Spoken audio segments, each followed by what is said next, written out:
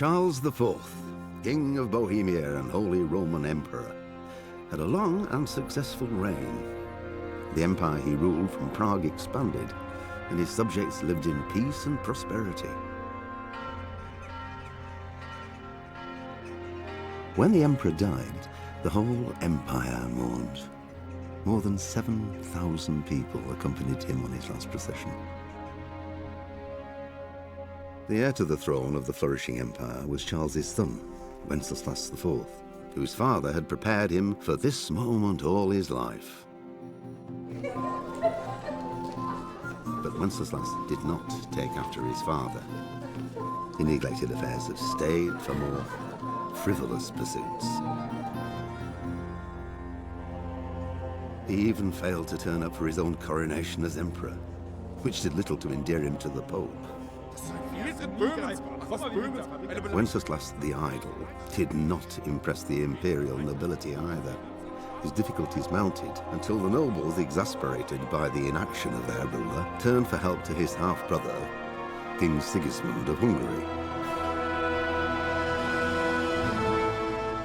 Sigismund decided on a radical solution. He kidnapped the king to force him to abdicate, then took advantage of the ensuing disorder to gain greater power for himself. He invaded Bohemia with a massive army and began pillaging the territories of the king's allies. It is here that my story begins.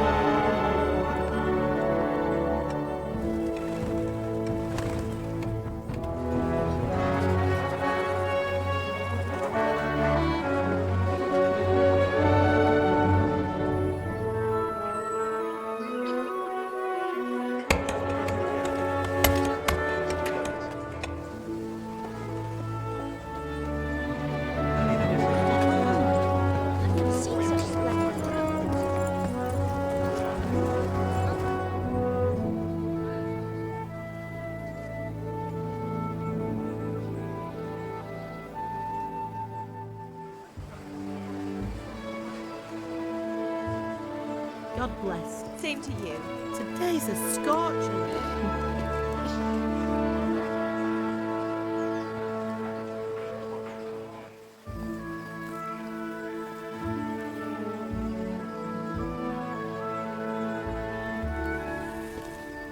Well, husband, how goes it? Good. I should get it finished today. Where on earth is Henry? I need him to run some errands. He was still sleeping when I went out. At this hour? Blue-blooded idler. Well, it looks like he was out all evening, drinking like a lord. Go and get the lazy bones up then. Quick clout round the ear should do it. Mm-hmm.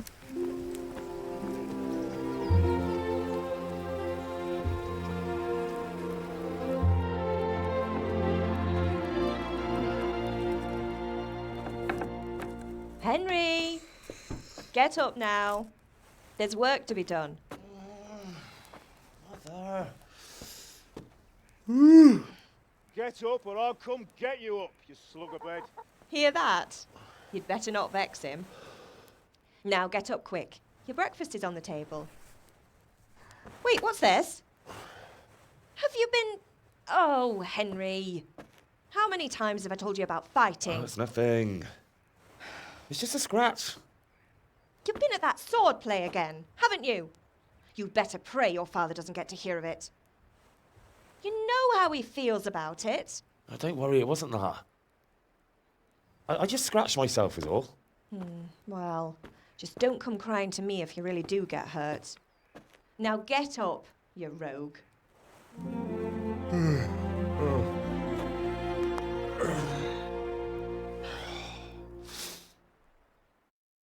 A fine state you're in this morning. What on earth did you get up to last night? Nothing much.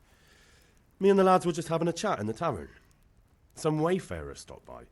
He was telling us what's going on in the world and, well, I lost track of time. Well, I hope he didn't fill your head with nonsense. Well, I've got a feeling there's something you're not telling me. And it's connected with that scratch on your hand. And that suspicious-looking character with a sword who turned up in town recently. You think he's teaching me sword fighting, don't you? What use would that be to me? Here. I'm not lying to you, Ma. All right, then, if you say so. I don't mean to pry, but you know your father takes a dim view of such things. Is Father angry with me for sleeping late? He's not happy. Yesterday you promised him you'd help finish that sword for Sir Radzig. He's not as young as he was, and you know how his joints pain him. He's too proud to complain, but he needs your help, Henry. I know. Don't worry, Ma. Of course I'll help him. Good. He always says his knees ache when there's a storm coming. I hope they're wrong this time. It's looking like such a nice day. Did Matthew and Fritz come looking for me? No, I haven't seen them this morning. They shouldn't be hard to find. They'll be hanging around a tavern somewhere, as usual. Matthew and Fritz aren't drunkards. I never said they were, did I? And if I really minded you going for a beer with them, I'd have put a stop to it long ago. I was young once too, you know. And your father was no angel when he was in Kuttenberg. Of course he wasn't. You don't believe me? Ask him yourself. All right, I will. You're not a boy anymore, Henry. You're a man, and it's time to start acting like one. Yesterday you promised your father you'd help at the forge. If you made yourself useful now and then, I wouldn't mind your mischief-making so much. Can I get something to eat? I left some breakfast on the table. Help yourself. Do you need me to do anything, Ma? Ah, you're a good lad. But I'm fine. It's your father needs helping with that sword.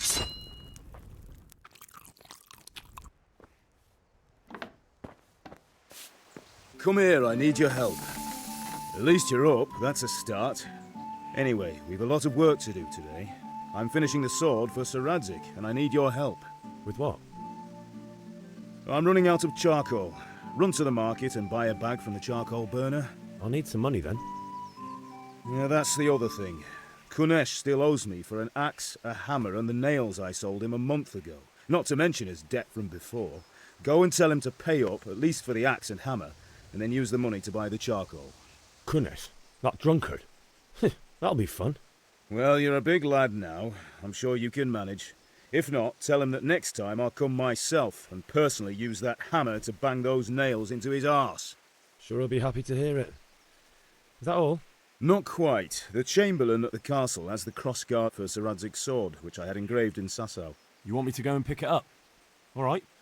Money, charcoal, crossguard. Got it. And ale. Stop off at the tavern on your way home. I know you'll be going there anyway to see that girl of yours. But make sure the ale's still cool from the cellar when you get back. Her name is Bianca. Right, so make sure Bianca draws me a nice cool one. Run along now, work won't wait. What did you actually do in Kuttenberg? Oh, all sorts. You had to be able to put your hand to anything if you wanted to make a living. But I was never far from iron. I'd like to see Kuttenberg sometime. I'll take you there one day, never fear. It's a beautiful city. But in the end, you'll learn the best place is here by the Sasau. We've kind nobles, fertile land, and plenty of everything. And do you know Sir Radzig well? We've known each other long enough. Henry, I'm glad you came. Here to buy. Indeed I am, or I'll have nothing to smelt the ore with, and the king won't get his silver. Which king do you mean, Master Tobias? The one sitting in some godforsaken dungeon, or the one who holds the key to the dungeon? These are strange times. Strange and ill-omened. But since I serve our liege lord Sir Radzig, I think you know the answer. True. But where will Sir Radzig take the silver? Hardly to Kuttenberg. Now its citizens bend their knees to Sigismund. Unfortunately, that's not my problem. Perhaps Sir Radzig is keeping it at the castle until this whole unhappy story reaches its end. I only hope Sigismund doesn't get an appetite for our silver too. That makes 2 of us. But back to business. I'll need 3 wagon loads. I see your people are working hard. You'll have it tomorrow. Shall we go and drink to the deal? With pleasure, good man. May the Lord watch over you, Henry. Hey, Pip! Do you want to learn something? No, I don't think so. Thanks. Suit yourself. Hail to the hero. So you haven't changed your mind about learning the craft of warfaring? Have you recovered from yesterday's great wound? That was nothing. Except Mother noticed and had a word or two to say about it. No mother's happy when her son starts to take an interest in swords. Where there's weapons, there's death. The question is, what do you want? I don't want to rot in this hole forever. I feel like I don't belong here. I want to live and see the world. But the world's a dangerous place and I need to know how to protect myself. Spoken like a man. And as it happens, today's your last chance. I have to leave. So, are you ready to get stuck in? Yes. All right, I'll wait on the ground by the sheepfold as usual. So, can we get started? We can. Good. And since today's the last time we'll be seeing each other, you can show me everything I've taught you so far. Very well. Let's start with the basics. Keep moving. Your life depends on it. All right. Now try to hit me. You have to put your weight into your attack. If you just fiddle around, you'll get nowhere. Try slashing from different sides. Unpredictability is the key. Never repeat yourself. All right. Now you're getting it. All right. Nice. Very good. The point of the blade is for stabbing. Try it a few times. All right. Nice. Fine. One strike I can fend off without a sweat. But if you chain your strikes, I'll have a much harder time. As soon as you land one blow, follow it with another. Very good.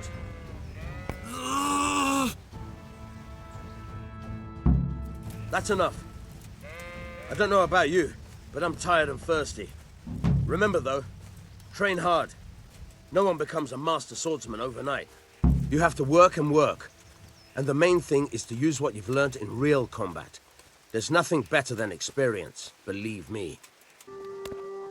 God be with you, Kunesh. What do you want? My father sent me to get the coin you owe him for the axe, hammer and nails. I've got nothing. Clear off. You know you owe father for a lot more than just the axe and hammer. If he went to the bailiff about it, you'd be in deep water. At least pay for the tools if you can't pay for everything. I told you I have no coin, you bastard. Get the hell out of here, or I'll use the axe on you. Look, I know things aren't easy. Your wife ran off, booze is dear these days, and you're as much use as a square wheel. It's no wonder you're short of coin. But a debt's a debt, and I can't leave here without something. If I had anything to give, I'd give it. But I've got nothing. So leave me in peace, all of you. And don't come back. Henry, I'm glad you stopped by. You can't be serious, Deutsch. Insulting our king. What insult? I say only the truth. Sigismund has done only what he had to. He had to abduct the king. He had to lure his cousin Prokop into a trap and imprison him. He had to invade with his army of Tatars and besiege Kuttenberg. Why not? What is this Wenceslas for a king? The empire is falling asunder in his hands. The German counts elected Ruprecht of the Palatinate as king because your Wenceslas would not go to their deeds even. German counts. Traitors. Now even the Pope God be with is you, Henry. opposed to your king. I'm with you, Matthew. So such lords as What's going on here? Rosenberg, Deutsch is spouting shit. What? and Just Wilhelm listen and you'll are hear for yourself. Someone has to bring order and reunite the empire. What do I care about the Austrians? And nowadays, not even the devil himself can keep up with all the popes. Which is the rightful pope? The one in Rome or the one in Avignon? Do not blaspheme, Alex. No, it's true, though. Wenceslas is the king of Bohemia. Bohemian nobles are on his side. To hell with Rosenberg and his cabal.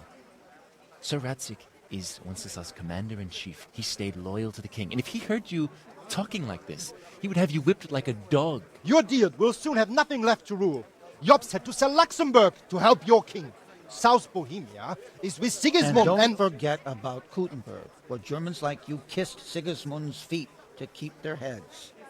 Yes, but... Goodman Deutsch, this is pointless. Let us talk of more pleasant things. My words exactly. Deutsch has gone too far. Wenceslas is our rightful king. Deutsch is an idiot. But what can you do? I might have an idea. Deutsch deserves to be taught a lesson. Doesn't he, Fritz? You're too right, Matthew. You should give him a proper hiding. Are you mad? Do you want to end up in the pillory? Don't listen to Fritz. I've got a better idea. Deutsch was talking such shit, it made me think of that huge parliament. You know, the one right next to his freshly whitewashed house. You think we should redecorate for him? Count me in. Well, I'd rather torch it, to be honest. But throwing some turds will do. What do you say, Henry? But I was going to get ale for father and a few other things. We're finishing Sir Radzig's sword. Come on. Throwing a few handfuls of manure is not going to take all day. And it's our duty to defend the honor of our king. So, Hal, are you with us?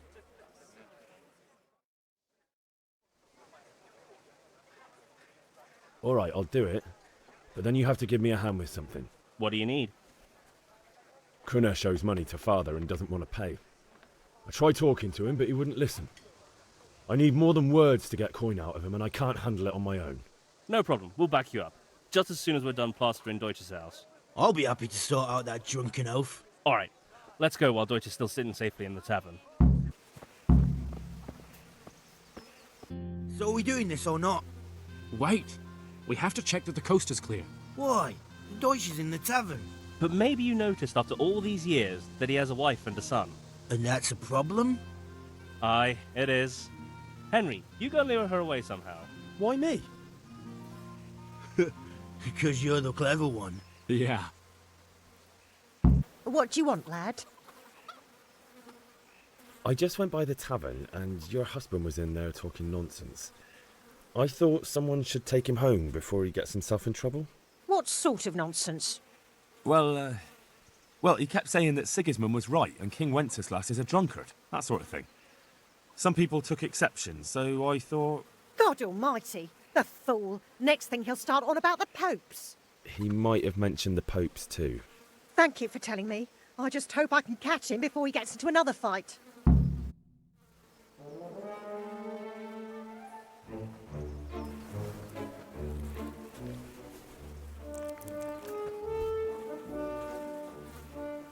What are you waiting for, soldier? Fire the trebuchet! For king and country! For king and country, my ass. This is all good, clean, fun. Nearly as good as having that traitor in the pillory. Nearly. Now that would be sweet. That's for Sigismund! Woohoo! Eat shit, Deutsches. You bastards! What the fuck do you think you're doing? Hey, Hans, can't you see? We're decorating your house for you. It's like your old man was saying in the tavern about that traitor Sigismund. We're just doing what we have to do. Oh, sons! I'll make those smiles off your faces! Oh, I'd like to see you try. What are you doing here, Zbigniew? Hanging out with this poxy Deutscher? Maybe you'd like to try out the latest German fashion.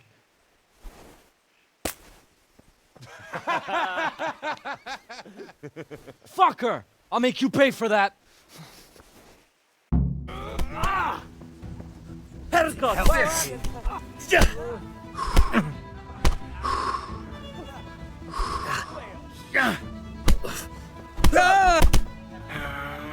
Take that!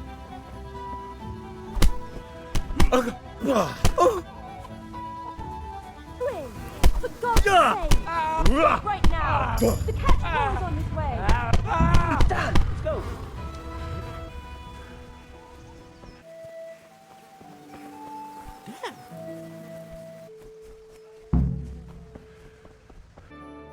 we sorted that Deutsch out. That was pretty close, eh? That old bastard didn't stand a chance. True, but I'm worried that fucker Hans will snitch on us. Well, let him. Then I'll snitch on him. And anyway, what can they do to us for throwing a bit of dung? Good point. It's not as if anyone really likes the Deutsch. I need a hand with Kunesh. Sure, mate.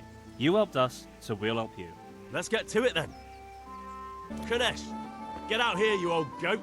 I've something to show you. What the fuck are you here for? You want me to take a whip to you or call a catch pole? Just try it, you old drunk. I'll squash you like the louse you are.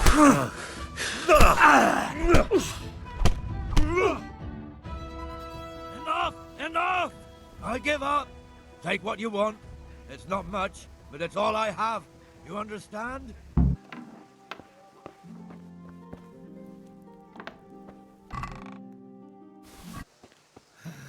All right, blacksmith's boy, you got the better of me. Take what you want, but you haven't heard the last of this.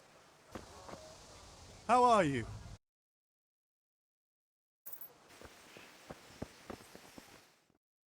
I'll be with you. I'm with you, Henry. How are you?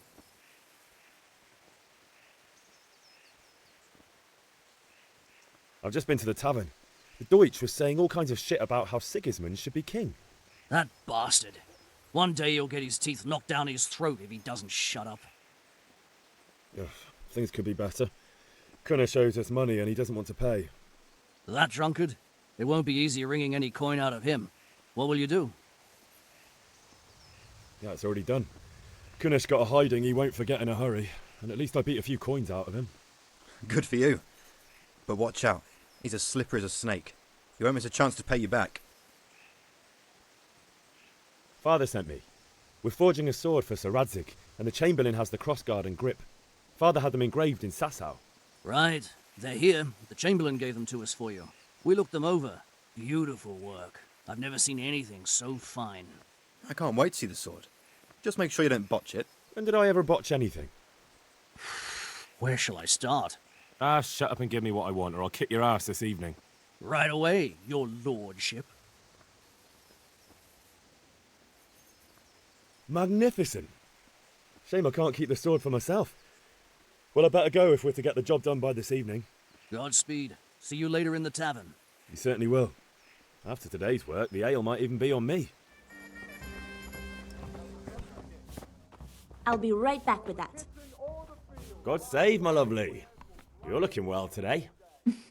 You too, handsome. What brings you here? Your beauty, of course. Oh, noble sir. I'm as honored as any simple maid can be. And apart from my beauty, what else might your worship desire?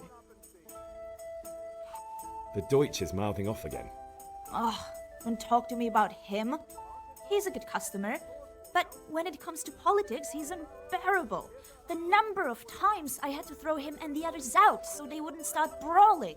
Well, I'd say he's in exceptional form today. I need ale for Father. A pitcher as usual? Aye. Bring me a cool one from the cellar. But of course.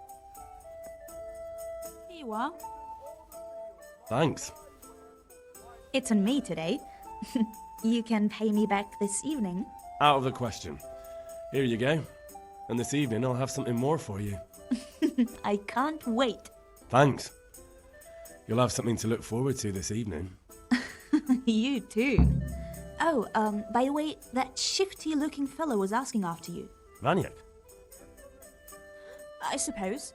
He's a man who makes his coin robbing honest wayfarers. I'm sure of it. I'll be happy when he's gone for good. But what in heaven's name are you up to with him? He promised to teach me how to use a sword. What use would that be to you?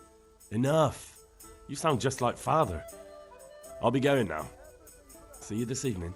Hal, I've got something special for you. Is that so? Now what would that be? Your favorite, Savior Schnapps. Really? You're an angel. I hope you'll thank me properly later. You bet I will.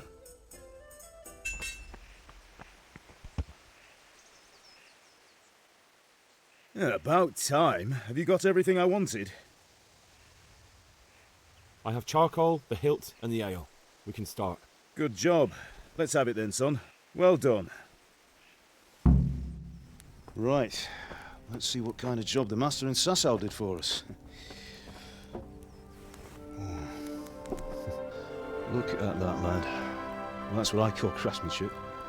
What does the inscription mean? Damned if I know. Doesn't look like Czech to me. Latin, maybe? Lord Radzig ordered it.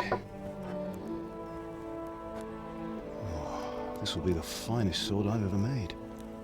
Have you got the charcoal? Good. Then fire up the forge. We'll put it all together.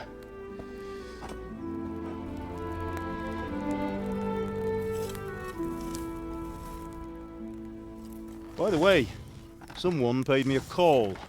I reckon you might know what it was about. I'm not sure. Really? Because I'm pretty sure you and your friends threw dung at Deutsch's freshly whitewashed house. He was here with the catchpole earlier, and it was not a friendly visit. What got into you, Hal? That Deutsch was talking treason in the tavern about Sigismund and the king. He got what he deserved. Got what he deserved, did he? You can go and clean up the mess you made and apologise to him. I have a trade to run. The German pays well, and having my son in the pillory helps nothing and nobody, least of all the king. You understand? Yes. Look me in the eye, Henry. Do you understand? I understand. Good. Then we'll never have this conversation again. So you think it's right to let traitors speak ill of our king? The boy gets caught making a fool of himself, and he still hasn't learned his lesson. So Deutsch spouts rubbish and what? You turn into a common thug. You might win a fight with violence, but you'll never win an argument. Remember, Henry, if you want to convince someone that they're wrong, try using your mouth and not your fists.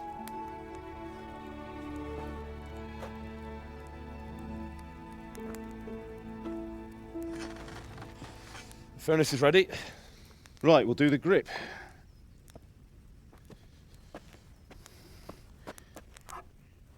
I'll heat it up, and when I take it out, you slip the grip on so it fits exactly. You know what you're doing.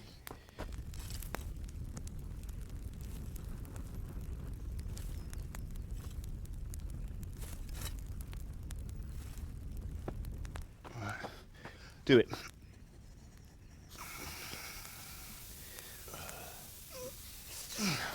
Good. Once more.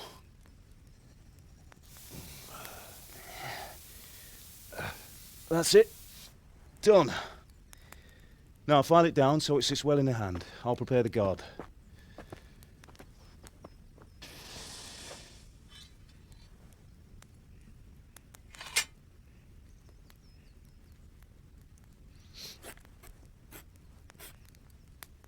Father, why did you leave Prague?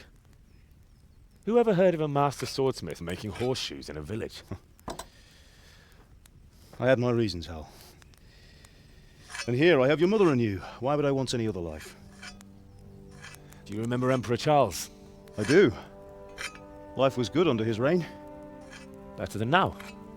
He built half of Prague, a score of castles, had a bridge made over the Moldau, and founded a university, and all without a war. He knew how to rule. Better than Wenceslas. Better by far. But Wenceslas doesn't have it easy. It's hard to step into the shoes of someone whose like is born only once 1,000 years. What about Sigismund? Do you think Charles would have brought an army down on his own people like Sigismund? No. Wenceslas may not be the equal of his father, but Sigismund, he brings shame to the royal name. How's it going? Give it here, and we'll put it all together.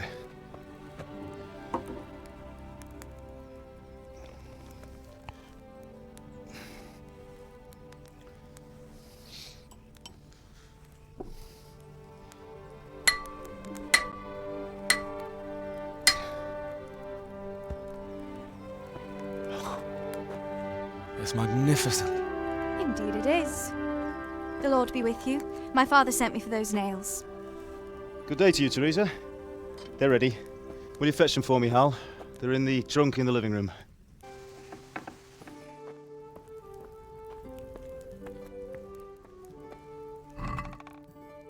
Sorry, girl. It seems the lad's lost his mind.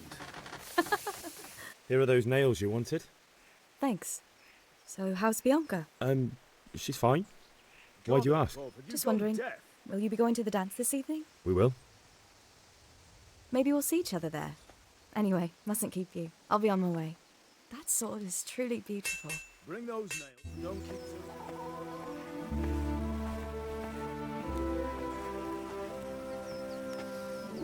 Fine lass, eh?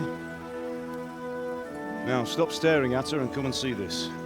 It's time for the trial by fire.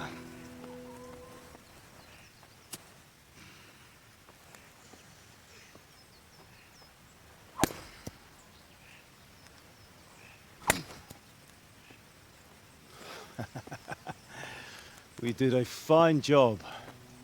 I would expect nothing less from such a renowned swordsmith. Well, those days are gone, sir. You haven't lost your skills, though.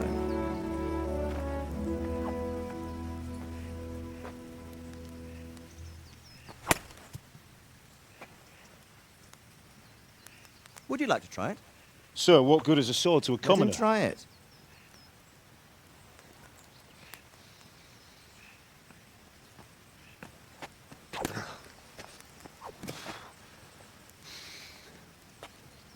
You still have a lot to learn.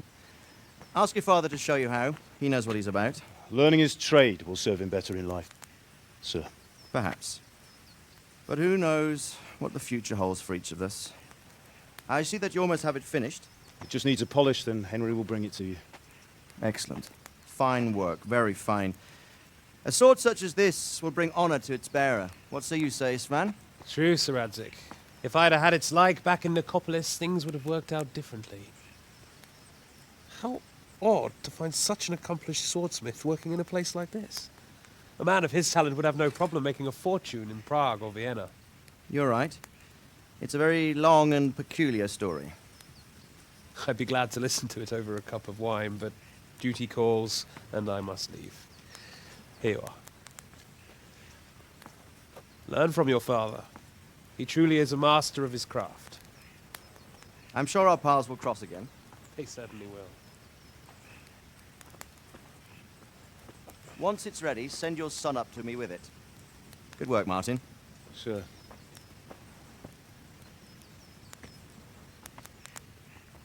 It's been an honor, Sir Isvan. Have a safe journey to Sasau. The honor is mine, Sir Radzig. Thank you for the hospitality.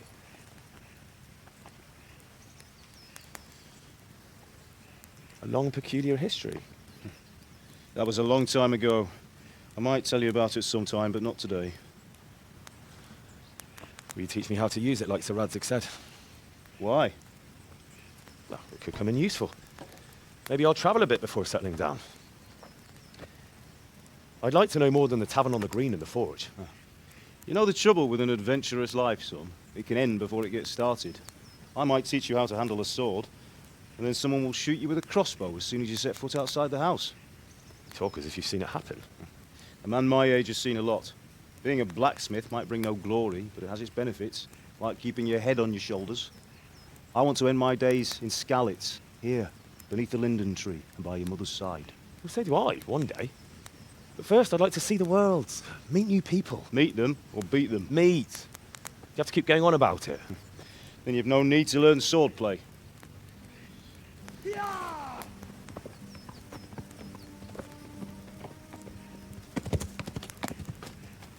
A messenger. He was in a hurry. What's happened?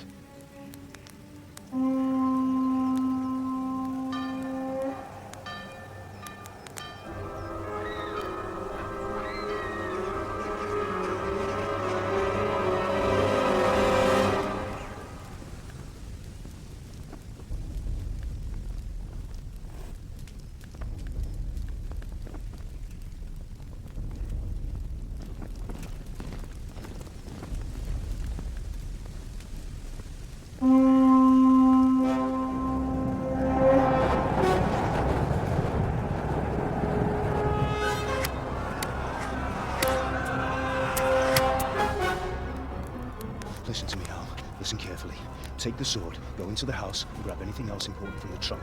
Go to the castle. Hurry. What about you?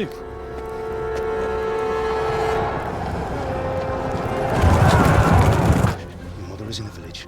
I'll fetch her and we'll follow right behind. I'll go with you. No. You do what I say right now. Give the sword to Sir Radzik. If anything happens, he'll take care of you. He owes me.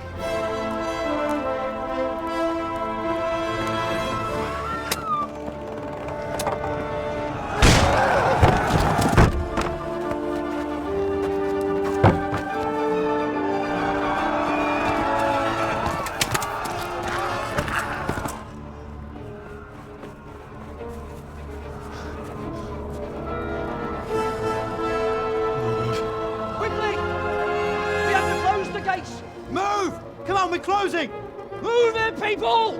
Come on! We're running out of time! Oh, Henry! Thank God! Get inside, quick! We have to shut the gates! Get running, people! Come on! Mind this for me. Are you mad? You can't go back!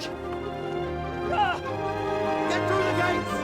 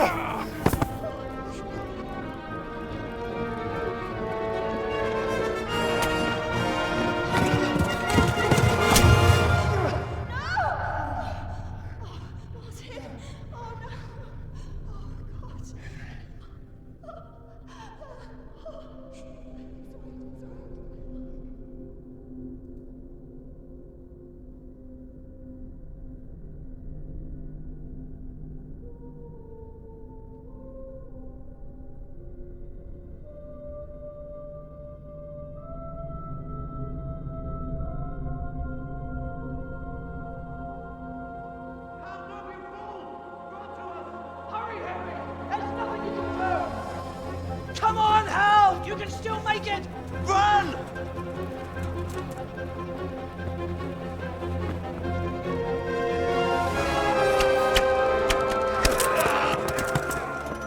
Find a horse! Ride to Talberg! Tell them what's coming! Warn them! Run by the moat! There's a path down there! Jump down from the wall and flee!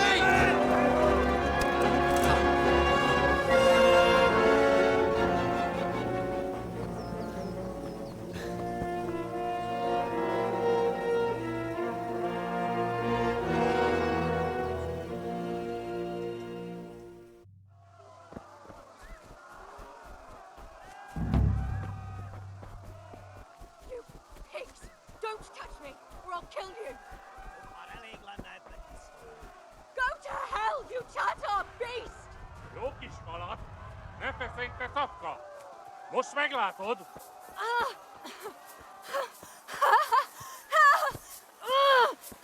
A picsába, mi ez? Nyírjátok ki a fattyút! Mit sajnál? Várnod kell, Ja.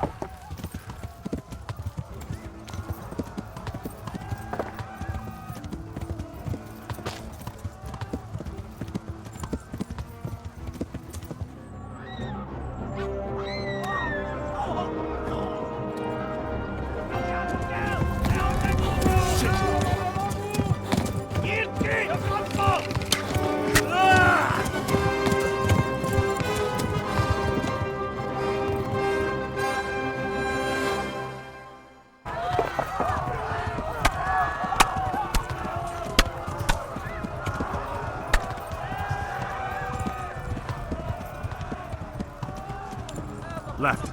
Talberg is to the left, along the stream. Run for it!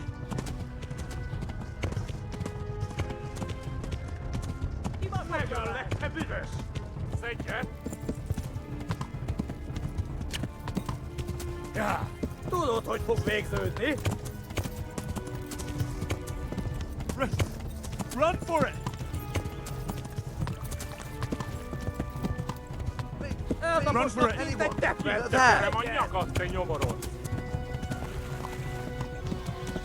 Go! They'll kill you all! Szétszabdallak, te postalicska! Sigue pequeño. Ya.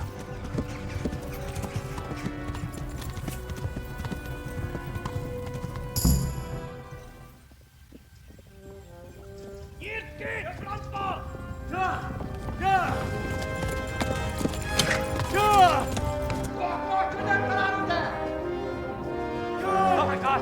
Wait! Jesus Christ! Help! Skalitz has been attacked! Do something! Help! Quickly, everyone! Get your asses here! Hey! And loose! Hajjo! Hosenkinne!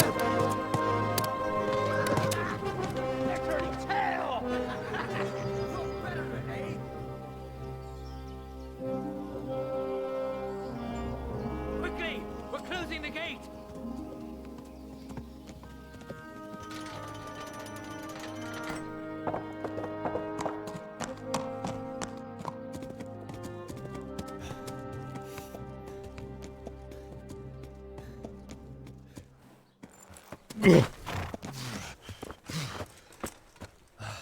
Someone give him a drink. And bring hot wine and bandages.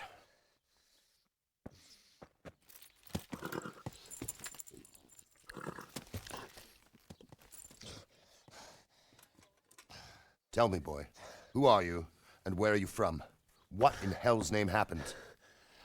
I've come from Skalitz. They burned it to the ground. Slaughtered everyone. Who? Who burned it to the ground? A huge army. They attacked without warning. And they weren't Czechs or Germans either. Who then? I don't know. I've never seen armor like it or heard their language. Maybe Tatars?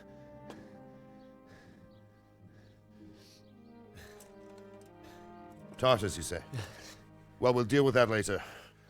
First, let's have a look at that leg of yours. Who is that? I don't know. Grit your teeth, boy.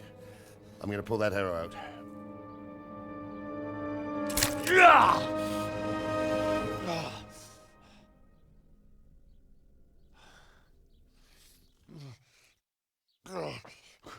Easy.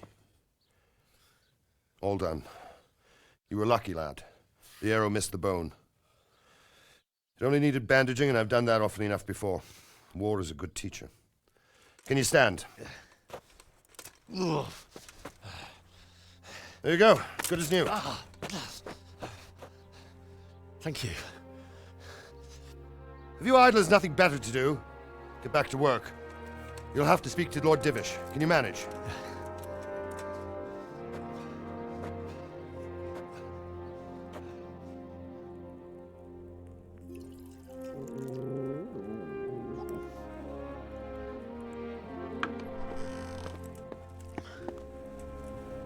Sir, this is a survivor from... I heard, Robard.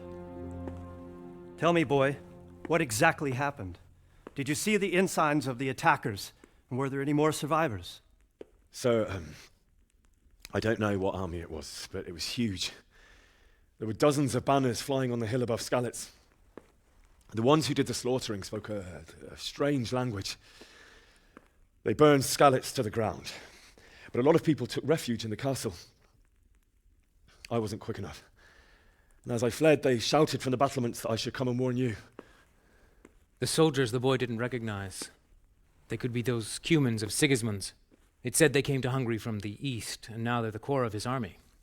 Sacking Kuttenberg must have given him a taste for stolen silver. Skalitz is a small castle, sir. If Sigismund attacks, they can't hold. Indeed, Sir Robard. And our small garrison would be no help, even if we could risk sending them. You think we're next in line? Maybe. What's your name, boy? I'm Henry, son of the Skalitz blacksmith. I know him. Did he make it inside the castle? I'm sorry. It's in God's hands now. No one else can help us.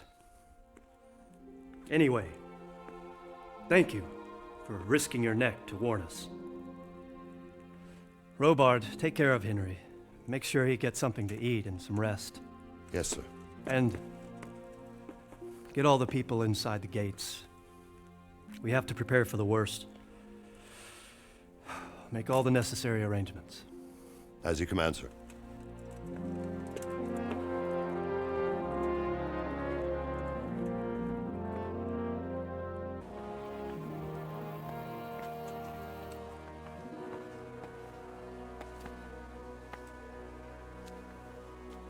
Please tell me what happened in Skalitz.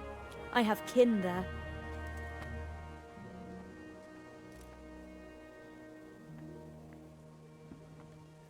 It was a fine sunny day until Sigismund came with his army. I saw him sitting there with his red beard and proud posture as he gave the signal to attack. Oh, no. I ran to the castle for shelter with the others. Behind me I could hear the shouts of the attackers and the screams of the wounded. Then I turned and saw father trying to save mother. They were both killed. The gate was closed by then. The men on the battlements were calling to me to run and warn you here. And with God's help I made it.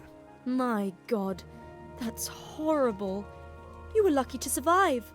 And our thanks for warning us. I'll pray that you see better times. You've done well, lad.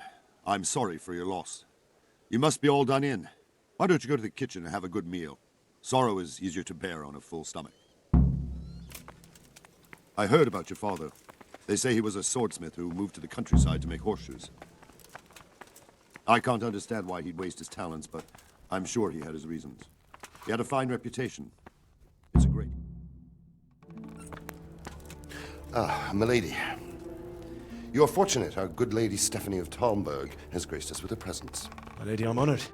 So this is our brave young man. Welcome, lad. Bojana here will take care of you.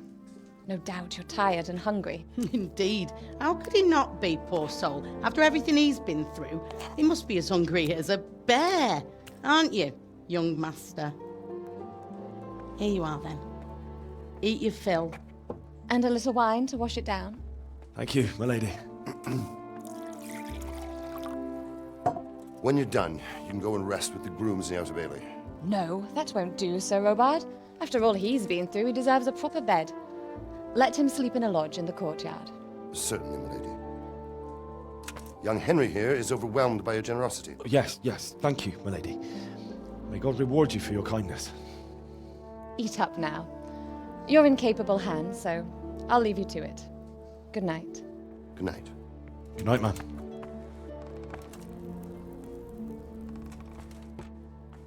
When you've done, you can sleep in the bedchamber of the courtyard lodge. And don't forget to take off those filthy boots before getting into bed.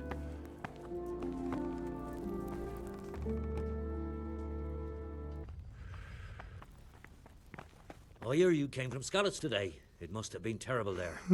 How did it happen?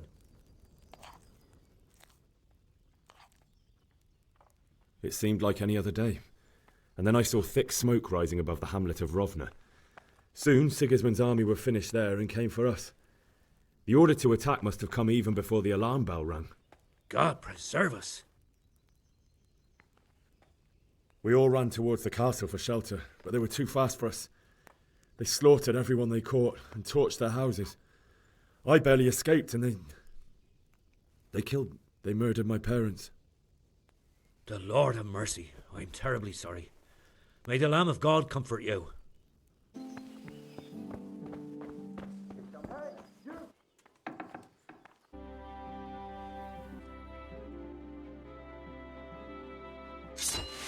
Today the patrols will be doubled. Keep your eyes peeled. If you see anything out of the ordinary, report it immediately. Understood? Yes, sir.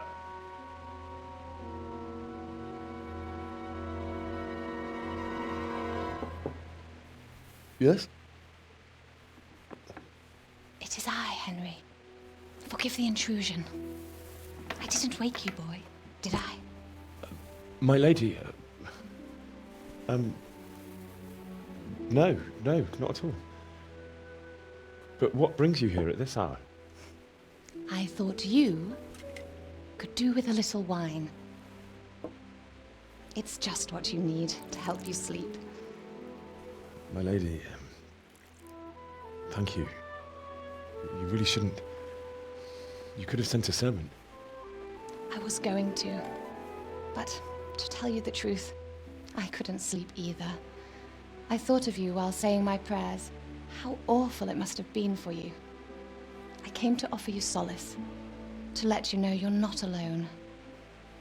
Thank you. Thank you kindly. You're welcome. Now, Henry, I know this is all very new and strange for you, but I want you to feel at home here. You're not to worry about anything except getting better. God knows you've been through a terrible ordeal. I know what it is to be left alone in the world, although your loss is much greater. But with God's help, the pain will ease in time. And it can help to talk about it, if you feel like it.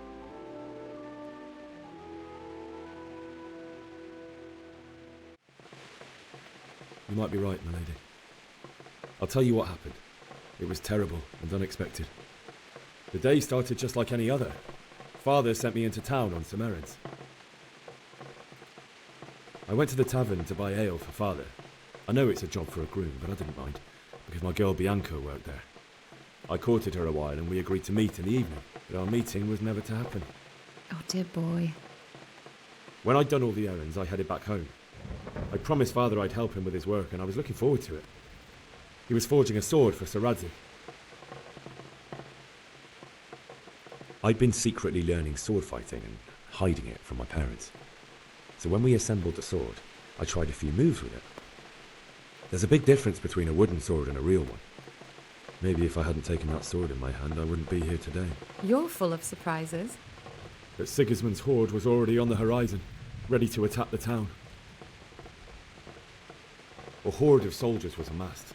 Pennants flapped in the wind, the armour glinted in the sunlight, and the horses whinnied impatiently. They were waiting for Sigismund to give the command to attack. How awful. And then death descended on Skalitz. Father told me to take shelter in the castle while he went to get Mother. She was stranded in the town, surrounded by Sigismund's butchers. And then I saw him knocking down one Cuman after another. I never saw him fight like that. But then the leader of Sigismund's raiding party, a knight in full armour, saw Father and charged at him. He cut down my father without a thought. And then he turned on my mother. And he murdered her in cold blood. You poor boy. May the Lord have mercy on their souls. I ran to the castle like our neighbours to take cover, but I didn't make it. I had to find another way to save myself. The men on the battlements called down to me to flee to Talmberg and warn you. I was lucky I knew a concealed path around the castle.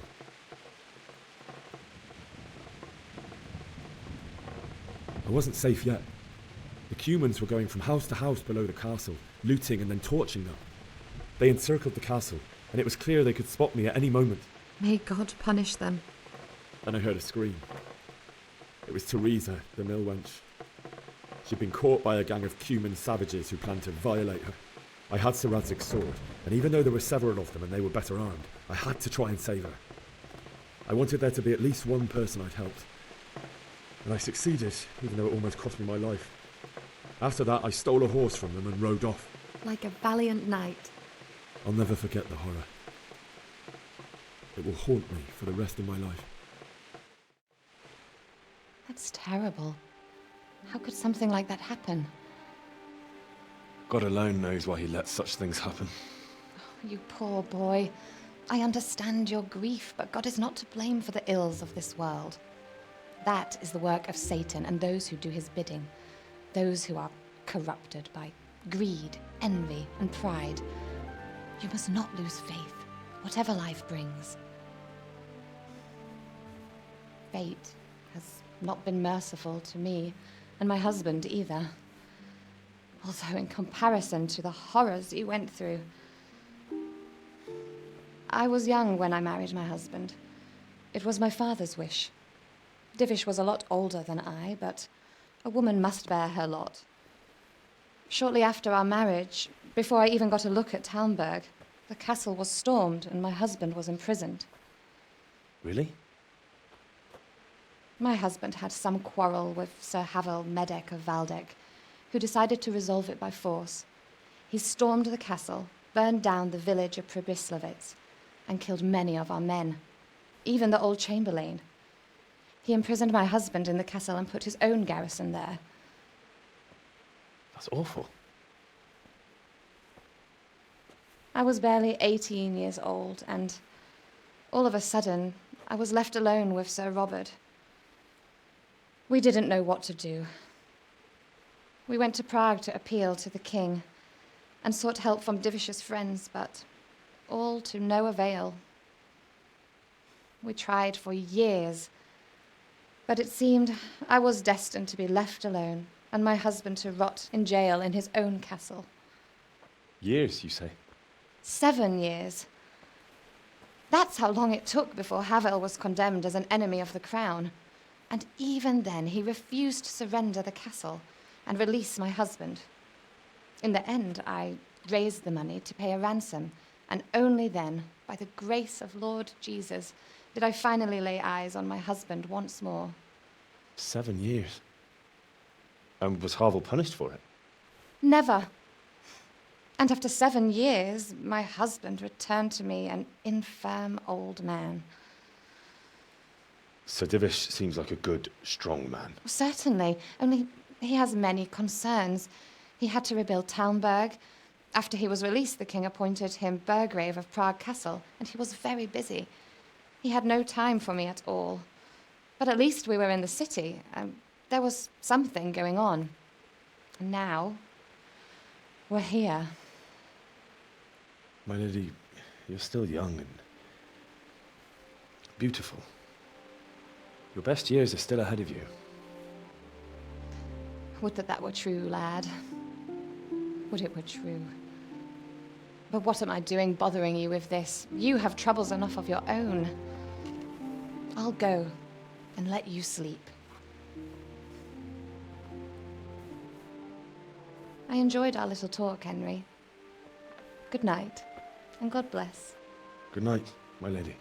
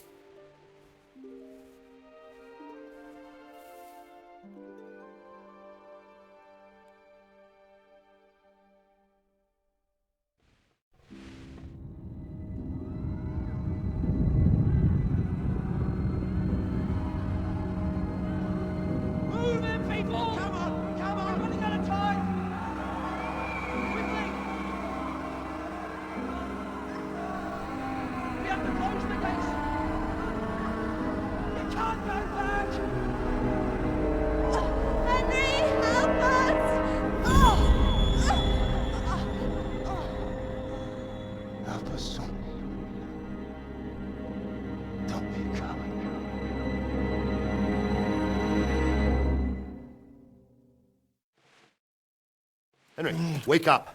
You don't want to miss this. What is it? What's happening? Come to the battlements. One of our patrols reported a company heading here from Skalitz.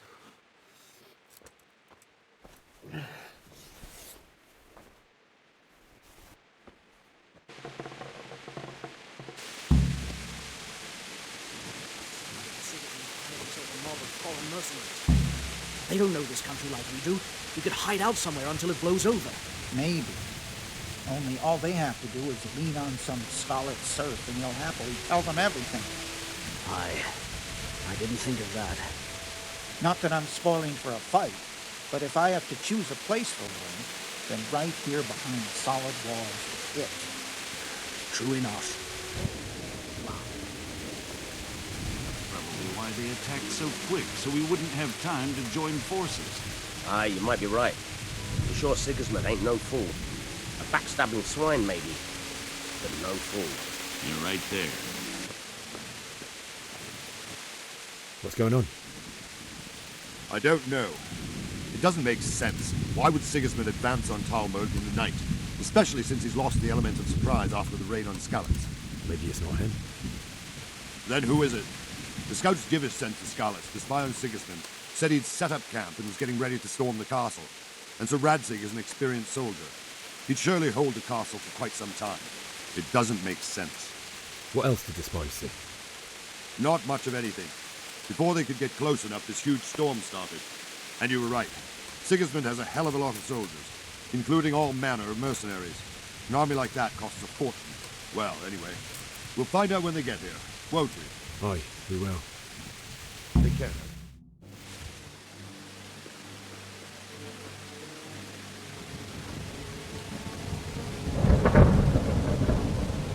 Halt! Who goes there? Lucifer and all his minions. Who else, Robert? Sir Ansig. What a relief. Is his lordship there with you? Yes, sir. He is right here. What are you doing up so late, Divish? At your age, you need a good night's sleep. Well, Ramtic, you didn't exactly pick the best time for an outing either. In a big hurry? It was a bit of a scramble, all right. Believe it or not, this tempest is a godsend for me and my men. As my old granddad used to say, better a sore throat than a slit throat. I'd say your grandfather was a wise man. Your messenger told us what happened. Messenger? The lad you sent to warn us. He's alive? He made it to you? He's here with me. He only got away by the skin of his teeth, though. Thank God. A brave young man. But tell me, friend, how on earth did you manage to get away? Thank God for this tempest. When it began, Sigismund's Tatars crawled into their holes and left the storming the castle for more clement weather. We were able to sneak out right under their noses. The Lord be praised. We wouldn't have stood a chance against them. Would you like to spend the night in Tamber? No, no. When Sigismund finds the castle empty tomorrow, he might come looking for us. We'd only be exposing you to danger. Without me and my men, he has no call to attack you. What will you do then? We'll march to Ratai. It's only a short way, and there we'll have a better chance of defense and enough room for all of these people. If Sigismund should come, better bend your knee, Divish. There's no point dying in a battle that's futile. You're right there. Is that boy still with you? I'm here, sir. You have courage, lad. That I can't deny. I am sorry about what happened. Would you care to join us? I'd like to, sir, but first I have to return to Skalitz. Are you mad? What do you want there? I can't leave my mother and father. I won't leave their corpses rotting in the street. I'll join you once I've taken care of them. Don't even think of going back there, you donkey. Are you tired of living? Sir! Quiet! I'm sorry about your father, but getting killed as well won't help him. Divish, make sure that lad doesn't budge from Talmberg until things quieten down. Not to worry, friend. Anyway, he's injured and needs to recover. I'll lock him up here as if he were Havel of Baldic. I've seen you've grown a thick skin since your tribulation, sir. But thank you. We'll meet again when circumstances are more favorable. Farewell. Farewell, friend, and good fortune. Give my regards to Sir Hanush. I will, and good luck to you and your people too. These are dark times. Move out! Anywhere, people! Move out! It's only a short way to right there now!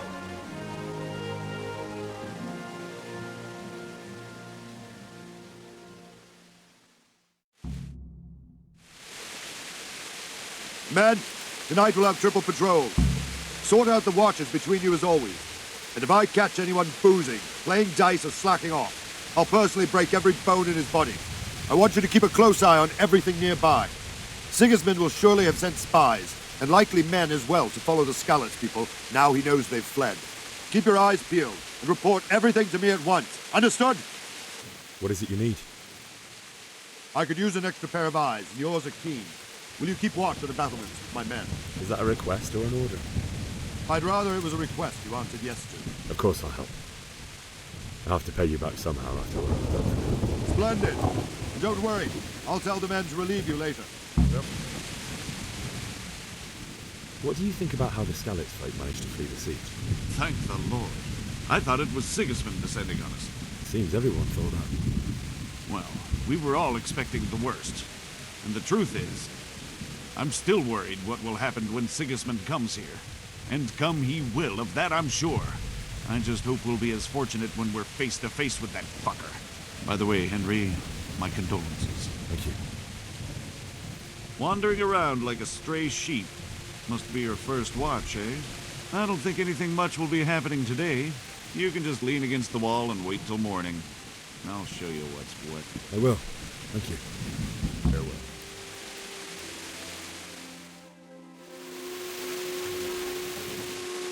Everyone to the Let's go! Let's go! Move it! Quick! Go! Go! Let's go! Let's go! Move it! Quick! Go! Go!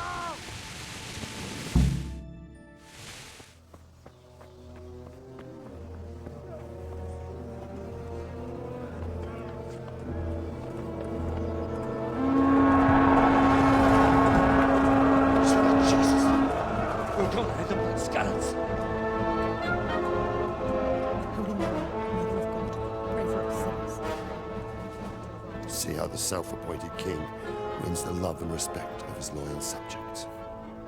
Indeed, Robard. Sigismund of Luxembourg has a rare talent for winning people over to his cause. We may be in for a surprise, though. I don't think he will set his heathen dogs on us today. Greetings, Lord of Talmberg. That's the bastard who led the attack at Skalitz and killed my parents. Don't be an idiot. Do you want to end up like them? I am Sir Markwart von Aulitz. I come in the name of Sigismund of Luxembourg, King of Hungary and Croatia, who has resolved to strike against those who disrupt concord in the land and to restore order in the name of his brother, King Wenceslaus IV. Restore order by burning and pillaging the king's estates. Greetings, Sir Markwart. The efforts of the king's brother to bring order to this chaotic land are undoubtedly noble. It seems to me, though, that he and his army have somewhat strayed. As Burgrave of Prague Castle, I am entirely beholden to the king, and here in Talmberg divine peace reigned until your arrival. To what then do we owe the honor of your visit? Yesterday, His Majesty took action against the enemy of the kingdom, the Radzig Kobyla, who has been using the silver from the Skalitz mine to fund insurrection against the crown. Unfortunately, the insurgent escaped. Would you happen to know, noble sir, where he might be at this time? As far as I know, the Sir Radzig of which you speak is the king's hetman at Skalitz. I find it hard to imagine that he would rebel against our king. Nevertheless, I can assure you that Sir Radzig is not at Talmberg. He would be a fool indeed to flee from one castle, where he has little chance of defense, to another, where he has even less.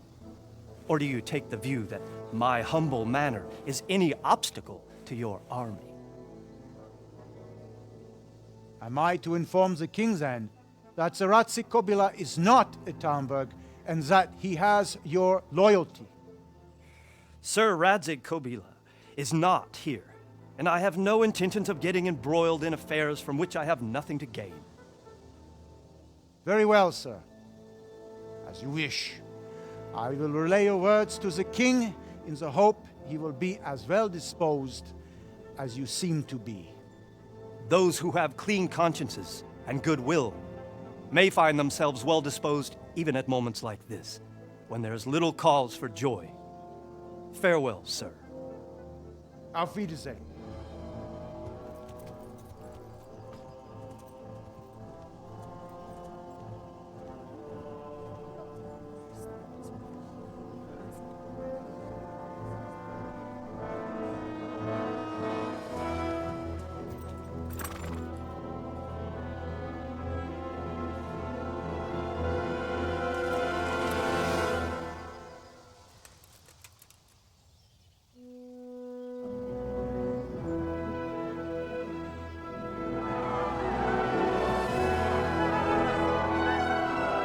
My lord, you have my utmost admiration.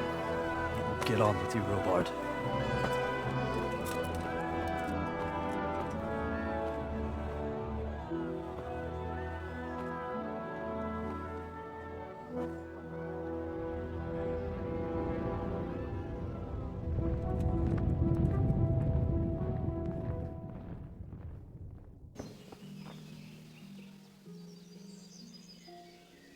Where did these Cumans come from, anyway?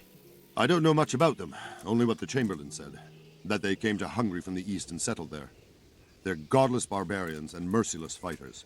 The nobles used to say the Hungarian king shouldn't enlist them, because they dishonor our rules of warfare. But when there's power and money to be had, It seems that honor isn't worth my spit. And believe me, it's always about power and money. What happened in Kuttenberg? Gutenberg, well, I'm just a simple soldier, but the good Lord gave me ears, and I've heard some things from Sir Divish and from those who fled from Sigismund's pillaging. Were there many? Indeed, but it was the Kuttenberg mercenaries who came to see me, because I knew them from before. I see. Listen, lad, these are all games of the high aristocracy. In Prague, a cabal of nobles rebelled against King Wenceslas, wealthy aristocrats who took against our king for reasons of their own. There's no doubt Sigismund had his fingers in the whole affair, him and Wenceslas's cousin Jobst. And that cabal helped him abduct the king. So then why did Sigismund attack Kuttenberg? Why do you think?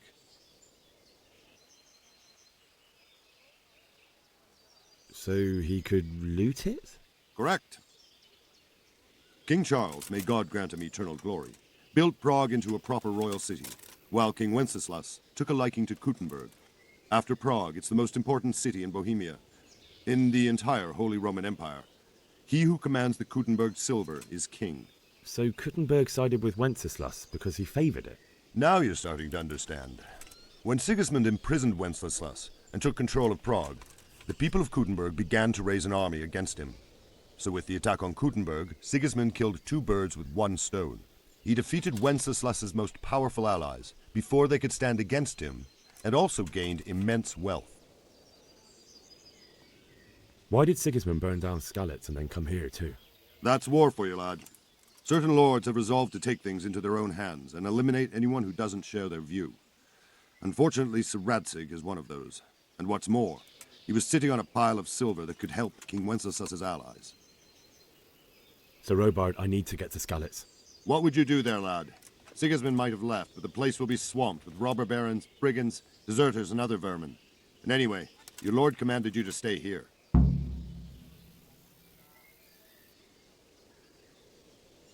Sir Robard, my parents died there. I can't leave them to be eaten by dogs. What would you do in my place? Sorry, lad, but I won't take orders. You'll have to wait until everything settles down, and maybe your lord will change his mind. My respects to you. Can we trade? If you've got the coin. Well. Jesus Christ be praised. I need to get out of here. And I need a feather bed with a comely wench in it. But it looks like we'll both be disappointed.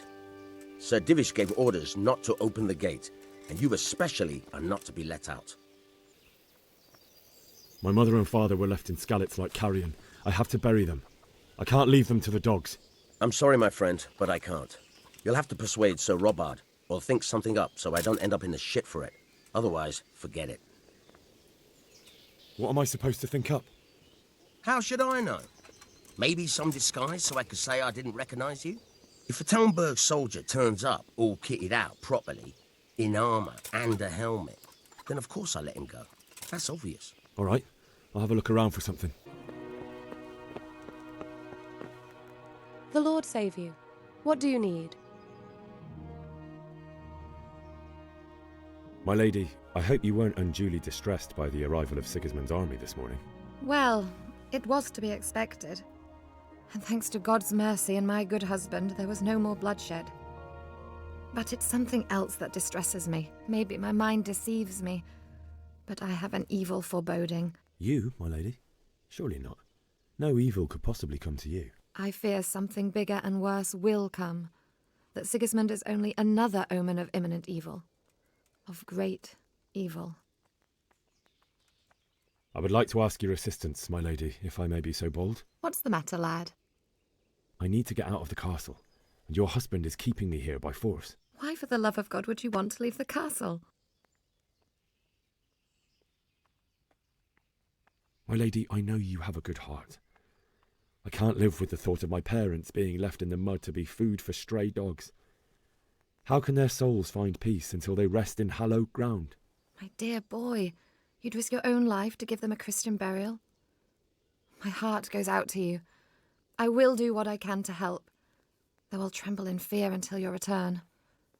But what can I do? If I could just get past the guard at the gate somehow. But you can. If you wear a proper suit of armor, and if he can't see your face, he won't recognize you and he'll let you go. Good thinking.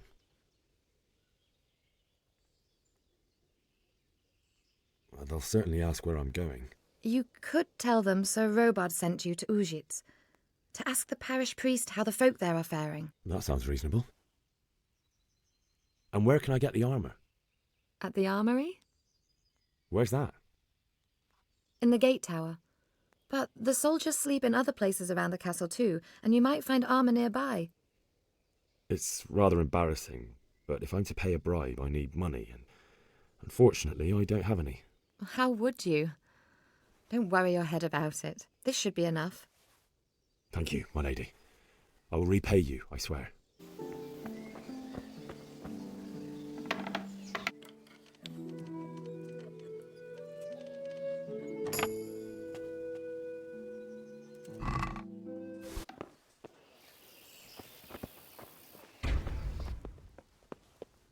My lady. God be with you. I'm sorry. Do I know you? It's me, my lady. Henry. I didn't recognize you at all. I still think you should stay here in the safety of the castle, Henry. But I see your heart is drawing you away from here. God go with you. I need to get out of here. Then I'm afraid you're out of luck. Ah, I see. All right then. But if you breathe a word about me to anyone, may the Lord watch over you.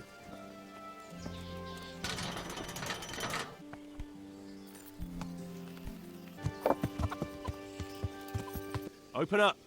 I want out. I hope it's not another false alarm like before. Go on. Get the hell out before I forget our deal. How many more times do I have to open for you? For Christ's sake.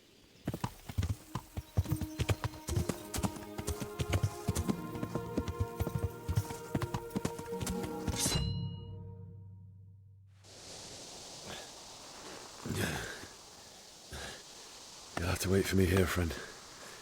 Better to keep going on my own.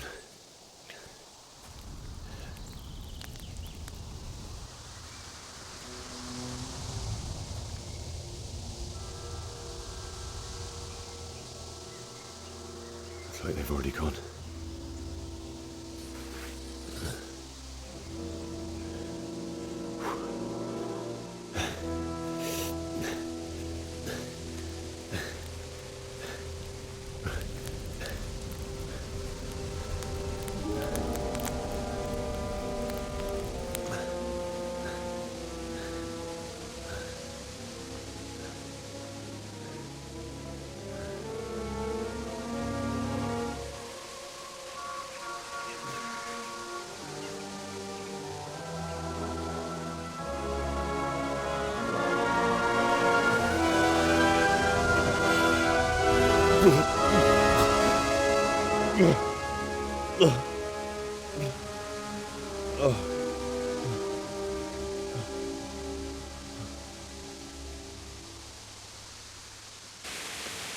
Oh, God.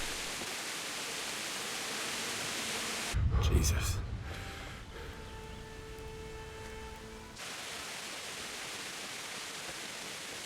What? Well, I never. Leave for the slaughter.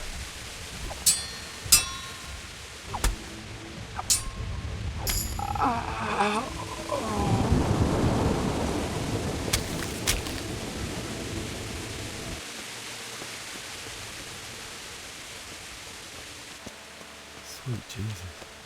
It's the charcoal burner. Hey! No! Leave me be! Don't kill me. I have nothing.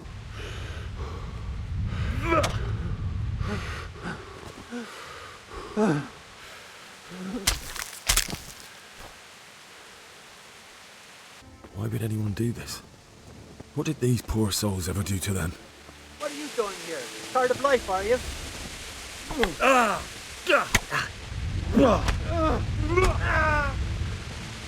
Rybka!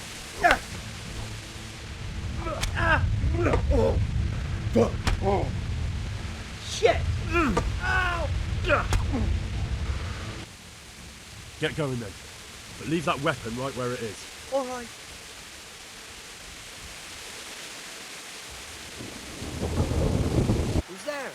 What have we got here? Entertainment. Great. Good.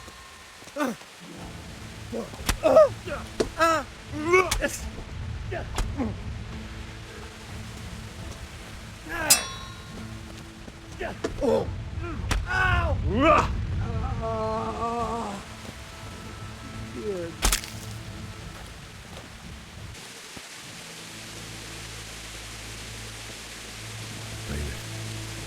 He didn't run like me. He died with a sword in his hand.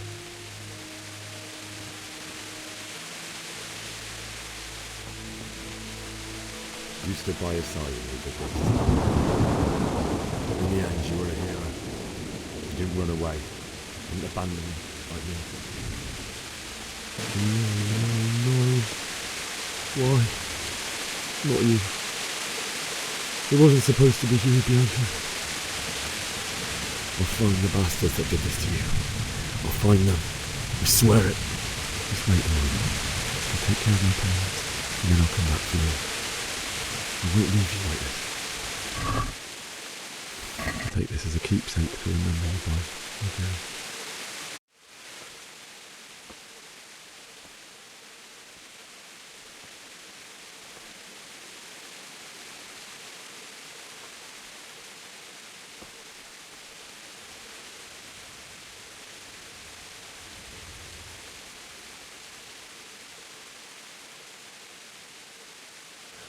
Why did you do it to me, Father?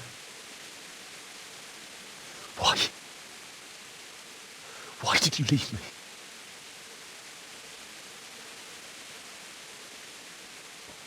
Forgive me. Forgive me for everything. Next time I won't run.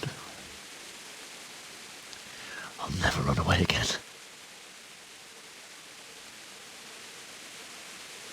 I'll find the one who did this to you. I remember his face. I'll find him.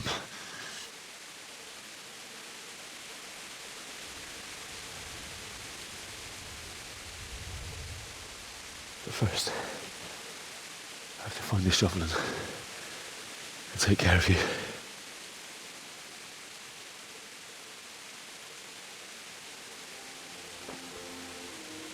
I remember you told me you wanted to lie beside Mother. Here. Under the linden tree.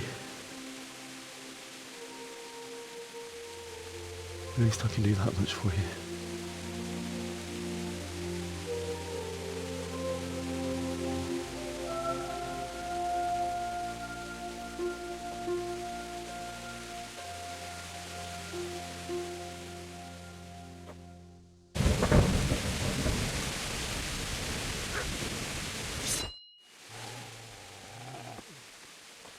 Get away, you mutt!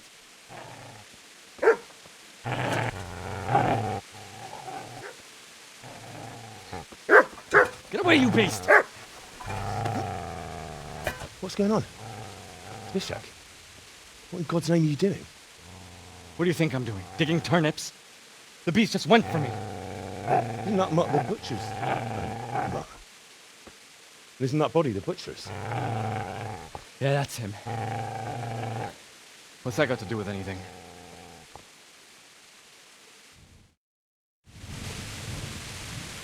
I'd say the poor creature is standing guard over his master. You weren't trying to get to him, were you? What do you care what I'm doing here? What are you doing?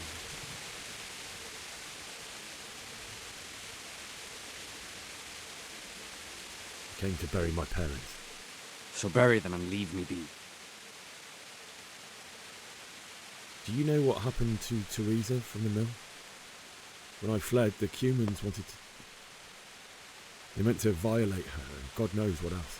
No, I don't know. What do I care? They probably raped her and killed her like all the others. Her misfortune. Right now, I've got to take care of myself. How did you manage to get away? How do you think? I ran. If you lend me that spade, I have to dig a grave. I can't find another. What's it worth to you? I see you have a fine sword. I'll gladly trade you my spade for that. How did you come by it anyway? Fine. I'll take the spade and you can have the sword. You can have it right up your ass. You think you can talk that way just because you've got a sword? Bullshit. I don't know much about sword fighting. Suits me. I'll knock your teeth in then. Shit, shit, shit! That's right. Turn tail and run, you bastard.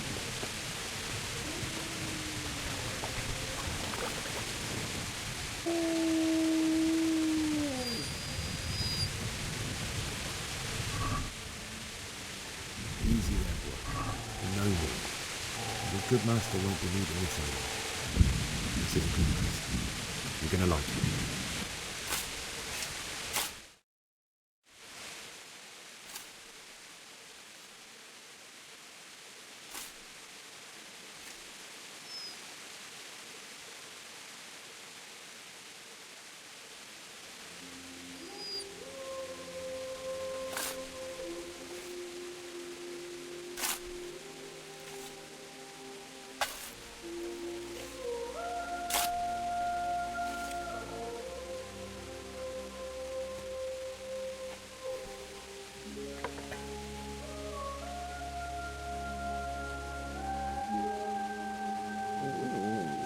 So,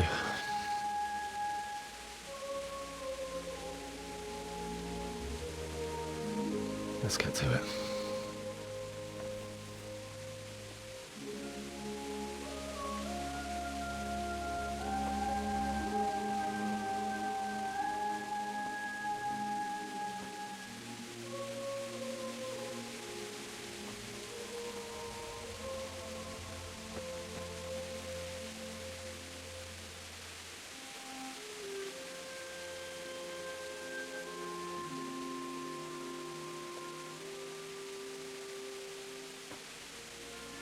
Damn it all.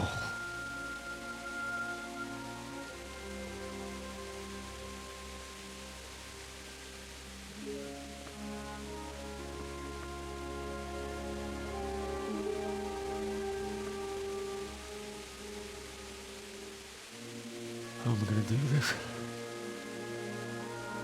Do you need some help? Is that him? Yes. Can't you see the sword? Who are you? What do you want? Zbyszek? Who do you think we are? Franciscan brothers? We're here to rob you of everything you've got. Especially that fine blade that's of no use to a peasant like you anyway. Banish the thought. It is my father's sword. You mean him? I don't think he's going to be needing it anymore. Listen here, boy. You hand over that sword, I might just let you go. If not, you're in for a family reunion you really don't want. Leave me alone. Kill him, Runt! Aye, cut the bastard down. As you like. Could have just cost you a few teeth. Ah!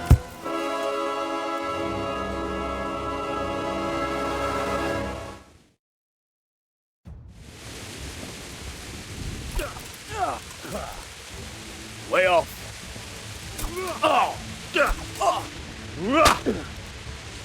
Curva fix! Smash his head in! Finish the little bastard off, Run!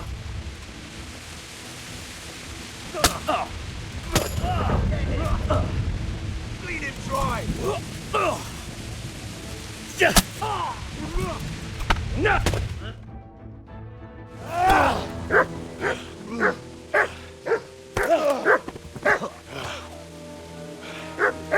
I told you how it would end. You should have listened to me. This is nice work. The chief is going to like it. It's new, isn't it? And now, for the maiden bloodletting. Surely your father never would have imagined it would be your blood. I believe there's a word for such moments. The old man would certainly know. But I'm just a common killer. Did you help make it? No doubt you did. Such miserable luck. To die by the sword you helped forge. Hey, go fuckers!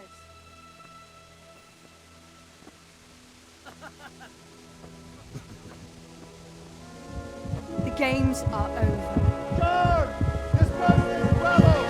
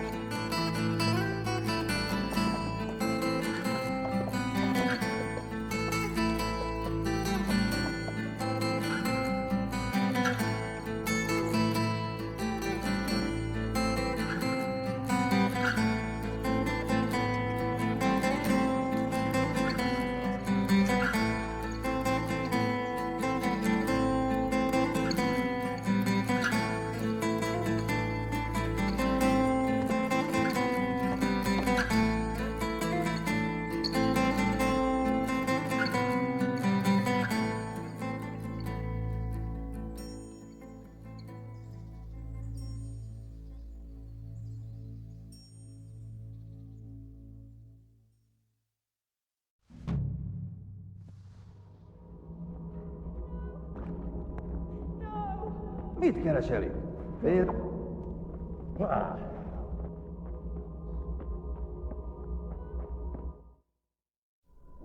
Do you need some help?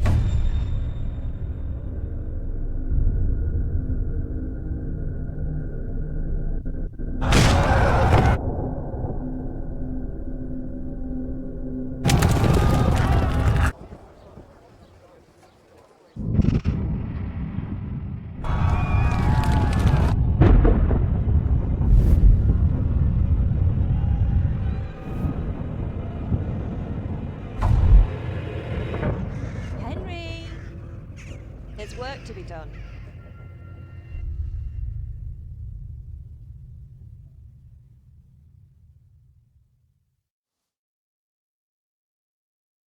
Wake up, Henry. It's past sunrise. Henry, can you hear me? Get up, Henry. Wake up. It's a new day. Henry, can you hear me? Hallelujah. I thought you'd never wake. Were you having a nightmare? Teresa? You still have a fever. Uncle won't be pleased, but you'll have to stay in bed. Where am I? In Skalitz? We're at my uncle's mill in Rattay. I didn't know where else to go. What happened? You don't remember anything? I suppose that's not surprising. I found you in Skalitz after those bandits attacked you. I thought they'd done for you, but you were still breathing. Why in heaven's name did you go back there? It was madness. They slaughtered everyone who didn't run. My parents, I wanted to bury them. I had to... Don't worry. I took care of it. Thank you. Any good Christian would have done the same.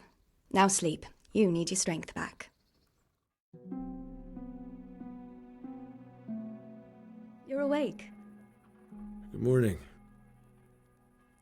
It's near midnight. You've slept all day. Oh, I feel like a horse fell on me. The beating you took was worse. But at least the fever's broken. How did you manage to save me? You were lucky. I was in Skalitz and I saw Zbyszek and his thugs. I tried to distract them, but it would have been no use if those soldiers from Tamburg hadn't arrived. They were searching for you and scattered the bandits. Searching for me? Yes. Lord Divish sent them, led by Captain Robard. So tell me, why is a lord of such high standing interested in a blacksmith? Sir Divish promised Sir Radzig he'd look after me. But as for why they should care, I've no idea. What in the world were you doing in Skalitz? Waiting to die. What? They killed my brothers, my family, my friends. They're all dead. All of them. Everyone I ever loved. They killed one of my brothers in the mines. After that, what did I have to live for? Don't say that. There's always hope. No, there isn't. But it doesn't matter. I'm a different person now. Oh, I'm exhausted. I'm not surprised. I'll bring you water and something to eat. In the meantime, rest. You're still very weak.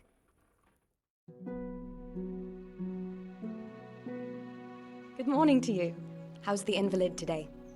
Ugh, haven't felt as good as this since they lashed me to the wheel and quartered me on the town square. Got your sense of humour back. You must be better. My uncle will be glad to hear it. I had a job persuading him to let me bring you here. If you'd lain around much longer, he really would have dumped you on the town square. You can stay until you find somewhere else to live, but my uncle will want payment for taking you in and caring for you. And this is your uncle's house? We're in Ratay Mill. My uncle's miller Peszek. He took me in, and I talked him into taking care of you too. I've been lying here long enough. Uncle will be pleased he's one mouth less to feed. But are you truly well enough? Well enough to do what has to be done. Where can I find Sir Radzig? He's in the lower castle in Perkstein. He's a guest of Sir Hanush of Leipa. But someone like you can't just walk up bold as you please and demand an audience. I know Sir Radzig, and I didn't bring him his sword as I was supposed to. I must see him. If you insist. But you need to speak to my uncle first. You've been in your sickbed for over a fortnight while he paid the apothecary to tend to you, and for medicine. That's a good deal of a coin you owe him. I've been lying here 2 weeks. My God. Better a fortnight in bed than an eternity in the grave. If it weren't for my uncle, you wouldn't be here at all. I owe you both my life, and I'll repay my debt. You have my word. All right. But before you go to town, you should eat something. You're still weak. There's food on the table for you. My name's Henry. Thank you for taking care of me here. My name's Peszek, and I'm the miller here. You've already met my niece, Teresa. She took care of you for 2 whole weeks while you were in limbo, and talking of you being at death's door. While you were lying here, you worked up quite a bill with the bloodletter, who came now and again to keep you alive with his potions. That quack doesn't come cheap. I paid him what I could, but I still, that is, you still owe him. Have you eaten yet? Yes, it was very good. Did you bake it yourself? I did. I'm glad you enjoyed it. What's that dog you have here? He looks familiar. Don't you remember him? It's Mart, the butcher's dog from Skalitz. Ah, of course. When I went back to bury my parents, he was guarding his master's dead body. A faithful dog. How come he's here? When we carted you here, we took Mart along too. He's been hanging around the mill ever since. What does the miller have to say about it? He can't stand him. How's that? Every time he sees him, he starts shouting that he's a useless mouth to feed and that he'll skin him. Jesus. And it didn't even soften his heart when Mutt brought a hare from the woods. He was happy to eat it, but it didn't change his mind. I could have a word with him. That would be a waste of time. Does he obey you? Me? Not much. He's got a mind of his own, and I'm just not strict enough. Ah, spoilt then. No, he just hasn't learned many commands. But he's well able to beg for a piece of meat. How long has he been with you? More or less since we came here.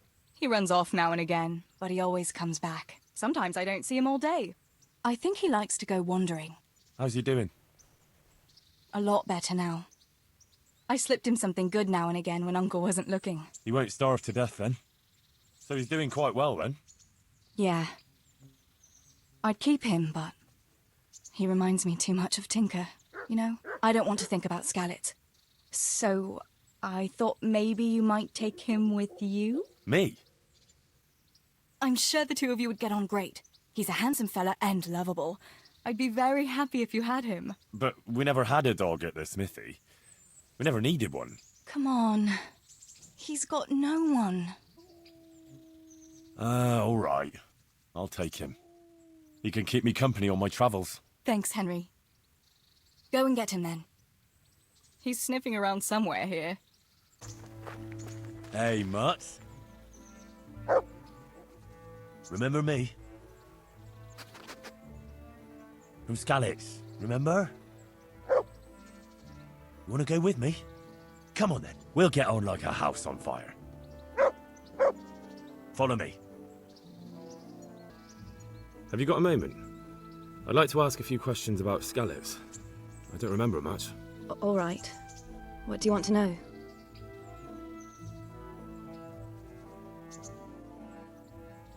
How did you get me away from Skalitz? It wasn't easy. Sir Robard and his men helped load you on a wagon and we harnessed an old nag the bandits had left behind.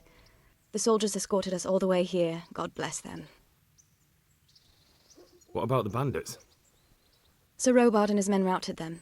They killed the few, but the giant who attacked you fled, and Zibishek with him. It won't be safe in Skalitz for a while yet.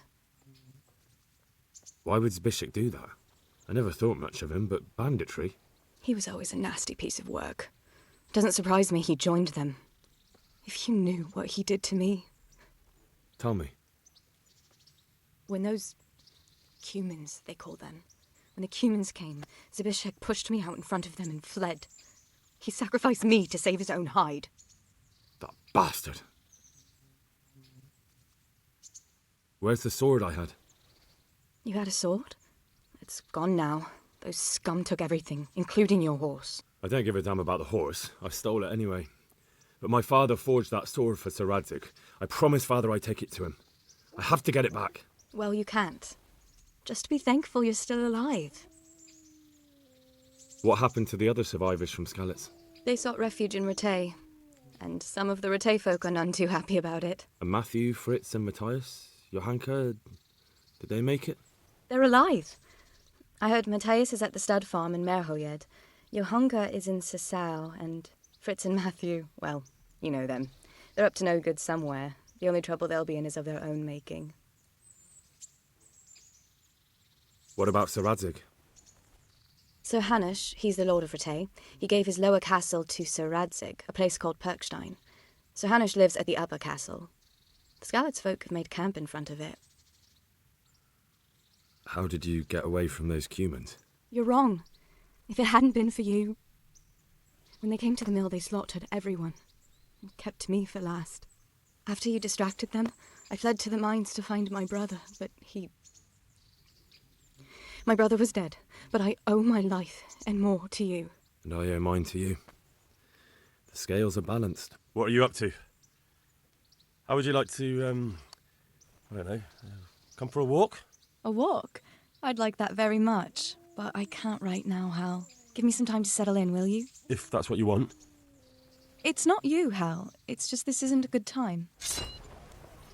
Halt! Who are you and where are you going? I'm Henry, son of the Skalitz blacksmith.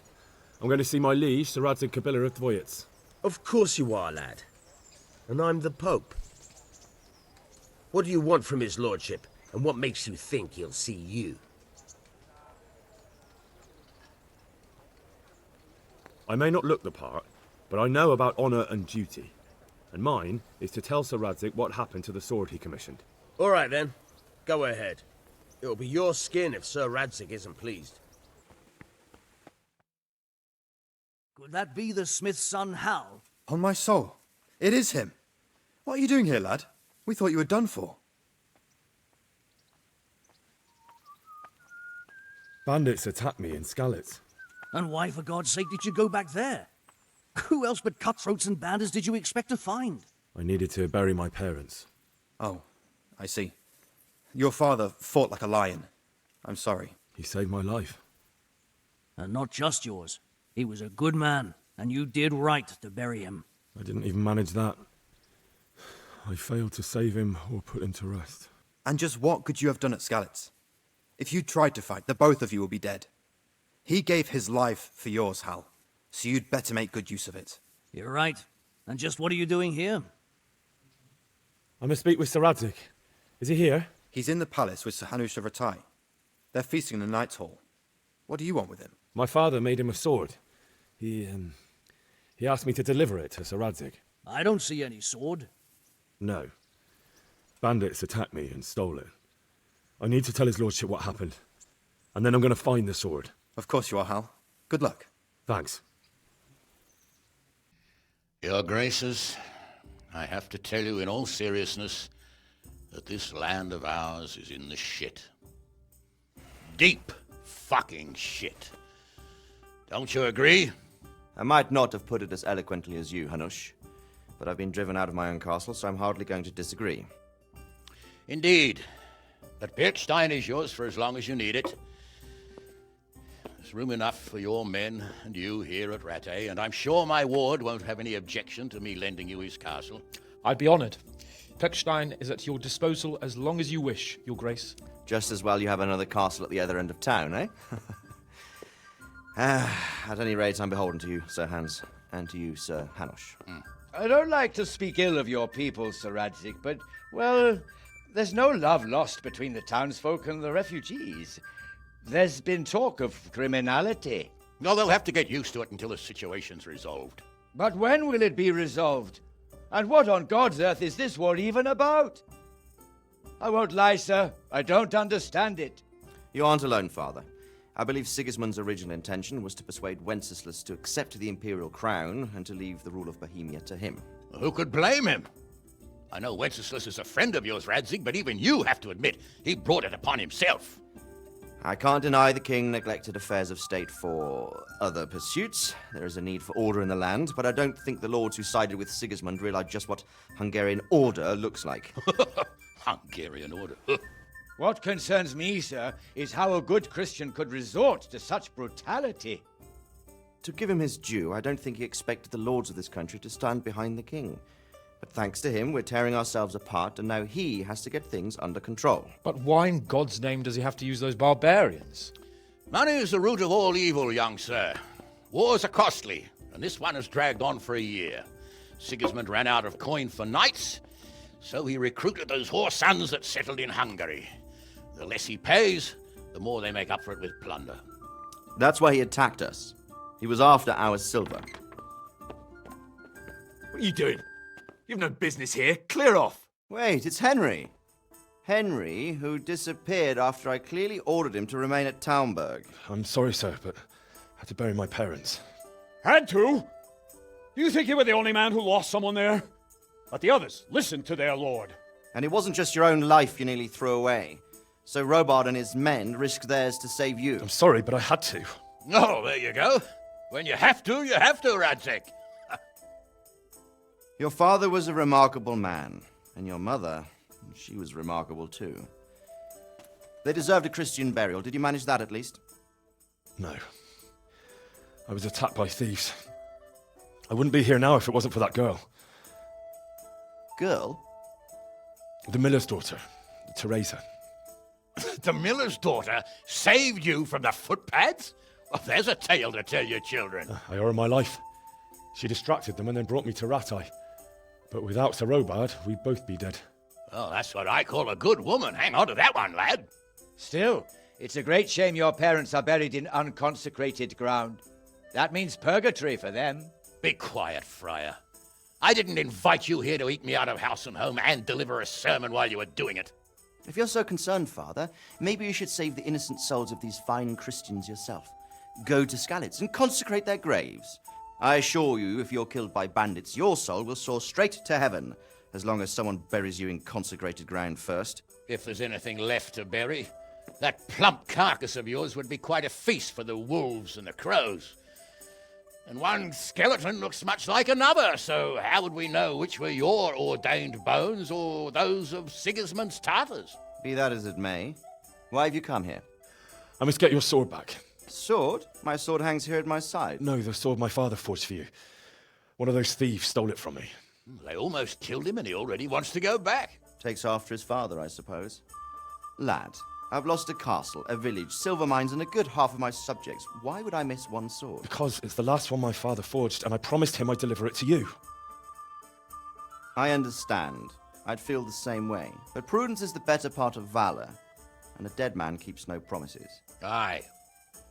The woman had to save his fat from the fire, and now he wants revenge. What kind of fool are you, boy? He's no fool. Henry, you have courage, but you need training, arms, a horse. Or do you mean to beat this thief at dice? No, sir. Please, take me into your service and give me the chance to learn these things. The gall of him. Fled from the enemy, disobeyed your orders, duped Sir Divish, lost your sword, put Sir Robard in danger with his actions, and now he wants a promotion. Sir Capon's right. What you say is certainly true, except for fleeing the enemy. You would have run as well, believe me. Henry's earned some punishment, but how do you punish someone who's already lost everything, Courage and blind obedience are good qualities for a soldier, but a wise man also appreciates loyalty, perseverance, and determination. Besides, that was a fine sword that his father made. If he thinks he can get it back, I won't turn it down. My lord, he's a peasant. You can't make a squire of a peasant. Why not? Someone made a priest of a pig. He isn't a peasant, father, he's a blacksmith, and recent events have left me in need of his skills. So, you'd like to enter my service?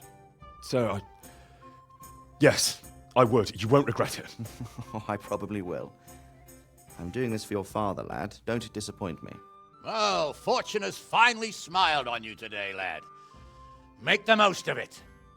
Now that I think about it, Sir Hanush, the boy needs training and experience, and you need spear carriers. That's true. The bailiff is always complaining about your people making trouble in the camp. Maybe one of their own among the guard might help. It might. In any event, it will prove valuable experience. But let's be clear. You're the one paying him. Captain Bernard, see to his training, and then send him to the bailiff. Yes, sir. And don't spare him. You can rely on it, sir. Don't forget, Henry. Don't disappoint me. I won't, my lord.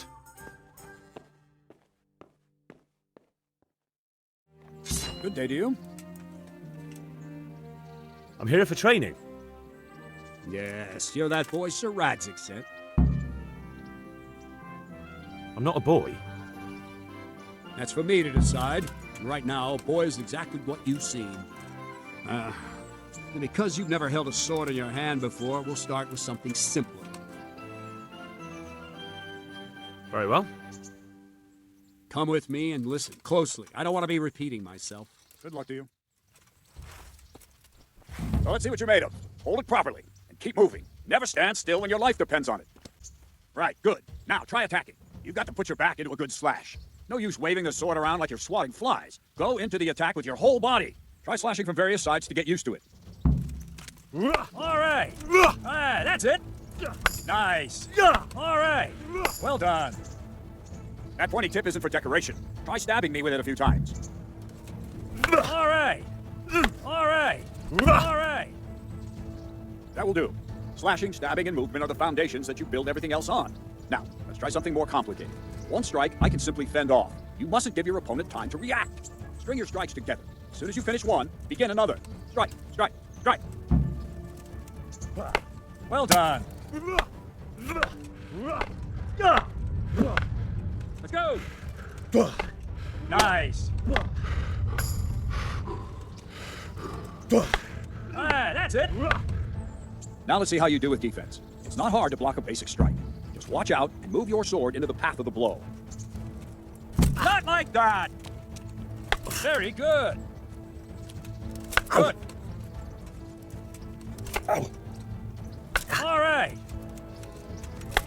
That's it. Very well then. Let's see what you're made of, lad. Come at me and don't hold back.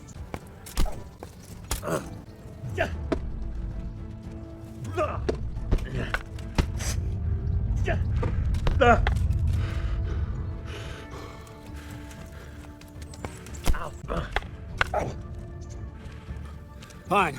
That's enough. I have my work cut out, it seems. That's life. Let's try something more advanced. When in combat, keep an eye on the space between you and your opponent. That is your space. Try to attack from the side the opponent will find harder to block in time. If I'm holding the sword raised up, do an uppercut. If my sword is low, lunge. Let's try it. You strike a few times at the side where I'm not holding my sword. Very good. Well done. All right. That's it. Nice. Right. Lesson 2. Everything you've learned about blocking is wrong. When I cover, I can simply fend off your blows with my sword and gain control of the space between us. But it's better not to control just the space, but actually your opponent's weapon. Attack, and I'll show you.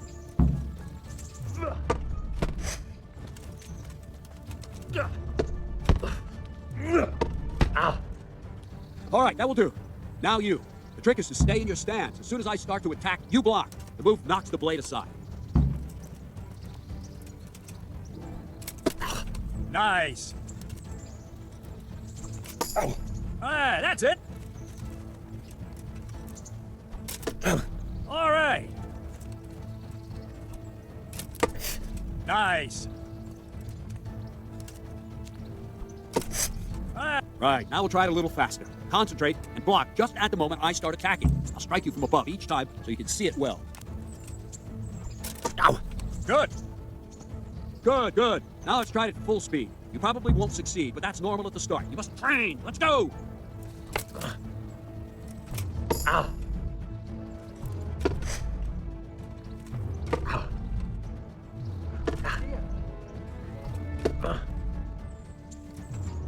Captain Bernard! Wait a while, Henry. Greetings, Sir Hans. What brings you here? I was on my way when I noticed that you're entertaining Sir Radzig's esteemed guest. Not the same as holding a hammer, is it, blacksmith? It's Sir Radzig's orders. I know. I'm actually here to train at the archery range. My hand's grown heavy lately. You don't mind, do you, Bernard? Not at all, my lord. Good day to you, blacksmith's boy. Try not to hurt yourself. Where did we finish? Yeah, leading the opponent where you want him. There's one more way to evade a strike. You simply step aside, attack, and I'll show you.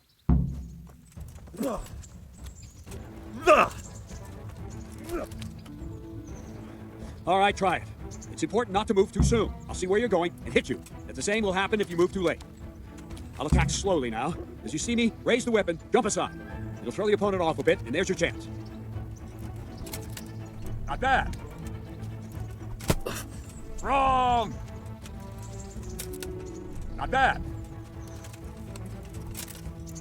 Very fine. Now try it a little quicker. Try and get used to the rhythm. Never take your eyes off your opponent. You'll see a strike before it's even properly started. Well done. Not bad. Very good. And the last thing for today, a trick. You raise the sword to force your opponent to block, but then change the direction of the attack at the last moment, and the opponent won't even know what hit him. Try it. Draw back the weapon, then change the attack zone and strike, so I don't have time to react.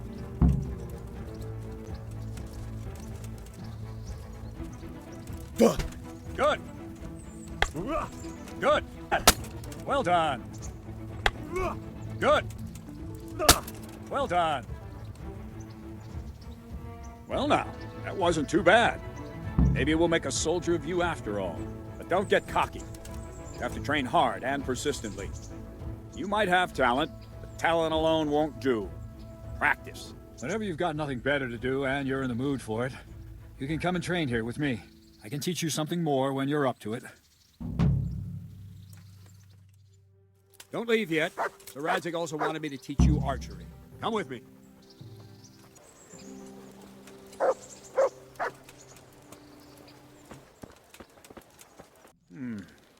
Let's see then. Take this bow, go and stand in position over there, and we can start. And another thing, put on this arm guard. Without it, you could flay your forearm with a bowstring, so be sure to wear it. Thank you, Captain. Save the thanks. Get in position. Now concentrate. A bow ain't exactly the weapon of choice of a knight, but it can come in very handy. You've got two bandits coming at you from a distance. You shoot one in the eye, drop your bow, and draw your sword on the other. Emperor Charles, God rest him, encouraged his subjects to learn archery. He even organized contests in Prague. But you wouldn't have gotten far there. Has anyone You're told holding you nothing you're like a piece of supposed to shoot firewood. at the target? Not enough talk. There's the target. Try and hit it. Draw the bow, aim, and release. Try to get a feel for the rhythm. Inhale on the draw. Hold your breath for a moment, and then release the string. No jerky movements. Just let the string slide out of your fingers, as if you were about to draw it back more. It's all one movement. The arrow aiming at the target and flying at it. Shoot away.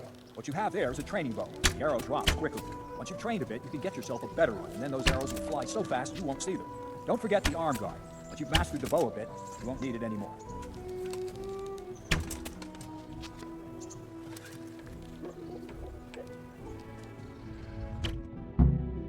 That's it then. I don't like to say it, but it wasn't that bad. I don't know why you're wasting your time, Sir Bernard. Nothing will come of him anyway, and at the first sign of trouble, he'll run away like any other cowardly peasant. After all, he's done it before. What did you say? Calm down, boy. Keep in mind who you're talking to. A braggart who was born with a silver spoon in his mouth. Now, you've really done it. You'll go to the stocks for that. Calm yourself, Sir Bernard. If the blacksmith's boy feels he can prove himself, then let him try. Do you think you can beat me? Well? Anytime. Very well. If you defeat me, I'll give you my bow. If you lose, you'll have to pay up. Do you even have any coin? I have enough. Good, then let's get to it.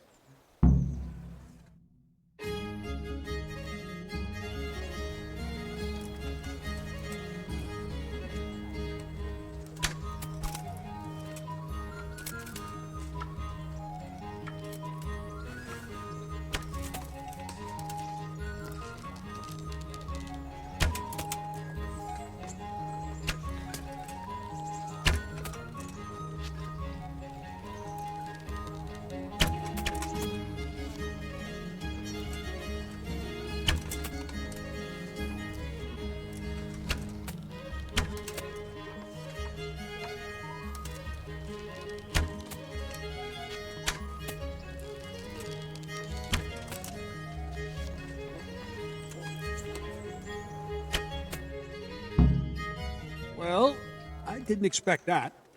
Probably just wasn't your day, sir. I told you I have a heavy hand, ever since I fell off that horse during the last hunt. What are you grinning about, boy? I think you owe me a little payback. How about a sword fight at the arena? If you like. Sir Hans, is this necessary? Sir Hanush has already had words about you fighting with your subjects. He explicitly told me.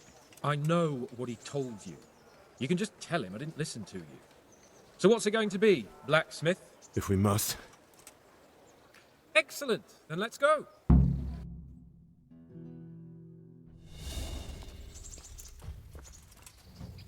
Come here, lily liver.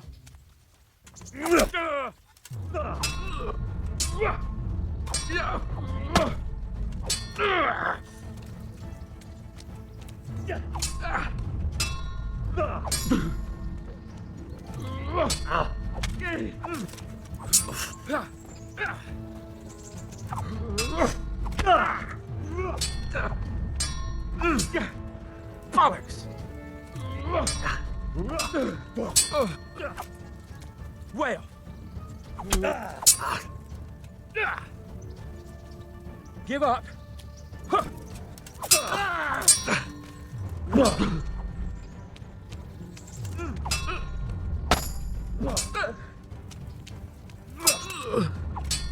Kurwa!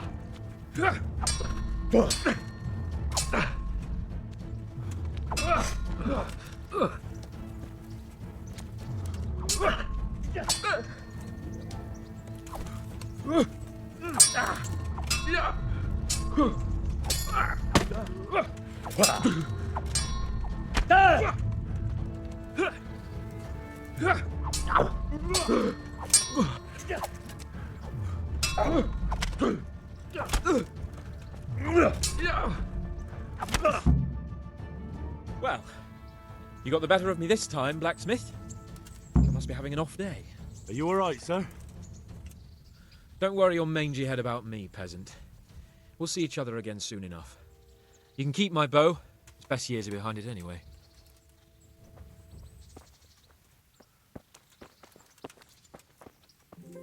You better hope his lordship hasn't taken it badly. I hope he has. Watch it, boy. A few of my men have won fights against him before and never had a problem. But you could be the first. Now go to the rat house. The bailiff's waiting for you there. All right, Captain. Do you know who those soldiers of Sigismund's are, Captain?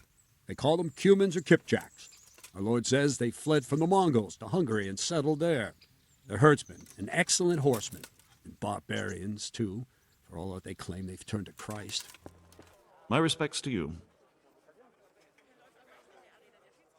Master Bailiff, is there anything of interest going on here? Don't even talk to me. I'm to put myself under the bailiff's command. Ah, so you're the young man Sir Radzig appointed? Yes.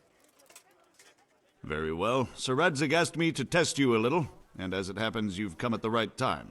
We've a few disputes to settle. It seems some of your former neighbors have been acting quite inappropriately. I was hoping having one of their own on the town watch might help sort things out.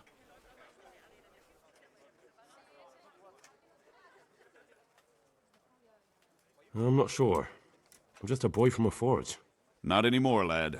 Now you're a part of Sir Radzig's retinue. That brings responsibilities. Have you been to see Captain Bernard? I have. He trained me, and then Sir Hans Capon challenged me to a duel. I see. Sir Hans Capon likes to measure his strength against others. But be careful, Henry. Noblemen are quick to anger, and you don't need that kind of trouble. Well, anyway, you're going to assist my town guard. Come to the church in the afternoon. Yaroslav the watchman, Nightingale they call him, will wait for you there. He'll show you around the town and teach you a little about keeping the peace. And you need to stop by the armory to pick up some gear. Yes, Bailiff.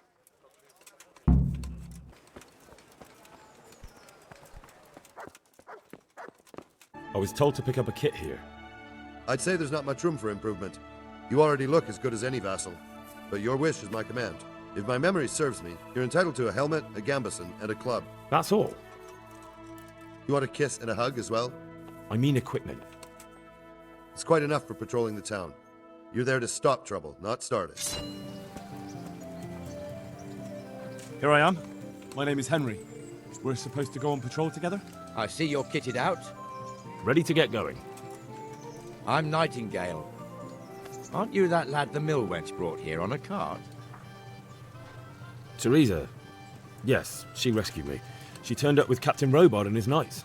All honor to the girl. She has bigger balls than most men. Tell me, how did you pay her back? Well, I thanked her. That's not much, is it? You should go and see her when you get a chance. So, how did you end up in the service of the bailiff?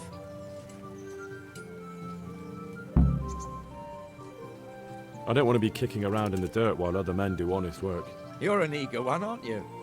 Come with me, Henry. We'll patrol the town and then check on the taverns to make sure they lock up in the evening. I'm ready. Don't forget, I'm supposed to try you out and, with the help of God, teach you something. So I expect you to deal with any misconduct yourself. I'll make sure you don't do anything too stupid. Let's go. This is our church, St. Matthew's.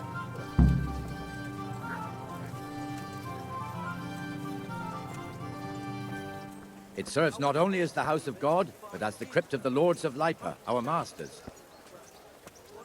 The gravedigger lives right round the corner. The priest, too. Our parish priest. Ah, a man shouldn't speak ill about servants of the Lord. This is our rat house. Pretty big, eh? The bailiff and his hands live there, and our maestro protonotarius, the scribe. And the jailhouse. You don't want to see the inside, not even as a guard. Naturally, we have an executioner too, but he doesn't live in town. That wouldn't be proper, as I'm sure you know. He lives by Gallows Hill, the other side of the creek. This pillory was brand new in autumn, and 2 people have already been rotting on it. The swordsmith lives here. What the hell is going on here now? Go and check it out, Henry. Go back to your people. I don't want you here. Is that manure pile not big enough for you? What are you two screeching about? Stop making such a ruckus. About time you turned up. This filthy beggar thinks. My name is Jane. No one cares what your name is. This filthy beggar thinks she can come and stink in front of my shop. I want you to get rid of her. What's the problem here? This is my shop. and I won't have beggars sitting on my doorstep. Let her go and squat in a square. She won't be in anyone's way there, and there's plenty of folk to beg from. Must you sit here, of all places? Yes, I do. Why? Folk drive me away wherever I sit. I can't keep walking all day and night. Can't you show us some Christian charity, Armourer? What? Have you any idea how much I've given away in alms, even to this witch only yesterday? Is that true? Might be, might not. Did you get any alms or not? Yes. From the Armourer here? I don't know. And even if I did, that was yesterday, and my belly's empty again today. That's true. What would you know about it? I think you ought to give Jane something. I gave her a groschen yesterday, and today she's ruining my business. Have you taken leave of your senses? Why should I give her anything? Well, you wouldn't want to look like a heartless bastard in front of the whole town, would you? No, certainly not. There you go then. Just a coin or two and you'll have an even better name. Oh, for God's sake. Here you are. And don't come back. Thank you. See now? It didn't hurt too much. He'll hate you now, that I can tell you. But you acted like a good Christian. Your old neighbours are living here now. It's a bit of a shithole. Even so, you should be thankful to Sir Hanush. If the town burghers got their way, your folk wouldn't be let anywhere near the town. And now our people aren't too happy with him. Some fools are even calling for Sir Hanush to finally hand the fiefdom over to the young lord, Sir Hans Capon. Sir Hans's father, old Sir Yeshke, may God rest his soul, kept it till he was an old man. Then he retired from it, first to Moravia, then to eternity. Sir Hanush is managing the fiefdom until Sir Hans comes of age. They're related by blood somehow, the same great-great-grandfather or some such. The time's coming soon enough when the estates have to be handed over. These affairs often end in conflict. I hope we have nothing like that here. This square here, it looks much better during the markets. Then it's filled to bursting with folk from all around. We've also got the baker's shop here, and that mad merchant Wolfram Pruder. Pruder has a pretty daughter, but he keeps her on a short rein, which the young bucks are none too happy about. I heard he even keeps the poor lass locked up at home all day. Look here. See that filthy beggar? By Christ, I'll show the bastard. Comfortable, are we? Arms, please, sir. Who do you take me for? Are you stupid or just insolent? Well, what's the matter? Stupid, then. There's no begging allowed here, so pick up your stinking arse and haul it somewhere else. Who am I bothering here? Me. Us. Everyone. If Sir Hanush saw you here, he'd take a whip to you. All right, I'm going. Damn beggars. You offer them a helping hand, and they want the whole arm. It's not like the rules aren't clear. Beggars belong at the church. There's one alehouse here on the market square, the Trader's Tavern. The other's up by the gate. We'll be going there later. Let's move along to the inner bailey. Here's the forge. The blacksmith has some trouble, and he's not working at the moment, but his apprentice is standing in for him tolerably. I hear you're a blacksmith's apprentice, too. You lot could help if needed, couldn't you? Us? What do you mean? You and your master, or your father, whoever taught you. They... What is it, lad? My father was the master blacksmith. He was killed in Skalitz. Ah, I'm sorry. I didn't know. Thank you. So am I. My papa died not long ago. Of course, it was old age got him. That's not the same, but I know a little how you feel. The Rate fiefdom is pretty big. Naturally, it starts here by the town and continues along the Sassau River all the way to Kohelnitz. Then there's Gallows Hill, lots of farmhouses scattered around. Neuhof, Merhoyed. Master Smill is in charge of Sir Hanush's stables. He's by far his best vassal. It's all a bit complicated for a newcomer, I suppose. This lord here, that lord there, this exemption here, that right there. Exemptions from exemptions, rights to half of something, so on. It'd take you a year to make head or tail of it. This tower was only half the size when I was a young lad. Sir Hanush had it extended and made into an armory. God be with you, Benesh. How goes it? Well enough, Nightingale. It's quiet today. Good. Where's Moimir, anyway? Isn't he supposed to be here with you? Ah, yes. He hasn't turned up yet. Oh, I see. Now, where might he have got to, then? I don't know. You don't know, eh? Let me tell you something. When the bailiff finds out Moimir's slacking off, he'll be in serious shit. And being a friend of his, you wouldn't want that, would you? No. So it's better if I deal with it and we leave the bailiff out of it, right? Yes, I suppose so. So where is he? In the tavern. He was thirsty, so he... Went for an ale. We know how that goes. Come on, Henry. Let's go and find that idler, and you'd better talk some sense into him. What the fuck are you doing here when you're supposed to be on the gate? Move your carcass and go and guard the gate. Not a word. Get moving. You're lucky it was me found out, not the bailiff, or God forbid, Captain Bernard. Out! Come and sit with me, Henry. Let's have a drink.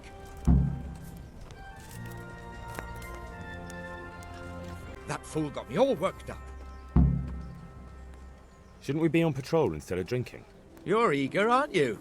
Don't worry, even watchmen are entitled to a break, except the ones on the gate and the tower, of course. But that's enough about that. Let's not let it spoil our day. Listen, since we're sitting here anyway, how about a little game? Why not? We'll see whose side Lady Luck is on.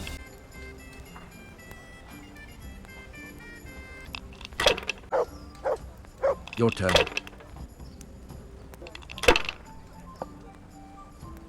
Cursed luck!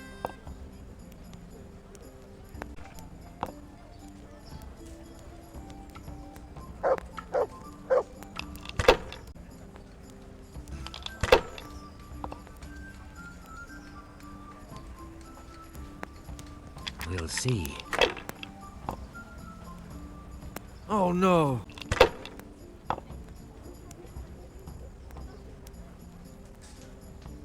You're lucky.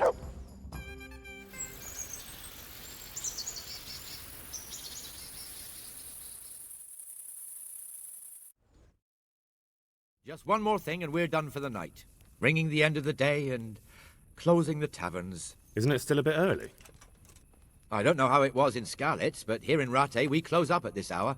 Except, of course, during fairs and big festivals. Then we don't close at all. I see. Should I go and ring the bell? If you wouldn't mind. The bell is hanging outside the rat house. Ring 3 times, then go to the Trader's Tavern by the market square and make sure the innkeeper closes up. I'll do that. Before I forget, it's forbidden to walk in Rattay at night without a torch. Here, take this one.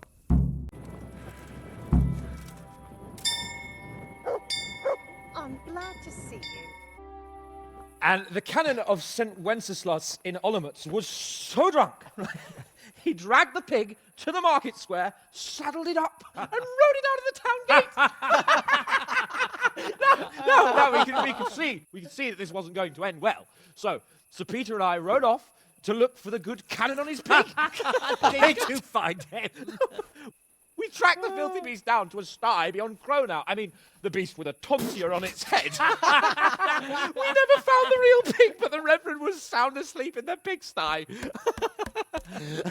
Birds of a feather stick together. It seems the same goes for pigs and prelates. I toast, gentlemen, to pigs and prelates. God save them bacon. Sir Hans, forgive my intrusion, but I need... Oh, but what? You want to join us? Want to buy us around? I'm afraid we don't drink with peasants. You're not in your village now, boy. No, sir. Curfew's been rung. The alehouse is closing. Nothing closes while I'm sitting here. If that's all, you're dismissed. Are you out of your mind, lad? You can't cross his lordship. He's got a temper like a bear with gut egg. If I was you, I'd get lost before he shows it. The bailiff instructed me to close the tavern at the proper hour. He doesn't want anyone disturbing the peace after curfew. The bailiff? The bailiff can kiss my arse. I trust you haven't forgotten who's the rightful lord of Rattay. No, it's Sir Hannes. Oh, is he here? What, is he hiding under the table, maybe? No, then what he wants isn't worth a fart in a bathhouse. And besides, he's only in charge till I grow up. Which clearly hasn't happened yet. Enough! You can't talk to me like that. I'm a nobleman. Come now, sirs. You're not going to fight here, are you? We most definitely are. This yokel needs to be taught his place.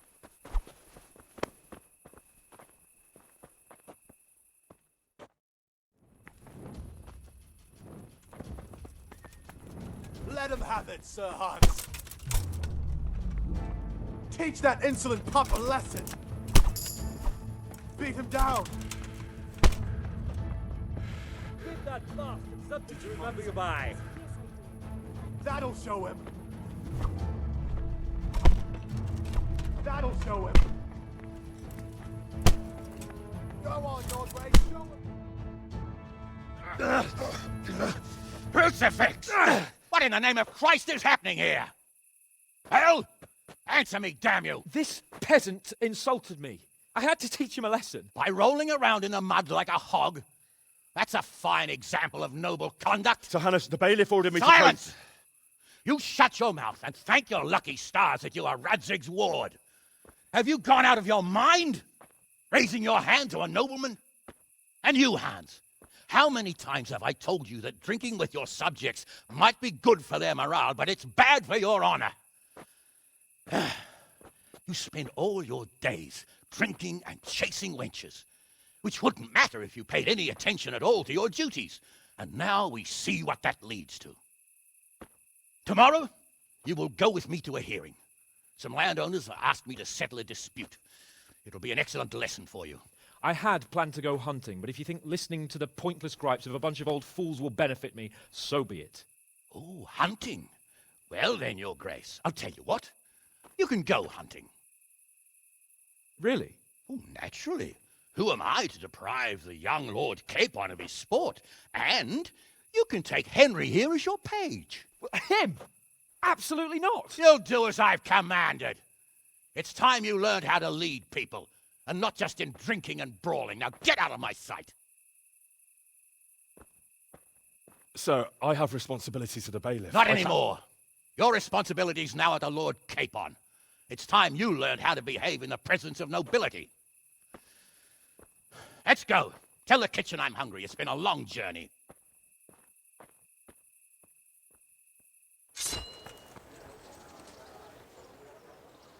Here I am.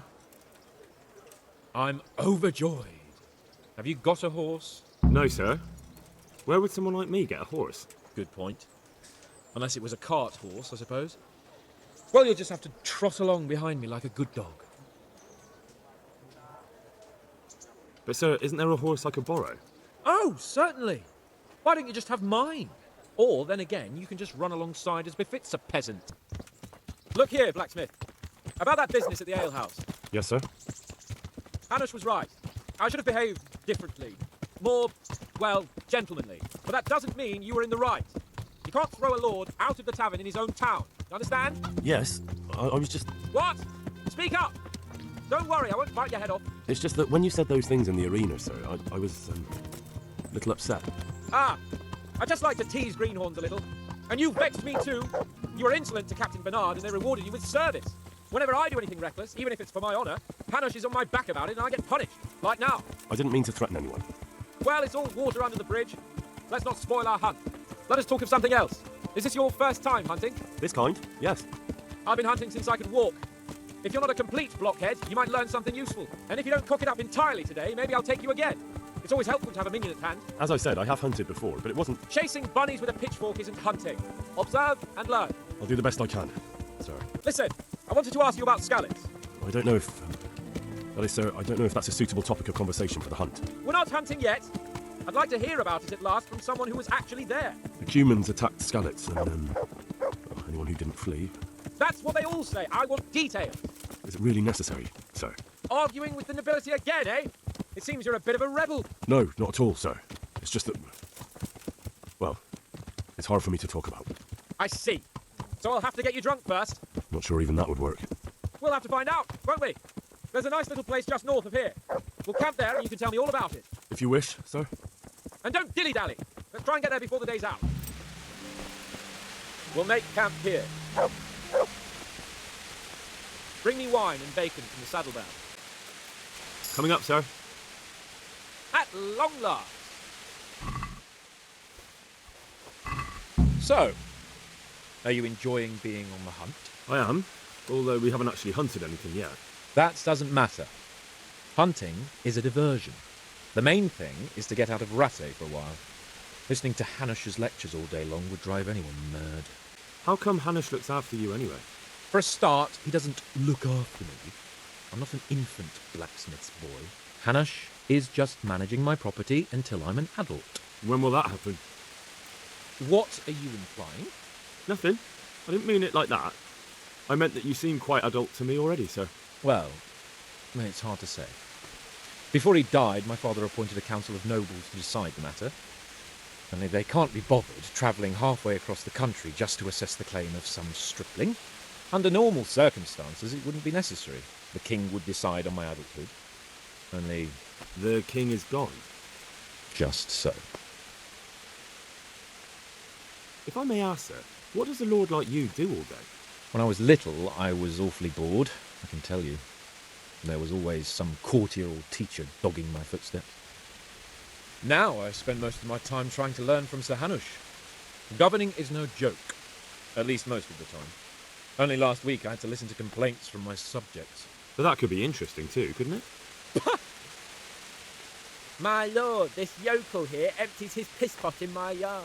And sir, that old hag put a spell on my cow, and Sir, my old woman is fucking half the village. Like a flock of sheep, bleating all the time. Even study is more interesting. What are we going to hunt? Humans. What? Humans? But You should see your face. I got you there. We'll see what we can get. But I'd like to bag a boar. One, at least. And a few hares, too, eh? But what about you? Before I couldn't get a word out of you, now your tongue's loosened. So, tell me about Skalitz. I heard Sigismund had 100 banners there. I don't know, sir. I didn't have time to count them.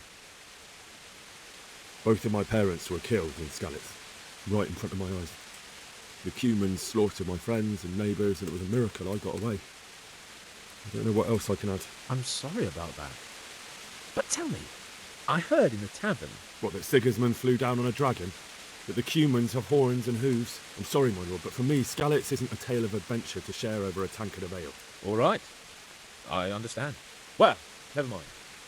Anyway, it's too late to go anywhere today. But tomorrow we set off at first light. Got it? Yes, sir.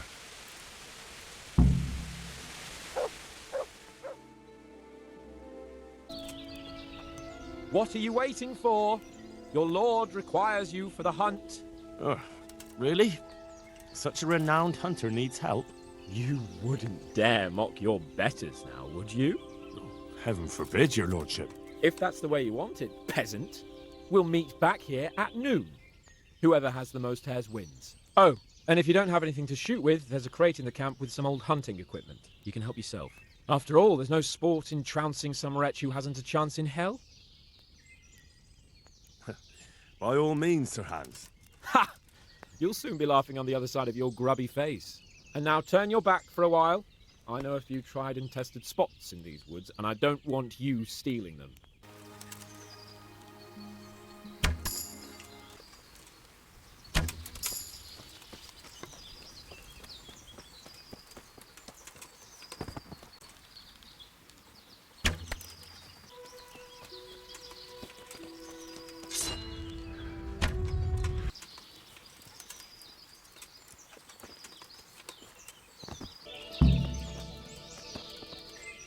How did the hunt go for you, sir? I did quite well. Look. Why do you ask? You were right on my arse the whole time. Not bad, though. Quite good, actually. For a common blacksmith's boy. Shouldn't there be some reward for the victor? Jesus, the insolence. A serf asking his lord for coin. But never let it be said I'm a pinch purse. Very well, then. Your serf humbly thanks you, my lord. And now come along. Let's go and hunt some real game.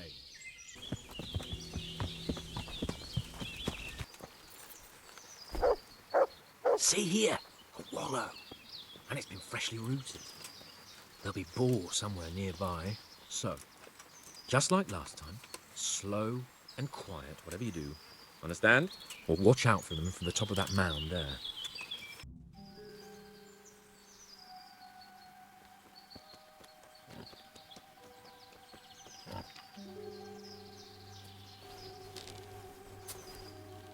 You want to take him down with an arrow? Certainly. Why wouldn't I? You won't kill him like that. Boar is hunted with spears. Is that so? So now all of a sudden you're a master huntsman, are you? Watch and learn. Did you see that? Damn, I'm good. Quiet. So, next time you try to tell me I can't kill a boar with an arrow, you can...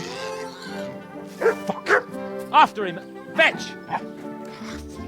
Mount up, Henry. We're going to chase down that swine.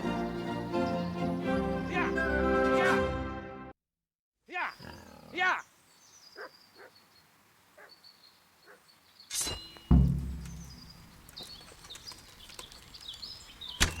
All right, I admit it.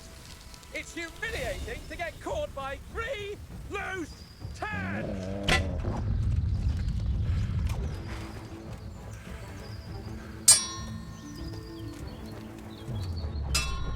Mestaras! És pont amikor kedvem lenne valakiből kiverni a lelket. Never seen a real man before?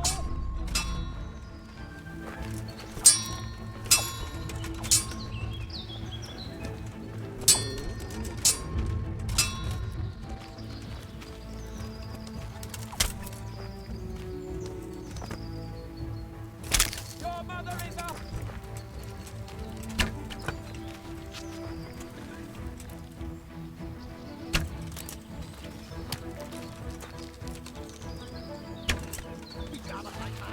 Hey, you! You sodomites! It's a good thing you showed up. I was afraid the next time we met, you'd be forced to beat. Covenant time before the life gets crushed out of my balls, the cunts.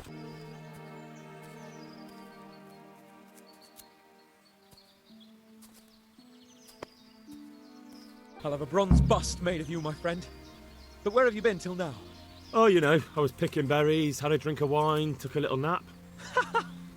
You lunatic! They almost had me roasting on a spit. I'd say it looked more like they were about to take your maidenhood. Now look here, dung grubber. Is that any way to speak to a nobleman? I apologise, sir. I'm just glad you're all right. I'm yanking your pizzle, you dolt! Thank you for rescuing me. That wound doesn't look good, Sir Hans. You're right. Those cumin swine roughed me up a bit. And my damned horse has bolted. You'll have to get me home somehow. The sooner we get out of here, the better. Who knows how many bandits are creeping around here. Let's go then. I've had quite enough excitement already.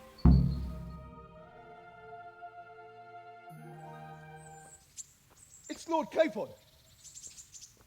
Get here, everybody! You, help him!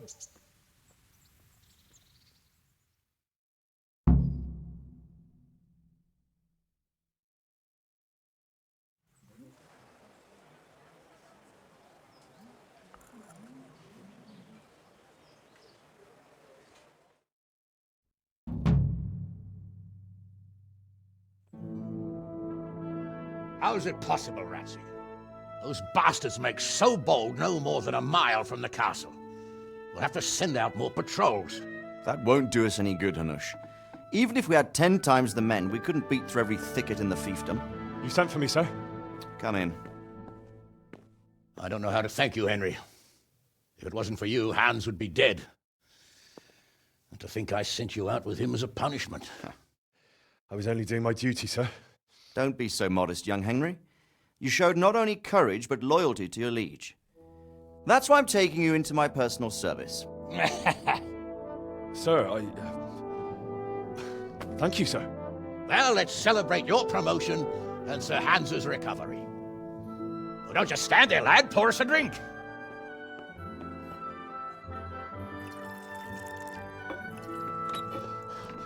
I'm sorry to interrupt, sir, but I've urgent tidings. What now? A stable boy came from Neuhof. He says brigands raided the stud farm this morning.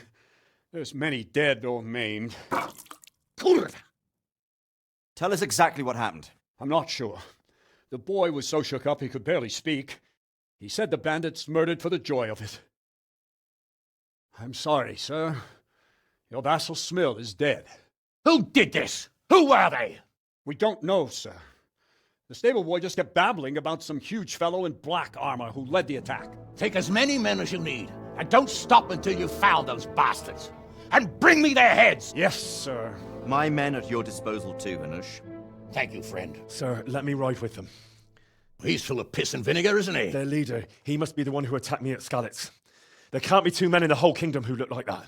You think he might still have my sword? No doubt you could use another swordsman, Captain. As you command, my lord. How soon can you leave, Bernard? Soon as the men are ready, sir. Good. Wait in the courtyard for Henry. And, give him a horse. His own mount? His reward for saving Sir Hans. He'll need it. Thank you, sir. Thank you. Well, go! I want these culprits in the hands of the executioner as soon as possible. I won't let you down, sir.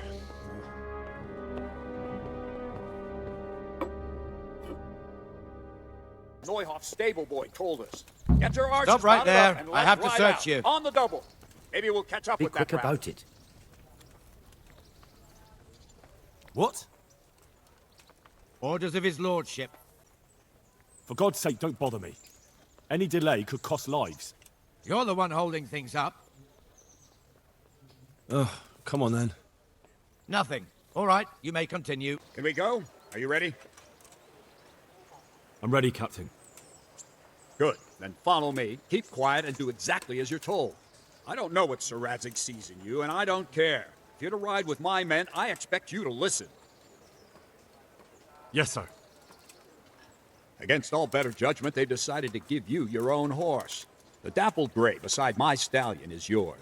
Make sure you take good care of him. Now, mount up and ride behind us. All right, men, saddle up. No dawdling. Last one there won't find me a happy man.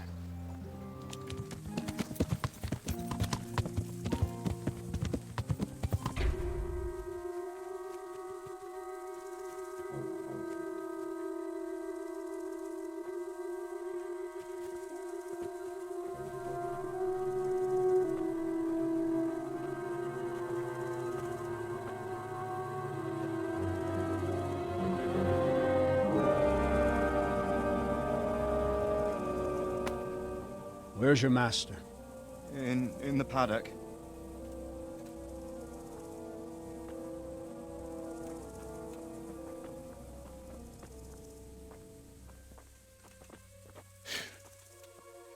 Crucifix? What kind of beast could do this? By the blood of the martyrs.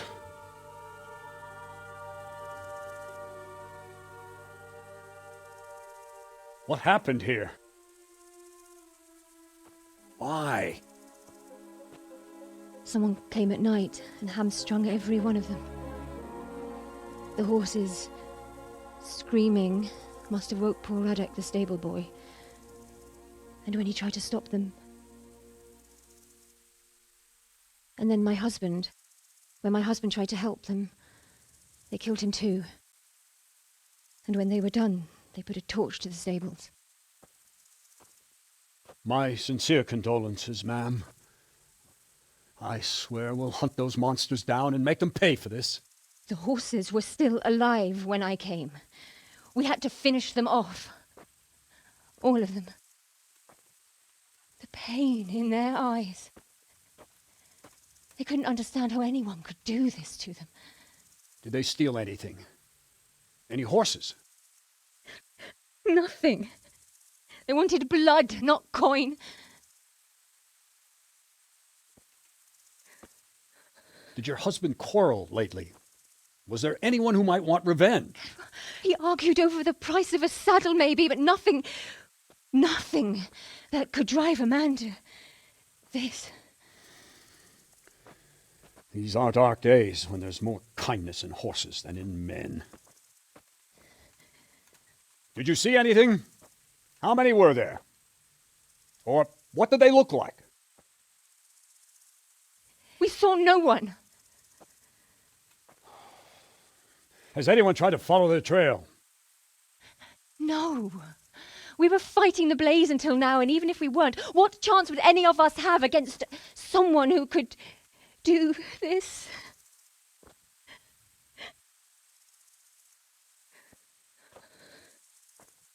Oh, pox on it. Mount up and quarter the area. We have to find out where they went. Look for tracks and ask the folk if they saw anyone. Fuck, someone must have at least caught sight of them. Yes, sir. What about me, Captain? What the hell use are you? You stay here. Please, let me do something. I could have a look around the area and see if they left any tracks. Well, if you must. Just don't get in anyone's way, don't go too far, and come back here when you're done.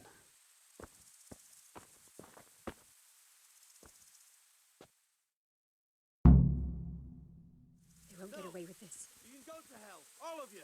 I'd just like to know. And I'd like for my friends not to be murdered, while you sit warm and safe behind those castle walls. But we came just as soon as we could. You tell that to França. Lying there. Fucking lying there, splitting two like a pig. Go see him. Go fucking tell him that you came as soon as you could. What a fucking mess. Another useless soldier come to ask questions. You should have fucking been here last night. I'm not a soldier. I'm one of the survivors from Skalitz. Huh. I see, lad. Well then, what do you need to know? What in the world happened here? The bastards attacked us. At night, a little before dawn. And how did you come by that wound? I heard someone talking, so I went to look outside. Then I saw what they'd done to the horses. I shouted at those bastards. Caught one by the cloak and started beating him. Without a weapon? With just your fists? Yeah.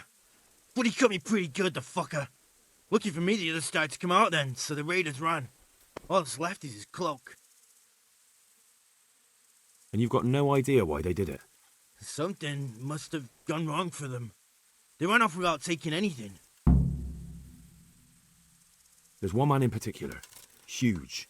Dressed all in black. Voice loud enough to crack stone. Did you see him?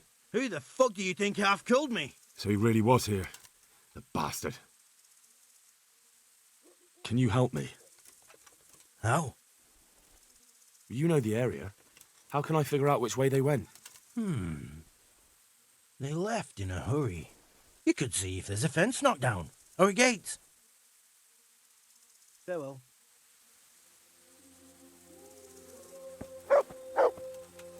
They really did slaughter them. Why would anyone do that? How could anyone be so cruel? Smell, the stud farm owner. I saw him in Skalitz a few times. His poor widow. Ask. I can come back later if you... No. I saw you came with the soldiers, and the sooner you know everything, the sooner you'll catch those savages. I'm sorry to trouble you, ma'am, but could you tell me about the raid? The noise woke us up. Me and Smill. We thought the horses were restless, or maybe some drunk had staggered here from the inn. Do you get drunks coming here a lot? Sometimes, but not this time. My husband went out to see what was going on. Then I just heard loud voices and screaming. It's so stupid. It didn't even occur to me at first that something could have happened to Smill. I didn't find out until the morning. Did you recognize any of the voices you heard? No, but they spoke Czech, cursing like demons, even at each other. At each other? They quarrelled? Yes. Something must have happened. And where did you hear this noise? Everywhere. It was chaos. I don't even know how many of them there were. I mean at the very start. Do you remember where you heard the noise come from then? I don't know. I just don't know. Did you get a look at them? There's one man, huge and dressed all in black. Did you see him? No, I didn't.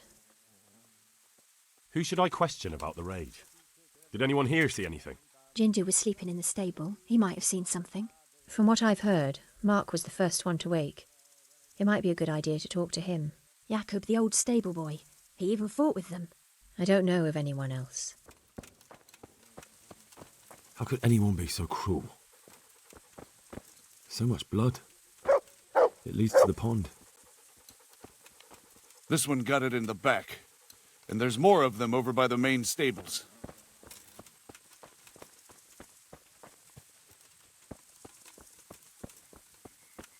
Poor wretch. He must have crawled here. If it was the horses they were after, there'll be even more of them by the main stables.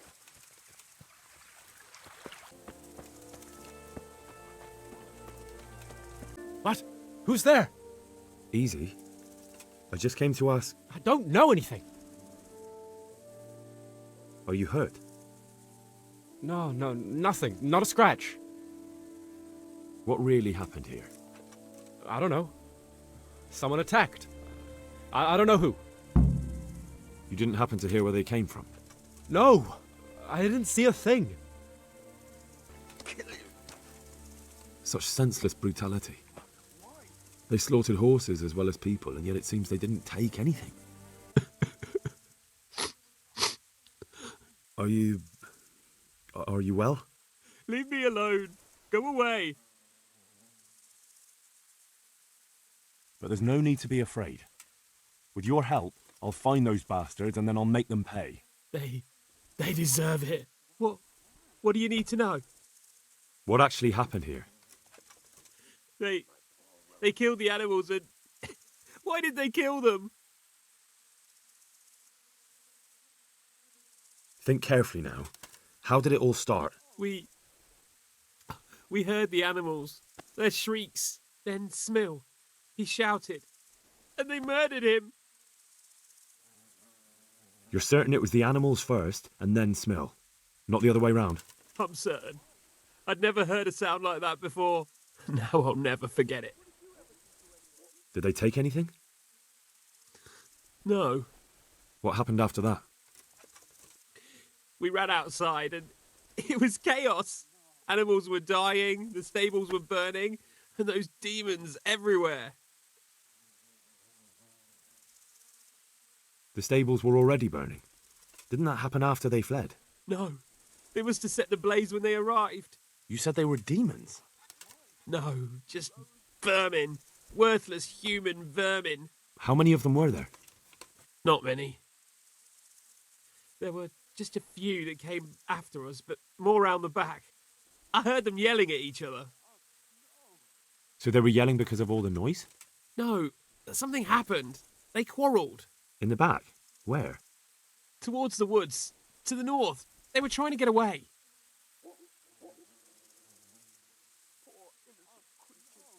So some of them were running away and the others were fighting? Aye. For a time. Then more of us came out and we fought back, so the others fled as well. Where? Where did they run to?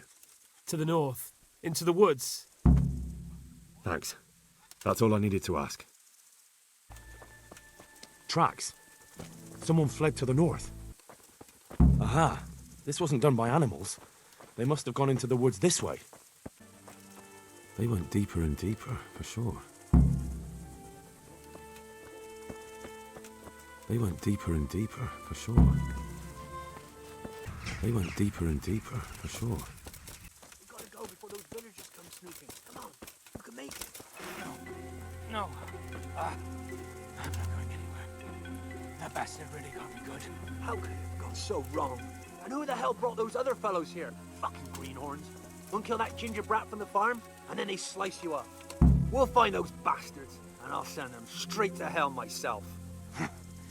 But I'll already be there, waiting for them. Don't talk that way. We'll get back to the camp, and they'll take care of you there. No, my friend. I'm not long for this world. Go, before someone finds us here. Don't worry about me. You know I can't leave you here. If they find you... I know.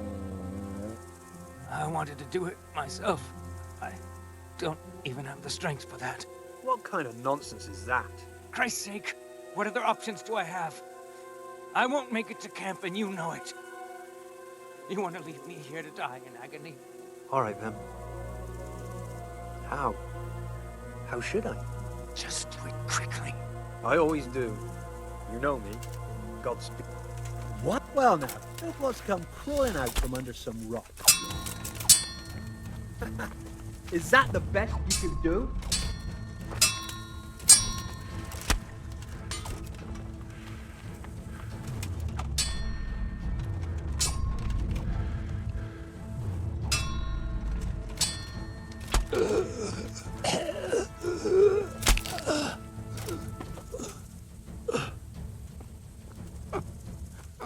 I'm fucking dying here. Nobody can match me with iron in their hands, and some damn peasant kills me. Dagger covered in horse shit.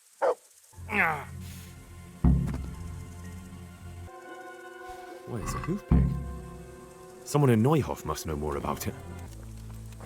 There were bandits here, 2 of them, right there to the north in the woods. What? You saw them? They attacked me and they're dead. You killed them? One of them. The other was already dying. He had this on him. It must be from the stud farm. All right, ask the folk here about it. I'll take the men and scout the woods. Yeah, well. Men, we know where they are. Follow me! And who's Ginger? Local stable boy. Red-headed. A surprisingly good lad. Do you know anything about this hoof pick? Yeah, it's Ginger's. He had it made in mate. Any idea where I might find this Ginger?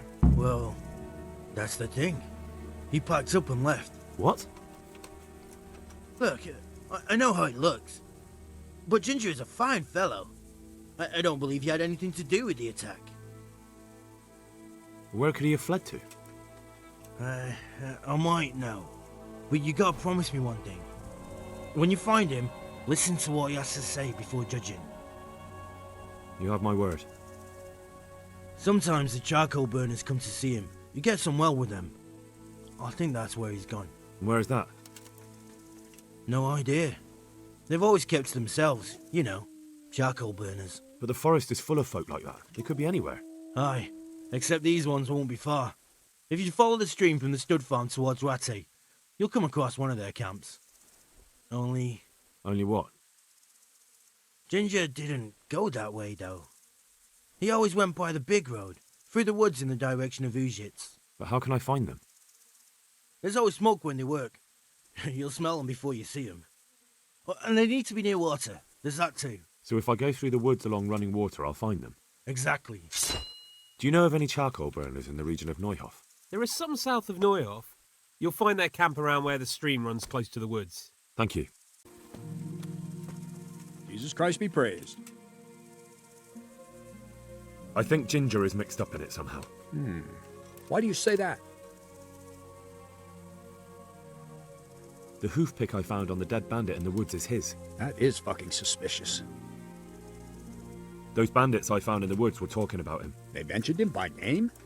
Well, they said Ginger. That is suspicious, but it could be a coincidence. He acted suspiciously when I questioned him. What do you mean? Well, he was squirming and didn't really say anything. He might just have been in shock. He disappeared right after we found those bandits in the woods. And I think I know where he went. Where? To the charcoal burners. He has friends there. We've got to find him. But if his friends really are hiding him, I doubt they'll talk to my men. You should search for him, Henry. Go, before the trail turns cold. I'll send a report to Ratai. Very well, sir.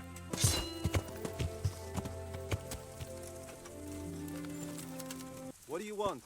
I've got a lot on my hands here. God be with you. Could you help me? Depends what you want, doesn't it? I'm looking for Ginger, a stable boy from Neuhof. They say he ran away and joined up with some charcoal burners he used to hang around with sometimes. Sorry, there's never been a lad called Ginger around here. You have to try somewhere else. A murder's been committed at Neuhof, and that boy likely knows who did it. It's vital I find him. There's been murder aplenty in these parts of late, but that Ginger lad really hasn't been here. There'll be a lot less murdering going on once I bring those bastards to justice, so how about helping me out? Calm down, lad. For the love of God. There's been no one like the boy you want round here. But then again, there are other charcoal burners. Try them. You might want to hurry. You're not the first to be asking about him, and the others weren't exactly a noble-looking bunch, although they were generous with their silver. They didn't happen to say what they wanted him for? No, but they definitely didn't look like they wanted to invite him to a feast. Do you have any idea where else he could have gone? You said he was friends with the charcoal burners? Well, you'll definitely find some in the forest between Neuhof and Uzhitz. There's good spots around there. But that forest is huge. I could spend weeks searching. Then follow the river. That's how you found us, isn't it? Where there's charcoal burners, there's always water nearby. All right, I'll go and ask somewhere else.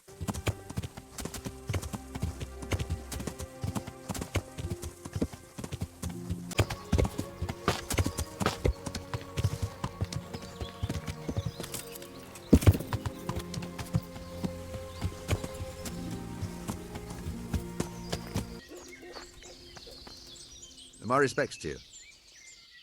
I'm looking for Ginger from Neuhof. Do you know anything about him? I know him. What do you want of him? There's a few questions I need to ask him. Well, you'll have to go somewhere else to find him. He doesn't come here much.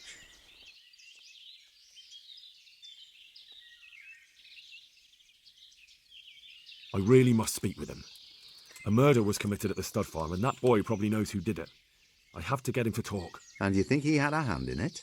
Hard to say. He ran away, but on the other hand, it seems he stabbed one of the attackers.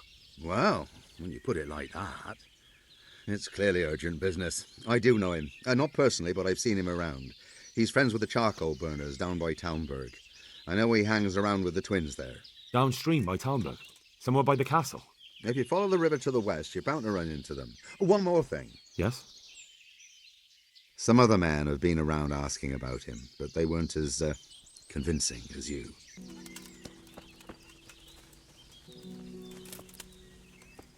Greetings, my good man. May I ask you a question? Ask first, then I'll ask you something. Really? Good then. We're looking for Ginger, a stable boy at a nearby stud farm. Have you seen him anywhere? I was just about to ask you two the same thing. I'm looking for him too. Then it's a pity neither of us has found him yet. Thank heavens I've found you, though. I imagine you two might be able to tell me something about Neuhoff. I see. Well, we can give you a little demonstration of what happened there. I'll slaughter you!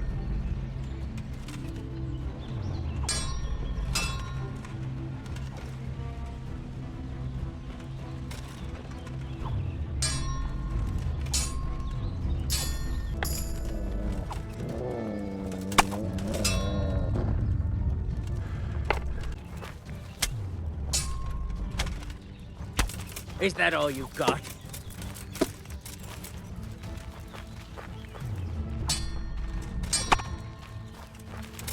You call that combat?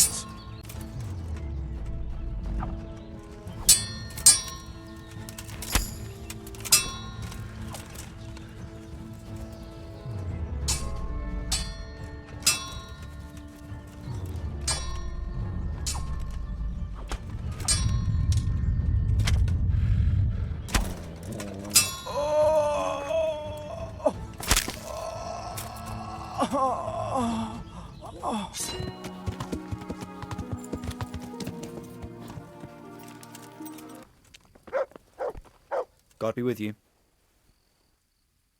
Where are you hiding Ginger? How did you... What the hell are you talking about? Don't try that one on me. I know he's friends with a pair of twins from here.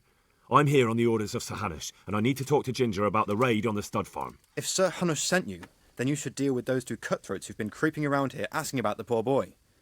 Once you take care of them, we won't have to hide him anymore. I dealt with that pair. I happened to run into them and, well, it didn't end well for them. Really? And I suppose I have to take your word for it. If you want proof, I can take you to them. Maybe I should have brought you their heads. I'll take your word for it.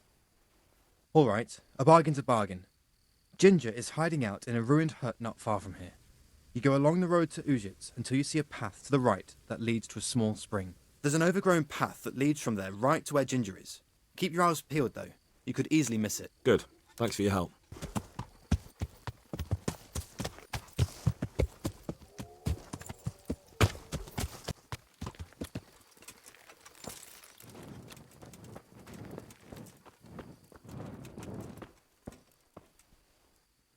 Jesus, you've led me a merry dance. What do you want from me? I want to ask you a couple of questions. Why did you run off like that? Where are your cronies? And why did you kill that bandit? What? Right, one thing at a time. Why did you run off in such a hurry? Because I was afraid they'd come back and kill me. Who? Those bandits, of course. To get revenge on you for killing their mate? Killing? Me? I never killed anyone. God is my witness. I'm looking for your friends. Where are they? The charcoal burners? They're over at the... To hell with the charcoal burners. Where are your bandit mates? They're not my mates. They nearly killed me. I recognized one of them, so I thought they'd come back and... Recognized? Who was it? Talk! I don't know his name, only that he's from Ujits and he has a limp. What can you tell me about him? How do you know him? I saw him a few times in the tavern in Ujits, playing dice and boozing. And? I know he lives in a house on the edge of the village, but that's all I know. I never talked to him. And now tell me exactly what happened. And don't leave anything out. That's quite a long story. Don't worry, I won't get bored. All right. I woke up in the middle of the night because I needed to go for a piss. So I went out into the dark, same as usual, only there was something there that shouldn't have been. At first I thought it was just a trick of the light, but it wasn't. Then it was too late. They went past and I thought they must be horse thieves. I would have yelled, only I was afraid they'd kill me. So I waited until they were out of sight and I started to sneak away, but then... Then the slaughtering started? Yes. I thought they'd steal the horses and ride off. That would be bad enough, but then all the killing started and flames everywhere. It was terrible, like hell itself. And then? It seemed some of them didn't like it either. They started squabbling among themselves, and some of them started running back where they came from, right towards me. And I had that thing in my hand, the hoof pick. So you stabbed the first one in the belly? No. He ran right into me. He was running fast for a fellow with a limp. He pushed me aside and I fell on the ground. Then he told me I'd better lie low if I valued my life. And he ran off with the others. I did what he said and hid. Then the rest of the gang ran past. And then? Then I waited in case that limping one from Ujits came back. I didn't dare come out until I was sure. I think it was almost light. Do you know what they argued about? I didn't hear everything, but I reckon some of them were only there to steal and wanted no part in the killing. What about the others? Was there anything you noticed about them? I don't know. There might have been maybe 8 of them, and 2 of them were really big. That's all I can remember. That sounds terrible. I know exactly how you feel. If only I yelled. Maybe they... If you had, you'd most likely be dead. It probably wouldn't have done any good anyway. But still. There was nothing you could do. That's all. Why did you kill that bandit? What? Bandit? I never killed anyone. This is yours, isn't it? I pulled it from the belly of a dead bandit near the stud farm. That is mine, but I didn't stab him. That fellow took it from me. I only recognized one of them. A fellow from Ujits with a limp. He lives in a house on the edge of the village, but he's in the tavern there whenever he has the coin. What else do you know? Nothing. That's all. I've heard everything I need to hear, so I'll leave you be. Wait! What about me? Won't you help me out? Perhaps I could. What would you like? I'd like to go back to the stud farm, but those cutthroats who want to kill me are still around. Will you help me? They're out of the way. I ran into them on my travels. Really? That's great, but... What? I'm afraid to go back to the farm. I ran away, and God knows what they'll think about it all. I don't know if they'll even want to talk to me. I could go and ask them if it's important to you. Would you? You'll definitely have their respect, the way you took care of those cutthroats. Good day to you. I talked to Ginger and found out what happened. Out with it, then. Ginger fled because he recognized one of the raiders. He was afraid they'd come back to silence him. Well, he was right. They were asking about him. So who did he recognize? He didn't know his name. Some fellow with a limp from Ujits. All right. Since you've gone this far, you may as well ask around in Ujits. We've enough to do here in these parts anyway. Sir Radzik will tell you about it. He said to send you to him if you haven't already been. Greetings. What business have you? My lord, I managed to find a clue to the whereabouts of the bandits. Excellent. Bernard already told me what's been happening, but I'd like to hear it straight from the horse's mouth. The whole story, or just the gist of it, sir? It's up to you what you consider important. One of the Neuhoff stable boys, a lad they called Ginger, fled from there and hid out with some charcoal burners. I have to say, there's a lot of them around. I never thought how many forges and ironworks they have to supply. That's true, but keep to the point. Oh, yes, sir. I had quite a job finding him. He was well hidden and with good reason. The bandits wanted to kill him because he recognised one of them. Did he tell you what happened? He said it wasn't one gang, but 2. And one of them took fright when the slaughter started. Seems they were only interested in loot, so they quarrelled with the other lot. Then it came to a skirmish in the woods and one of them was killed. And the rest of them scattered. And did you find out where they went? All I know is one of them is from Ujits. I know enough about him to be able to track him down. All right, but those cutthroats must know who he is too, right? And if they want to get revenge on him or silence him, you'd better hope they don't get to him before you. So drop everything and get on his trail.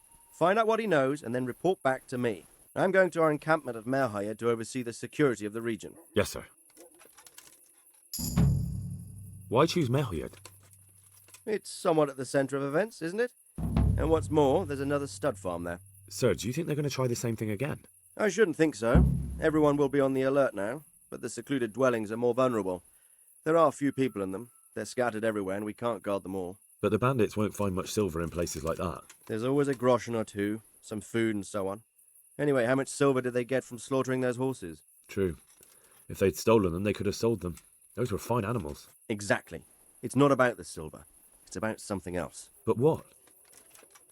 Creating fear. Such great terror that you won't even squeak when they come to cut your throat. Never mind raise your hand against them. Fear that will root you to the spot, staring like a rabbit entranced by a stoat, waiting for the death blow to fall. Helpless to do anything about it. Good day to you. What do you need? I found Ginger. He begged me to ask if he can return, man. Why should I take him back? It might be his fault I had to bury my husband. What? Why else would he flee but guilt? The men said they didn't see him in bed. He didn't have a clean conscience because he gave those murderers a signal. That's not true. He fled because one of the attackers recognised him and Ginger was afraid he'd come back and kill him. Those are just excuses. He wouldn't dare come back. But they came back the very same day. If he hadn't run, they'd have killed him and everyone else. But why would they do that? Why not? They'd already murdered several people. Why not a few more? And now I'm supposed to take him back? What if they come back for him and kill one of my daughters in the process? The cutthroats who were after him have been taken care of. And the rest have no reason to return here. And what about for revenge? I can't take him back. There's no need to fear vengeance. The bandits who were looking for Ginger are in hell, and no one else knows about him. But what if they find out somehow? The only way they could find out would be a holy vision. Anyway, I reckon they'll have more pressing concerns than coming back here. Well, all right. Let him come back. But he'd better not do anything like that again. You can return home. It was hard work to convince them, so please don't get into trouble when you go back. Thank you. I'd like to give you something, but I've got nothing, except if you're ever travelling by way of Neuhof, stop by and I'll show you something with the horses. Henry, I'm so glad to see you. So, how have you been? I can't stop thinking about Skalitz. Hey, I know. lad. Don't you was want a hell. little wager on the Rat-Aid tourney? But life has to go on. Why not clear your head and try to forget about it? At least for now. What do you mean? Do you feel like a walk? That's not a bad idea. And where would you care to go? What if we took a stroll along the river? Why not? That sounds lovely. Shall we go? Let's go. That was a good idea, to go for a walk. Not that I don't like the mill, but you get tired of it. So I'm glad you took me out. I'd love to see the markets in Prague one day. Have you ever been to Prague? No, I haven't. I have been in Kuttenberg, but Prague must be much bigger. I've heard it's pretty smelly, though. Yeah, so many people in one place. So many assholes. That's disgusting. I'd love to listen to that young preacher, Jan Hus. They say he preaches in the common tongue. Everyone's talking about it. I bet he's just handsome. That's why the women dote on him. You're a right one. A preacher doesn't need good looks for people to listen to him. And what about that fine fellow at St. James? I know full well why all the girls have started going to confession, and you have too, so don't give me any of that. You scoundrel. Well, all right. I admit I find him handsome. But that doesn't make me a bad Christian. I'd never dare to suggest such a thing. Tell you what. Let's not dawdle. Last one is a slimy slug.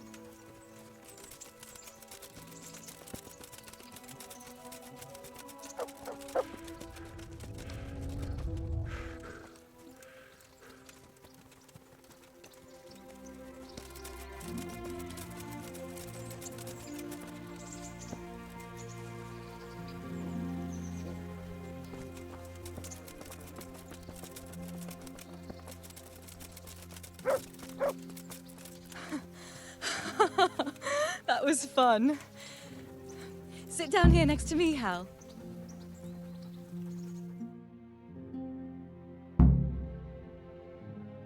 And what about you? I heard you're helping Sir Radzig. Sir Radzig has me running a few errands. I have to say, he always treats me well, and I make a wage. So you've had your turn of luck. What's it like serving nobility? Oh, it's endless luxury, money, banquets, games stuffed with other games. A chicken stuffed with a frog? Yeah, and that's nothing compared to a frog stuffed with a chicken. A goat stuffed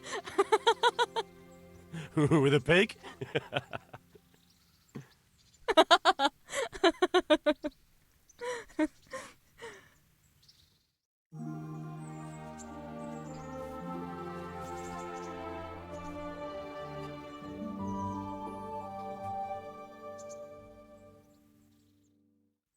Now then. Oh, Henry, what am I going to do with you? Wandering the land, turning innocent girls' heads.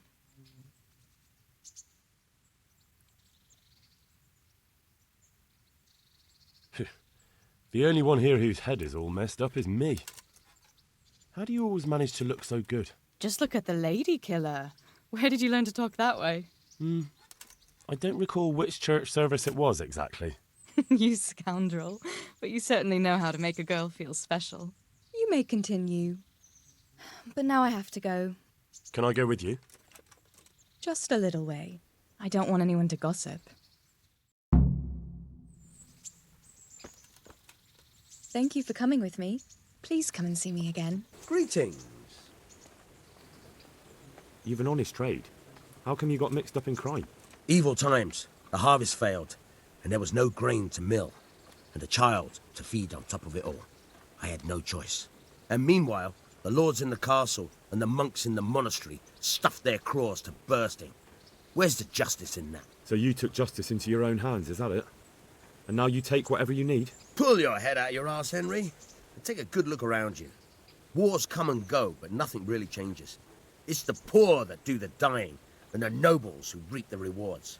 We have to survive somehow, so why concern ourselves with morals? You told me you'd teach me something useful. Aye, and I keep my word. How you doing? Good. No one's trying to cut my throat, and I've got a proper roof over my head again. I'm glad it worked out for you. Sometimes, when I go to the courtyard at night and there's a sudden movement or sound, it makes me jump, but it's just a memory. I want to learn to read. Who should I go and see? There's a retired scribe in Ujits. He could teach you.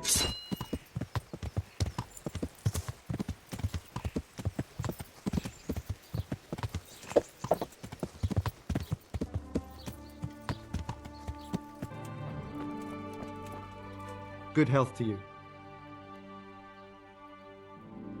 I'd like to learn to read. You? You don't look like the makings of a priest or clerk. But why not? I've taught all sorts. Bear in mind, it won't be all that easy. You'll need plenty of time and a few groschen for my trouble. All right. I don't want to waste time. We can get started. The sooner I master it, the better. Very well.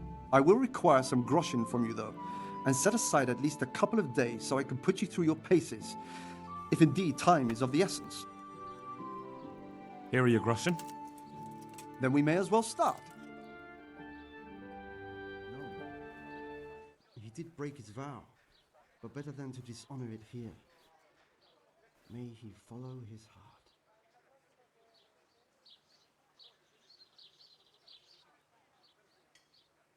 Wake up, lad. It's time we were getting on. So, let's see you read a bit. There's a book here on the table. Try to read it. Will I manage? You ought to be able to. It's a simple text. Come back once you've worked your way through it.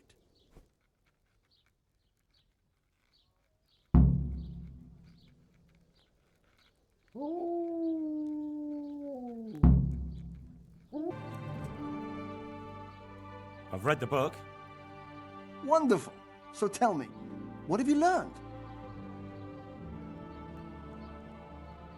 That being greedy doesn't pay. Excellent. You're one of my most talented pupils. You've uncovered the meaning hidden in the letters. Like I told you, books are valuable, and the words that you place in them ought to be no less so. Does that mean that I can read then? Yes, you have the foundation. Remember, my boy, the pen is mightier than the sword. To fully learn your way around words will take a lot more reading yet. Now we'll move on to the second lesson, which will be much harder. Many books are written in Latin, the language of erudite and religious men. If you really want to be able to read, there's no getting away from Latin. There's a book on the table with some text. Read it and then come back. You need not understand it, but you should master the letters. I only just managed the fable about the goose, and now you're asking me to tackle Latin. You're a clever lad. You'll manage.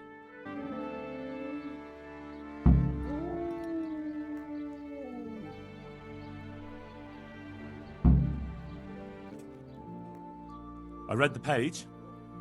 So tell me, Distupule, what's written there?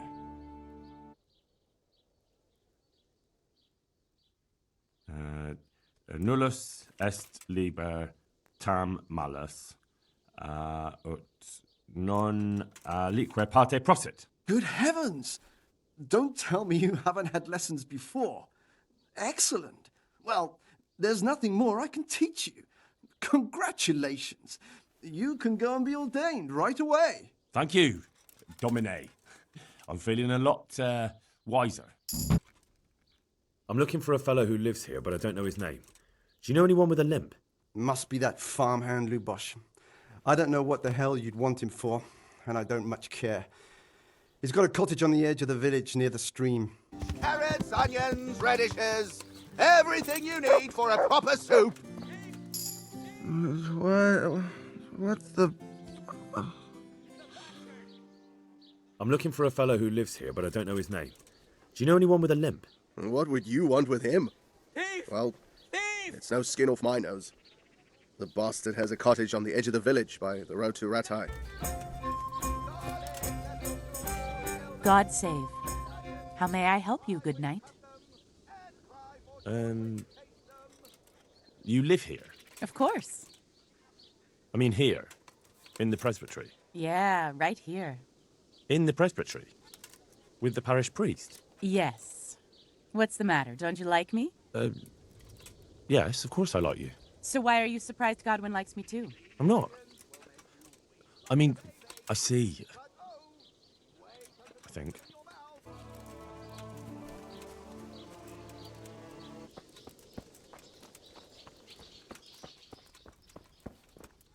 God be with you. Do you need anything? I'm looking for a fellow who lives here, but I don't know his name. Do you know anyone with a limp? Aye, he lives here all right. The devil take him. In a cottage at the end of the village by the road to Neuhof.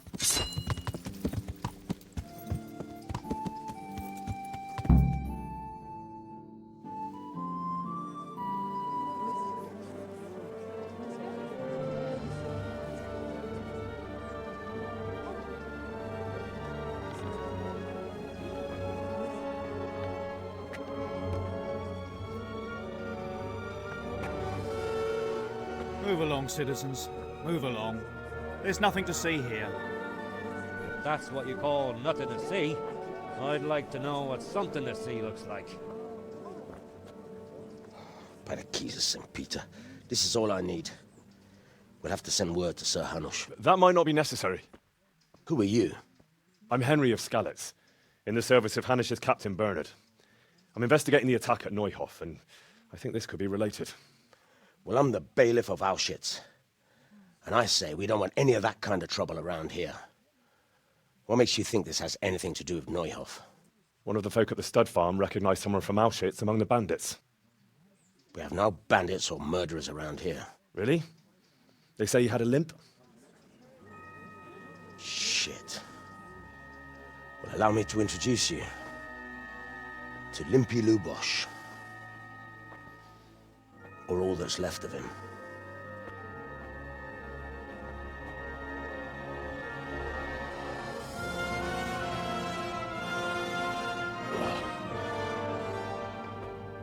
Sakra. Nothing's ever easy. I'll have to take a look around and ask a few more questions, if that's all right with you. You can take this mess off my hands and welcome to it. As for what else there is to find out, I don't know. But look and ask all you like.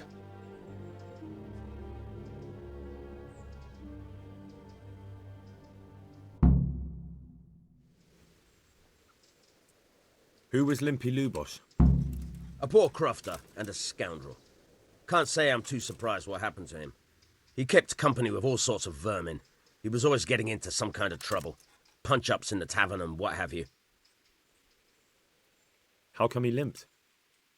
He got that from some villainy or brawl a long time ago. Has he been up to anything suspicious lately? I don't know. The last few days he didn't go anywhere. He was home the whole time. But he always kept everyone in the village at arm's length. Did he have any kith or kin in the village? None. A loner he was. I don't know the last time I saw him with anyone. Do you happen to know where he was on the night of the Neuhof raid? I've no idea. He kept his distance from other folk, so you never knew if he was away or holed up at home. When did you find the body? And did anyone see anything? Just now, and nobody saw or heard anything. I don't know how they could gut him like that without someone hearing him scream. The parish priest here in Ujits, he's a peculiar sort of cleric. I noticed he's quite handy with a sword. He is indeed. He's as hard as nails. More than once he's intervened in a brawl in the tavern and sat everyone on their asses. He's not to be taken lightly. I doubt he acquired those skills at the seminary. You know how it goes. The nobles send their youngest sons to study for the priesthood, and our parish priest has blue blood in him. He probably learnt to fight at home before he went to university. That's how it goes with those aristocrats. But I heard something happened and he was roving the world for a while. I don't know what he got up to, though. I hope I can be of help to you, Knight. I've come in the name of Sir Hanush of Lipa. I'm investigating the massacre in Neuhof, and now a murder here as well. Can I ask you a few questions? Of course. Ask away. That man Lubosh who was murdered, what was he like? He was a drunk. He was always looking for a fight. Nobody liked him much. But I wouldn't wish an end like that on anyone. He was a drunkard and a beast. And lazy, too. Idle hands are the devil's tools. You could see at first glance he was no good. I kept well out of his way. I didn't really know him. He kept to himself, even in the tavern. He was a strange one. Always drinking, bad-tempered. Lord knows how he made a living. Well, maybe now I've got an idea or two. Have you noticed anything suspicious recently? Well, now I think of it, I hadn't seen him around for a while. No idea where he was skulking. The only thing seemed suspicious was how a rogue like him suddenly started going to church. Now I see why, of course. There wasn't sight or sound of him for a long time. And then yesterday, he turned up at the church and even talked to the parish priest. I never saw him do that before. Probably had a bad conscience. Well, come to think of it, he was in church yesterday. He was even talking to the priest and went to confession. I was wondering what he was up to take to the faith all of a sudden. But I suppose no sin's too dark for God's mercy. I didn't see much of him lately, not even in the tavern. Not till yesterday in church, as it happens. Do you know what Lubosh was doing the day Neuhof was raided? Not a clue. What do I care about that scoundrel? I was glad he stayed out of my way. I don't think he was home. I didn't see him all day. I was coming from the tavern very late that night, and I caught a glimpse of someone entering the village. He looked like he was in a hurry. It was only a shadow against the sky, but after what happened, I wouldn't wonder. I don't think he was home at all. Wait, are you saying he... Jesus. Do you know anyone Lubosh used to spend time with? Relatives or friends? He was a loner. He didn't even have any mates in the tavern. He was always a loner. Except lately he started talking to the parish priest of all people. As far as I know, he had nobody at all in this world. Not with anyone from the village. He used to sit in the tavern next to us sometimes, but he never said much. I really don't know. As far as I know, he had no kin. I never saw him with anyone. That's all. Thank you.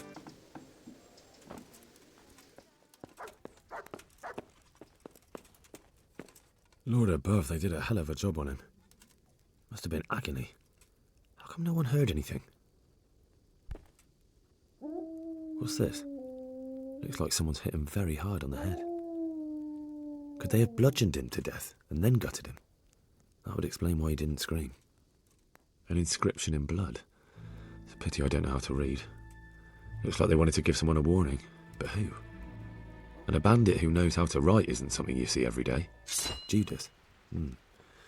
Looks like this is meant to be a warning. But for who? And why? Maybe the gang had a falling out. But a bandit who knows how to write isn't something you see every day. Armour? Well, it seems Lubosh wasn't your everyday crofter. And judging by the bloodstains, it looks like he lived the way he died. A sword? What the hell does an Ujit's crofter need a weapon for? And where did he get it? I found a sword hidden at his place. A sword? Hell, it looks like you were right. What would the likes of him want a sword for except some devilry? I found armour in his house, covered in blood. God preserve us. Everyone knows he was a violent oaf, but I never thought he'd stoop to murder. At least he never did that here.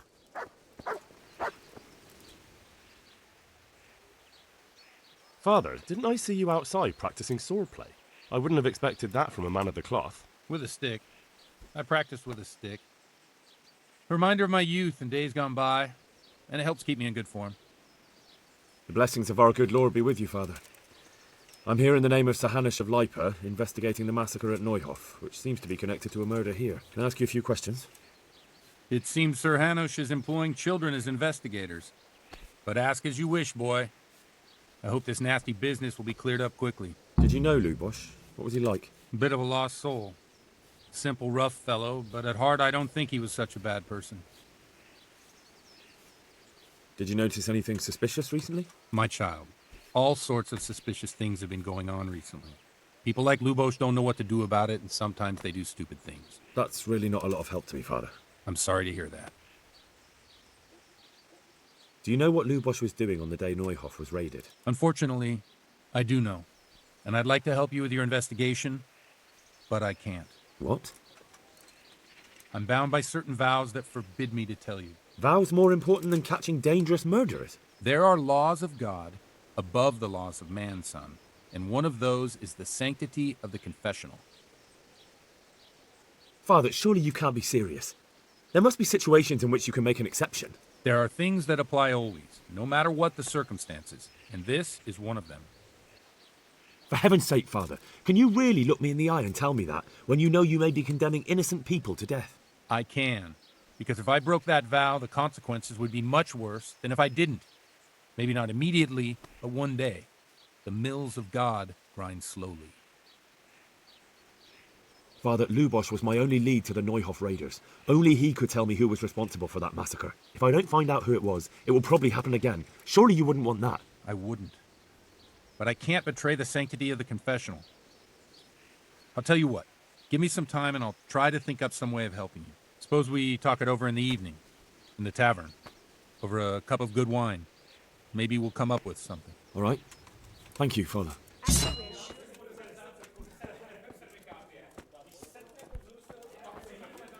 A tankard of ale for me. I'll bring it right away. I'm sorry I can't tell you everything. But maybe we can work something out. But first I'd like to hear something about you, my son. With whom do I have the honor? Where are you from? My pleasure. I'm from Skalitz. Oh. I'm sorry. Here. What about your kin? They're dead. Well, I'm sorry to hear that. Here. Here. We'll drink to them. It must have been terrible. It was terrible. There. It Satisfied? seemed so pointless. We had no warning. They just appeared and began the slaughter. God knows why. They killed anyone who didn't make it to the shelter of the castle. My parents, my girl, even the Deutsch who was on Sigismund's side. I didn't make it to the castle. I wanted to try and help my parents, but there was nothing I could do. Then I fled to Talmberg with the Cumans on my heels. They almost killed me. They slaughtered people in the surrounding villages. There was a pile of bodies in front of the church in Rovno. Folk who tried to take refuge there, but they... My poor child. May God grant them eternal rest. And how did you come to get this assignment? I'd have expected Sir Hanush to send that old grouch, Bernard. He did, but I found a witness and the trail led here to Ujit, so he sent me here to follow it up. Ah, well, congratulations. It's nice to see someone using their head to find things out instead of torture. We'll have to drink to that. Now the most important thing. What actually happened at Noel? The good folks hereabout are saying all kinds of terrible things, but I take most of it with a pinch of salt. The rumours aren't exaggerated this time, unfortunately. The Neuhoff stud farm was raided by bandits, but they didn't come to pillage or even take the horses. They only wanted to kill. They maimed the horses and slaughtered some people. I'm sure they would have killed more, but the bandits quarrelled among themselves and broke off the attack. And judging by what's left of our Lubosh, they're still settling accounts. I see it's every bit as bad as people claimed. Dreadful. Well then, here's to those poor souls who had to die so pointlessly and so terribly. I've told you all about me. Now it's your turn, Father.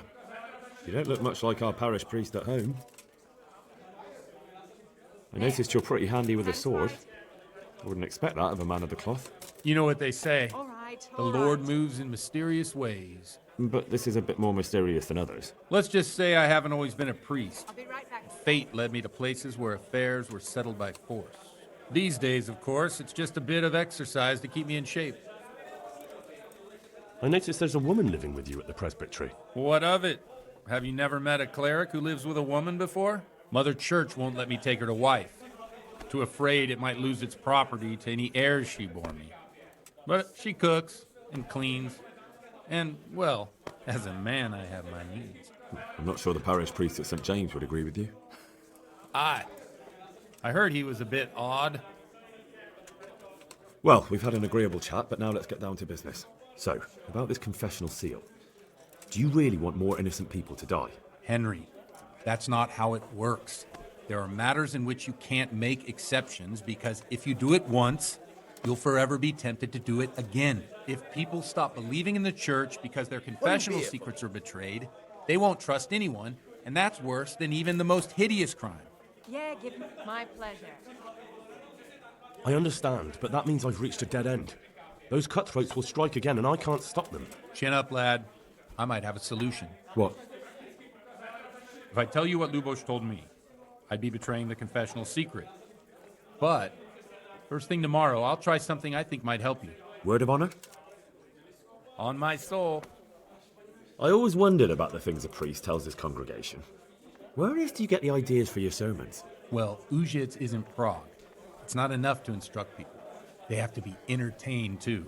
If I only read from the Bible, I'd soon be preaching to an empty church. Our priest wasn't exactly a bard. So what do you preach to your flock about? It has to be something topical. Condemning vices. And, of course, describing them in detail. A tongue-lashing about the two popes goes down well these days. Got it for you right. And stories from real life, with a nice moral to them, are popular as well. Especially if they're about fornication and similar scandalous vices. Can you give me an example?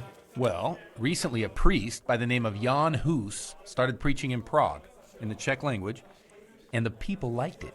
I hear he always has a full house. A journeyman who heard him told me what Hus is preaching, and I like the sound of it. I'm thinking about putting it in my own repertoire. What's so amazing about it? The preaching of Master Jan Hus about Mother Church. The lamentable wealth in which the church is drowning has turned to poison.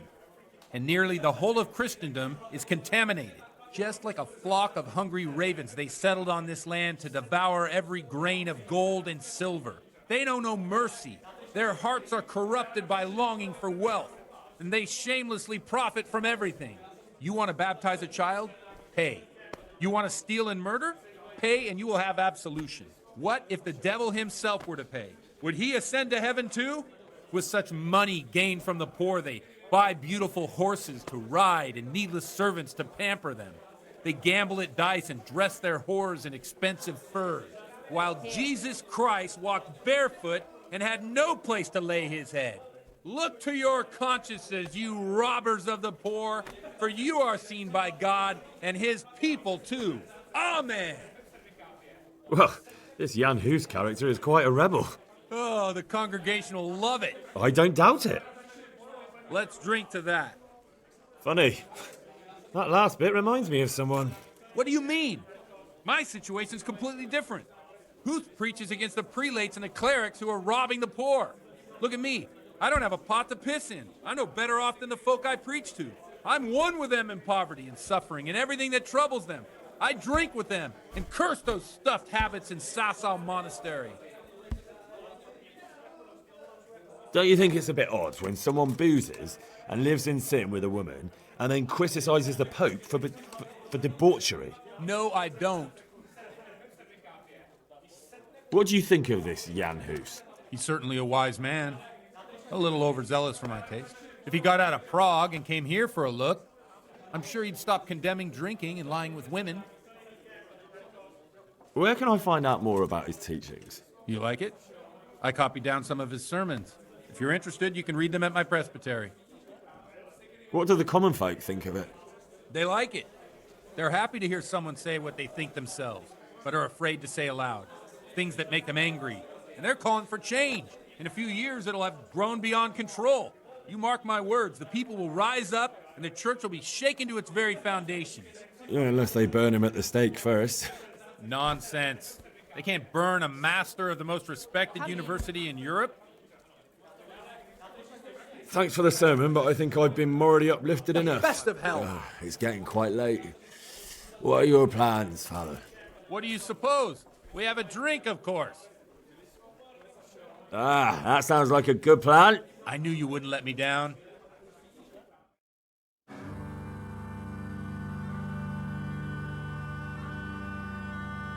Przyszła bida mora lat, to nie ustoi żadnej chlap. Na kraj panuje sej smutek, do dnielno i rano utek, jaki w małżeński majsat, do wczorajszym staje brak. Už sej mojí svatý muži, nechtěl bych bejt v jejich kůži. Nám je to jedno a tak si dáme jedno a požadem si huby jako poslední den. Buďme s vámi, ano rád s vámi a tak vypal sudy a posaď se mi sem. Tak posaď se sem a vypal je ven. Ukaž kozy jako vozy, zítra jen tu jsou nejdem, tak nalej mi hned, ať točí se svět. Enough of this! Bailiff! Come on over here, sit down and have a drink with us. Don't vex me again, Father. It's 3 hours past dusk, and curfew is long gone. So what? So, I'll have you all whipped and put in the stocks, and I'll write a letter to the bishop about you, priest. Well, nothing to worry about then. Everyone knows the only one around here who can write is me. Enough! Men, throw them out. Oh, come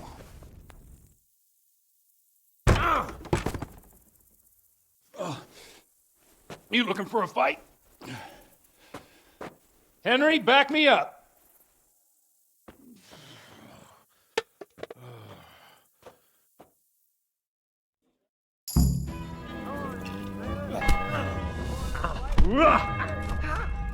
Oh, bring it. Yeah!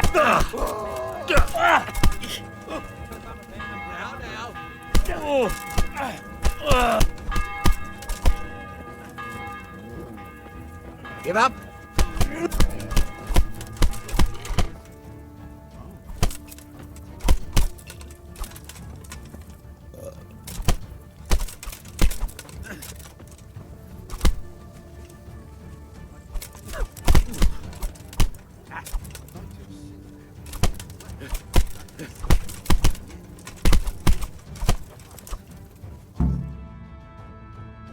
So, my dear, wouldn't you like to have a little ring on the bell? No sooner said than done. I'd love to. And Henry, too, I'm sure. Right, Henry? Stop that nonsense, Godwin. Are you out of your mind? What will people say? They can say what they like. What do I care? What do they do to me? Watch the step, my dear. Careful, you don't...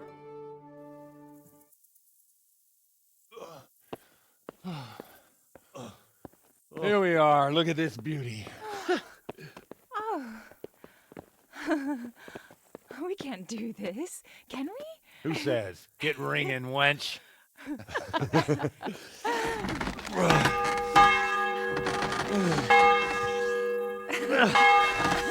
This is wonderful.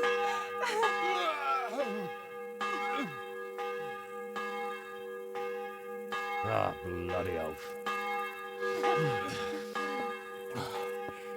And now, my dears, comes the climax of the evening.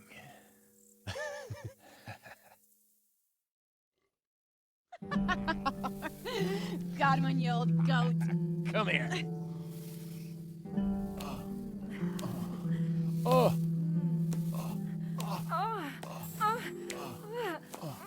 The priest has mounted up.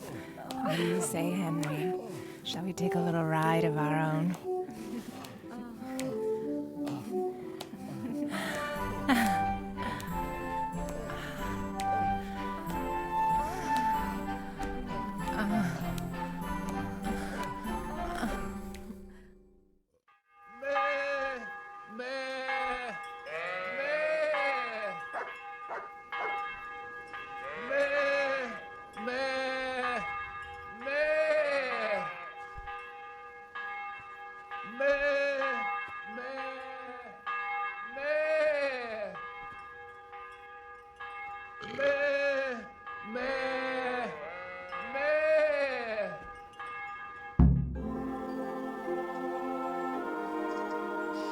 Well, I have to say that was a fine evening.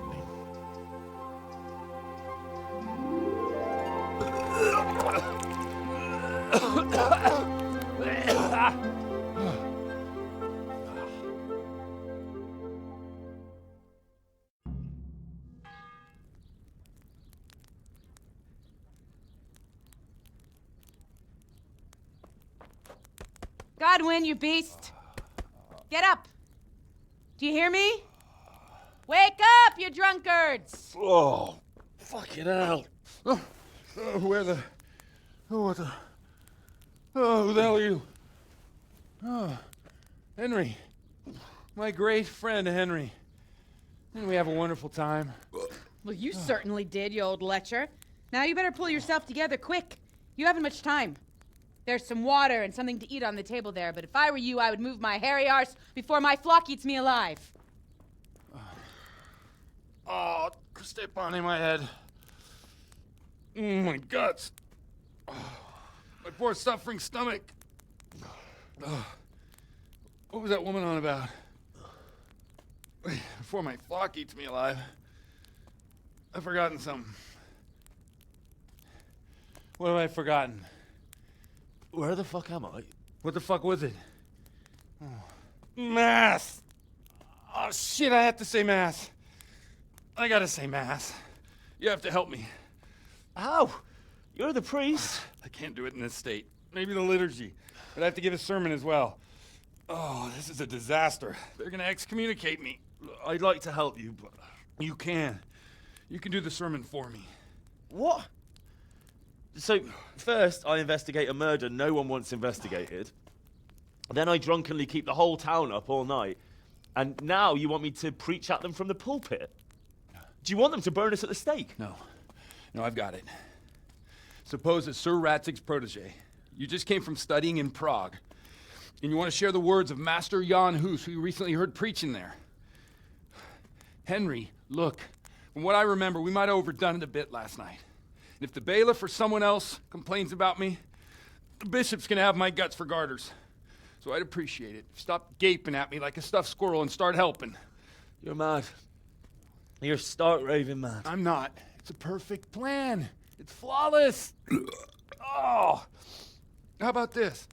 If you help me with this, I'll tell you who Lubosh's cronies are.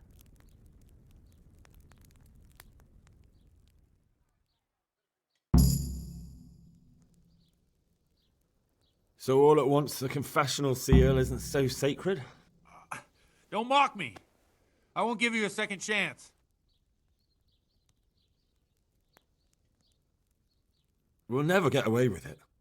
Not if you make a hash of it. Well, all right. But I can't make any promises about what'll happen. No, neither can I. What do you want me to do exactly? I'll go and start the liturgy. Then I'll introduce you.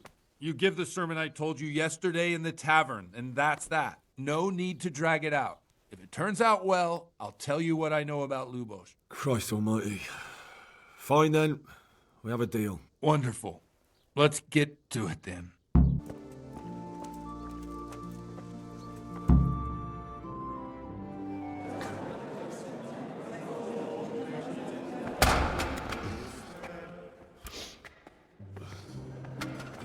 I thought he'd never show up. The swill pot. Look at him. He can hardly walk after his capers last night. You were with them, you beast. Just you wait. Look at him. Mother of God, any minute now he'll throw up.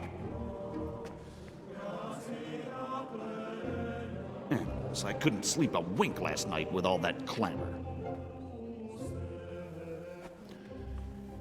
In nomine Patris, et Filii, et Spiritus Sancti. Amen. Accepit panem in sanctas at venerabiles a manus suas.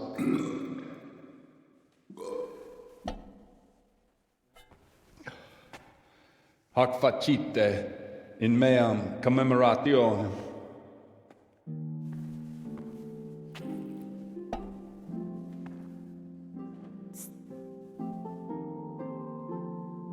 Brothers and sisters, you may have had the honor of meeting Henry from Skalitz, who is here at the behest of Sir Hanush to investigate that heinous crime at Neuhof. You might not know that Henry recently visited Prague, where, by the grace of God, was able to hear Master Jan Hus from the esteemed Charles University preaching. I've managed to persuade Henry to stand here today in my stead and tell us what he heard. Because, as you all probably know, Jan Hus is a very popular preacher in Prague. So, Henry, you may begin. Now I'm curious which one of them will puke first.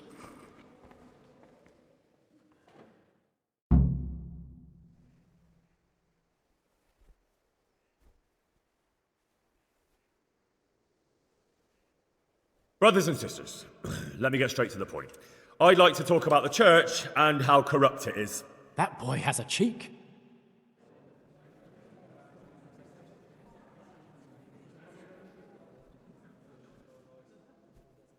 Creation has given to every man the power by which he might rule the whole world.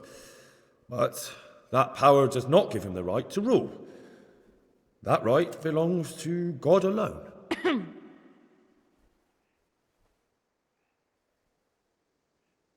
It is the corruption of God's pastors here on earth that has brought misfortune on our heads. Plague, enemies, injustice, hunger and chaos, failed harvests, fires, floods and other catastrophes. The accursed wealth that the church is drowning in is poisoning almost the whole of Christendom. When dogs are fighting over a bone, take the bone and they will stop. Just like the flock of ravens that has descended on this land to peck up every speck of gold and silver. They show no mercy. Their hearts are poisoned by covetousness. They trade everything. Everything is for sale. You want to baptize a child? Pay. You want to steal and murder? Pay, and you will have absolution.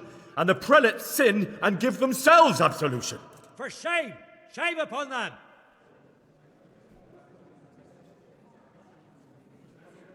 It is the custom of the gluttonous prelates and monks to preach against sin. But what do they know of us ordinary folk? Let us remember the marriage at Cana, where our Lord Jesus Christ himself feasted with the other guests and drank his fill. And when the wine was gone, he performed a miracle and created more. He, whose companions were poor travellers, simple folk, prostitutes and troublemakers, performed a miracle so the feast could continue. Now that's the kind of sermon I like to hear. No, brothers and sisters. Jesus did not condemn alcohol. Drink to lighten the cross you bear in this vale of tears, but not with such abandon that you cannot keep holy the Sabbath. For there should be moderation in all things, and it is not drinking itself that is sinful, but intemperance and beastly indulgence. He's right. Enough about sin, which the prelates are so fond of preaching about, and whose absolution they promise if you pay enough coin to Mother Church. What if the devil himself were to pay? Will the bishops tell us he too would ascend to heaven? And what about those bishops? They sin without remorse, and with the money grasped from the poor for indulgences, they keep fine horses and hordes of servants to pamper them. They play dice and garb their mistresses in expensive furs, while Christ, the Lamb of God, walked barefoot and had nowhere to lay his head. Look to your consciences, you robbers of the poor, for you are seen by God and his people too. Down with the prelates. Away with them. We're fortunate to have our good father Godwin. At least he's a fair and simple man. God sees what is happening on earth, and he is filled with righteous wrath that those who should seek the salvation of souls instead seek mammon and the idle comfort of lucrative posts. Blessed are the shepherds who share the poverty of their flock, who are as one with you and bear with you the burden of this earthly pilgrimage, who do not condemn your venial sins. Aye, all honour to Godwin. Let him drink like one of us. That is all I heard in Prague. Amen.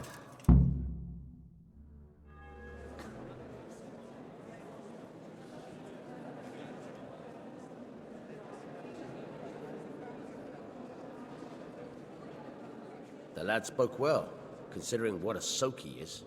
He's right, that was. The young man shouldn't drink so much, but the Lord's given him a I'm silver glad he tongue. came here. I don't suppose I'll ever get to Prague, and he told it nicely.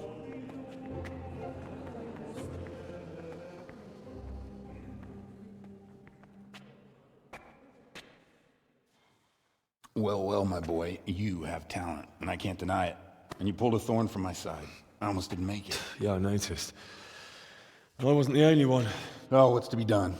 I'll make it up somehow. So, about our bargain. Although it's a sin. So gluttony and fornication. God does forgive a penitent. So, what did Limpy Lubosh tell you? Was he at Neuhof that day? Who was with him? And where are they now? Now, slow down. I'm sorry, but he didn't tell me that much. Don't let me down after all I've been through. For you? Well, now Lubosh came to me shortly after it happened. His conscience was gnawing at him. And I must say, in the end, he turned out to be a better man than he looked. He said they'd been hired through some crony of theirs. And at first they were just to steal some horses. But then it all turned sour and people started getting killed. And neither he nor his cronies wanted anything to do with that. So they fell out from the gang and fled. Fell out? Yeah, there was a body found in the woods by Neuhof. That would explain something. Lubosh kept jabbering that he wasn't a murderer, that he didn't want to do it.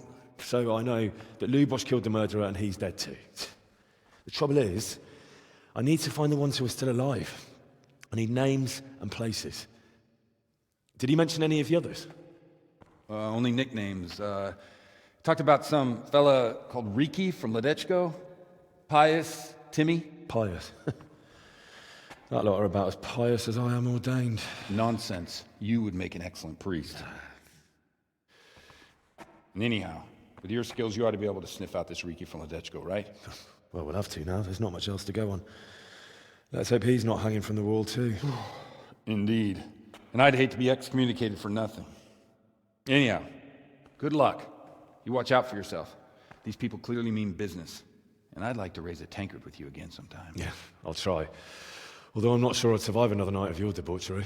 And if anyone should ask, you heard nothing from me. I'll deny everything. I don't doubt it.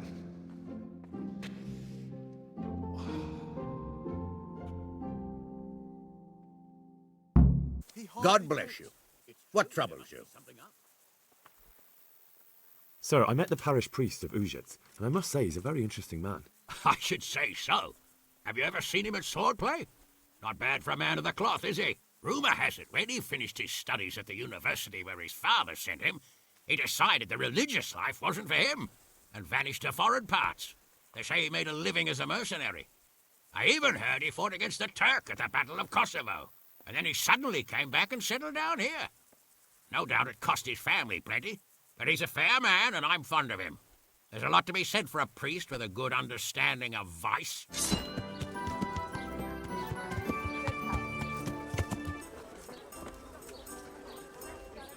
There's no end to this cleaning. So you know this Hinek. Can you tell me something about him? Not much, I confess. Most of the village folk avoid him like the plague. Why's that? No one with a nose likes spending too much time around tanners. and that Riki keeps bad company. I've never heard a good word said about him. What can you tell me about the old courier? He's as cantankerous as a hog in a thorn bush. He won't talk to anyone. Why do they call Hinek Riki anyway? He's a tanner, isn't he? If you're ever downwind of him, you'll understand. Tanning isn't a trade for the weak of stomach. True enough, but not every courier gets cursed with a name like that. Well, Hinnick's nature's no sweeter than his smell. Why has he got such a bad name? Well, like his old man, he doesn't talk much to anyone. And then he's always skulking off somewhere. I heard he got a taste of the pillory in Ratai for thieving, and in Neuhof he got boozed up in the alehouse with his cronies, and they beat up some merchants. So a bit more than high spirits? Just so. We're all honest folk here, and we've no use for the likes of him. Don't tell me there's not a single person who talks to him. He's been seen around with one of the bathhouse wenches. Adela, I believe she's called. Jesus Christ be praised. How may I serve you? So why don't people like him? The old tanner's not an easy man, but a son should never let his father down. Hinnick does nothing to help. He's always far too busy with his own affairs, though I wouldn't like to say what those are. And does no one at all talk to him? That harlot Adela hangs around with him, of course. Harlot? She works as a bathhouse wench. Same thing. God be with you. Do you need anything? I heard you've been seeing Hinek, the tanner's son. So what? Come to preach at me, have you? That I'm a loose woman, a sinner, that I seduce decent men? What? Show yourself. God, no, nothing like that. It's just that you're the only one in the village who sees Hinek, so I came to ask you about him. Aye, I've seen him often enough. I don't know what I could tell you about him. Where can I find Hinek? I haven't seen him in the village for a few days. He must have run off to the woods again. Does he do that often? From time to time. What the hell does he get up to there? I don't know. Look, Hinek's my friend, and I really need to know where he is and what he's doing. But I already told you I don't know where he's got to. So I suppose he just goes to the woods to pick mushrooms, does he? Mushrooms? No. More like hares or other game. So Hinek is a poacher? That's no surprise. Well, he was never much of one for an honest trade. Do you know exactly where he goes? Maybe he has some favourite spot he might have told you about? He said he has some hideout in the woods, but he didn't tell me where. When did you last see him? A few days ago. He came to me late in the evening, drunk. And that was unusual? I never saw him drink much. He always came to me sober. So he was acting strangely that evening? He was strange. I had the feeling he was afraid of something. He kept prattling on and didn't seem to care about you know what. So I threw him out and I haven't seen him since. Can you remember anything he said that evening? Oh, I'm not sure. He went on about some fellow called Lubosh who died. What? That he was regretting he ever got into it, but he never said what it was. And that it wasn't worth it for the money. Aye, and then he was talking about the money. That was very odd. What did he say about the money? Just that he had a pile of it hidden behind his house. I see. What did you say to that? What could I say? He was drunk. He kept saying I was a fine girl and other harlots wouldn't go with him even for money. And if I wanted, I could even take half the money and leave. Or he'd go with me and we could get married and such. Oh, just poppycock. Aye. Did you go there for a look? No, I've got better things to do. Obviously he made it up. Where would a layabout like him get so much coin? Yes, I understand. Did he tell you exactly where he hid it? He said he buried it at his father's small holding, in the western corner. All right, thank you.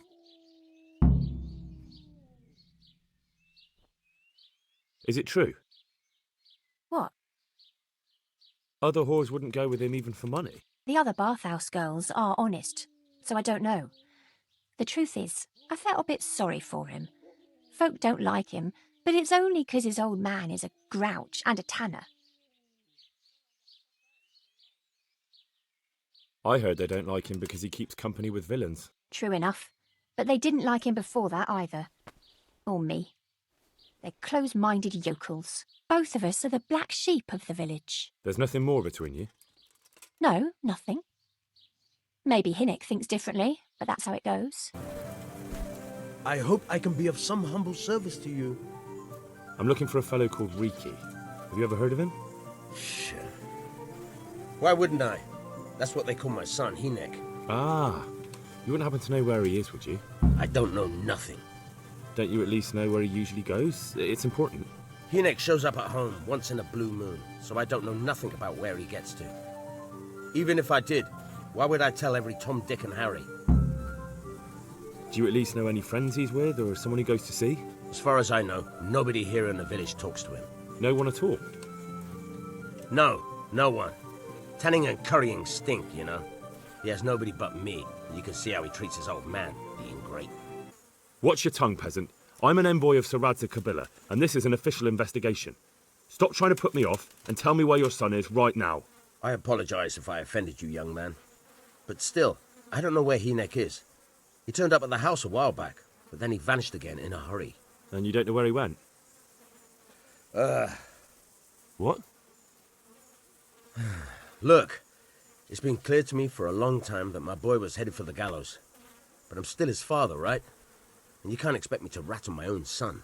If you value your son's life at all, you better pray I find him, because I'm not the only one looking for him. That's no surprise. But what of it? If you're here on behalf of Sir Radzik, there's nothing waiting for Hinek but the gibbet. It doesn't have to be that way.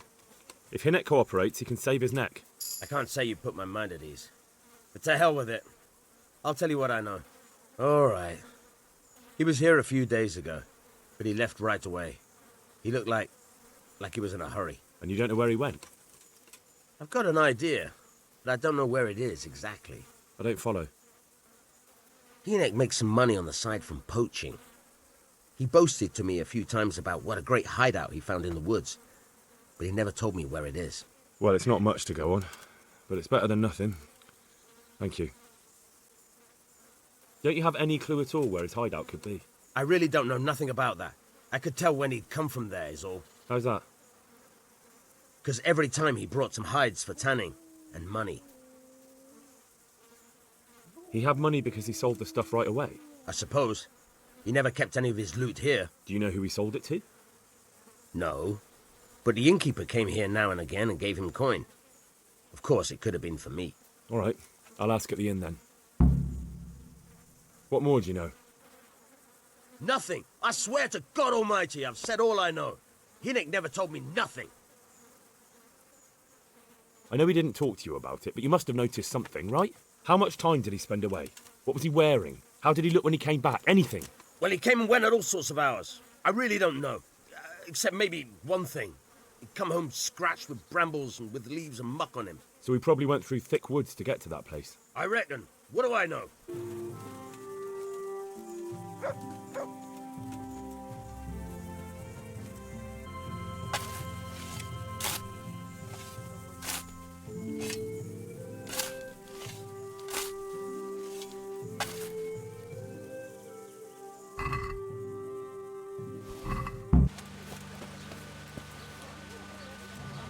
God be with you, good sir.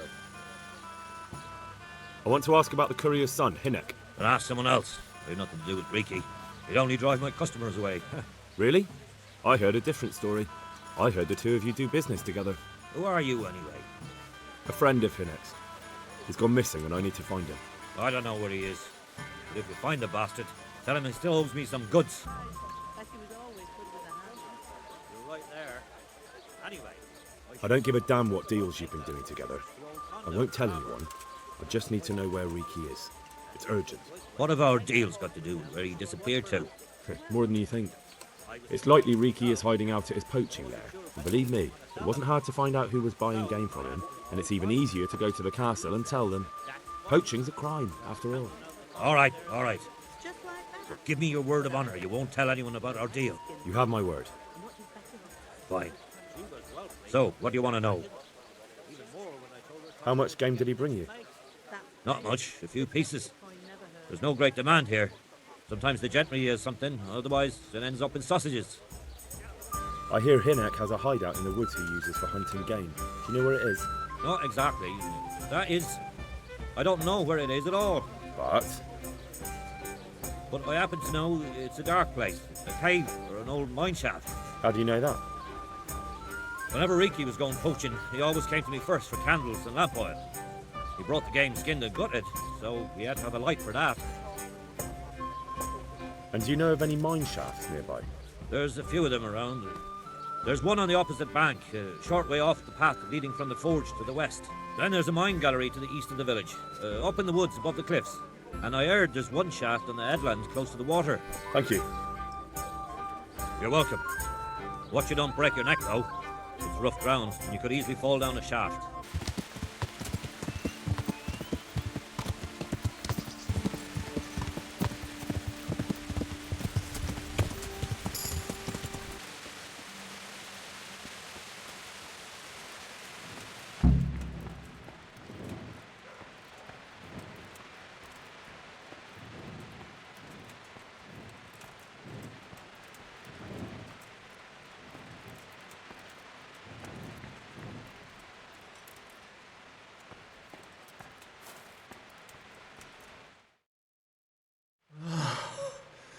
Mercy.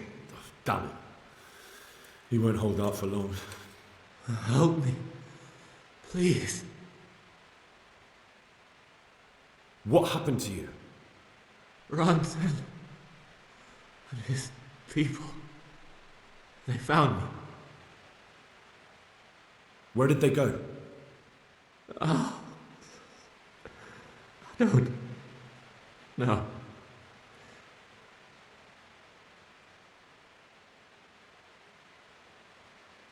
What happened at Neuhof?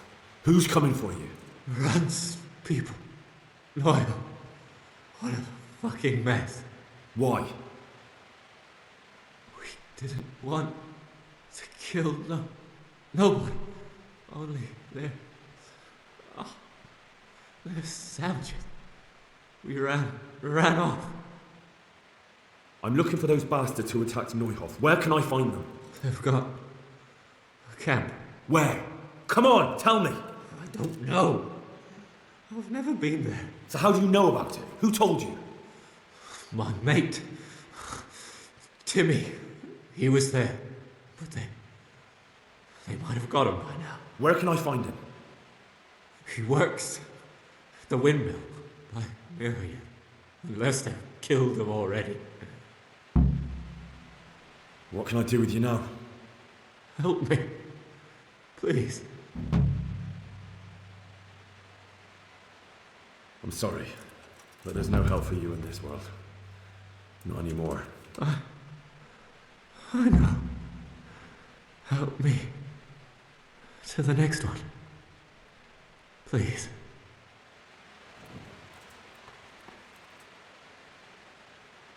Sick?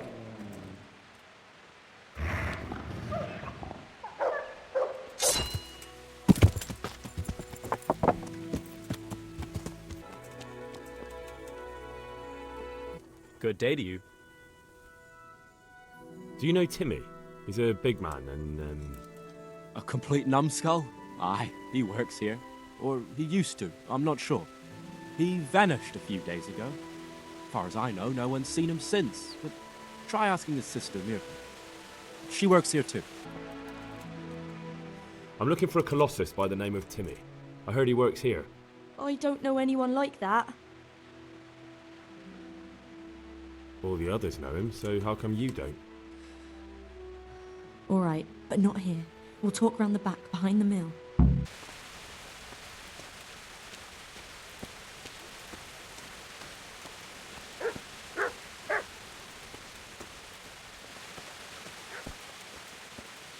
Here I am. So, why all the secrecy? What do you want from Timmy? Can you tell me where to find him? Promise me nothing will happen to him. Why do you care so much? He's my brother. He's not very smart, you see, and he's always getting led astray by his no-good friends. And now there's some right peculiar characters looking for him. Who are they? I don't know. But they look like cutthroats, and they said some strange things. But I didn't tell them anything. That's good. But sooner or later they'll find him anyway. Tell me where he is and I'll take care of him. He's hiding at the Kolben farm, over by Merhoyed.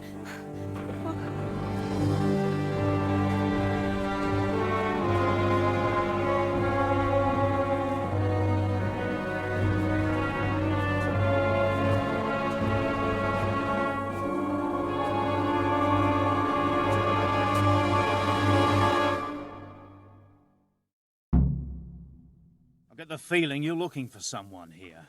I'm looking for someone too. Maybe we could help each other. And who are you looking for? A great big ox by the name of Timmy. That's interesting. I'm also looking for a big ox called Timmy. Well, what are the chances? Could it be the same fellow, I wonder? Now, if someone were to tell me where to find Timmy, I might offer that man a job. We could use a smart fellow like that at the camp.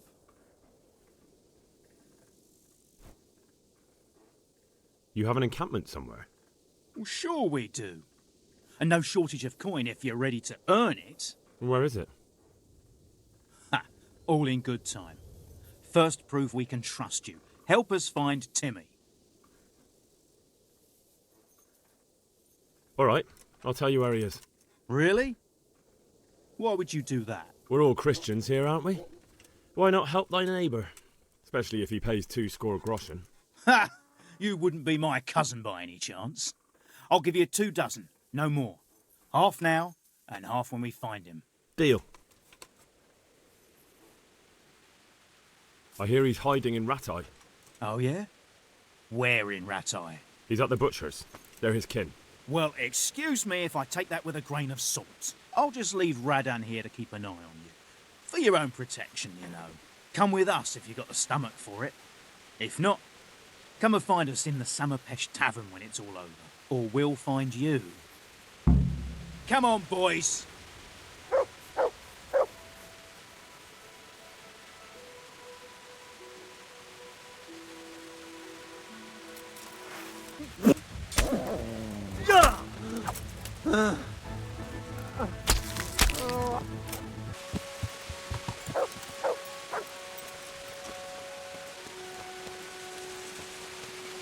Hey, Timmy.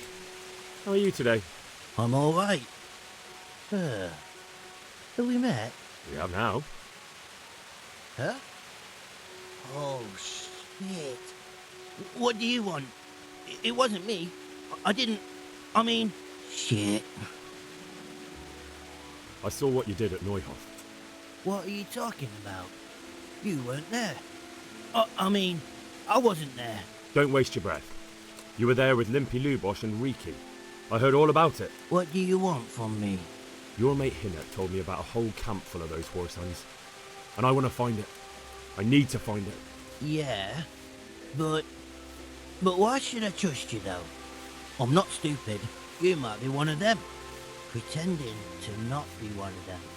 Trying to catch me out. I won't tell you nothing.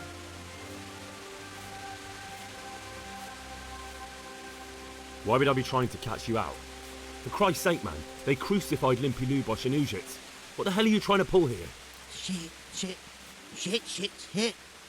What will I do? Shit.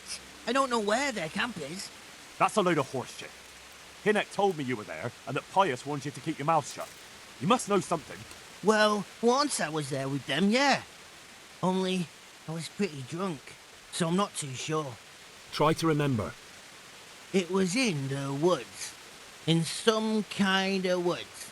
You know, with trees and stuff. There were some wrecked houses there and all. In the woods. A church! There was a church there. Kind of a broken one, though. Oh, great. Thanks a lot. Now it's all clear to me. Do you remember which way you went? It was straight north from Talmberg. When you go uphill from the castle, there's a path there round some barns, I think.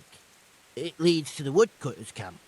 If you go further on past the woodcutters, you come across this abandoned house. Can't miss it. Looks like a house, only abandoned. Go to the left there and carry on till you come to this clearing with a big beech tree. Or was it an oak? You go left there again. There's this narrow path and you go straight. along there. Sometimes it splits up. You just keep to the left until you come to a crossroads by this big flat rock. You keep straight on there. After a while, you'll see a bridge. And it's right there. Easy as you please. Better than nothing, I suppose. But you won't tell nobody about Neuhoff, right? You promise? Oh no, bugger. I meant to make you promise, but I forgot. No, don't worry. But in future, find some other way to make money. Like honest work? Thanks. I'll try. On account of my sister, at least. That girl at the windmill? Aye, Merker. Did you talk to her? What did she say? She told me you're as thick as a fence post and always getting dragged into some mischief. Did she? Yeah, she's probably right.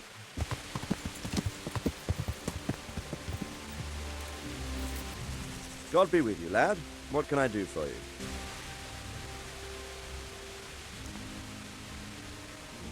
Sir, I've been to Ujitz, and the parish priest there is very odd indeed.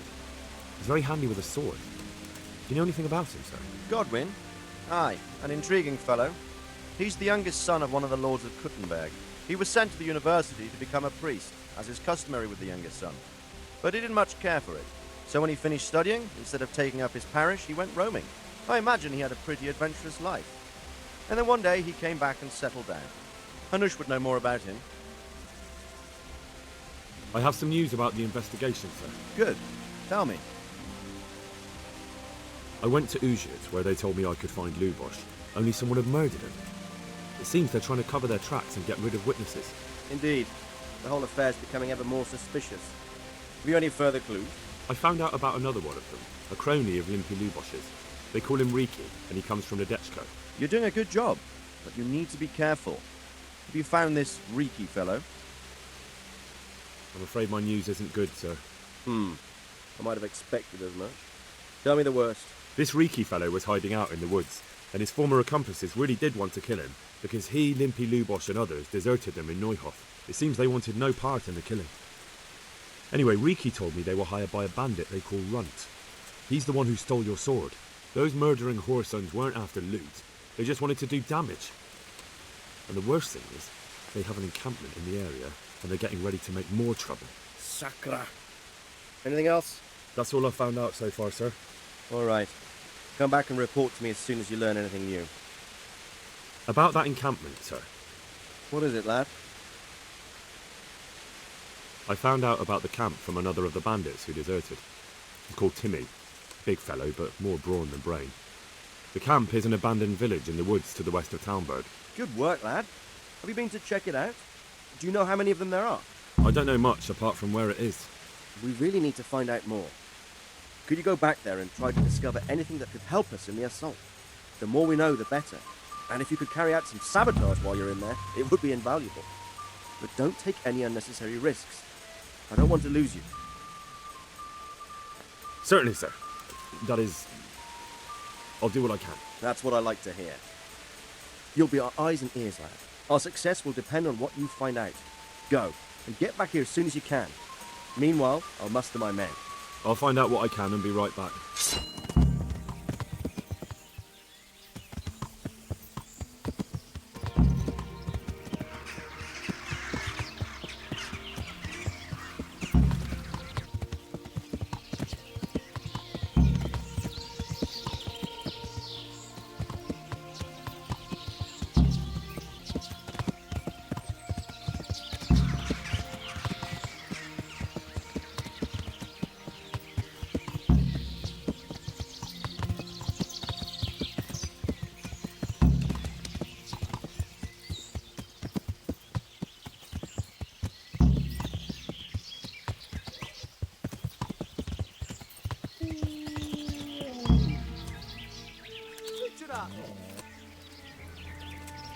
A moat. It would take a while to get across, and there's nowhere to shelter from arrows.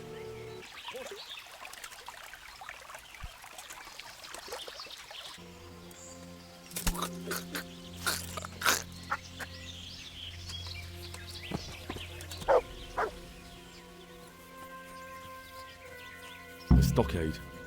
A handful of men could hold it for quite a while. Good ground for a big fight, but not much cover.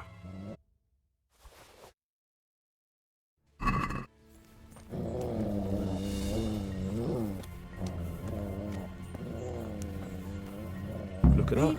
Those heathens are a lot tidier than the bandits. Hé, te! Várj csak egy kicsit!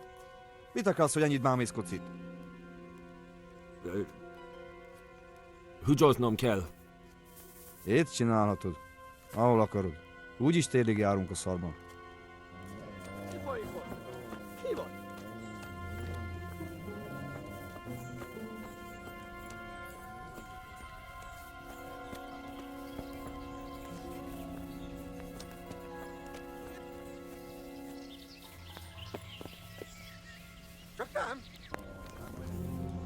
Hé, te várj csak egy kicsit!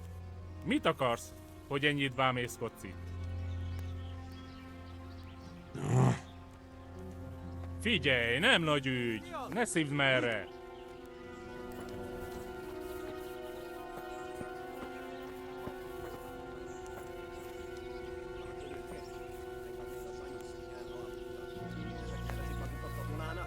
Nem csoda, hogy csinálunk minket választ. A picsába már majdnem kihozarodtam. Hé, te! Várj csak egy kicsit! Mit akarsz, hogy ennyit bámészkodsz itt? Na jó, bocs, hogy zavarkodtam, megyek a dolgomra.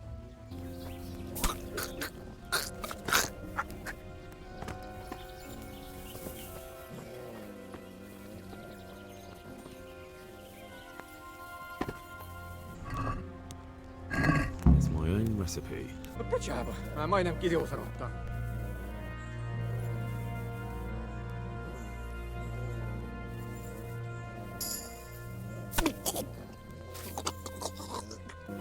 I'd like to see you try shooting these now.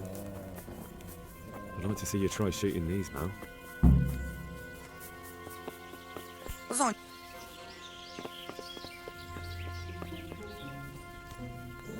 A bridge.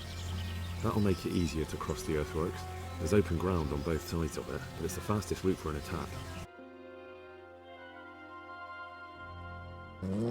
They can see a long way from that steeple, and those archers up there, definitely going to be a problem.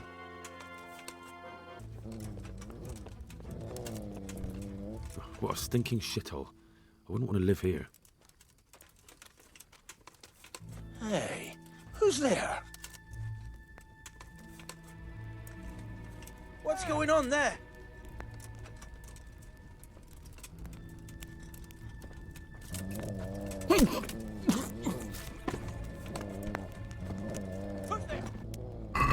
Enjoy your meal. The fewer arrows you have, the better for us. Hey! Who's there? Who's there? What's going on there? Mother of God! Well, I never... George! Get over here! Hello! The fewer arrows you have, the better for us.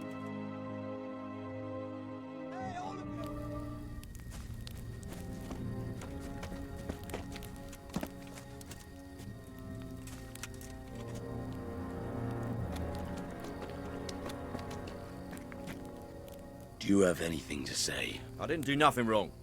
Let me go. Én nem csináltam semmit. Engedjetek el. Ez hazugság! Az egész az ő hibája volt. I heard you had some trouble with our Cuman brothers. Kiprovokálta a harcot, amikor a cimboráival leszúrtak két embert. He started fight. His friend killed 2 men. Just even dogs, sir. Don't listen to what they have to say.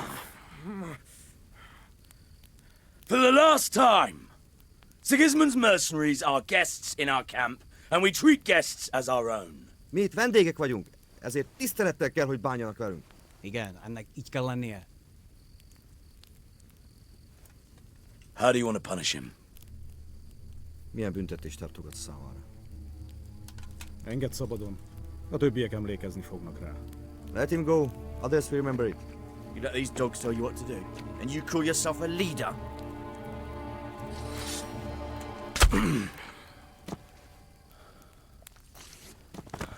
A faszomba. No more unnecessary fighting. We are one camp, one army. So fucking remember that! Inkább ne kezdjük.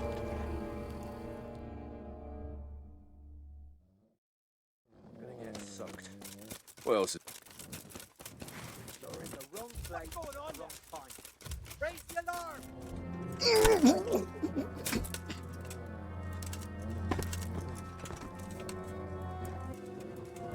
We could get all the way to the camp unobserved this way. Our attack would catch them by surprise, but then we'd run straight into the middle of the humans. Moat. It would take a while to get across, and there's nowhere to shelter from arrows. We could launch a sneak attack from you. The Lord be praised. What brings you to me? I'm back from scouting, sir. Excellent. What have you found out? There's an overgrown, ruined village in the woods where they're dug in. That sounds like Pribyslavitz. It used to belong to Sir Divish before Havelmedic attacked and torched it, and then imprisoned Divish. It's been left abandoned ever since. I was hoping they wouldn't be so organized. Earthworks and fortifications. That's quite a different matter from routing some rabble out of the woods. I tried to count them. And how many of them are there? Bear in mind I'm relying on what you say. We'll have to call for reinforcements, and that's no simple matter. Every man that comes with us will be lacking somewhere else. And I don't want bandits pillaging some other town because there's no one left to mount a defense.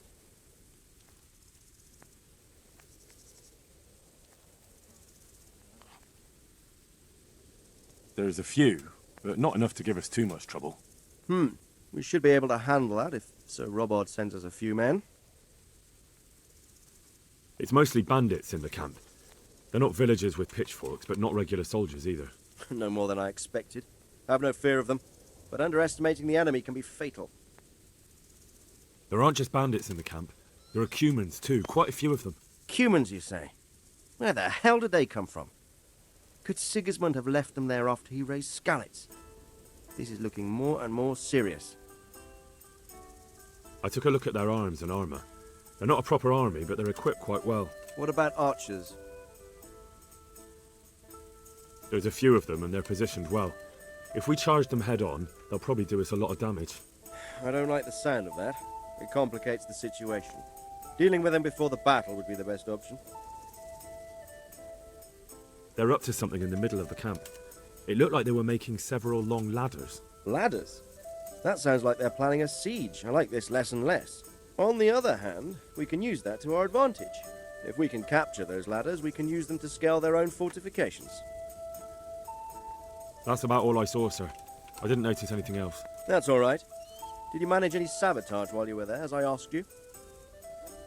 I managed to destroy some of their arrow supplies, so they'll have less ammunition. Well done. That's just what we need. I managed to slip poison to a few of them. They should be too sick to fight. You're as cunning as a fox. We need more like you. That's all, sir. Don't worry, Henry. You've proven yourself an excellent spy. I need you to go to Sir Divish in Talmberg and tell him to send Captain Robard and his men to our aid. There's not enough of us here in the camp. You can rely on me, sir. What should I tell him? Tell him to take half his men and march to Pribyslavitz. We'll meet there and mount an attack together. All right, I'll get going. And be quick. We've no time to spare. God be with you. See you later. God be with you, lad. What can I do for you? Sir Radzig sent me with an important message. He asked for reinforcements. He needs more men? What's going on? The bandits and Cumans have set up camp in Pribyslavitz. They're preparing for something. Sir Radzig wants to mount an assault on them, but he doesn't have enough men. Hang on. Easy now. From the beginning. What happened? I managed to track down the camp of the bandits who raided Neuhof. But it's not just a gang of brigands. More like a small army in a fortified encampment. I don't know what they're up to, but I'm sure they're getting ready for something. And Sir Radzig wants to destroy them before they get a chance. So it's worse than I thought. But Sir Radzig is right. We should do something about them before it's too late. I'll send my soldiers. Sir Radzig said to take at least half of your men. We're to go to Pribyslavitz with them and mount an assault together. All right, then. Sir Radzig knows what he's doing. I'll muster the men and send them with Captain Robard in command. Would you lead my men there right now? I'm ready. May God be with you in battle. Good luck to you. Radzig. I'm glad to see you, Captain Robard. I hope Henry's explained everything to you. He did, but I find it hard to believe. Who could possibly put together such a significant military force and right under our noses. We'll just have to find out, but I don't think we will until after a battle. If we don't deal with them now, who knows what they'll be capable of in a week or two. I agree entirely, my lord. What's the plan? Right, lad. We're almost at the place you described. Now we'll have to advance cautiously. I need you to tell me how it looks around the camp so I can decide which side to lead the attack from. Sir, that's a big responsibility. I don't think I should... I asked you a question, boy. You've been there and seen everything, so speak up. There are 3 ways to get in. Directly along the straight path to the camp, the long way round through the woods and over an old weir, or by a narrow bridge over a deep ditch. Let's start with the direct route. That sounds like the easiest approach. How does it look there? That path leads round their battlements. It's fortified and patrolled. The chances are they'd shower us with arrows on the way. It's a good thing you're here, Henry. We'll have to try another way then. What about the approach through the woods and the weir? I don't like the idea of marching such a long way over rough ground, but if it's the better option... It's a long way through the woods, and there are patrols there as well. They'll call the alarm before we reach the camp. I thought so. What about the last approach, over the bridge? It's a bit narrow for my liking. It's narrow, all right, but once we get over, we can quickly occupy the best ground for a battle. We only have to take down a few archers. The battleground sounds inviting, but that bridge and the archers, it's not an easy decision. Each option has its pros and cons. I try to answer to the best of my ability, sir. And you'll be suitably rewarded for your efforts. From what you say, the route over the bridge is the best option. If we're fast, we'll have the advantage. With the help of God, we'll win this day. We'll approach from the south and storm them over the bridge. Form up. Forward march. Advance! To the bridge, quickly! Get to the other side, as many of you as possible! And hold your position there! Forward! Some of you take the left flank. We'll attack in 2 places at once! Arrows! Shields overhead! Not another step! Get ready to defend!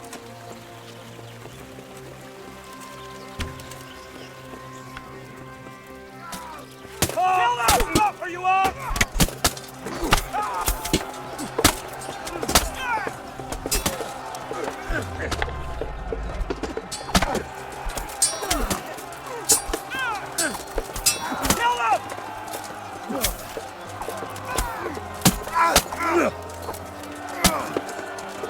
Line up! No! Don't pursue them! Stay in formation! Let's go! Advance!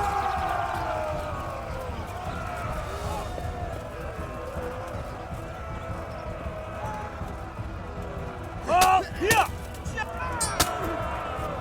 Halt! Stop!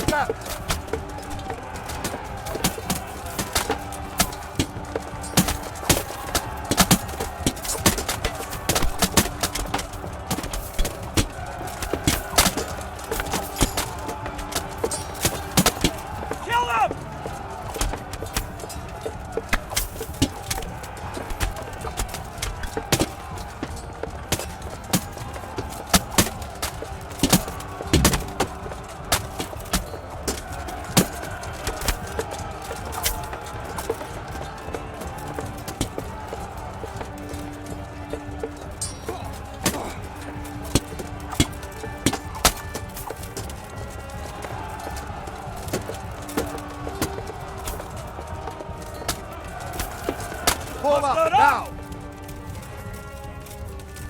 Deal with those archers before we're all shot!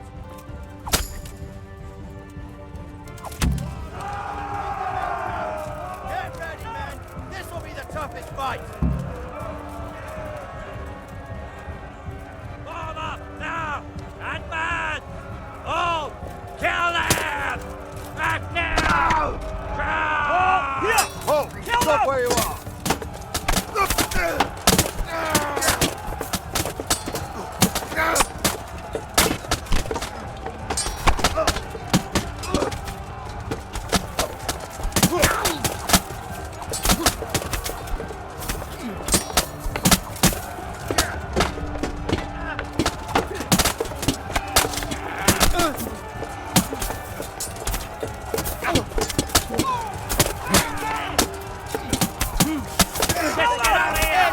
Everybody come to the church!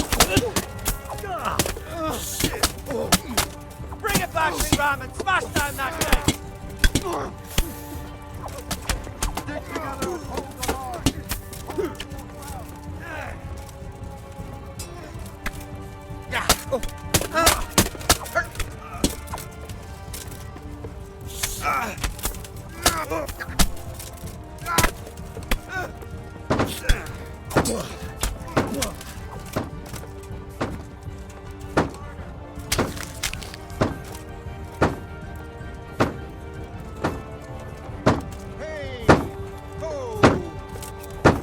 Sir! There's more of them coming from below! What the hell? To your post! Defend this fucking hill! Hold your ground! Defend! Not another step!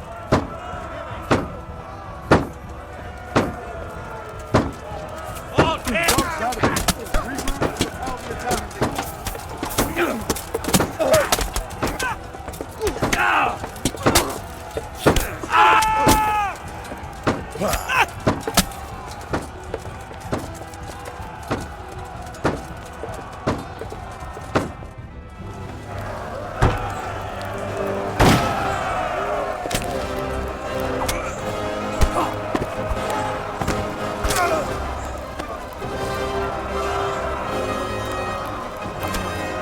Stand your ground, you dogs!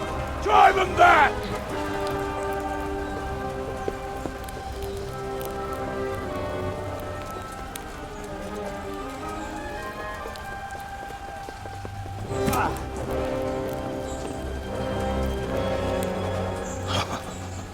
I will cleave you in two, you bastard.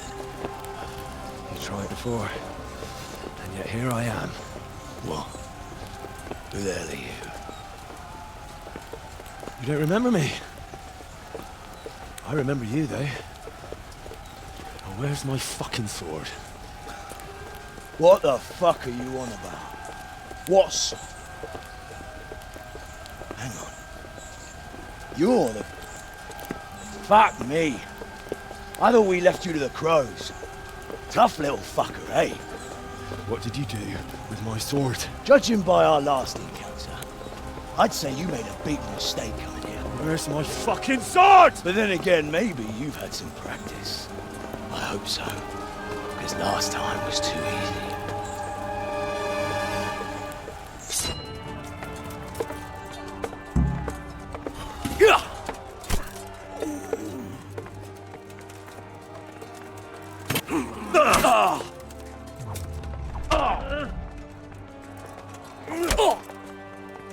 Ale do predele!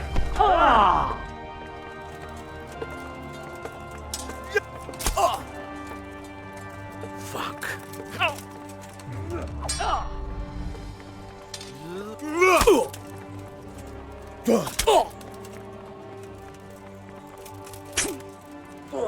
I'll squash you like the louse you are.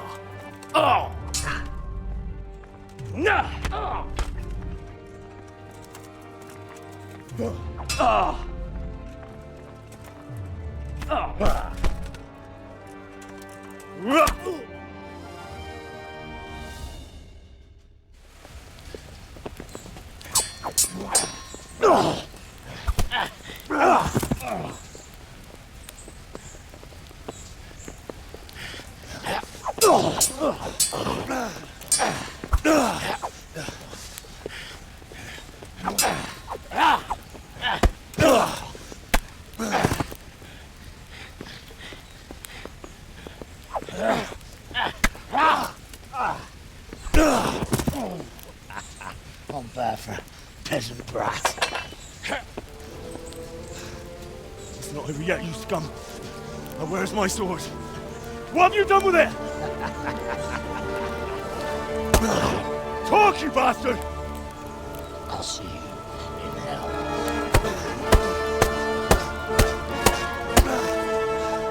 Tell me, do you hear me? Tell me what you've done with it!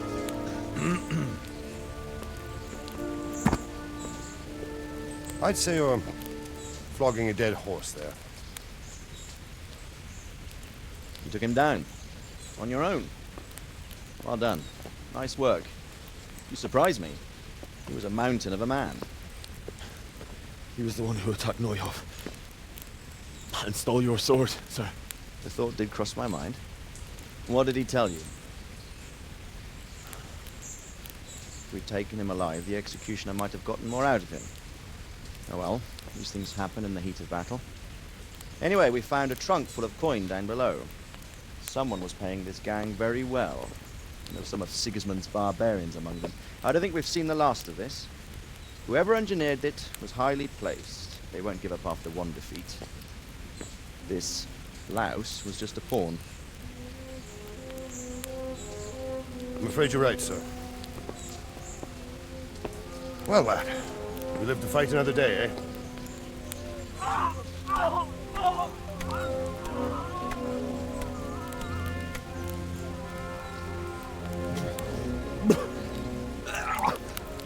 That's the fear leaving you, lad. Let it go.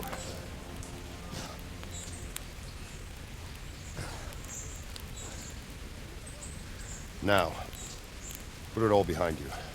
A decent Christian shouldn't dwell on such horrors. I beg to differ, sir. I never want to forget this. The time has come for those whoresons to pay for what they did to us. You're right, my boy. But first, we all need some rest. We'll meet later in the upper castle in Rattay and then decide what to do next. But come what may, you did a good job today.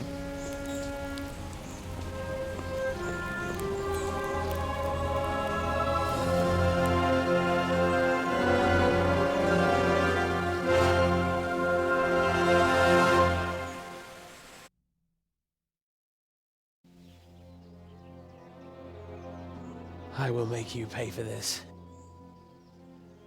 It's time for the next part of our plan. Give the word. Yes, sir.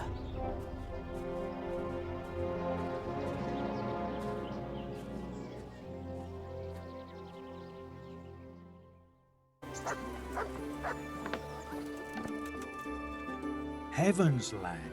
You're looking bright-eyed and bushy-tailed. Last time I saw you, I thought you were ready for the priest. I'm feeling as good as new. I'm glad to hear it. About that debt. Here you are. Thank you. I'm glad to see you're a man of honor.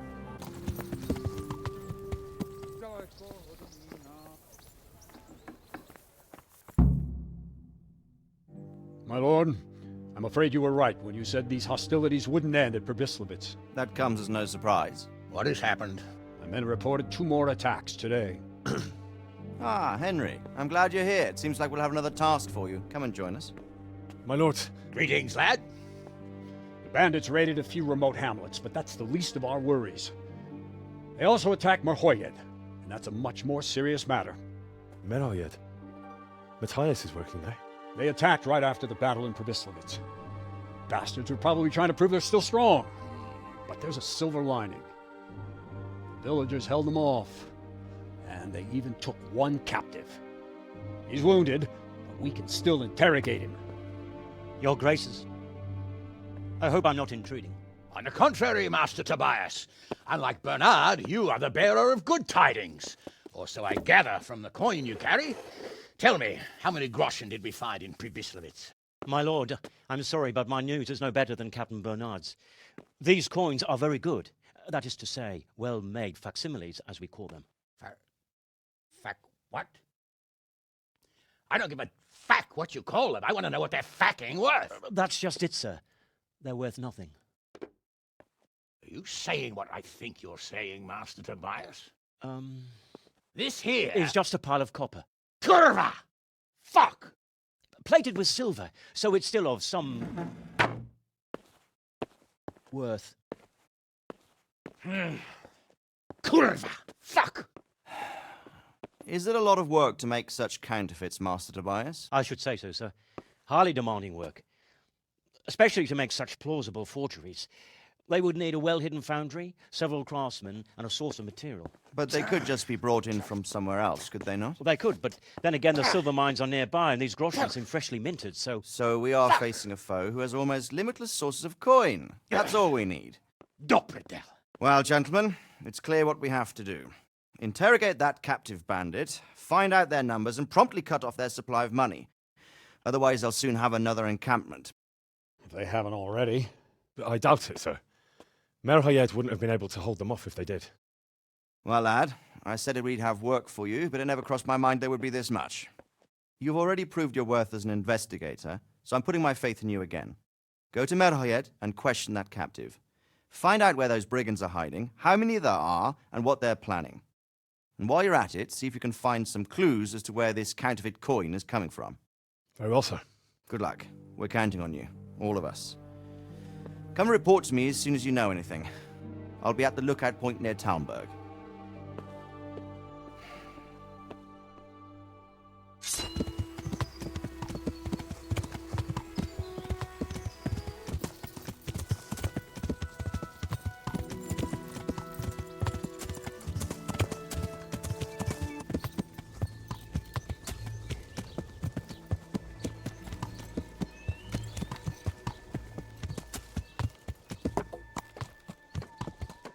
Are you Melikar? Aye, that's me. I need to speak with the prisoner. And why is that? Who might you be? Henry, envoy of Saradzig Kobala. I'm here to investigate the attack. I'm sorry. I have other things on my mind right now. In case you hadn't noticed, we have pestilence raging here. And Saradzig won't help us with that, any more than he helped us when we were attacked.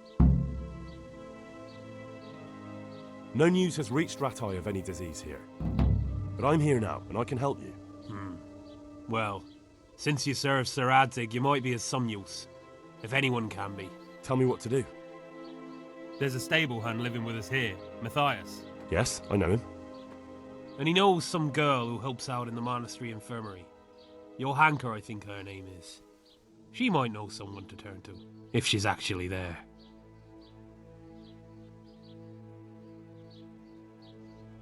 It might have crossed your mind to send someone there sooner. People are barely venturing outside their own homes, they're so scared. And word has got around that the plague is raging here. If someone met us wandering about, well, I'd fear the worst. And besides, you're the envoy of Saradzig Kobiler himself. Your word will carry more weight in the monastery than some lowly peasants. Very well. I'll go to the monastery. It's probably our best hope. Thank you. At least for taking the trouble. But then, even if you cared nothing for us, the prisoner's got the pestilence too. He'll die without help. If I have to go to the monastery, I need to know as much as possible about the disease. I'll definitely need to know its symptoms. They're bound to ask me that. It's hard to say. My wife is feverish. Others have the chills. I heard some are throwing up. Others still are breaking out in sores. But why don't you see for yourself? People talk a lot and I don't know what to believe anymore. Very well. I'll make the rounds. I've daubed lime on the afflicted houses. But don't stay too long in those homes. That I can promise you.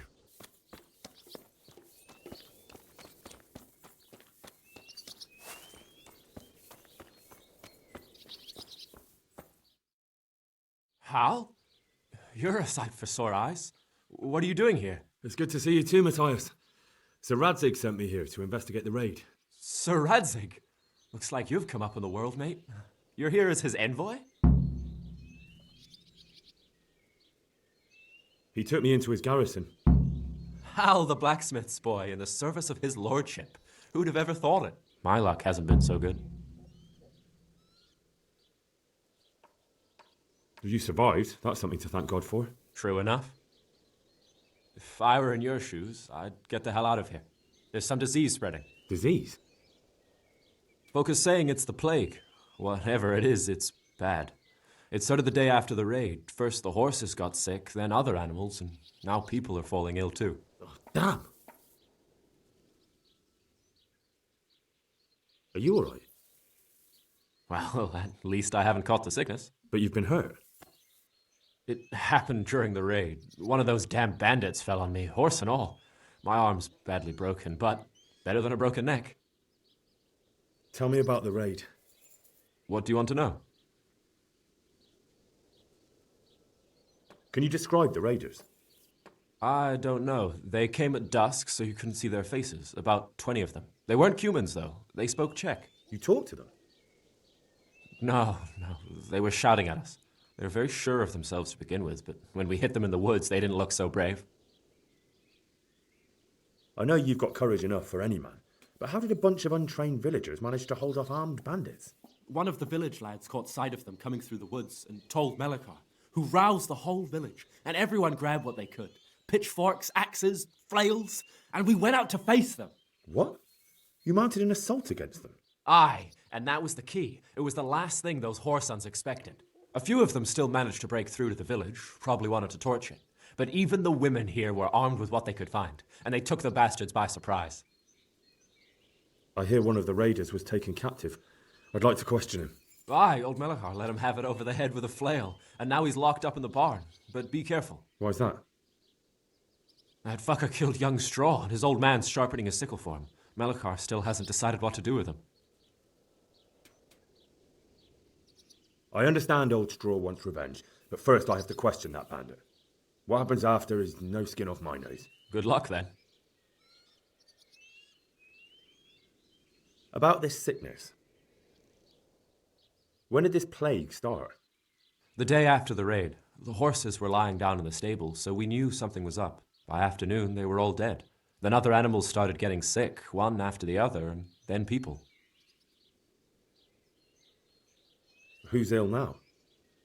I don't know. What with my arm the way it is, I don't go outdoors much. But I know Melikar and Straw have sick ones at home. What are the signs that someone's getting sick? I don't leave the house much, but folk complain of fever and shakes. Some are throwing their guts up, and others are spewing from the other end. Has anyone died from it? Aye, old Vurba.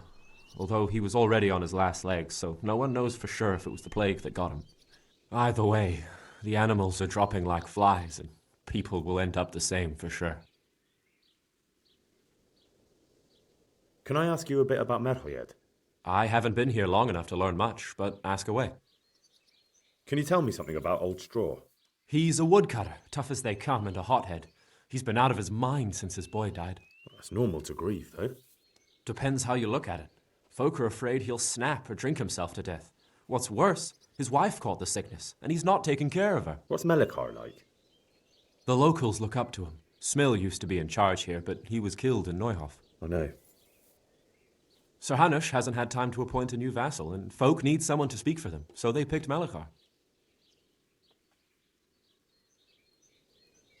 Thank God you had someone here who could take the reins. Aye.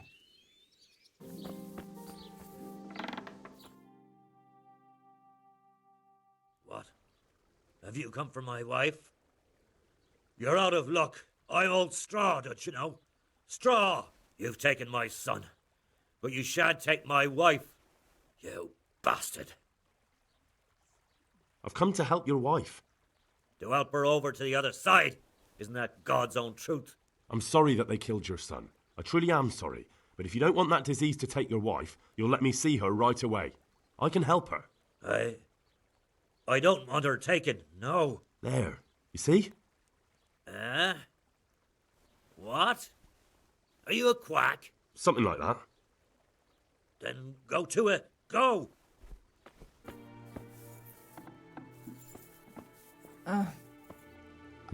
Fever. Just like Melikar's wife.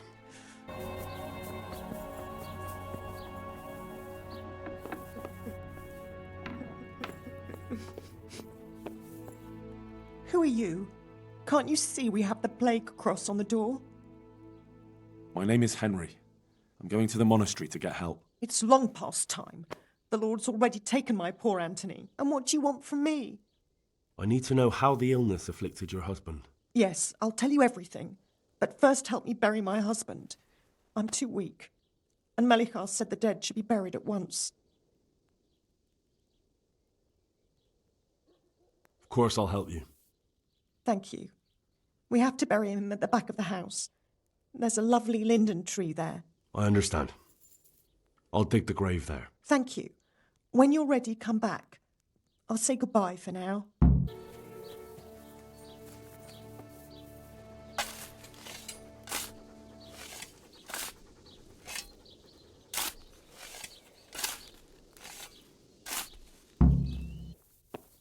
It's done.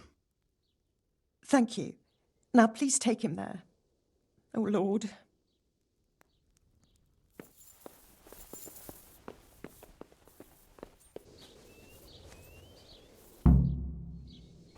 Will you please tell me about his illness? Certainly. My husband had the fever all over. Anything else? He had great pains in his belly. He said it felt like it'd been stuffed with rocks. He was writhing all night through. He must have hurt terribly. Thank you.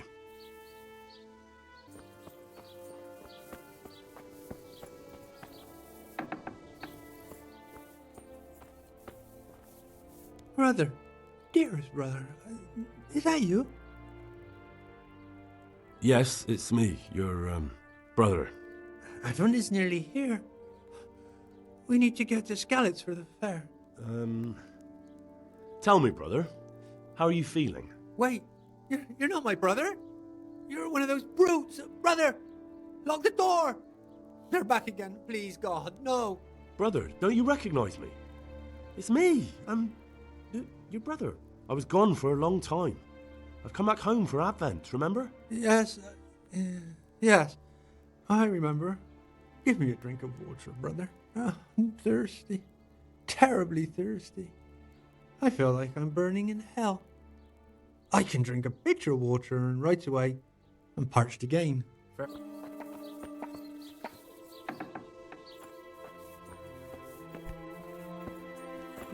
Shit.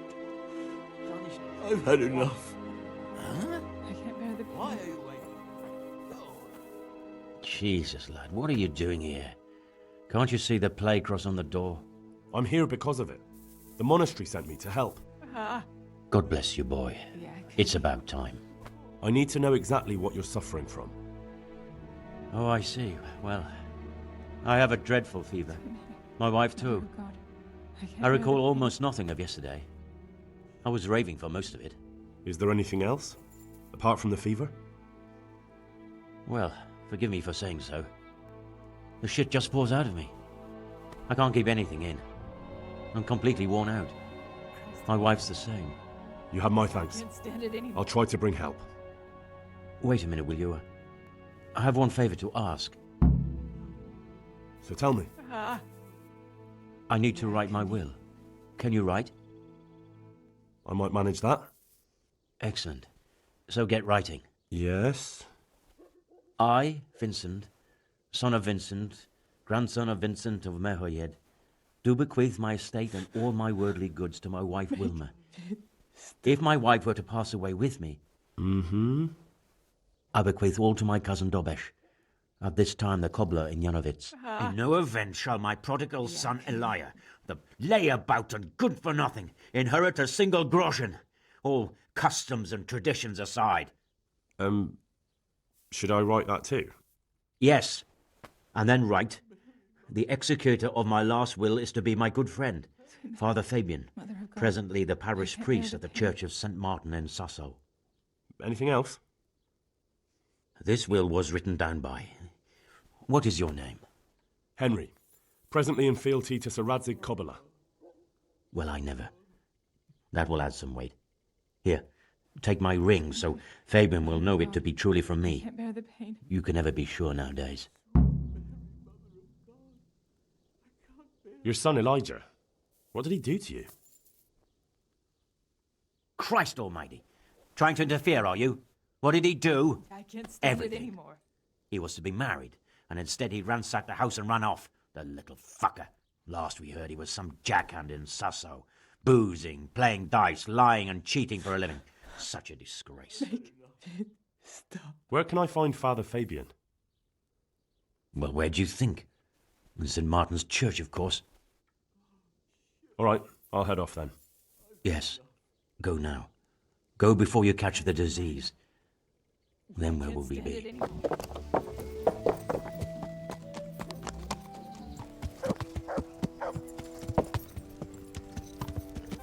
Johanka? Henry? I'm glad to see you. Me too. I heard that you're doing well. Not right now. Matthias sent me. Matthias? My god, did something happen? I don't know if you've heard about it, but Merhoyed was attacked. Oh god. How is Matthias? Wounded in the arm.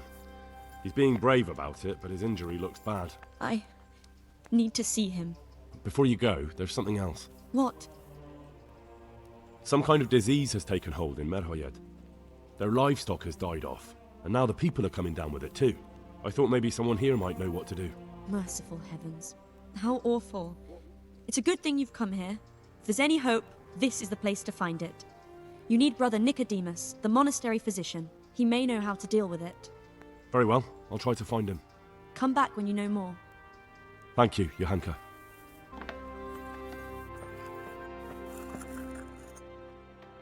Some kind of disease has taken hold in Merhoyed. Johanka said that you might be able to advise. A disease, you say? How intriguing. Yes, it's very interesting, but can you help these people? I can't say at this point. I need to find out a little more. Tell me, has the whole village come down with it? No, I mean, not yet. Several households have, around half the village. Merhoyed? Isn't there a stud farm there? And what of the animals? Did they get infected too? Yes, there's a stud farm. I just can't. And they've all died off. The horses, the cattle, chickens, and now it's got to the people. That is most intriguing. What are we to do about it? Do you know the symptoms? Yes, more or less. Excellent. I have several extensive volumes here in the library. Describe the epidemic, including the symptoms, and we could take some guidance there. Can you read? I just won't get any sleep. Yes, I can. Excellent. So follow me to the scriptorium. So, where shall we start? Evidently there's something amiss in the digestive tract. In the what? The digestive tract, Henry. Right. The trouble lies between the mouth and the arsehole. Uh-huh. Sure. Just so.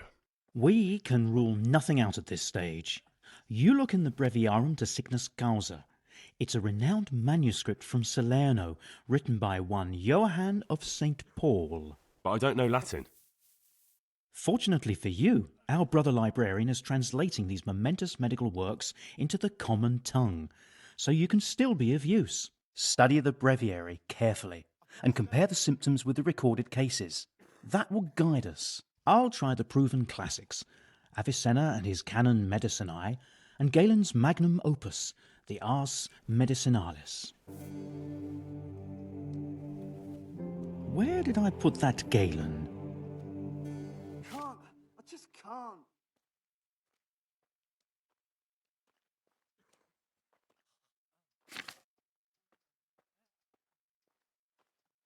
I can't sleep again.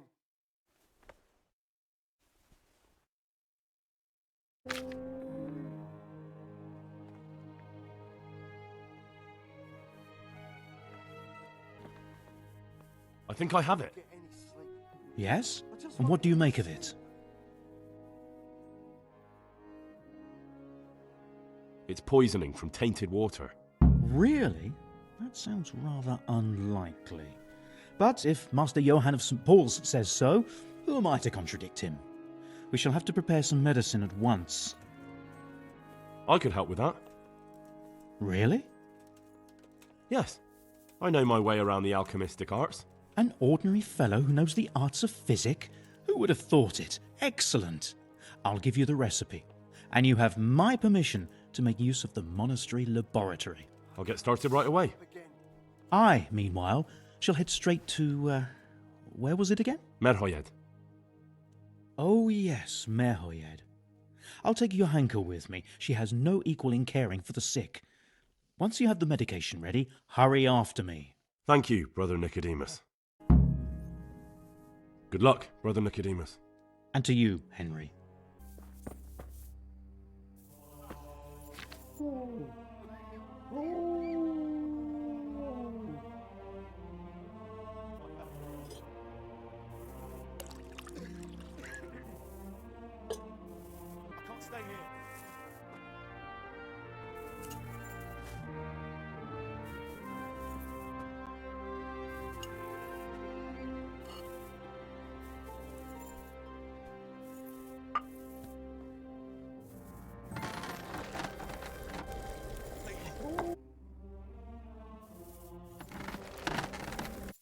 Please, help me.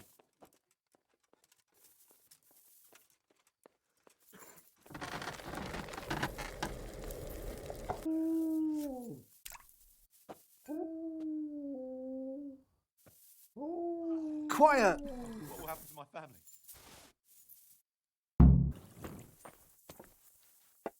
Good day to you. What do you need? Are you Elijah? That's me. Why? I have your father's last will and testament on me. So my old man's kicked the bucket, has he? Not yet, but he's at death's door. That is certainly interesting to hear. But let me ask you this. Who the hell are you, and how come you turn up here with father's will? Anyway, the old miser won't leave me even a piss pot.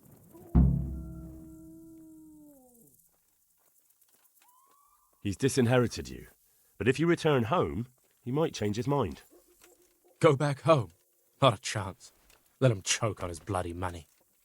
People come to see things differently on their deathbed. You might regret that one day. My Christ, who are you anyway? You sound like a preacher. You don't have to go back for good, but you ought to say farewell to your father. To hell with him. But I suppose you're right. Thank you. My pleasure. Good luck. Father, Vincent of Merhoyed sent me to you. What's the matter, my son? I'm bringing Vincent's last will and testament. Almighty Father, be merciful. What happened? Master Vincent has been taken seriously ill. A disease has spread in Merhoyed. Yes, I did hear that people are sick in some village hereabouts. God in heaven, but Vincent is still alive? Yes, for now. Let us hope the good Lord will leave him here with us a while longer. Thank you for bringing it to me. If Vincent passes on, I'll see to his wishes. Here, take a few coins for your trouble. Thank you, Father. Farewell.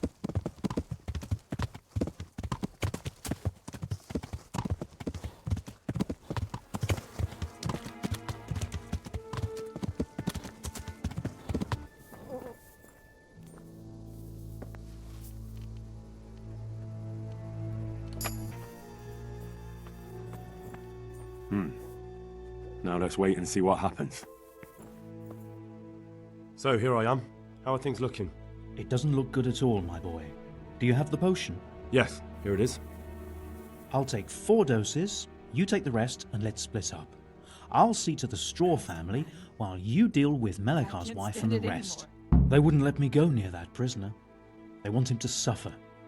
Despite his terrible crimes, to treat a fellow mortal soul like that. Perhaps I'll be able to convince them. I promised I'd bring them help, and I've kept my word.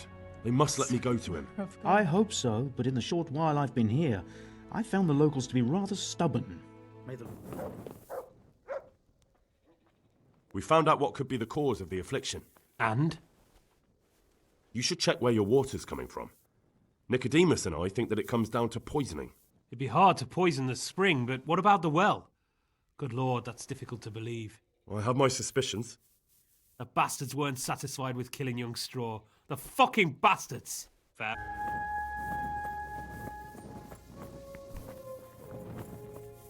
Brother, is that you? We have to hitch up the sled. Yes, the sled. Just you drink this and you'll be fine. Is this holy water, brother? It is. Drink some and give it to the others in the house too. Brother Nicodemus will come to check on you. You're back? Yes, and I have something to make you well again. Good Lord above. Thank you for showing us your mercy. Drink this and give it to everyone in the house. I've also brought someone who will take care of you until you get back on your feet. Thank you, Good Samaritan. You're back? Of course. I always keep my word. Thank you for having words with my son. No more suffering. It would have been wrong to die without even saying farewell to him. Will you alter your will, then? Don't be so hasty. Is one visit to his parents enough to make up for years of misdeeds? Perhaps not. Did you deliver my will? It lies securely in the safekeeping of Father Fabian. What a relief. Please, no more Don't worry, I brought a remedy from Sasau. Drink this regularly, you and everyone in the house. A remedy? You have hands of gold, pure gold, my boy. God bless you. Good day to you. How's it looking, Melekar? I'm glad to see you, Henry. I'd like to thank you again. Everyone is cured. It's nothing short of a miracle. Oh, that's a relief. You've suffered enough. We've all suffered enough. God's truth. You know, the folk here are truly grateful. They'd have you and Nicodemus canonized if they could. They brought me gifts for the two of you. I wasn't keen on the idea at first. We're not left with much since the livestock died. But since you're here...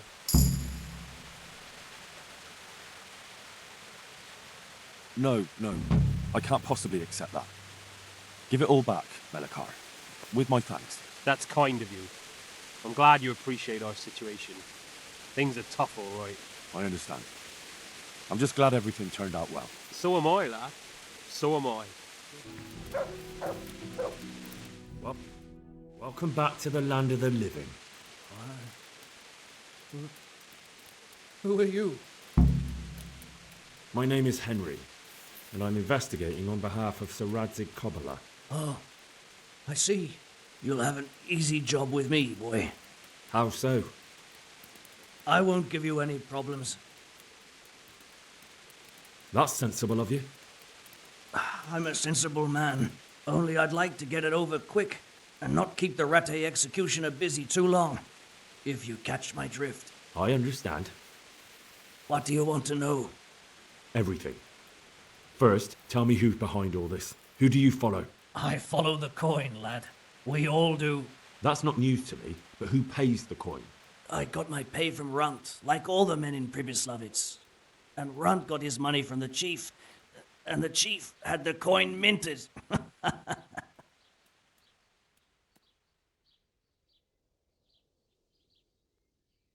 How did you know about Pribyslavitz? Who took you there? A fellow by the name of Moorcock. We met near Kuttenberg. I was robbing burghers who were fleeing the town from Sigismund's army. We got to talking and he told me about Pribyslavitz. Why did you attack Merhoyed? The chief himself gave us the order. I reckon he wanted to show the local lords he was nowhere near finished. So he's planning more raids? The chief's always planning something. Pribyslavitz was only the start.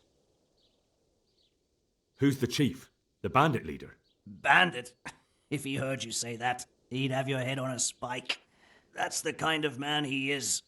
Nobody knows much about him, though. Only that he ain't Czech. So he's a foreigner? German? Don't think so. For sure he ain't Czech. And he's got plenty of coin. I'd stake my neck on it. He's got noble blood in his veins. Judging by how he looks? More by the way he talks. Any man can dress up like nobility, but he spoke all la-di-da, like a lord. Where's that chief of yours now? I've no idea. After Pribyslavitz, he ordered us to raid Merhoyed, but he wasn't with us. He went off who knows where. I don't reckon he'll be out of your hair for long, though. So the chief is in command of all these operations? You could say. I'd say you're looking at it all wrong, though. How's that? You ask who's in charge and who answers to who. Only this ain't some noble court.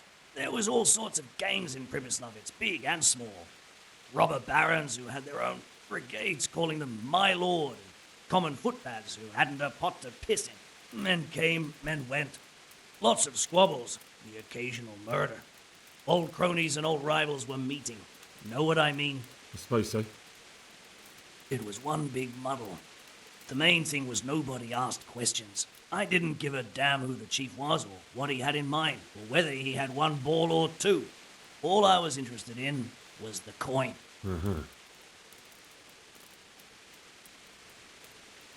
So you knew the coin was counterfeit? Of course I did. I brought those groschen to Pribyslavitz, along with a few other things. Did you? And where did the forgeries come from? Like, where were they made? I don't know. Some merchant by the name of Menhart gave them to me. We used to meet at the charcoal piles near Rovna, by the crossroads there. As it happens, I'm supposed to be meeting him there about now. So Menhart's waiting there? Might be, might not. He could have heard what happened in Pribyslavitz and decided not to show. And does this Menhart know where the coin comes from? How should I know? To me, he's just another link in the chain. I deal with him, and I never ask who he deals with. Just like he knows nothing about me. I see. So I suppose there's no point asking you if you know any more about him. It'd be a waste of breath. All he did was give me the coin, and then we went our separate ways. Who else knows about the money? Apart from the chief, Menhart, Runt and me, there was a few others. The men got some real money too, with the false stuff. It'd be suspicious if they only had freshly minted coin. You said you used to bring other things. What were they? Letters. Menhart would give them to me for the chief. This time I was taking an answer back to Menhart too. Have you still got that letter? Aye. The yokels round here ain't got much interest in correspondence, apparently. Give it to me then. I'd be delighted. What were the letters about? If I knew how to read, I wouldn't be trusted to carry letters, would I? I took them from Menhart to the chief and back. That's all. That's all I need to know for now. For now, for the love of Christ, boy, don't let the executioner interrogate me. I've already told you everything I know.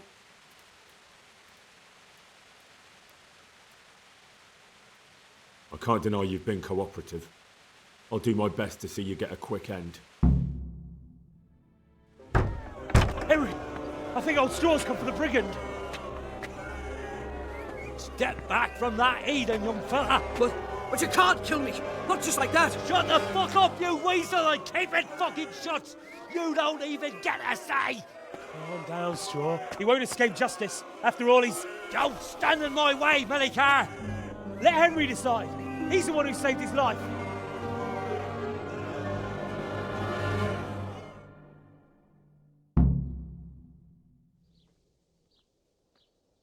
Let's talk about it.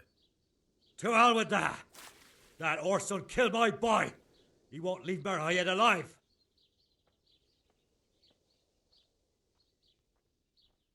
I understand, Straw, truly.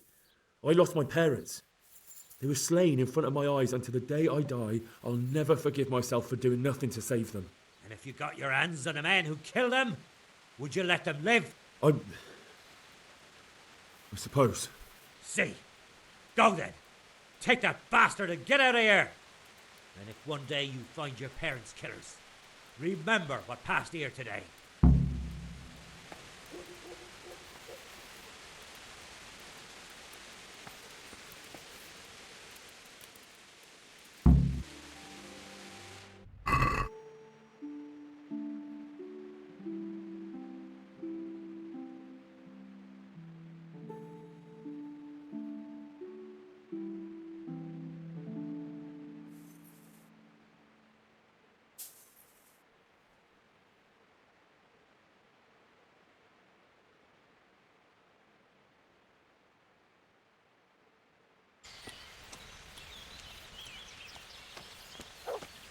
God be with you, lad. What can I do for you? I've returned from Merhayed, sir. How does it look there? I brought them help from the monastery. Brother Nicodemus and Johanka from Skalitz. Fortunately, Nicodemus was able to cure the disease. Well, at least what he's doing looks promising so far. Thank Christ. Some good news for a change. What about the captive? Did you question him? He was infected too. I see. Did he survive? Fortunately, he survived and I had a chance to question him. What did you find out? He was transporting the false coins to Pribyslavitz. He got them from some merchant called Menhart. I don't know him. Neither do I. But I know where the money's handed over. It's not far from Rovna, and this Menhart should be waiting there about now. Excellent, Henry. We mustn't let this opportunity slip through our fingers. You go there and put pressure on this Menhart to tell us what he knows. Don't go yet. There's something I'd like to talk to you about. Take care.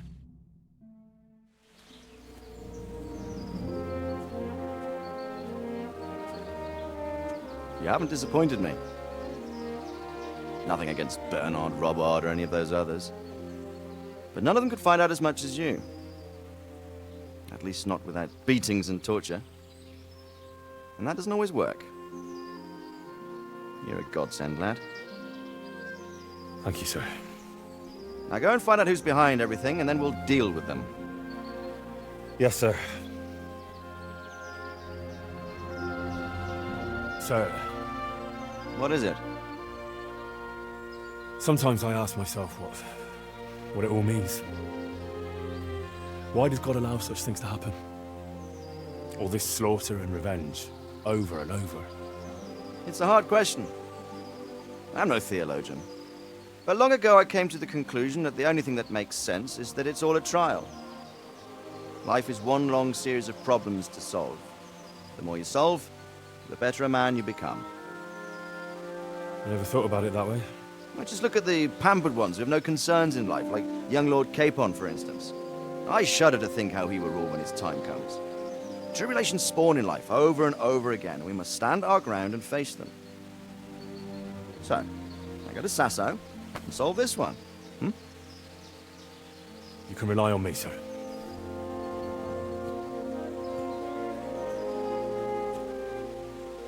Good luck, son.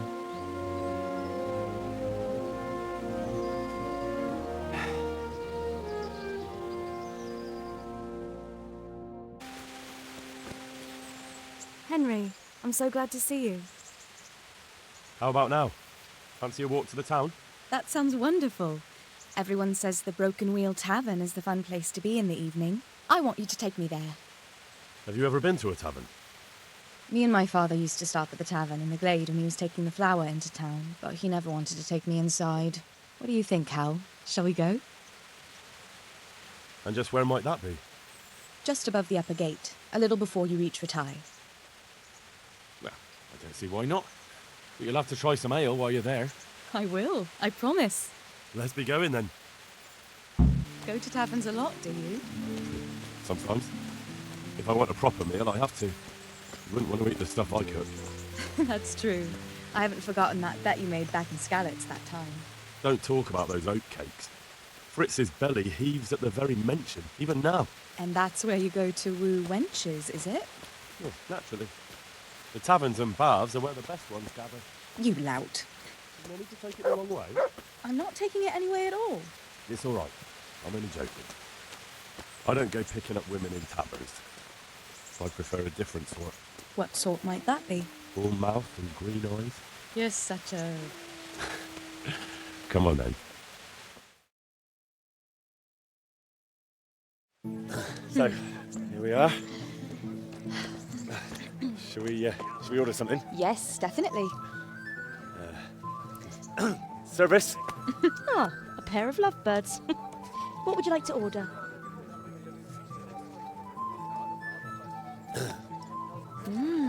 Is it all right? It's excellent. This ale, there's no better in the province. You know what? What? What are you doing? Oh, no. Oh, but really? Yes. Oh, come on, be brave. No, I've never... Hand on my hip. I don't even know how. And off we go. But really, I don't know how.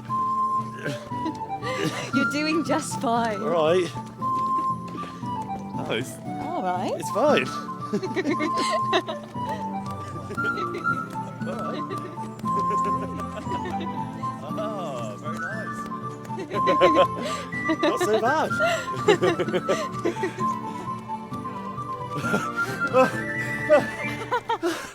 You wore me out. And you said you couldn't dance.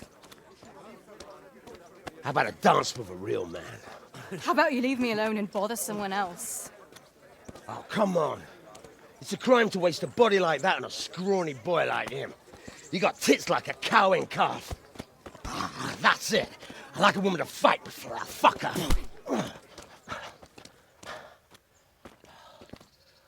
You'll pay for that, boy.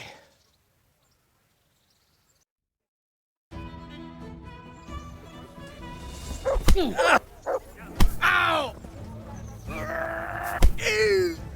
Mrutka!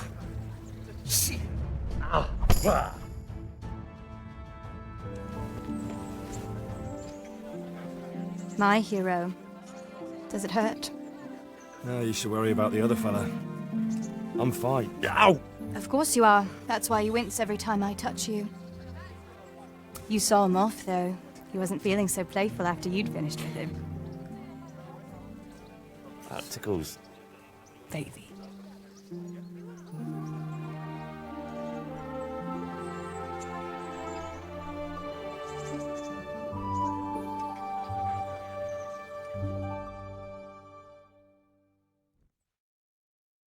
So, you'll probably be fine. But try to give your hands some rest. Don't go lifting anything too heavy. Thank you. Can I take you home? You never give up. Are you sure you don't need a bit more rest? I can find my own way home. I'll manage those few extra steps. Come on then, hero.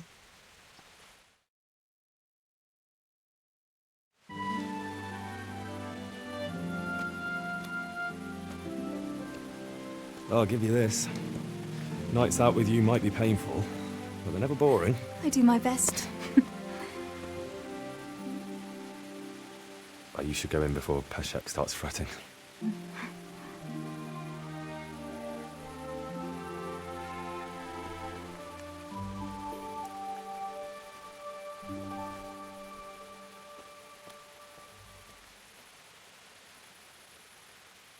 Oh.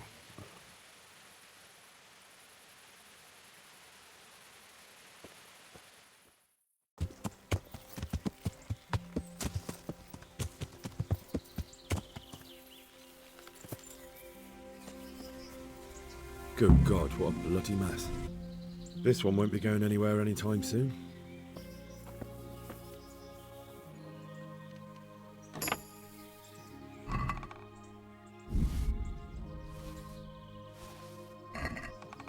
This is valuable. They must have been in a hurry or they'd never have left it behind. Someone was wounded here. It looks like another person dragged him off. Maybe there'll be some tracks. It looks like that wagon was loaded with charcoal. I'm on the right track. Charcoal burners. Someone must have seen or heard something. I am at your service, Sir Knight. What happened at the crossroads? Huh?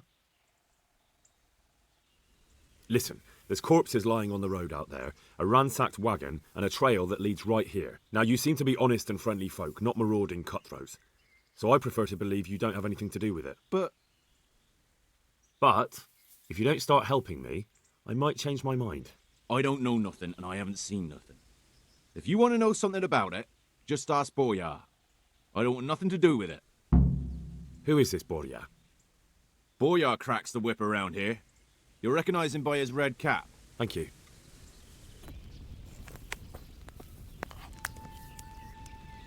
I hope I can be of help to you, Knight. What do you know about the wagon that's been ambushed at the crossroads? I haven't a clue what you're talking about. Really? Yes. Is that a problem? Funny you don't know anything, when there's a trail leading straight here from the wagon. I don't much notice what goes on. You're not taking notice might cost you dear.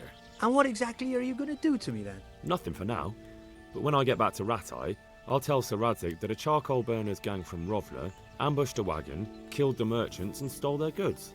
Yeah, right. Because everyone knows charcoal burners are thieves and killers. Well, let me tell you, that's not at all what happened. I'll be glad to hear you out. Let's just get this straight. We didn't ambush anyone. And what were you doing at the crossroads then?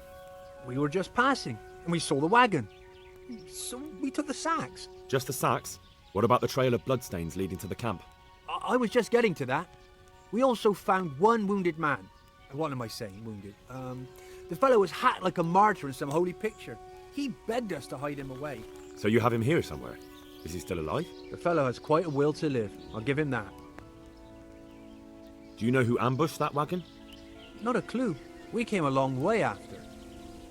Did he tell you anything? He wasn't exactly talkative. His lungs are full of holes, so talking's a problem. Where is he? We've locked him away, in the shed. There. I want to talk to him. I don't know. He paid us. We're not to let anyone near him. I don't mean to hurt him. So be it. Here. Take the key. Thanks. Farewell.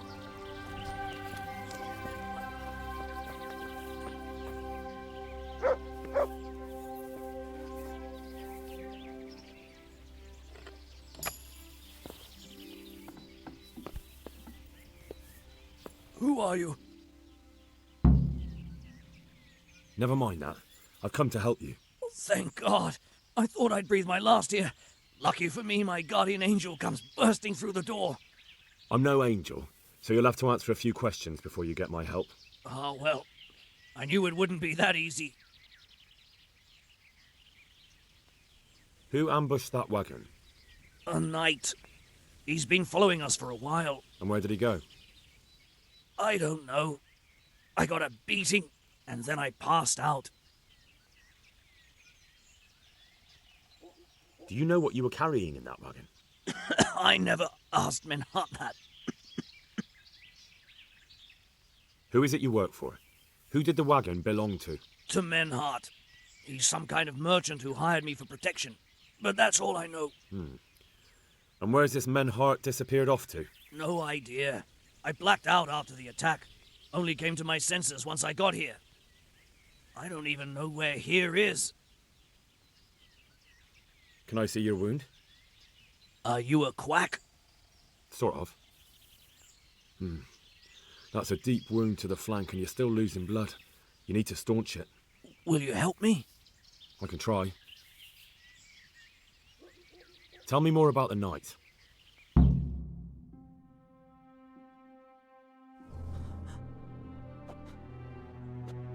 Where's the coin? What? What coin? I will not repeat the question. I don't know about any coin. I Where are those sacks you took from the wagon? Sacks? They're behind the shed. That's him. That's got to be that knight. Is that all? Did you take anything else? Fuck! Stop! Stop right there!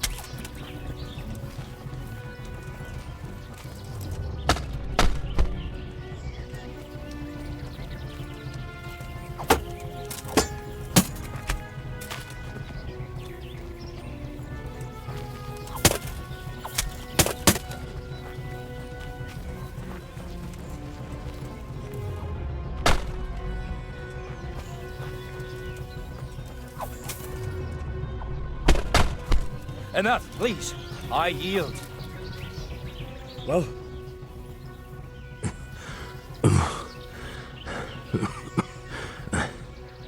Who is that driver? It seems I have finally met my match. I want to know everything. who you are, why you're here, and what you know about the ambushed wagon. You may call me Ulrich. I will tell you nothing more until you give me some assurances. Assurances? How about this? If you talk, I'll spare you. Do you expect me to believe that? I know full well how these stories end. I have been at the other end of the sword more times than you can count. I'll give you my word. The word of a thief? Jesus. It is true what the preachers say.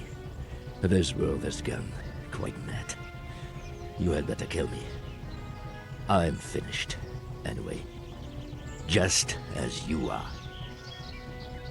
Why do you think I'm finished? He who lives by the sword dies by the sword. Once you take a weapon in your hand, your days are numbered. It is the same for every one of us. Not everyone. Every last one. Knight, mercenary, or footpad. There are men who die peacefully in bed, their wives and children at their sides. But not you, or I. You will end your life in a ditch, with your belly ripped. Unlike you, I'm not a criminal. You believe that the forging of money is an honest trade? I've got nothing to do with that. I'm not a forger, I'm the one investigating them. What? What are you saying? I'm in the service of Sir Radzig Kobyla, Governor of Skalitz and Royal Hetman. Then we have something in common. I also am here under orders from above. From who? Perhaps you might sheath that weapon, so that we may talk eye to eye. If we do indeed have a common cause. Stand up. It is true our meeting has not begun well. But if it is the truth that you are sent by Kobyla, then we can assist each other. What do you mean? I found out many things, but there are still questions I cannot answer. And the last man who knew anything is now dead. What man was that? Meinhard, the merchant from Passau. Listen, I will explain everything to you, but first, I need you to do something for me. Oh, really? You will introduce me to a certain person, and I will tell you everything I've learned. I don't think I could honestly recommend you as a suitor to any of the ladies I know. Your wit is as piercing as your blade. Fine, who is it? Master Tobias Pfeiffer. If you truly serve Sir Radzig, then you must know him. Of course I know him. What do you want him for? I have here a written confession which tells how those forgeries are made, but I do not understand such technical matters. Master Pfeiffer, however... We'll definitely be able to make sense of it. And you'll give it to me, just like that? It seems I have little choice. This is the last lead I have. In the meantime, I will return to Sassau and see what I might learn there.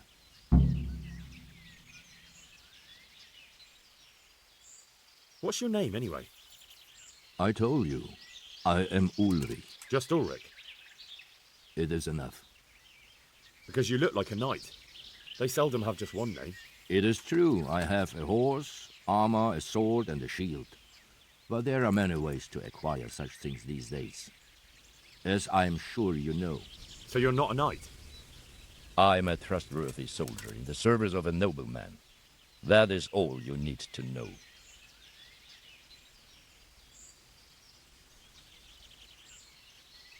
All right then, Ulrich. Let's leave it at that. Who are you working for? I understand why you wish to know, but this does not mean I am at liberty to tell you. That sounds a bit fishy. It is simply that my master does not wish to be revealed. And if we are to help one another, that is how it must remain. Tell me what you know about the false coins. Do you know Passau? No, what is it? A city in Bavaria. Passau is a city of trade. All the currencies in Christendom change hands there. I see. And that would include Prague groschen? Some months ago, counterfeit groschen were discovered to be circulating there. They are made from copper plated with silver. The Passau alderman began to investigate and learned that a family of money changers was involved. They were bringing the forged coins in from Bohemia and sending back real ones. My liege lord is allied to the Passau alderman, so they requested that he deal with the matter. And so he sent you? Yes. He needed a man that he could trust absolutely. And what about that wagon? What happened there exactly? I followed Menhard from Passau. I had reason to suspect a connection with Sassau. So they were transporting false groschen on that wagon? Yes. On their way here, they brought real coin. Groschen, forints, francs and the like. But now, the sacks were full of counterfeits. What do you mean about the connection with Sassau? The matter was investigated in Passau, and the executioner extracted information from those who were arrested. They told him that the coins were made in a monastery. What, in the monastery itself? I cannot say. I know only what the Passau scribe wrote down in his reports of the interrogations. Why did you let them get here before attacking? I wanted to discover where they hand over their coins, which I failed to do. Besides, Meinhard had an armed escort, and they kept 2 busy roads and lodged at inns throughout their journey, until he came to this god-forsaken track. I cannot guess why he came here, but it was the perfect opportunity to strike. What happened on that track? I ambushed them. I took down 2, but that bastard Meinhard cut the horses loose and rode away. What next? While I was chasing Meinhard, those charcoal burners came and stole what they could. Before I could catch him, his horse threw him and he broke his neck. So we won't get anything out of him? Unfortunately not.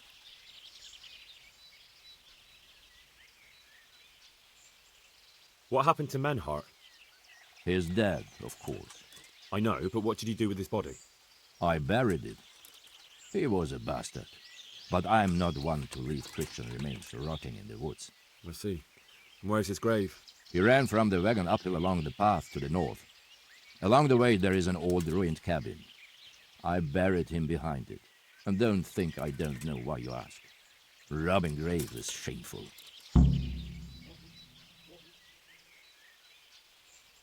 That's not it at all. If you say so. What happened to Men? He's dead. I'd say that's the pot calling the kettle black. You're mistaken. I have many deaths on my conscience. But robbing the dead, that's something I have no stomach for. Shouldn't you go with me to see Fafar? No. I must remain in Sassau. I have some loose ends that must be tied. Very well. I'll go and see Master Fafar. Godspeed. I will wait in Sassau at the Wagoner's Inn.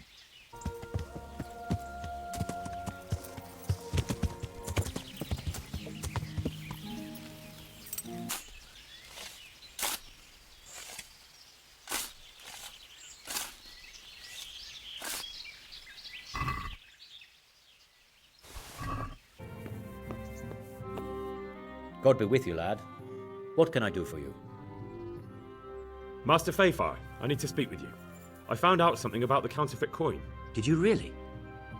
Do tell. Close to Rovna, I came across a wagon that was transporting the false coins. Unfortunately, I came too late. The carter and his men were dead. Damn and blast. Do you know who did it? Yes. A certain knight turned up there. Turned out he was also after the forgers. Well, that is indeed unexpected. Tell me, what did he say? His name is Ulrich. He looked like a knight, but he refused to show his master's colours. Ulrich, you say? Could be anyone. Can you describe him? An older man with a moustache. But for all his grey hairs, he seemed pretty tough to me. Doesn't match anyone I've heard of. But then we don't even know if Ulrich is his real name. I asked him who his liege was, but he refused to tell me. We live in such strange times. In days past, knights would vie with each other to see who could extol their liege's name the loudest. And today, they take assumed names, hide their emblems, and sneak around the land like thieves. I got the impression he was hiding his identity because his master's at odds with Sir Radzig. That may well be. As a staunch supporter of the king, Sir Radzig has many enemies. He told me that the fake money was being taken to Passau in exchange for gold coins, then that real money was being brought back to the Bohemian lands. That would explain why those fakes bear the Passau countermark. His master is allied with the Passau alderman, and they told him to sort it all out. I wonder who could be behind it all. He gave me these documents to show you. He seemed to think they prove he was telling the truth. They're the records of the interrogations in Passau, and some other things he said you'd understand better than him. Let me see. We, the aldermen of the city of Passau, interrogation held this day, put to pen by the quaestor. The place of origin is a monastery in the land of Bohemia. Which certainly confirms my suspicion that something underhand is going on in Sasso. Coin assay report. Copper core coated with amalgam. Ah, well, this is interesting. Here's an outline description of how the forgeries are made. I'll have to study it more closely. We command Herr Ulrich to investigate and let no man stand in his way. This looks like the original safe conduct. It has the seal of the Passau alderman, but they certainly didn't pen this. How do you know? I recognize the hand. It's a Clement of Kaplitz, the high scribe of the Rosenbergs. The Rosenbergs? Who's that? A rich and powerful family in South Bohemia.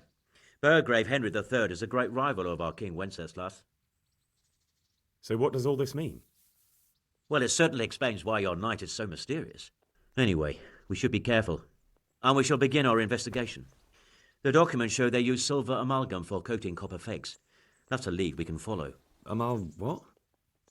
Silver amalgam. It's produced from quicksilver and silver. Well, that doesn't sound like something just anyone can get hold of. You're quite right. You will go to Sasso at once. Look around the forges in the city. Someone must be working copper for them. I, meanwhile, will take counsel with Sir Radzik and then follow after you. Where shall we meet? At the inn on Sasso Market Square.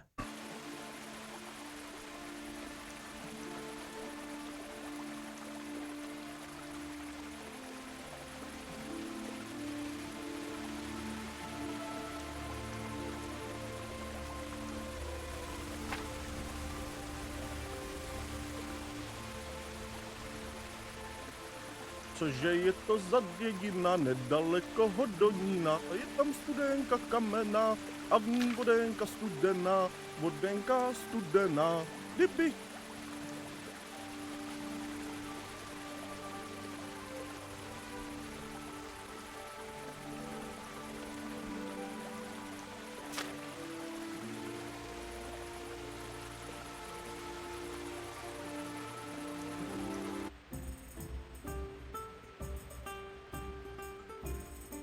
So, what did Master Pfeiffer have to say? I consulted him, and we definitely have a starting point. Tell me more. Master Pfeiffer found out they need copper sheets for the core of the coins, and quicksilver for the the other part. I see. They have such materials at the monastery. Exactly. That's why I'm interested in the local forges. Yes, that is good. Yesterday, I heard people from the craftsman's yard by the monastery complaining. They said they could not sleep at night because the blacksmith works all the time till dawn. I see. That's certainly worth asking about. Have you heard anything else? You said they use quicksilver. There is a painter lodging here who is painting the church in Ujits. I heard him complain also. He said that he went to the monastery for quicksilver and it was all gone. Well, that's something to follow up as well. Thanks. God save you, good night. What can I do for you? I hear you've had some problems with the supply of quicksilver. Problems? I should say so. For the third time this month they've told me they've none. There's no quicksilver to be had, they said. And who exactly are you talking about? Who's holding back the goods on you? The monastery overseer, or his assistant, more like. So what did the overseer have to say to you? Nothing. Apparently he doesn't deal in such trifles. Leaves it all to his assistant, the pompous git. Surely such valuable material can't just vanish. Where can it be? I wish I knew. Every time I ask for the red pang, there's a different reason why they haven't got the quicksilver to mix it. Once they said the goods never arrived, and another time that the wagon carrying it was ambushed. Then it went astray somewhere. And you think they're lying? Jesus, what do I know? Well, it seems pretty strange to me. 3 times in a row the same thing goes missing. There's bad luck and then there's something else. What do you need quicksilver for? I don't. They do. To mix up the red pigment for me. I'm painting the church in Ujits. Can you imagine how stupid those biblical scenes look without red? Not really. Then be glad you can. My eyes hurt just to imagine it. That's all I need to know for now. Ah. But wouldn't you care to buy something before you go? Or play a game? I really need some money. I've been waiting here a while and my stay's getting expensive. There's always time for some dice. Let's see what you can do. See how you throw.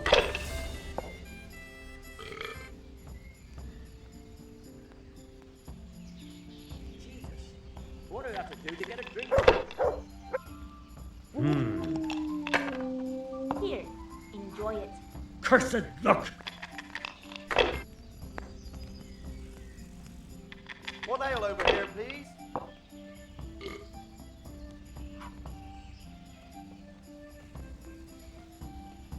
With skulls like that, it'll soon be over and done with. I'll be right back with that.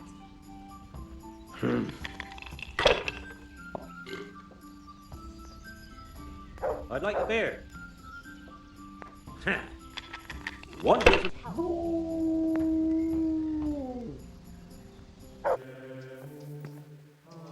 I hope I can be of some humble service to you. Do you have any quicksilver in stock? Who's asking?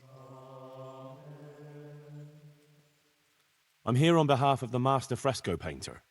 He said you sent him away empty-handed 3 times already. Then I don't have any.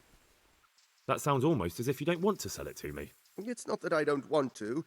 It's that I can't.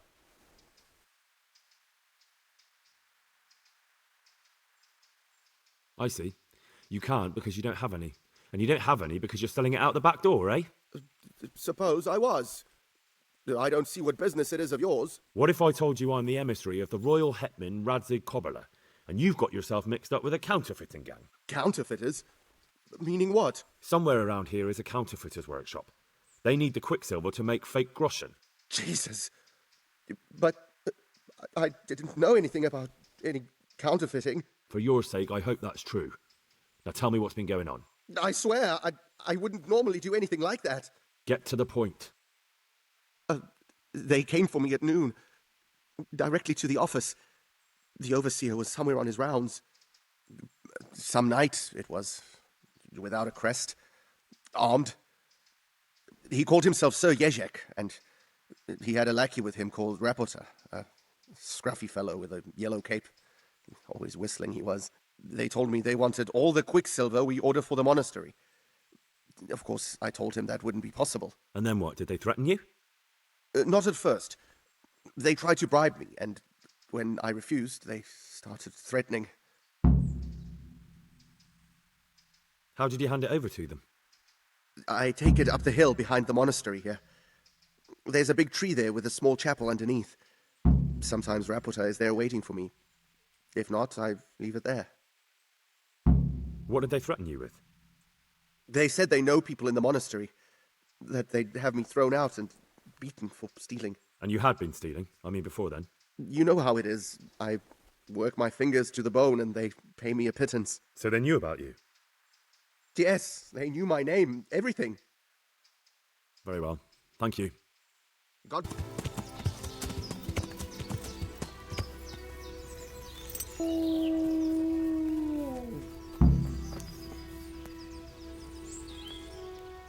Why are you just sitting around? Why not? Admiring the view. People just do not appreciate a lovely view these days. Does the name Rapota ring any bells for you? Rapota, you say? Rapota. No, I can't hear any bells ringing at all. Admiring the view, my arse. If you ever want to see another view again, I suggest you answer my question. Ha! I've been more impressively threatened by my sister's baby. Fuck you! Look, you little jester, I'm investigating a crime against the king on the direct orders of Sir Radzig. Are you really going to keep pretending you don't know anything? Hang on! What's all this about a crime against the king? I'm just keeping an eye on things. When a wagon comes in, I make sure nobody robs it. I get a commission for that, that's it. See? That didn't hurt a bit. Where's Rapota? I don't know. He's been staying in town lately. He hardly ever shows up here. It seems he's keeping an eye on someone there. I don't know who. Who comes to fetch them? I don't know. Some people. They don't speak, they just look mean. Take the goods and go! Bit of friendly advice. You're wasting your time here. Rapota's scarpered and won't be coming back this way anytime soon. You might as well pack up and go home. What? That bastard owes me a dozen groschen. Damn it! Now what? Ah, well, no use hanging around here anyway. In any case, thanks for the information. I could have been stuck here for weeks. It's the alarm! Watch out!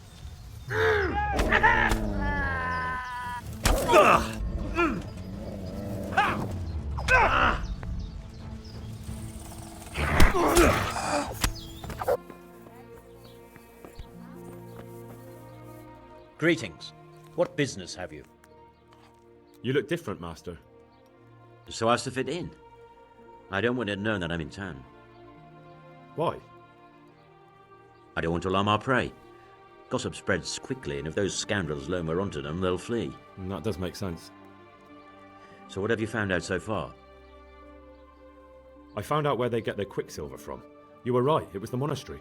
It was the only logical explanation. It changed hands on the hill behind the monastery. Have you been there to have a look around? I have, but I didn't find anything interesting. And have you found out who's behind it? Someone called Rapata. Not much, but it's a start. At least it's not a common name. Listen, Henry, I had another thought on the way here. Those counterfeiters have to have a punch die to make the fake coins. Yes, of course. That's sophisticated work. There's a man I know who works at the monastery yard, Master Engraver Jerome of Silesia. You don't suppose that he's... No, not that, God forbid. I know him well. He'd never do anything like that. But he runs an engraving workshop, so he might have heard something. Very well, I'll ask him. But ask with tact. I don't want him getting offended. And I prefer you not to mention me at all. I'll try to think of something. That's all. There. Satisfied? I might know where the materials from the monastery get passed on to the forges. Where? There. Up the hill by Sasau Woods. Shall we go right now? No, I need to find out more. I don't even know if anyone will be there now, but you could keep an eye out there, in case anyone appears, I mean. Agreed.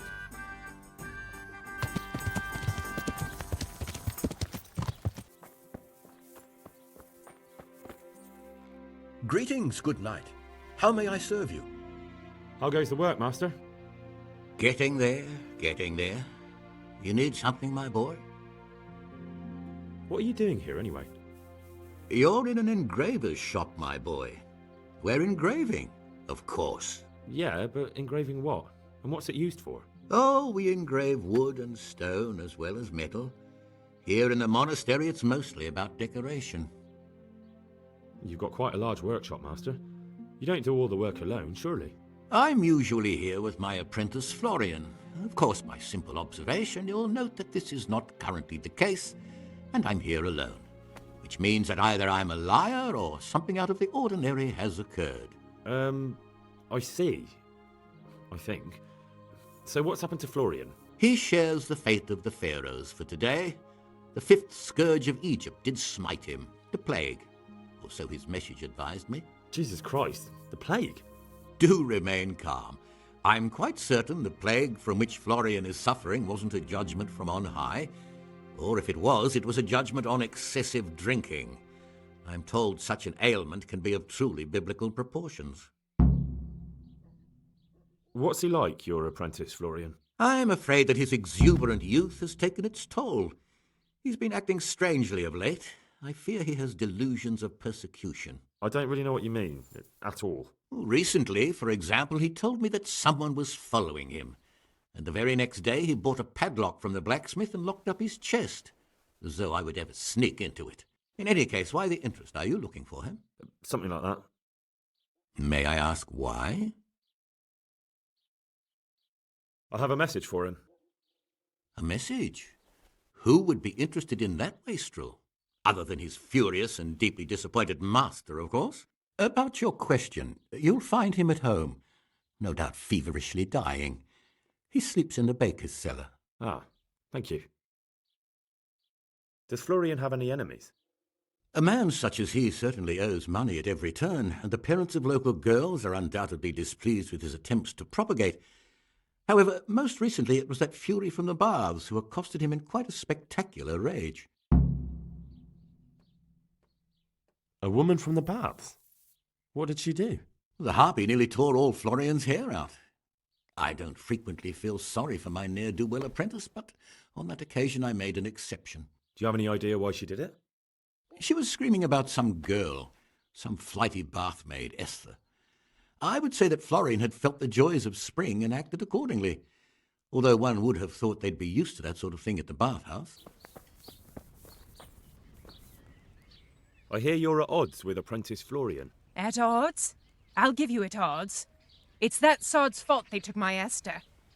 Poor girl. I shudder to think what's become of her.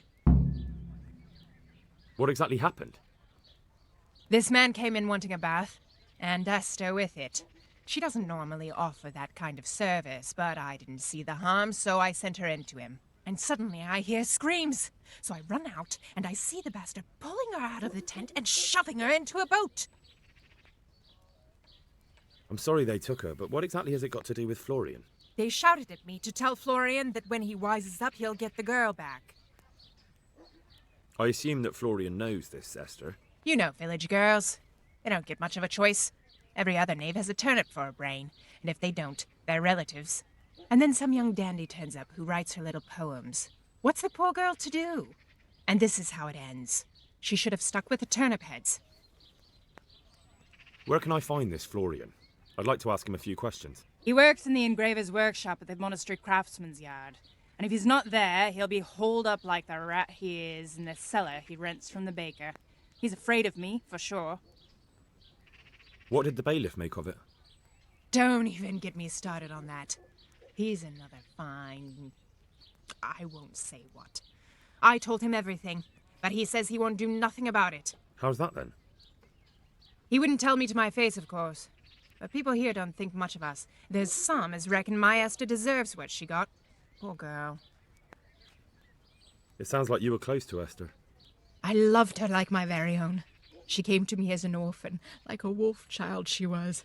I raised her and taught her and gave her a job, and now she's gone. Who knows if she's even alive?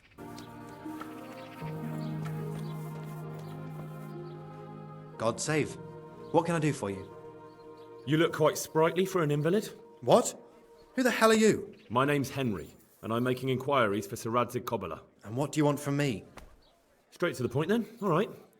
I've been investigating counterfeit money, and the trail led me straight to you. Does the name Rapiter mean anything to you? I don't know. Maybe? Don't bother. I know you know him. You make the punch dies for the counterfeiters. How do you hand them over? Do you know where their workshop is? I can't say anything. I'll deny everything and you've got nothing on me. No evidence, just accusations. It's got something to do with that girl, hasn't it? How do you know? That doesn't matter. No, I suppose not.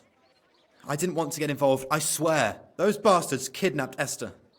If I don't cooperate, they'll kill her.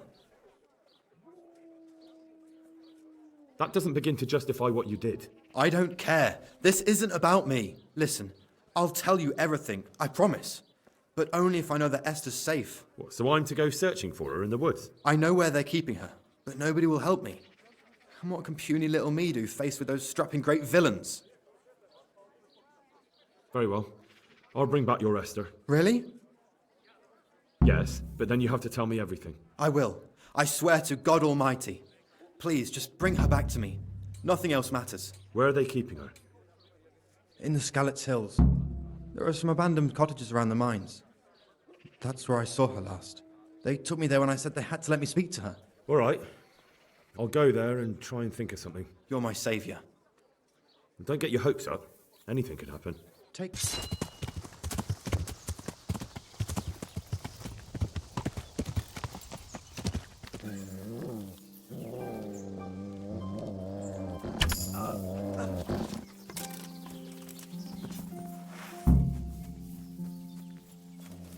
You're in the wrong place at the wrong time. Over here! Where is everyone? Quick! Raise the alarm! Watch out! Bring it on! Alarm!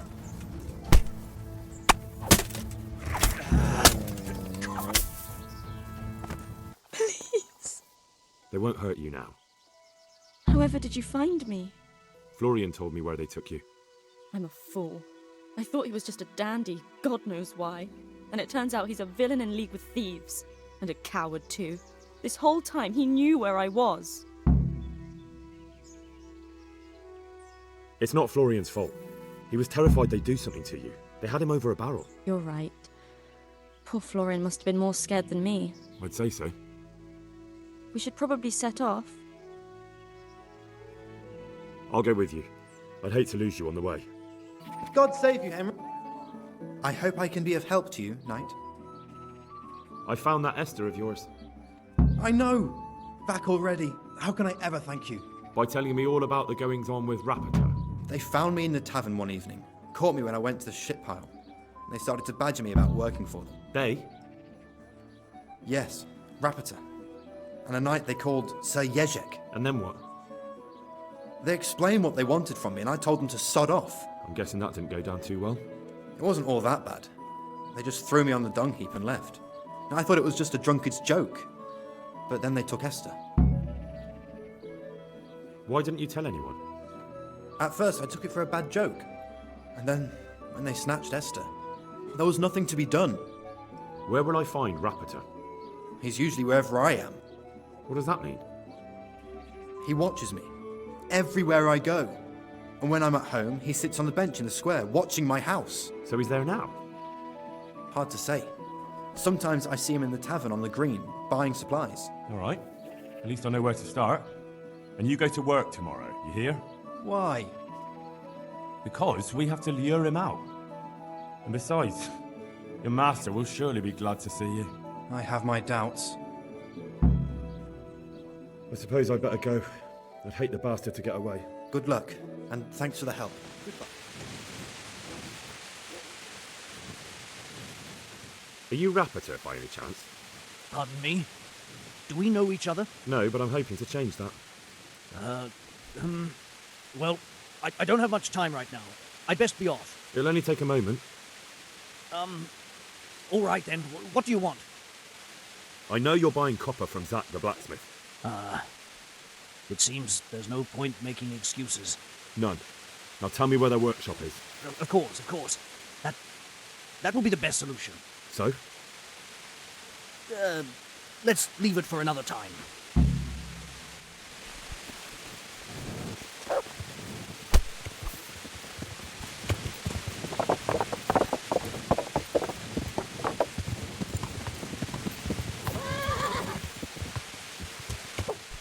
No, I give up. So, are you ready to talk? I will. Just don't hurt me, please. What do you want from me? Tell me where the workshop is. Don't worry. Your master won't be punishing you for betraying him. You're both going to have too many other problems. It's in the Skalitz mines. That doesn't narrow it down very much. On the eastern side of Skalitz Hill, there's an abandoned mine gallery. Well, it used to be abandoned. Now there's a small camp in front of it, and the workshop is inside. Who is your lord? Sir Jezek of Ronov. That's what he calls himself, although Ronov Castle's long gone. What happened to it? Ronov used to belong to Vincent, Count Lichtenberg. After his death, it fell to Margrave Jobst, and he had it pulled down. He knew full well that Vincent's vassals would resist him. Why? Everyone knows that when a lord dies without issue, the king can confer his estate on whoever he pleases. But Vincent had descendants. Ronov only fell to the Margrave because he declared them all illegitimate. All because Vincent had refused to fight for him against Sir Prokop. Sir Jezek led a revolt of the vassals, but Jobst rounded them all up. Only Sir Jezek got away. Since then, he's become the scourge of the domain. Who are you, anyway? They call me Rapota. I used to be the executioner's henchman in Grenoble. And how did you come to be serving Sir Jezek? I helped him escape from prison. If I was going to serve anyone, better Sir Jezek than the executioner. So you saw being a brigand's henchman as a step up in the world? I thought if things changed and he stopped marauding, he might get Ronov back and take me into his service. Well, after this little escapade, you can forget about that. You'll be lucky if you don't end up swinging on the gallows. It's all the same anyway now. I've betrayed him. So who's Sir Jezek working for? Don't tell me he just took it into his head one day to start forging coins. That's not for me to know. Sir Jezek was on speaking terms with various lordships. Such as? We were often guests at the monastery, but I slept in the hayloft, so I heard nothing. And apart from that? In the camp, you'd occasionally see a Hungarian nobleman, but I don't know what he was doing there, or who he is. I think I've heard enough. Can I ask you something? Yes? I don't want to hang. It's a horrible death. I prefer you just kill me here and now.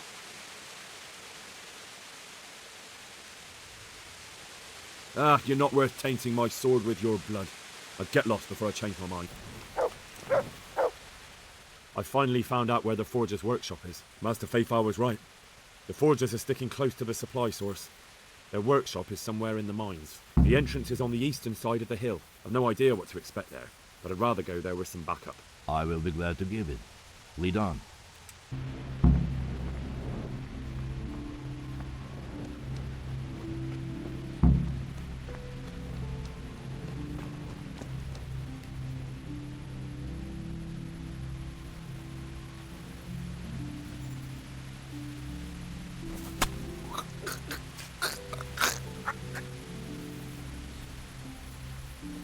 What have we got here? You made a mistake getting on the wrong side of me.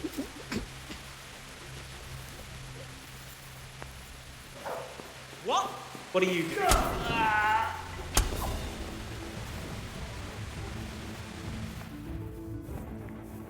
Who's there? Yabba.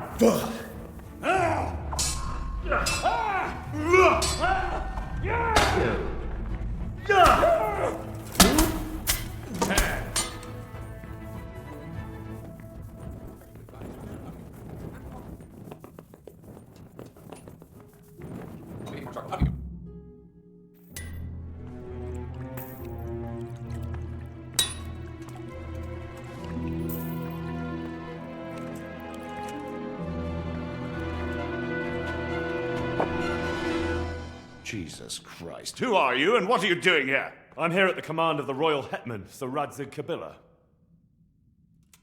And who's he? That's no concern of yours. I'm sure we could come to some sort of agreement. I have plenty of coin. We can come to an agreement that you'll keep your mouth shut. Please, don't take this personally. Wait! What? Do you want to do it?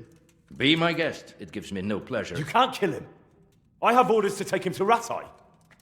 That is unfortunate. I have orders to kill everyone involved in this business. You can't do that! I have no choice, as you are aware. Why do you want to kill him? He may have valuable information. For that exact reason. My master does not wish this man to fall into the wrong hands, especially those of Radzig Kabila. You can tell your lord the man is dead. He'll never find out. But he will. Or do you think you can lock this man away from sight until Judgment Day? Why not? Do not be naive, boy. Look around you. This land swarms with rats and snakes, especially now. There is no secret that is not for sale. If I let you have him, my own head will be on a spike before the month is out. You don't have to go back to the Rosenbergs. How do you know about the Rosenbergs? Master Feifar recognized the writing on your letter of passage. Just as I said, there is nothing safe from prying eyes in this land.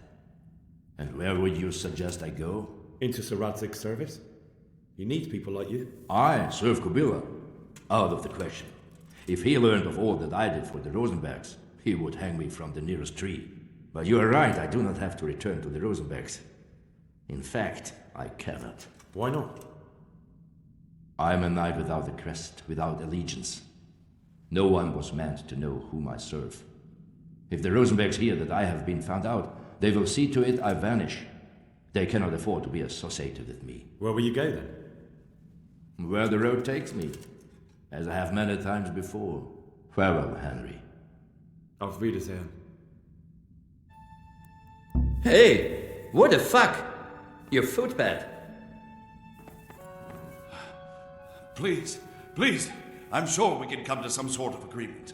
You can talk all you like, but not here and not to me. Let's go.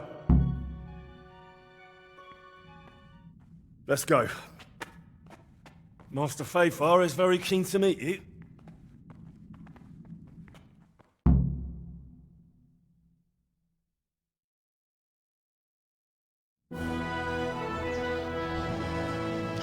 Good work, Henry. Thank you, Master Fafar. It wasn't easy, I can tell you. I'll take some men and have a good look around there. And what should I do? You should get some rest and go to Rate. In the meantime, Sir Radzig will have this wretch questioned.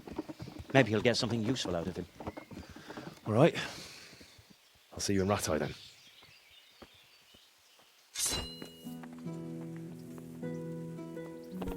There's the man. Good work, Henry. Thank you, sir. I'd tell you to take a well-earned rest, but unfortunately I need one more thing from you. Whatever you command. Jezek refuses to talk to us. The stubborn bastard's asking to see you. Me? Indeed. Normally I'd send for Captain Bernard to beat it out of him, but then I told myself that if he's so keen to speak to you... I'll try to get something out of him. Where is he? He's locked up in the tower. Bernard will give you the key. Very well, sir. Good day. I need the key to Jezek's cell. So Sir Radzig let him have his way in the end. He should have let me beat some answers out of him. Don't take it that way. He probably wants to talk to me because he reckons he can hoodwink me. But that's where he's wrong. Just try not to mess it up. Here's that key. Thanks.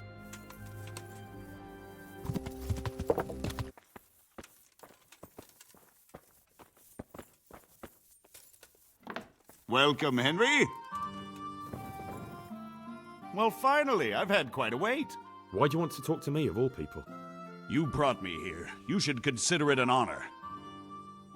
If hanging around in a damp dungeon with a condemned man is your idea of honor... You're not seeing the bright side. You can be the one who uncovers a conspiracy against the king for your master. You don't get an opportunity like that every day. It did cross my mind, though, that it might be nice to get some assurances for my cooperation. After all, I'm the one the Margrave unjustly declared the scourge of the land and expelled from Moravia. They even pulled my beautiful castle down. It was the necessity of making a living that forced me to take some liberties. Do you really want to question the authority of the Margrave? I've always been loyal to the crown, but what can I do when the Margrave stole my fief? That's not why we're here. I don't care about your conflict with the Margrave. It's your crimes against the king I'm worried about. The king you say you've always been so loyal to. Very well, ask me anything you want. I won't be obstructive. What I want to know most of all is who's behind it. Who are you making those forgeries for?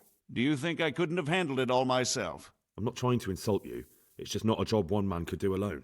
All right, the way it began was I was short of coin, as usual. So I let those crimps in Sasau recruit me. Recruit you into what? I didn't inquire too much. In this business, you don't ask too many questions.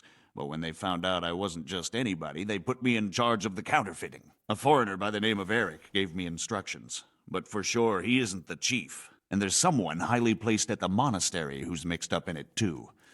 But I don't know who. How did you come to hear of all this business? I met some old friends in Kolin a few months ago. And they said they were heading for Sasau, that armed men were being recruited, and they'll hire anyone. Old friends? Who were they? Just a couple of brigands. We used to ambush the Margrave's messengers in Moravia together. Nice friends you keep. I was in dispute with the Margrave. A man in my position finds himself mixed up with all sorts. And then what? Rapota and I had been living off stale crusts for a month, so I wasn't going to turn down the chance of work, honest or otherwise. We rode to Sasau and met with the recruiters. It didn't take long to realize I was a nobleman fallen on hard times. Not some common peasant. Can you get to the point? Well, they introduced me to this Eric, and he told me what was needed. They set up the workshop, got the men, the supplies, everything. This Eric? You reckon he's not the one in charge? He puts on airs, but he's just a naive young pup. And he's always going on about his lord, though he never mentioned him by name. Where can I find this Eric? You must have had some meeting place. He used to come to the workshop unannounced. And after what's happened, I doubt he'll be showing his face there again. Crimps? You're telling me this Eric is recruiting armed men in Sasau? Well, it seems so. I was giving the recruiters some of the coins to do it. The fake ones, of course. Where can I find the recruiting gang? That's tricky. It was my friends who led me to them. We met with them in the woods next to Sasau. It's about who you know, as always. You said you gave them money. Where was that? They'd ride to the mine gallery to see me. I don't suppose you'd find them there now. If you say so. This highly placed person at the monastery, what can you tell me about him? I've no idea who he is, only that he's no small fry. After all, he handles the exchange of the forgeries in Passau. I see. Is there anything else at all you can tell me about him? No, he was supposed to supply me with materials too, but he backed out. Eric said he probably got cold feet. That'll do me for the moment. Will you put in a word for me with Sir Radzig? I'll swear allegiance to him if he'll have me. I'm sick of being a renegade. I can try, but I can't promise you anything. So what have you learned? All sorts of things.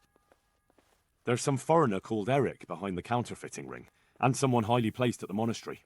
The monastery? Really? That's what Jezek claimed. So it's worse than I thought. If this is true, we'll have to proceed with the utmost caution. Why? Can't we just go to the monastery to investigate? No. If the church is truly involved, I have no authority. So what will you do? I'll have to think about it. It won't be an easy nut to crack. I'll have to consult with Hanush. And what of this Eric? Who is he? I don't know, but he's recruiting armed men in Sasau and forming an army. Damn. So it looks like Pribyslavitz wasn't the end of it. It most certainly wasn't, sir.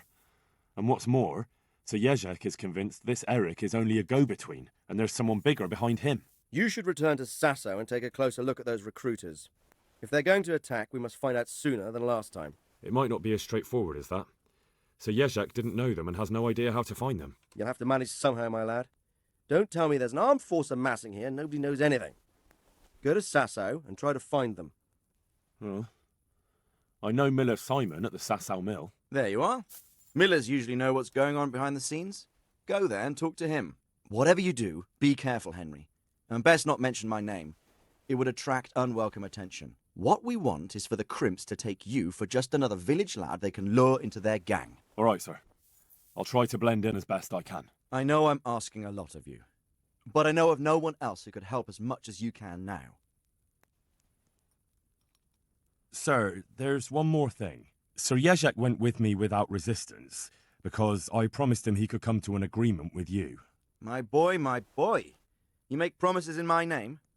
That could turn out very badly for both of us. But, if it can prevent bloodshed, why the hell not? We may well come to some arrangement after all, but I can't say yet what will become of him. You'd better run along. As you command, sir.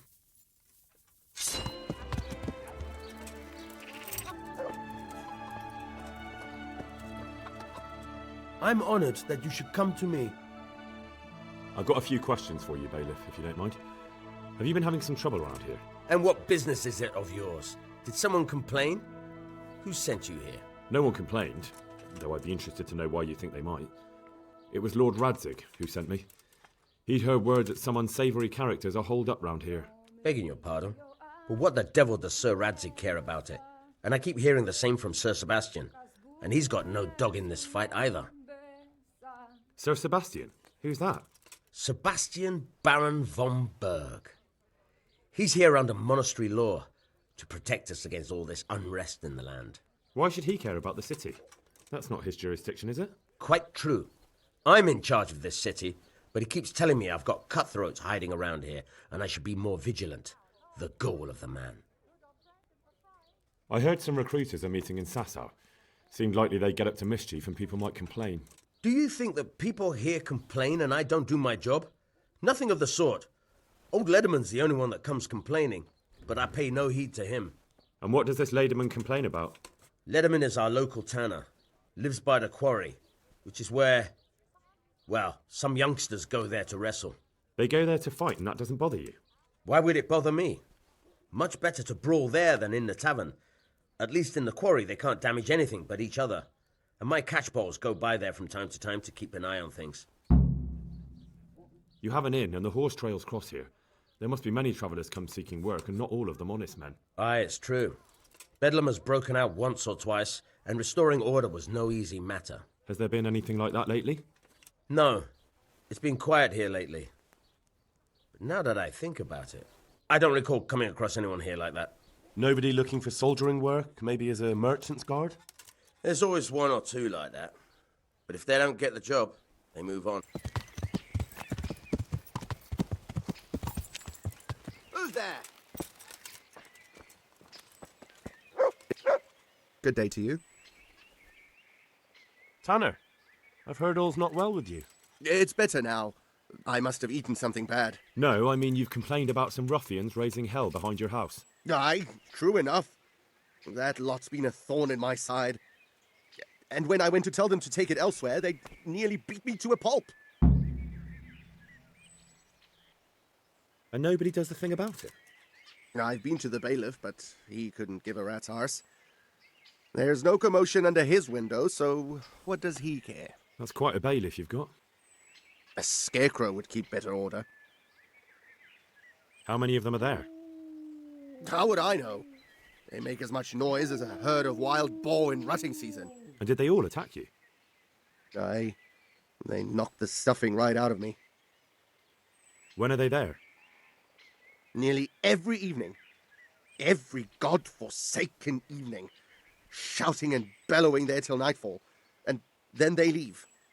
Probably to get drunk. If you want, I'll take care of them. Well, you look like you could move mountains, but there are several of them and just one of you. Perhaps we'll be able to settle things peacefully. Maybe. They might think twice before kicking your arse. Perhaps I can reason with them. It doesn't have to come to blows. Well, break a leg, lad. Or better yet, don't. But if you manage to pull it off, you'll get your reward. Don't worry.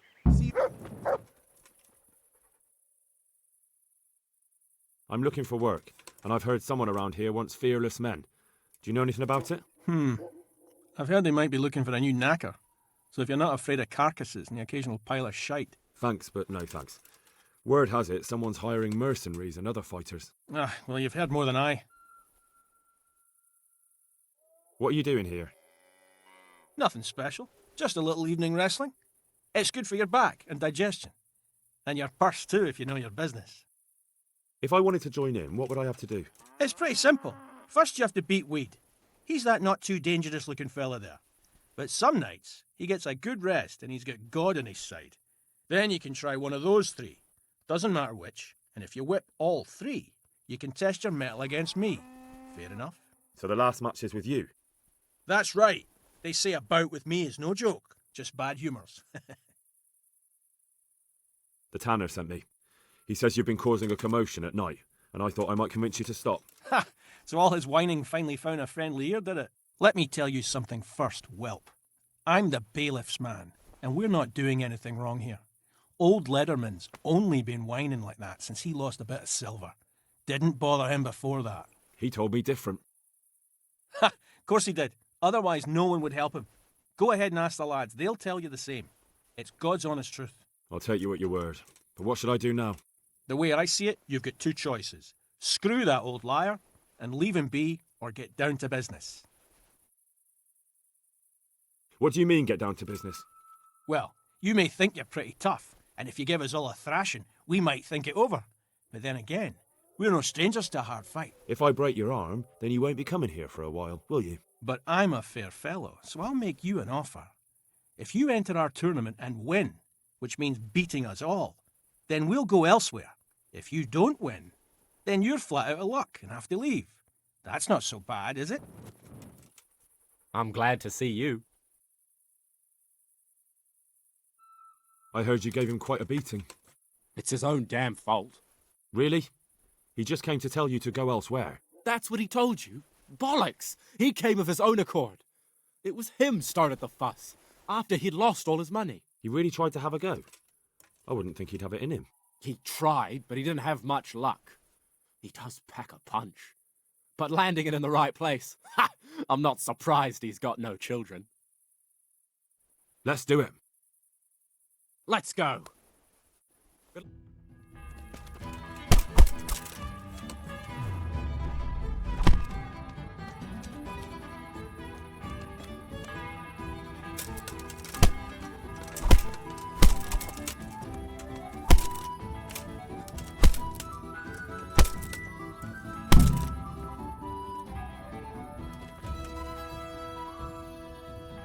Good health to you. Let's fight! That wasn't bad. But let's see how you do with me. Goodbye.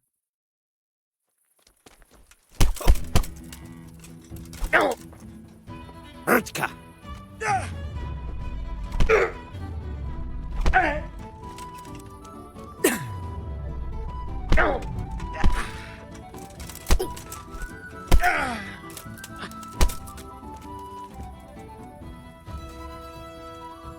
I am at your service, Sir Knight. Let's fight. You look pretty good. But I'm betting it was just luck. We'll see. God be with you.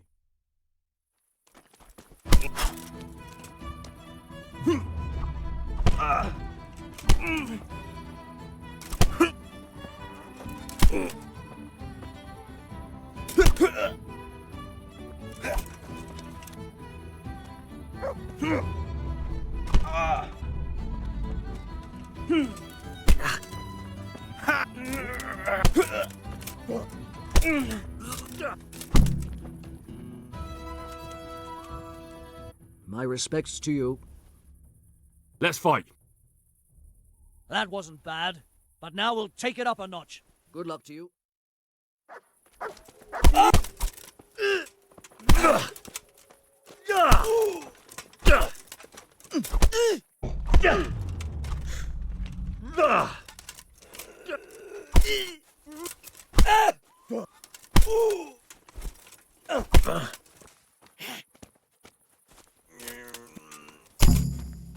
I want to fight you.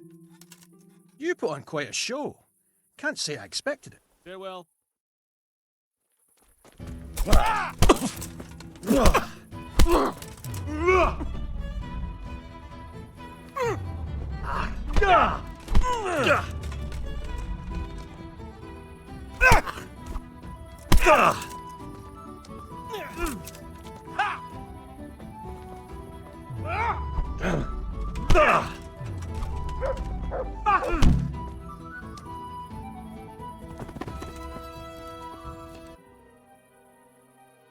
That was pretty good.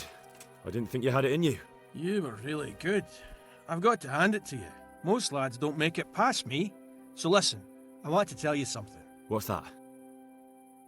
There are people here looking for really tough men, and I'd say you fit the bill.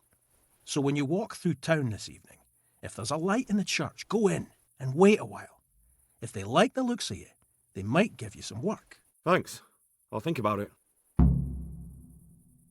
Look here, lads. I hope I won't be seeing you around here again. Go and find some other place for your games. All right. We'll go. But if you want to fight again, you're always welcome. I bet you'll come off worse next time. I'm honored that a knight such as you takes an interest in me. They told me a different tale. Said you went there to fight of your own free will and lost a good deal of silver. Is that the way of it? I did go there at first, but they cheated. And when I caught them cheating, they beat me. And now I have to hear that racket every day. I've taken care of the lads who were bothering you. You'll have a quiet evening tonight. God bless you, lad. And here's something for your trouble and kindness. Unlike that miserable bailiff. If anything else grieves you, just say the word. God save you. Good night. What can I do for you? Have you noticed anything suspicious lately? And what's your idea of suspicious?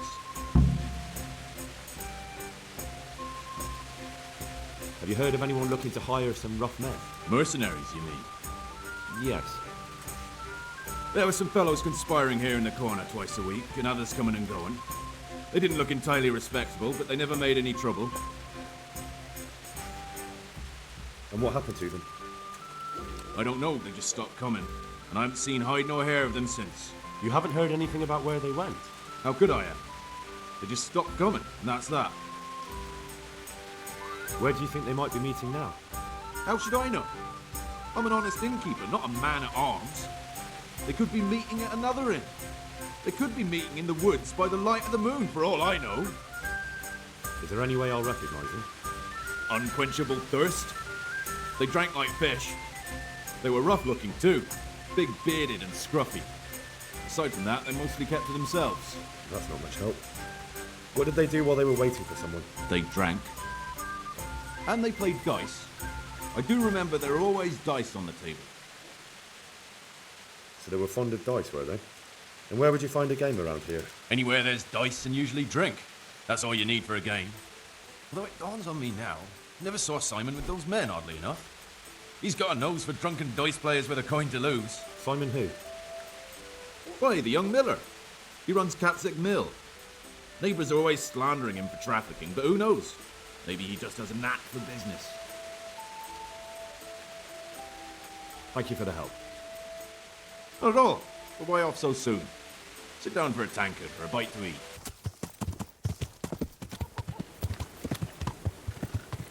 I hope I can be of help to you, Knight.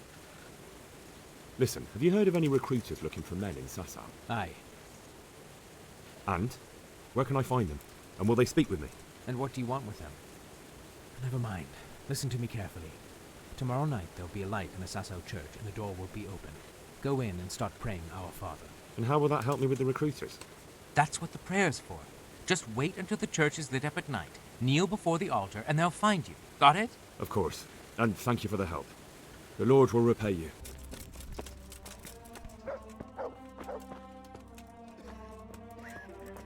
Aha. It's you. How are you doing? Feeling better yet?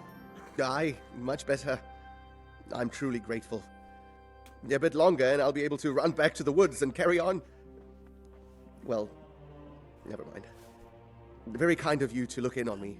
Truth be told, I didn't come just for your health. What do you need? Well, I've heard tell there's work for fearless men who enjoy a bit of silver. Ah, I believe I can help you with that. They used to frequent the tavern, but now they meet in the church. The church? Aye, that's right. The church is locked at night, but if you see a light, the door will be open. Go in there and wait. Say a prayer or something, and then you'll see. That's it? I don't need to speak to anyone? Just doing what I told you is enough. They'll give you a good look over and see if you've got the metal. Don't you worry about that. All right, thank you. You took care of me, why wouldn't I help you? Tit for tat, eh? God be with you. My humble greetings. How may I serve you? Are you the local knacker? I'm the local gravedigger. But if there aren't any burials to take care of, I'll turn me hand to knackering. Well, then you might know a lot of things that others don't. I'm a decent man. Not always honest, but decent. Anything fishy going on in these parts? There certainly is. Candles are being stolen from the church, as brazen as that. What sort of people do that? Ah, but have you heard of anyone around here hiring adventurers and bandits? How would I know that? Most people avoid talking to me. I don't even go to the tavern much these days. Thank you. I'll be going now. Very well. Feel free to stop by any time. People shy away from me, except when there's a death, or the cesspit's full. Good luck.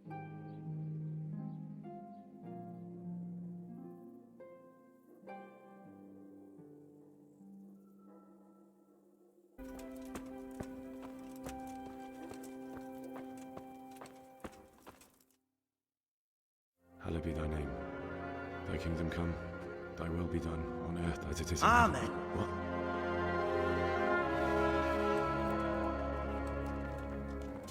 So, you've been looking for us, eh? What is it you want? I hear you're hiring men who don't mind getting their hands dirty. Is that so? And where did you hear that? Taverns and the like? People talk? Well, that's a pretty tale. But no one in any tavern told you to come here and wait, did they? So let's have it. Who told you? The bailiff's man told me about you. The one who runs the fight club in the quarry. Did he now? Well, I hope you trounced him. Bastard took my money at dice. If you want, I can give him a proper hiding, just to show you I'm serious. Spare me the boasting. I've got a test ready for you. Let's see how you handle it before you tell us how wonderful you are. What test? Nothing complicated. We used to take anyone who looked like they could keep their head on straight, but not now. Now you can only join if you do what we tell you. Which is what? Steal something? Nah, not theft. If you want to join us, you have to kill Pius. Who's Pius, and why should I kill him? That's none of your business. But I'll tell you anyway, because it's an instructive tale. Pius was one of us, but he fucked up. How? Did he steal something? Yeah, that was part of it. Stole some money, ran away. A few boys died over it. Showed a distinct lack of loyalty. And as soon as he's dead, you can join us. I'll have to find him first. You don't need to find him. We know where he is. Then why haven't you killed him yourselves? It's quite a test. He's hiding in a monastery. With the stable boys? It's not hard to get into the grounds. No, not there. Oh, he would have been dead long since. He's in the, cloister, or whatever it is. But only monks can get in there. Just monks and Pius. He's an educated bastard. Seems he used to be a priest, but it didn't quite work out.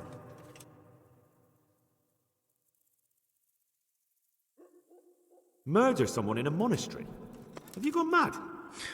Murder's a sin as it is. Doesn't really matter where you do it. Yes, it does. I'd be spilling blood on hallowed ground.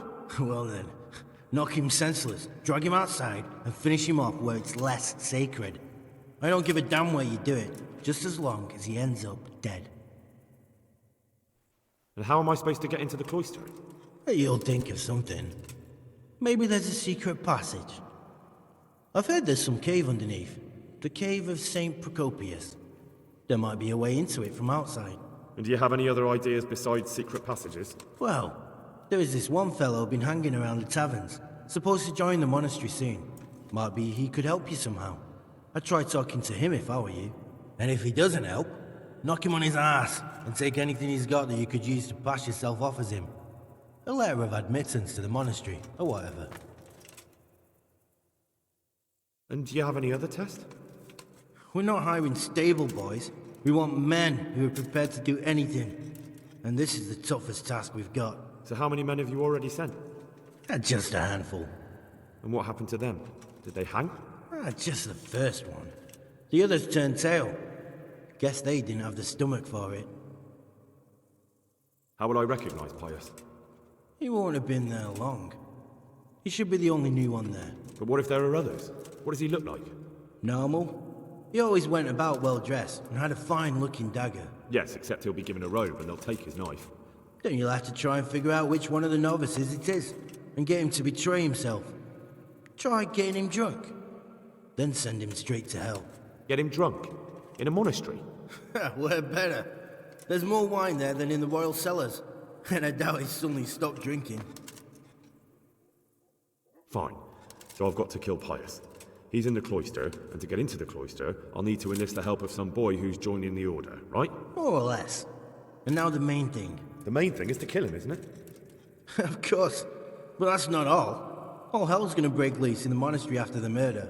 So, either make sure nobody finds him, or hightail it out of there quick as soon as the job's done. But better if they don't find him right away. And what else? Should I come back here afterwards? No. Before you run for it, take his special dice and bring it as proof that you killed him. And if you can get him to tell you where he hid the coin, bring that as well. Bring his dice and the money if I find it. And where should I bring it? From the monastery, head east across the river. There'll be a swamp where you'll find a fire pit. Go there at night and light a fire. Make it nice and big and we'll show up. Take the dice and the money, and then tell you where to report. Got it? Right, I'm to slip into the best guarded place in the entire region and kill someone. Take his dice and money, and then go to the swamp and wait by the fire. Yeah, that's the idea. Well, you can at least say a few Hail Marys for me. I'm gonna need all the help I can get. And remember, we'll be keeping tabs. So don't you try to run off, alright? See you later.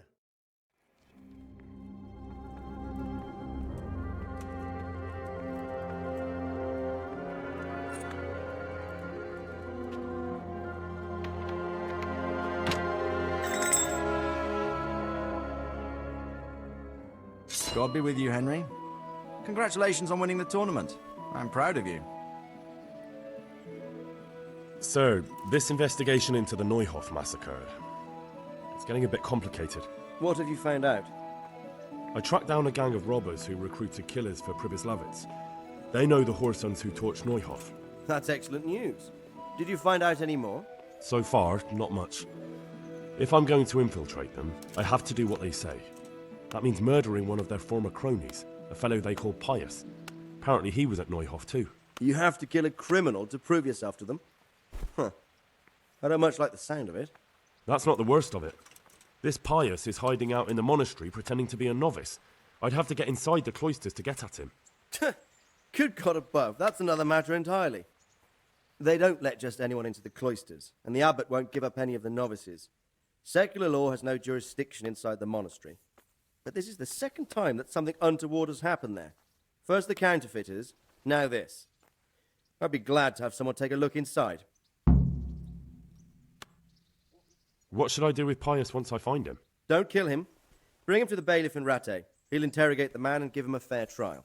It doesn't sound like an easy task, sir. Getting into the cloisters, finding Pius, and then getting him to the bailiff. Far from it, lad. But I have confidence in your abilities. It seems like the only way to find Pius is to join the order. Damned if I know how, though. A bit of meditation and learning would do you good. If it's really the only way to get to him, then you'll have to do it. I'm sorry I can't be of much help. Sadly, my relations with the monastery aren't entirely congenial. You'll have to figure something out for yourself. See?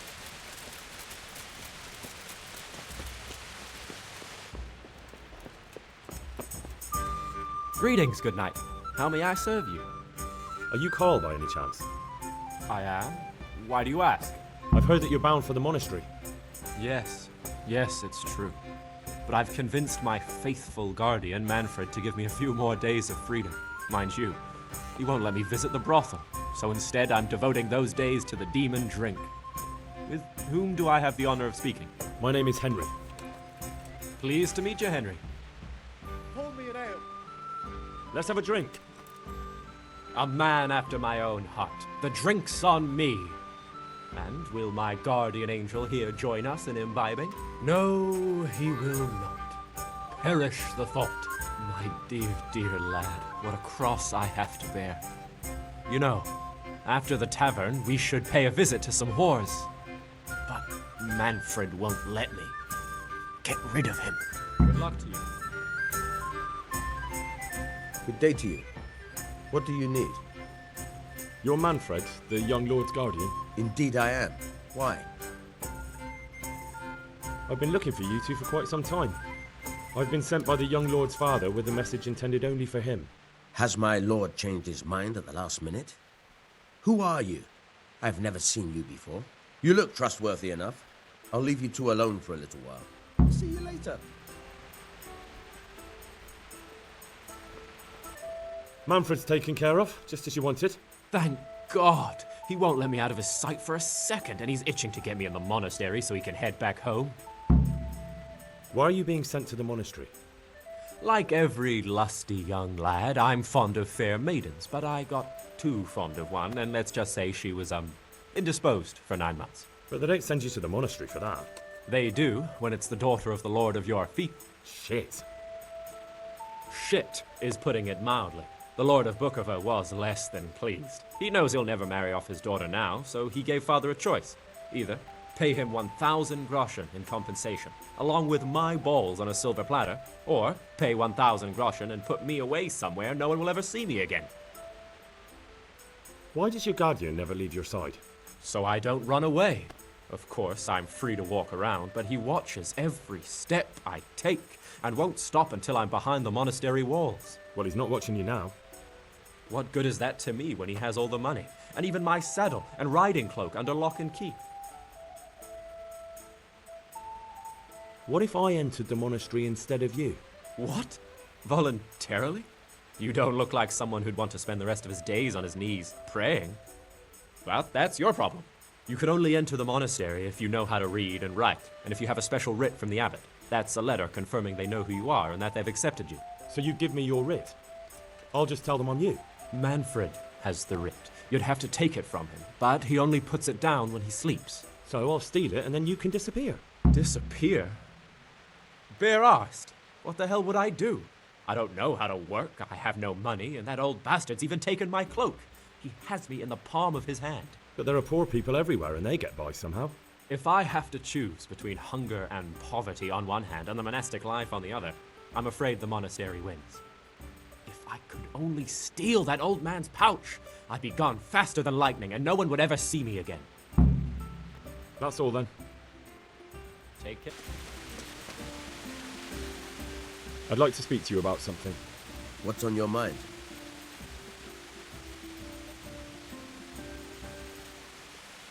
I hear you've got a writ signed by the abbot granting entry to the monastery. Indeed I do. What of it? I need it. What good would it do you? You don't want to become a monk instead of him, do you? Yes, I do actually. But I'll need that writ to do it. Now that's funny. I've never heard such nonsense in my life. The boy must enter the monastery, and there's no way around it. If you want to become a monk as well, you'll have to earn your own place. But he doesn't want to be a monk. I know. Unfortunately, there's no other way. You see, he gave the Lord of Bukova an unwanted grandchild. He can count himself lucky he wasn't castrated straight away. But normally you just need to pay some form of compensation for that sort of offence, don't you? Yes, 1,000 groschen. But a boy would keep chasing after women, and who knows how it would all end. The monastery really is the safest place for him. What if you let him run away? The Lord of Bukova would have me whipped. Karl isn't slipping through my fingers. What if I give you a few shiny groschen for that writ? Could you give me enough to compensate for all those years of pay I'd lose? Hand over that writ of acceptance right now, or things will get ugly. Pardon me? I wouldn't give you that writ even if you threatened to kill me. Honor and duty won't allow it. God be with you.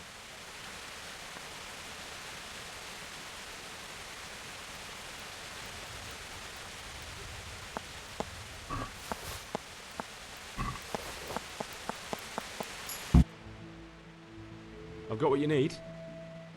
Excellent. Give me the purse. You can do as you like with the writ. Here's half the purse. Half? What about the rest? I'm keeping it for my efforts. Well, I can't say that seems fair to me, but what can I do? Good luck.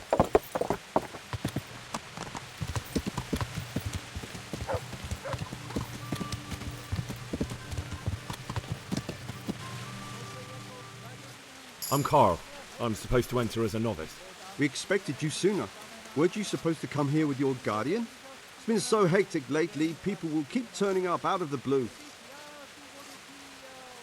He gave me the papers and left me at the gate. He must be used to that, though. I'm not the first novice here, am I? But that wasn't very considerate of him, was it? It's been so hectic here lately, novices arriving one after the other. The last one didn't even have a letter, and you'd think his backside was on fire. The way he kept looking over his shoulder. You took him without the letter? You didn't find that suspicious? My guess is he wanted to hide from someone. But he's a priest and knows how things work in the monastery. So there was nothing to prevent him from being accepted, at least temporarily. You're a different case, though. Are you able to read? Naturally. I wouldn't be here otherwise. So then, are you ready to enter the Order of St. Benedict and renounce forever the temptations of this world? I am. Then you must rid yourself of all your worldly possessions. Sell them or give them to the poor and needy or donate them to the monastery. You may not enter this place burdened by worldly goods. Inside the gatehouse is a trunk in which you will find monk's robes. Put away all your possessions and dress yourself in a habit. Then you may rest a while I go and see the prior to arrange matters for your acceptance. Strange feeling being without all of that. I didn't realise how much I'd grown used to it. Everything's prepared. It's time for you to take your vows. Do I really have to wear this? You'd better get used to it. You'll be wearing it for the rest of your life.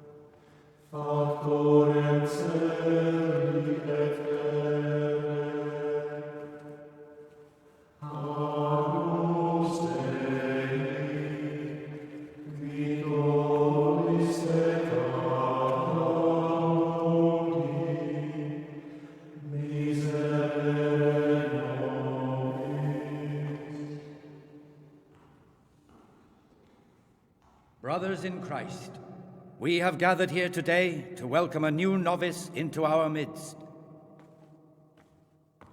Dear brother, forget your former life and embrace your new vocation in the community of the monks of St. Benedict.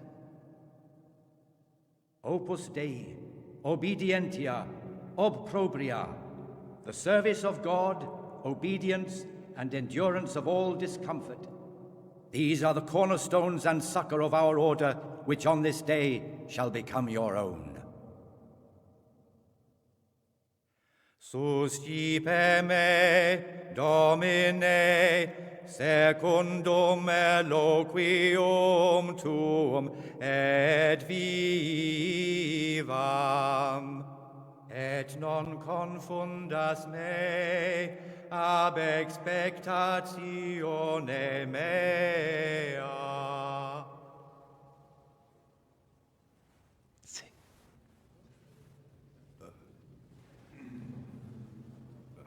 Suscipe me, Domine, secundum in loquium tuum vivam, et non confundas me ab expectatione mea. Accept your new name, Brother Gregor, and wear it with honor. Welcome, brother.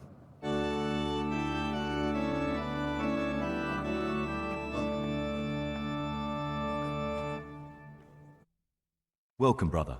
I am Antonius, a novice like you. I've been instructed to guide you around the monastery and tell you what you can expect and what your duties will be. Thanks for helping me out during the ceremony. I had no idea what I was supposed to do. You don't know Latin, do you? Don't worry. Work in the scriptorium will teach you fast enough. Why exactly are you here? Was it your choice? Or did someone force you to come?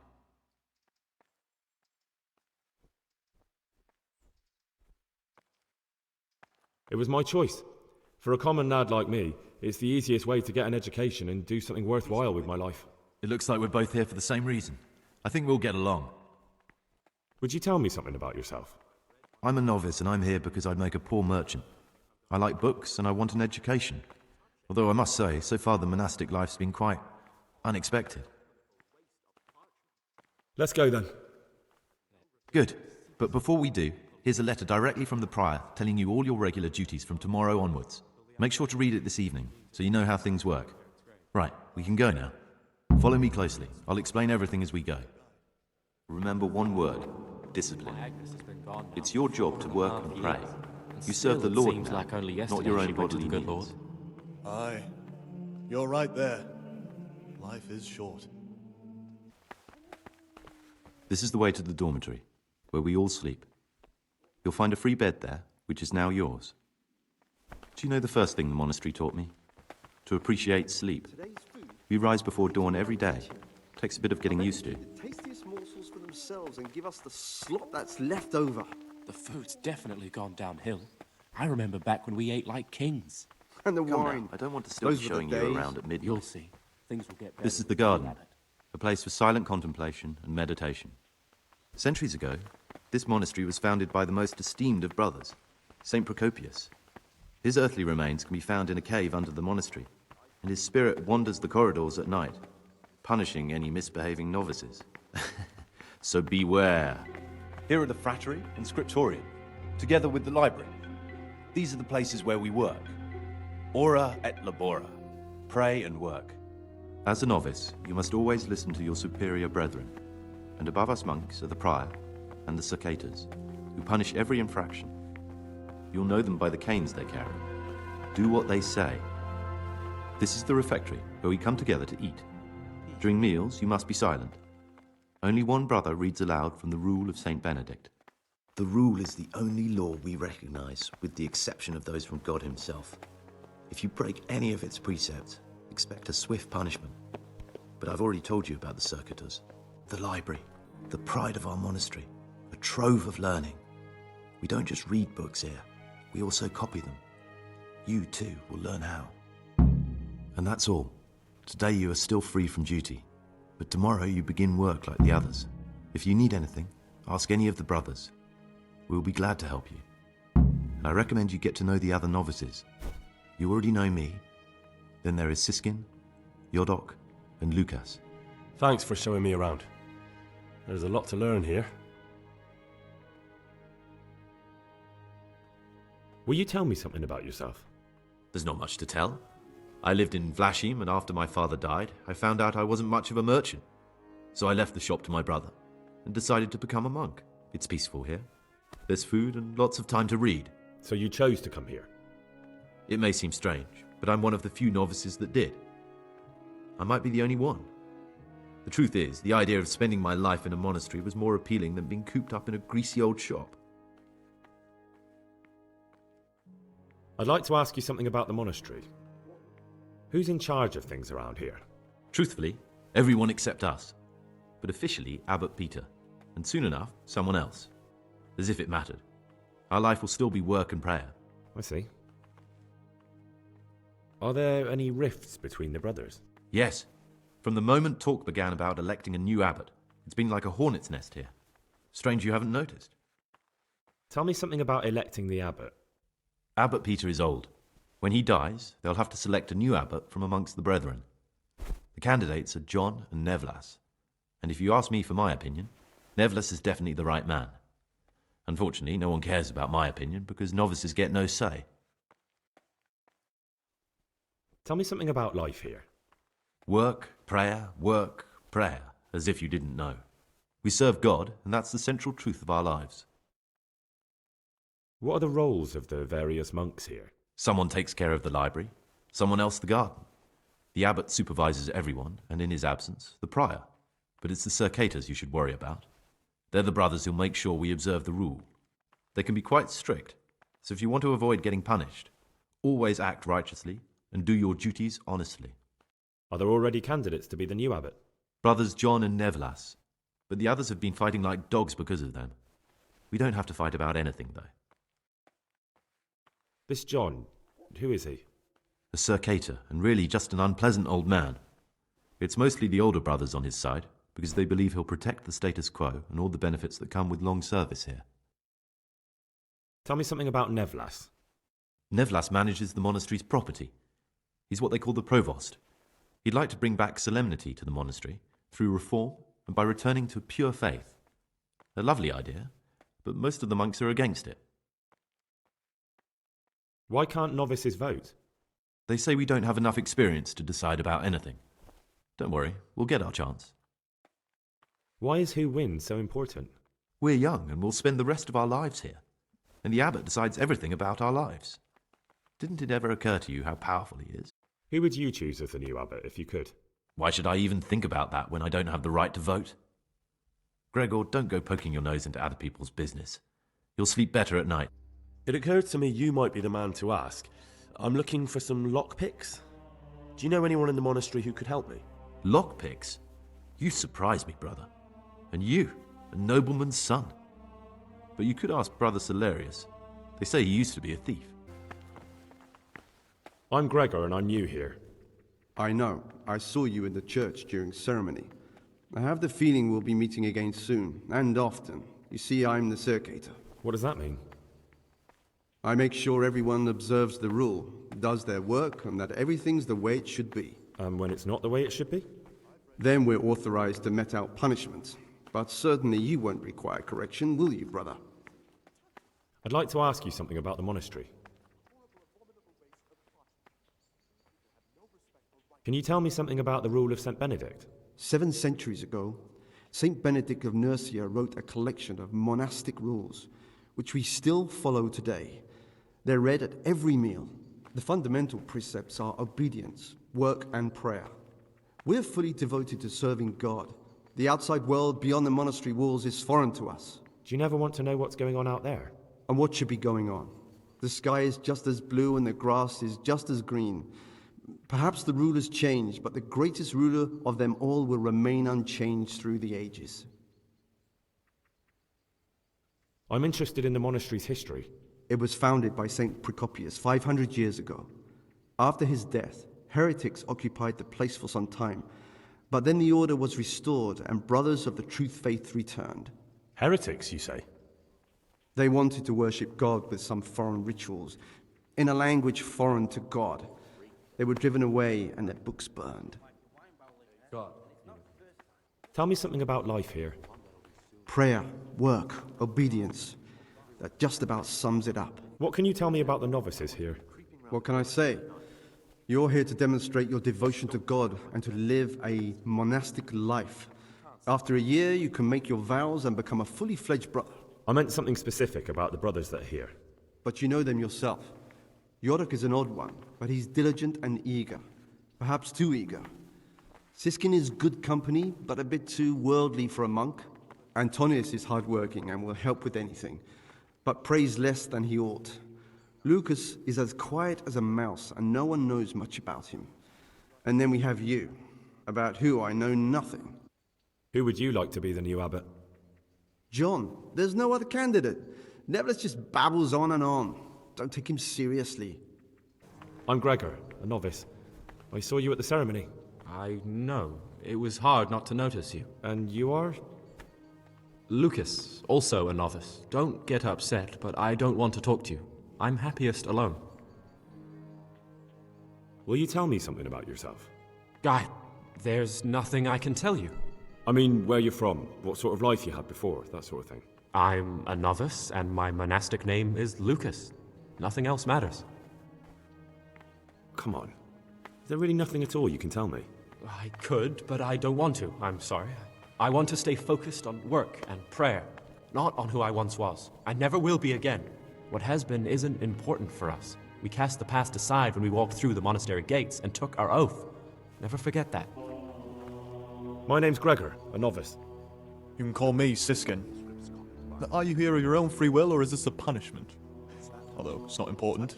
Welcome to Purgatory. Did you say purgatory? You'll see soon enough. Soon enough. Will you tell me something about yourself? Look, nothing against you, but I prefer not to talk about my past. Are you hiding something? Why are you so reluctant to tell me anything about yourself? I'm hiding a lousy past that I'd rather forget. I hate to think of all I lost when they stuck me in here. And also because I really hate the question, aren't you the son of the famed Sir Smil Flashka of Pardubitz? I was rich and I had everything. But then my father began to feel his time approaching, so he decided to send a son to the monastery. And, being the youngest, the lot fell on me. I've no head for managing the estate, and they said I'd squander it. Can you imagine? Me, in a monastery. So I took what coin I could from home with me, so I didn't lose out completely. But you didn't have to come here if you didn't want to. No, not if I didn't mind being left to beg alms by the city gate. I had one choice, the monastery or nothing. If it had come to that after my father's death, so be it. But to get rid of me while he's still alive... It's that touching, is it? Touching? They must have realized you robbed them. I donated some of the silver to the monastery when I came in, just to piss them off. I can just see my my siblings, arguing with the abbot to give it back. And you stashed away the remainder? Indeed so. What's your plan with this treasure? To get out of here as soon as I can. I'll wait another year or two until my hot-headed brothers cool off a bit, and then I'll take the silver and run off somewhere, far, far away from here. That's all I wanted to know. Please, keep it to yourself, especially the part about the coin. How is it that you don't get any penance for missing morning prayers? I've paid off the circators to turn a blind eye. And the other monks don't notice as long as you show your face there from time to time. No one's too awake at that time of the morning. Tell me about Antonius. Oh, if there was a monk I'd recommend as a friend, with of course the exception of myself, it would be Antonius. He has a calm soul, he's easy to talk to, and you can always rely on him. What can you tell me about Lucas? It's a tricky situation with Lucas. No one really knows anything about him.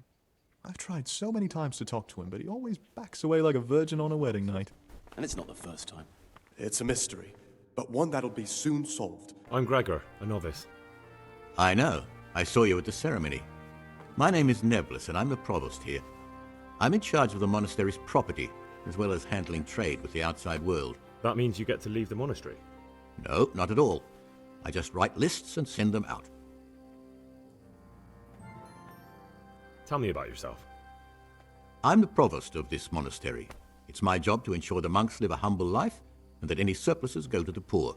But in reality, I spend all my time making sure my brother's gluttony and the construction of a new church don't swallow up the few resources we have left. Tell me something about how the new abbot will be elected. A new abbot has to be elected once the old one dies. All the brethren can vote, with the exception of novices. The abbot's crozier will be conferred on whoever is chosen, and he'll take the vow. When he becomes abbot, a monk spends most of his time dealing with politics outside the monastery, instead of actually leading the monastery. But he still maintains a fundamental influence on life here. Can you tell me about Abbot Peter? Peter's wise in the ways of politics and a good shepherd, but as you've already heard, he's old and infirm. The other brothers see him with one foot in the grave, but I still have hope for him. But you, brother, don't let yourself get involved in the games of your superiors. Could you help me with something? With what? I'm interested in medicine, and I know there's a cure for the abbot's ailment. With your help, I could find out the details, and together you and I could give old Peter a few more years to do good. What do you say? What do you need me for? In order to get the recipe for this medicament, a few rules will need to be broken. Now, you know, most of the brothers believe every illness is a message from God, and that it's not our place to deny his will. I, however, think if God sent us not just illnesses, but also the medicine to cure them, then it's our duty to relieve people of their suffering. The cure for Abbot Peter's illness could be contained in one of the books in our library, but it will certainly be amongst the libri prohibiti, the forbidden books, those we aren't permitted to read. Why are they forbidden? Because they contain occult and demonic practices, witchcraft and all manner of evil. Or so some people claim. It's nonsense, of course. This is nothing but a book of medicine, albeit one written by a pagan. Ibn Sina, also known as Avicenna, is universally acknowledged to be a wise man. But here, at some point, someone decided his book was the work of a Saracen devil and must be kept under lock and key. Since then, no one can even talk about the book. But the three wise men were from the East, were they not? Where can I find it? In the library, there's a large cabinet with a lock on it. The forbidden books are inside. You'll easily recognize what you're looking for. The cover has not only a Latin inscription, but also Saracen letters. Bring it to me, but leave the other books there. No one will notice if one book disappears, but if more were to vanish, someone would certainly begin to look into it, which is exactly what we don't want. Is there anything you can tell me that would help? There's a key to the cabinet in the prior's chambers. The librarian should have another one, or you can acquire some lockpicks. But I can't tell you where or how. Perhaps Brother Salarius could help. Why can't you do it yourself? Because I'm one of the highest-ranking monks here, and one day I'd like to become abbot. Can you imagine me crawling around in the black of night searching for a forbidden book? You could just ask for it. Do you honestly think I haven't tried? Unfortunately, Librarian Cyril is a stubborn ass. I'm ready. One more important thing. There's always someone in the library during the day. To pass unwatched, you'll need to go at night. It's locked, but I'm sure you'll manage to get in. They say Brother Salarius understands locks, but don't tell him why you need it. Once you have the book, bring it to me, and I'll then use it to make Peter's medicine. We'll soon have the election of the abbot over and done with. Is there any way I could help you get elected? Somehow tip the scales in your favor? What would you like to do? Climb up the tower and shout, "Vote for Nebulus, vote for Nebulus"? Not exactly. You do have an opponent, John. John isn't my opponent, he's my brother. Just like you and everyone else here. We're all brothers in Christ. But there is something you could help me with. You must know there's a great deal of iniquity here in the monastery. I'd be interested to hear of anything I don't know about. Should I find out for you what's going on around here? Let me make this clear. I want to base my candidacy on putting things in order. But if I don't know exactly what's wrong, then my promises are just empty slogans. Very good then. I'll find out what I can. Thank you, brother. What troubles you? I've heard there are some forbidden books locked up in the library. That's correct. They're here, safely hidden away from anyone who might be tempted to read them. What if I just wanted to take a peek? Could I? You could not. They are libri prohibiti, and the only people permitted access to them are the abbot and I. Although I see no reason why he or I would ever want to read them. Not even if I were to beg? Or promise a favour in return? If you could prove to me that you truly like books, then maybe. Could a book be prohibited by mistake? Maybe a good book or a useful one? No errors are made. Every book on the prohibited list is there for a reason. Who am I to doubt the wisdom of Mother Church? How does a book get on the forbidden list? Forbidden works are full of heresy and blasphemy and witchcraft. If you ask me, we should burn them immediately, not archive them. I don't need to hear anything else. I've heard about Avicenna's Book of Medicine. Could I see it? Who told you about that? Of course you can't. Is it possible to learn something about the other novices in the library? Only the abbot and the prior keep such records. And can I see them? No. The abbot writes and keeps his records in his chambers, and only he and the prior are permitted to read them. Oh, he'll do it. Just as soon as we've dropped... What is it, brother? About you in the election. Will you tell me more about it? Ask me anything you want. Tell me something about Nevlas. Nevlas is weak and toothless. He's full of hot air. How anyone could think he'd make a good abbot is beyond me. Enough. I don't even want to hear his name again. I'd like to know what's going on here.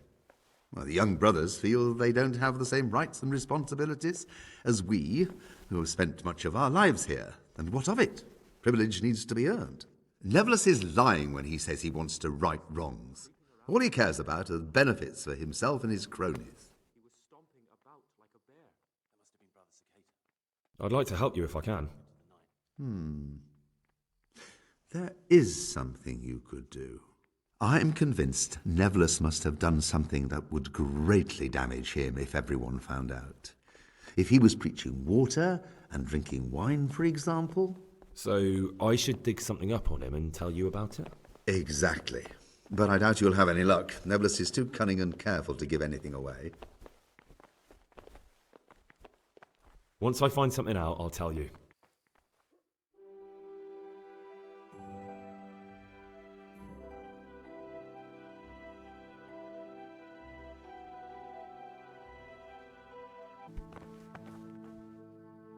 Will be acceptable to God and pleasing to men only if what is commanded is done without hesitation. Delay, lukewarmness, grumbling, or objection. For the obedience given to superiors is given to God. For if the disciple obeys with an ill will and murmurs, not necessarily, I was mute and was humble. Greetings, brother. I'm Gregor, and I'm new here. Greetings to you, brother. I'm Yodok, the oldest of the novices.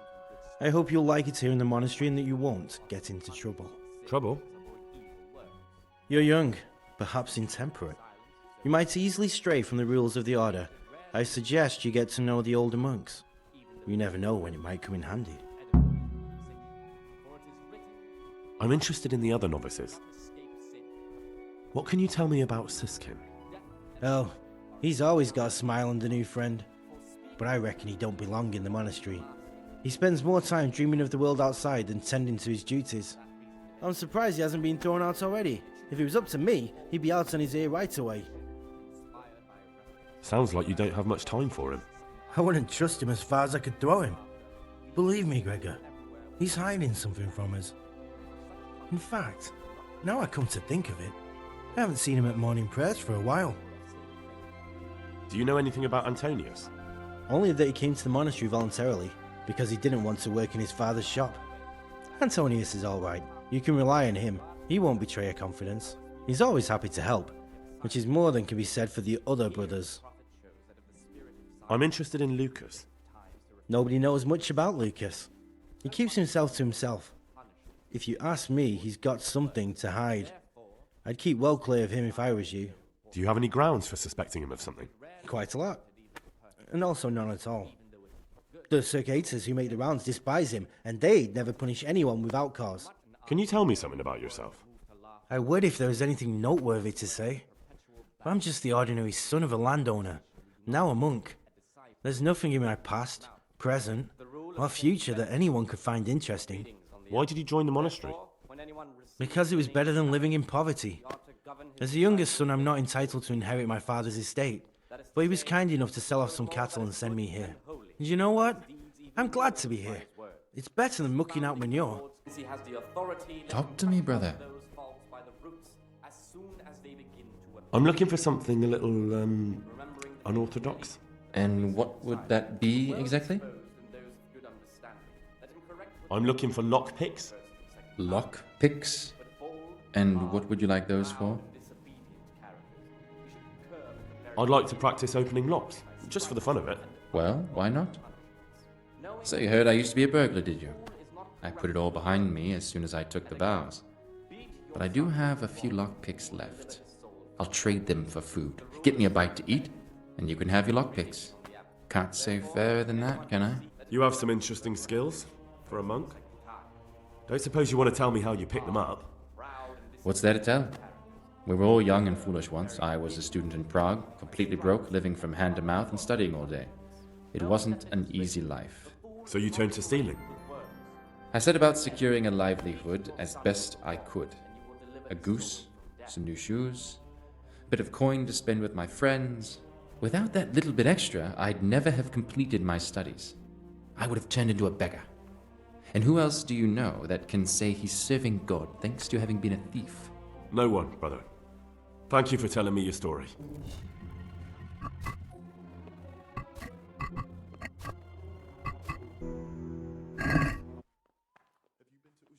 Finally, a reasonable sum. What is it, brother?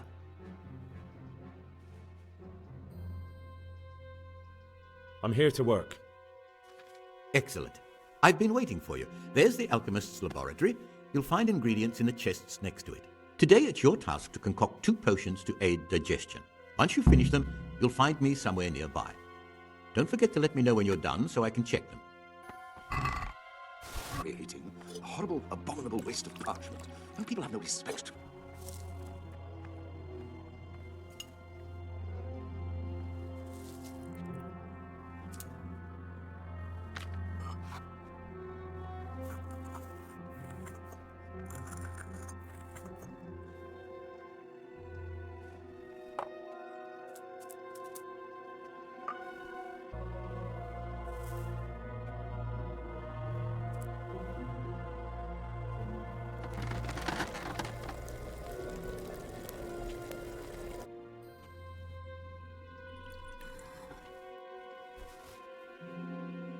What would you like?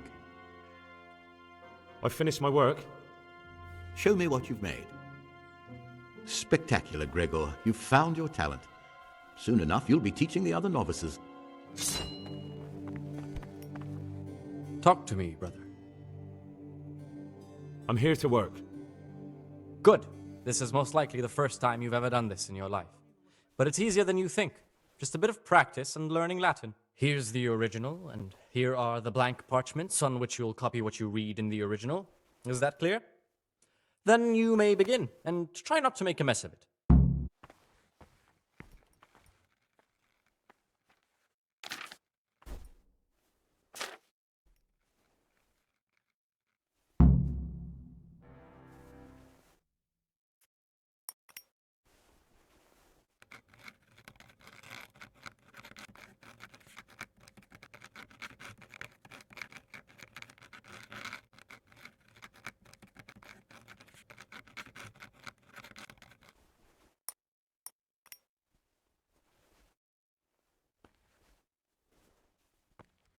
Good work.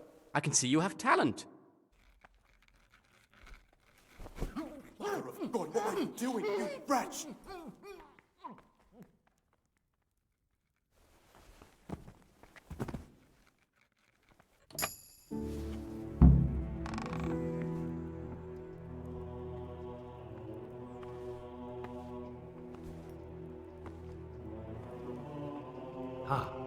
This looks like the Saracen language. Ibn al-Hassan. That's what I'm looking for. Avicenna. Here's the book you wanted. Amazing. This really is it. Now I can use it to prepare a cure for our suffering abbot. Then I'll leave it in the library to make it seem as if Brother Librarian left it lying about. There'll be no investigation. It would be against his best interests, as he'll look like the one who wasn't taking proper care of the books. It will drive him mad. I didn't leave that book out, or did I? Is there anything I can do for you in return? I'd be interested in finding out the background of the other novices. That's a strange wish you have. And the only ones who know everything about the novices are the abbot and the prior. They keep a record of every monk in the abbot's book, but you'll never get your hands on it. It's locked up in the prior's study. Thanks. You've helped me immensely. No, thank you. About that book, don't even think about breaking in to get it.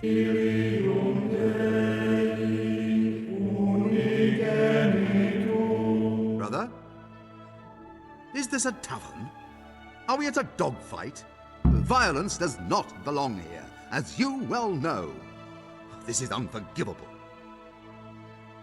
Very well, brother. I accept my punishment. Now, show me what you have on you. I must confiscate anything that is not allowed in the monastery.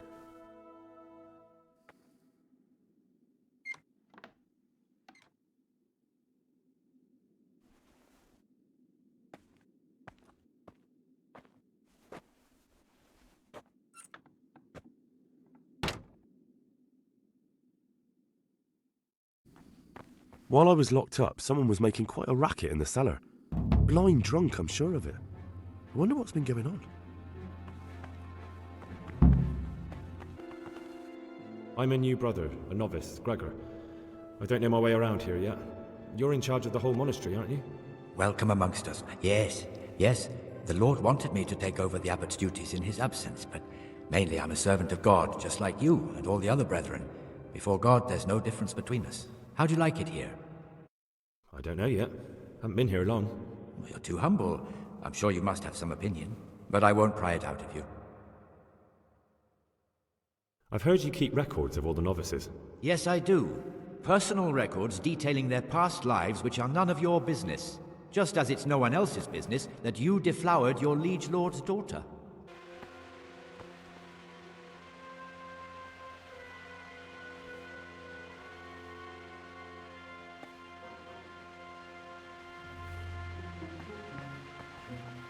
I'll be interested to hear what you think about the other novices. What can you tell me about Siskin? That there's no man alive less suitable for the monastic life than him. You don't know young Lord Capon. I've heard things. Siskin must have been like him, fighting, drinking, fornicating. But then he ended up in here. Why is he in the monastery? No one knows. Maybe he's hiding from something. Or maybe he's being punished. Do you think he has a secret?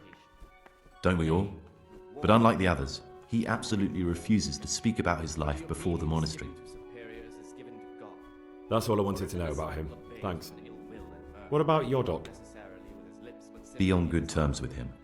If you show even the slightest hint you don't like him, he'll make your life hell.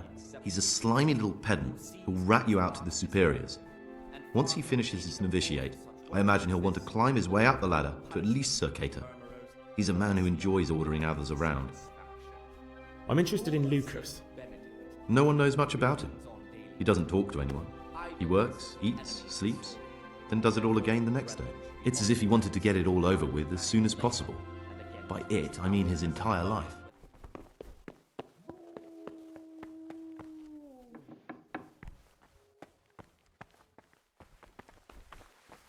What are you doing here? What are you doing here? Well, probably the same as you. I want to be able to read in peace and quiet. And not just the books they make us read. What exactly do you read here? Well, I'd be interested to find the unofficial biography of Saint Procopius, but there probably is no such thing. To be honest, I was expecting some entertaining reading, but it's just the same old stuffy nonsense. But if that locked cabinet there with all the forbidden books was open, that would be a different story. Until recently it was still unlocked, but after something vanished, they've kept it locked tight. Maybe I could get inside. Oh, that would be wonderful. I'd love to pore over some of those tomes. We'd be in it together, up to our ears in it. What do you say? We'll see what I can do. How is it that you don't get any penance for missing morning prayers? I've paid off the circators to turn a blind eye. And the other monks don't notice as long as you show your face there from time to time. No one's too awake at that time of the morning.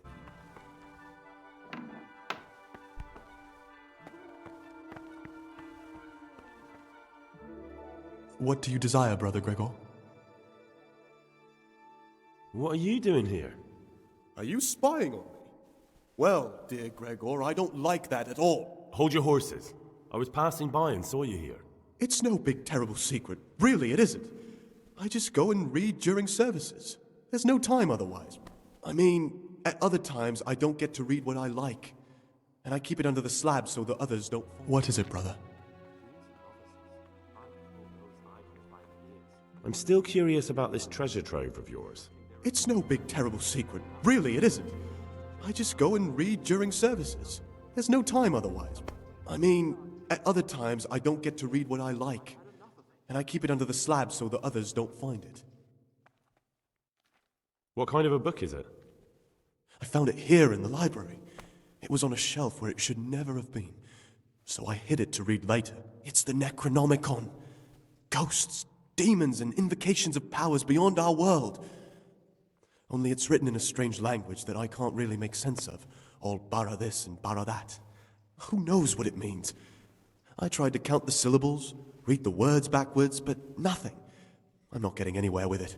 Oh, I'm not too sure what the prior or the cicator would say about a book like that. Actually, what anyone would say. It sounds quite prohibited. Prejudice. But you're right, it is prohibited. For no good reason, though. Has knowledge ever done anybody any harm? You're right. Knowledge should never be prohibited. Oh, I'm glad you agree. Just take a look at the book. Maybe you'll be able to make some sense of it. I haven't grasped a single syllable. Just please don't tell anyone about the book. If the brothers learn that I took it from the library and hid it, I'll be in a lot of trouble. Our brothers' minds are closed to a thirst for knowledge.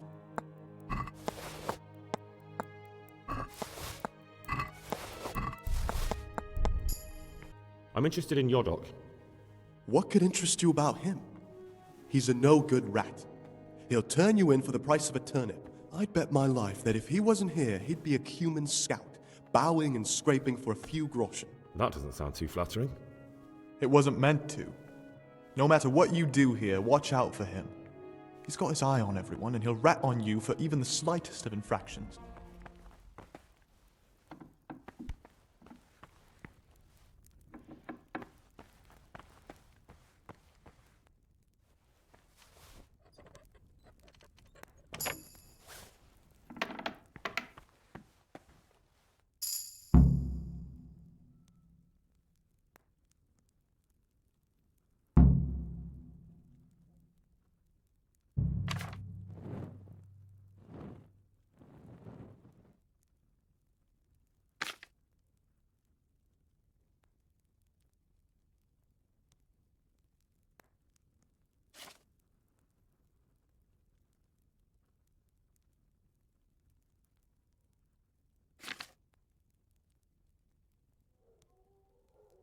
What have we here?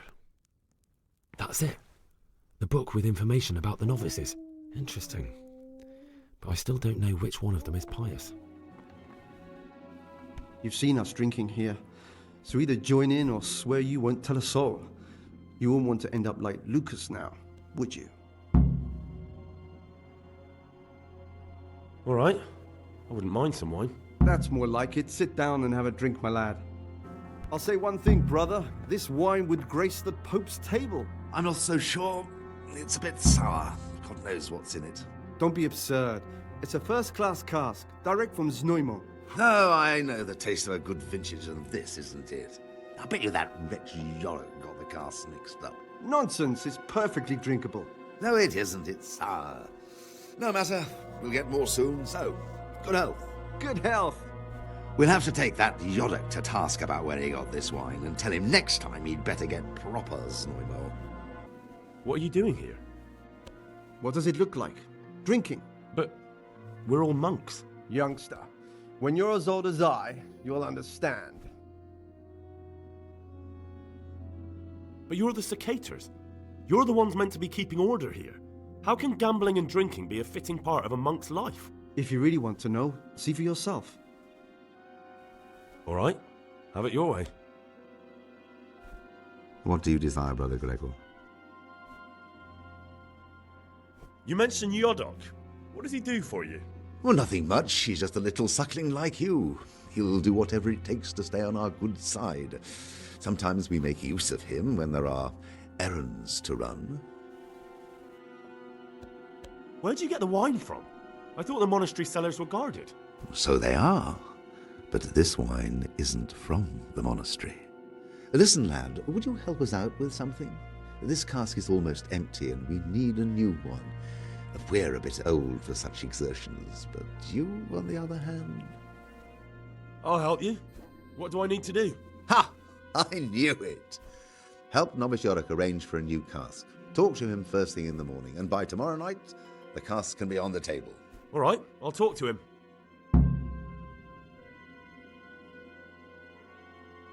Let's drink. That's the idea. And what should we drink to? How about to the abbot? To the abbot it is. But wait a minute, lad. Which one? To Abbot John. That's more like it. I've heard that you, that you enjoy the company of men. Is there any truth to it? What? How do you know that? I read it in the abbot's book. What? The abbot's book is locked up in his chambers, and he'd never allow anyone to read it. Did you break in? But why? Just so you could dig something up on me? I was looking for something else, but I just happened to come across your story. No matter what you were looking for, you crossed a line that shouldn't be crossed. But don't worry, I won't tell on you if you promise me the same. Yes, you can call me a sodomite, a sinner, a monster, the spawn of Satan. But tell me this, Gregor. Can I help the way I am? I tell you, it's a test of my faith. A test so daunting you can't even imagine it. You're right. I found it interesting, but I'm not judging you. You are the way you are. You should be true to yourself. I'm glad you aren't like the others. Thank you for not passing judgment. I swear to God, I've never lain with another man. I've never sinned. When my father wanted me to find a wife and start a family, I told him the truth, and he had me sent here. And in a way, I was glad. My guilt had been consuming me, and I knew in the monastery I'd find peace. The Lord sees my soul, and he knows it's pure. In the night, I overheard the cicators in the cellar. They were talking about you. Oh, no. So it's still not over. This isn't a life in service of God. This is purgatory. Lucas, what's going on? What do you think? Just like you, I saw the cicadas drinking and playing hazard as if they were in a brothel. We should report them. I agree. I warned them if they didn't stop, I'd go and tell the prior. But instead of mending their ways, they vented their anger on me. You've picked the wrong people to make enemies of, Lucas, they told me. Now, I can't even count how many days and nights I've spent locked up in solitary confinement for the tiniest offenses, or for no offense at all.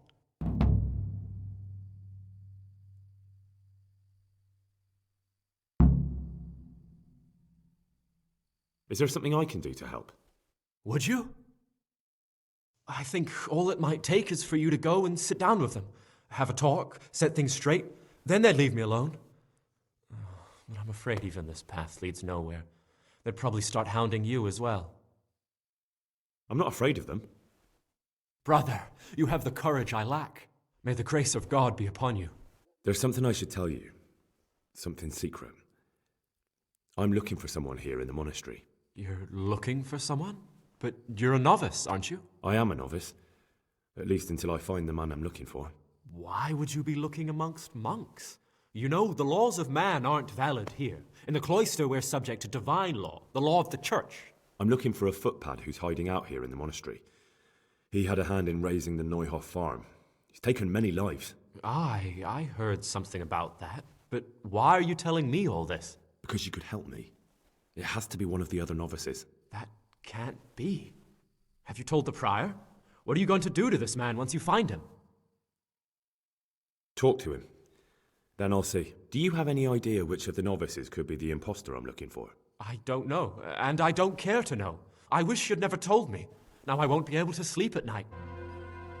Brother Cicator, my friend. What would you like? To be relieved from duties? No, I'm here because of Novice Lucas. I've heard there's some discord with him. Only because that weasel wants to put an end to our nighttime fun. So, we're letting him know who's in charge here. I'd appreciate it if you treat him like a brother again. Well, if he isn't afraid of us, there's nothing to stop him ratting us out. But what do you care anyway? Grown fond of him, have you? He hates you because you trample all over him and he has nothing to lose. If you show him just a bit of kindness, he'll think again about taking you on. You'll see. Fine, you've convinced me. You can tell him things have been straightened out, but he'd better be on his best behavior from now on. Beware of Lucas. He might corrupt you. What do you mean? He's a sodomite, a sinner. He might try to get you into the habit. Or out of it. I'll decide for myself who I do and don't talk to. I spoke to the Cicatas about how they've been treating you. Really? Did you manage to convince them to leave me alone? But you have to promise not to tell anyone what you saw them doing. Then they'll leave you alone. That's a promise I'd be glad to make. I'm forever in your debt, brother. Because now I know I can trust you, there's something I want to tell you. It's about Brother Antonius.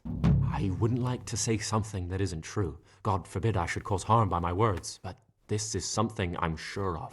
Novice Antonius is lying to us. What makes you say that? He claims he's a merchant's son from Vlashim, and that he joined the order voluntarily. The thing is, I spent a great deal of time in Vlashim. I know it like the back of my hand, and no one even remotely like Antonius has ever lived there. Are you sure? Because this could mean that... It's true, or Canute isn't my name. That would be my secular name, by the way, but that's not important. I know Vlashim, and I know the local merchants there, and I've never seen Antonius among them. Why would he be lying if he had nothing to hide? Thank you for telling me. I'll look into it. Talk to me, brother. I said, I will guard my ways, that I may not sin with my tongue. I have set a guard to my mouth. In the middle of the night, I saw the brother Cicatas drinking and playing dice. How marvellous. Did you join in? More importantly, can I join in next time? Siskin? I thought it wasn't allowed. If the Cicatas can, we all can. That's not how it works, though, is it? I know. Double standard. The elder brothers can do as they please, but they're the ones preaching about morality to us. What about the dagger? That's a memento of better times. Father gave me that when I was a little lad, and it's done right by me more than once, when I got drunk somewhere with the wrong sort of people. Do you know how to fight? And how? Boozing and brawling. God, how I miss that here. That's all I wanted to know. I was talking last night with the brother Cicatas. It seems you're to fetch them a cask of wine, like last time. Well, yes, it's true. Look, brother, I don't like what's going on here. Just imagine you're a fresh novice, and some elder brother offers you friendship and asks you to do him a service. Nothing too big, just a cask of wine for their nighttime revelries. A monk who steals wine so other monks can get drunk? The Cicatas brothers are exemplary monks. A little nocturnal fun can't be a sin. Just tell me, how would you have acted? Would you rather have the Cicatas as friends or enemies? They can be my enemies if they have to be. There's nothing righteous about what they've been getting up to. Think about it carefully, Gregor. You still have a chance. When they want something next time, you can go with me and get in their good books. No, I'm not going anywhere. I can't sell my conscience in exchange for their friendship. You should do some soul searching too, to see if it's truly worth it. You'll change your tune once they go after you for putting their foot wrong. And then you'll reconsider what friends you really want to keep.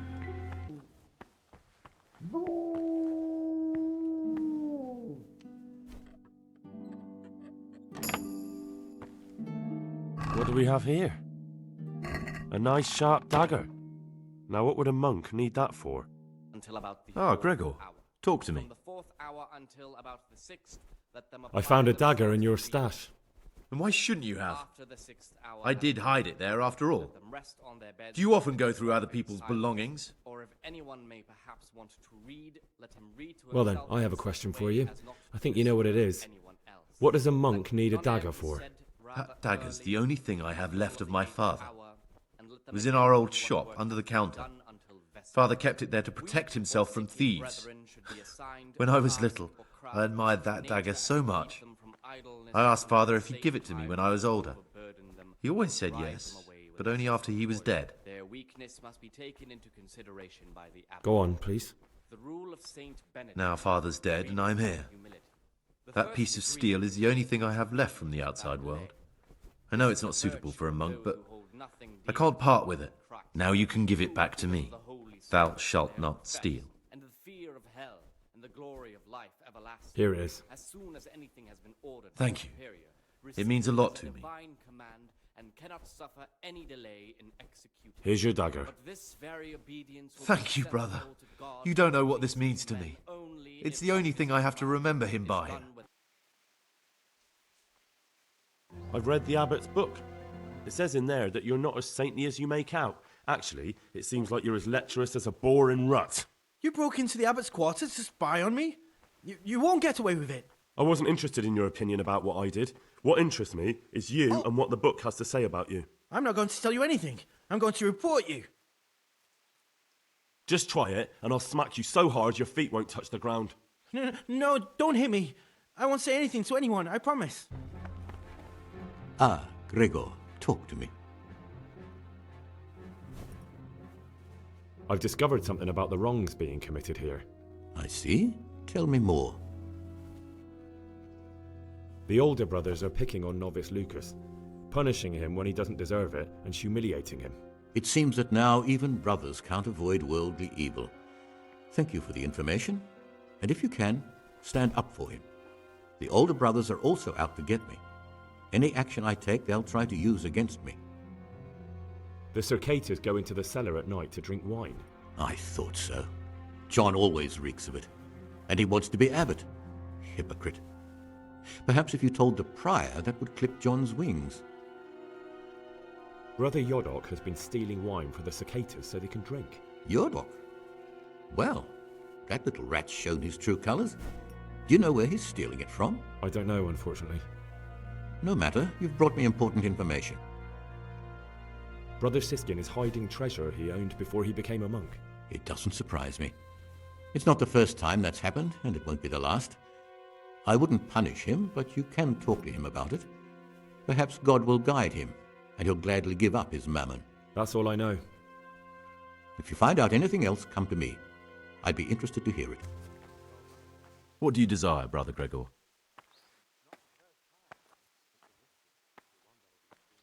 In the night, I saw the brother Cicatas drinking and playing dice. And why aren't you spending your nights sleeping instead of creeping around spying on your brothers? I only wanted to... I know, brother, I know. But you need to understand that novices shouldn't be poking their noses into the affairs of elder brothers. Even if something inappropriate was going on? Even then, I'm afraid. Who are you compared with them? Wait till you know what's what, and in the meantime keep your head down and do what you're told. Life in a monastery is much like life outside in many ways. The monastery walls don't keep out human pride and hatred. Really? I thought monks were above that sort of human folly. They became monks, Gregor, but that didn't stop them being men. Be on your guard as much as you ever were outside. Lies, jealousy, vengeance. They can hurt you here as much as anywhere. Thanks for the advice, although I don't know if I can follow it. That's up to you, brother. I've heard you're from Vlashim. Yes, why do you ask? And more importantly, where did you hear it? Since I'm quite sure I've never told you. Honestly, the monks like to gossip more than old wives at the market. I've read the abbot's book. It's got everything he knows about the novices. Why? Why would you do that? That doesn't matter. What matters is the abbot doesn't believe your little fairy tale either. What's so implausible about it? I've always been more interested in books, so I left my brother the shop and came here to live a good life. You see, I'm looking for someone in the monastery. Someone who's lied about who he is. And you fit that description perfectly. But I told you, I've never lied to anyone. That's funny. I think you're lying to me right now. Do you think you're entitled to met out justice? Who gave you the right? I'm sorry, but I don't want to have anything more to do with you, Gregor. You're a lunatic, and the prior ought to be warned about you. If you so much as open your mouth about this... Then what? You think you can threaten me? You'd better watch yourself, Gregor. You don't know me at all. Let them labor at whatever is necessary until about the 4th hour. And from the 4th hour until about the 6th, let them apply themselves to reading.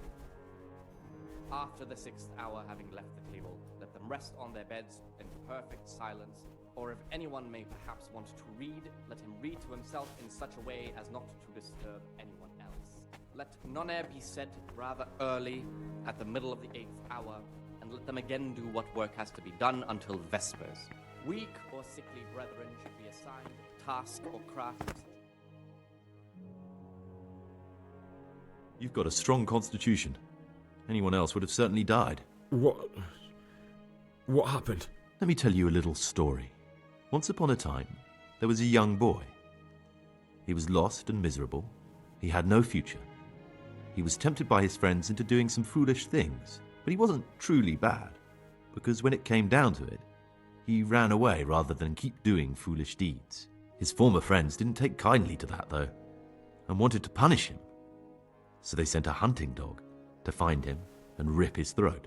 The boy wasn't stupid, though, and he knew that the hound was coming. He poisoned some food, and when the hound showed up, he gave it to him. He didn't expect the beast to live, but it did. And all of a sudden, the boy was sorry for what he tried to do. So he offered to make a bargain with the hound. It was you that poisoned me. Don't take it personally. Kill or be killed. You know, we're both pawns in someone else's game. They have plans for us, but we don't have to let them use us. We can just forget all about it and go our own way. I was a bandit, and I was at Nyhoff. I've robbed and stolen, but I swear to God I've never in my life slain innocent people. What I saw at Nyhoff made me realize my life was worth shit, but I still had a chance to change for the better. Here in the monastery I've had plenty of time to think things over, but then you showed up and fucked it all up. So the evildoer changes his ways and finds God. What exactly are you proposing? Both of us can leave this place. You can go back to your people, and I can go somewhere where I can live out my life in peace, and no one will try to kill me. If we work together, we can both get what we want. Talk to me, brother. The rule of Saint Benedict. Readings I need to make a confession. I'm no priest, but tell me what you've done. It's probably nothing to worry about. I'm here in the monastery looking for a thief. He had a hand in burning down the Neuhof stud. You don't say. And who are you to take such an interest? Someone whose job it is to investigate the case, find the perpetrators and make sure they get the punishment they deserve. Punishment? Do you intend to punish them here, in the monastery? I don't know yet. I'm still just on their trail. Perhaps you could help me find him? The missing thief? If I knew anything, I'd tell you, but I suppose it must be one of the novices. I've only recently heard about the Neuhof incident, and all the other brethren have been here much longer than that. I know. Aside from me, there are only 4 novices, but still, I don't know which one he could be. 3? Please, leave me out of it. And you're right that it could be any one of them. No one knows anything about Lukas. Siskin might be a lot of things, but a monk isn't one of them. And Yodok is a slimy worm. It wouldn't surprise me if he was behind that massacre. Actually, the more I think about it, the less I like that Yodok. He's a treacherous rat who'd do anything to get in someone's good books. The thought of Yodok at Neuhof sends chills up my spine. I don't think it was him. But please, don't tell a soul what we've been talking about. Don't fret, my friend.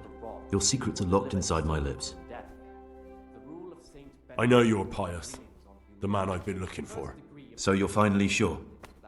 Tell me, Gregor, or Carl, or whatever your true name is. What do you want to do now? I don't know. I'm not sure what I should do. Well, at least you're prepared to think and not just play bloodhound for a pack of nobodies. And I'm glad you have your doubts. I don't want to be like the people I'm looking for. If I have to kill, it should be for a reason, not because I enjoy it.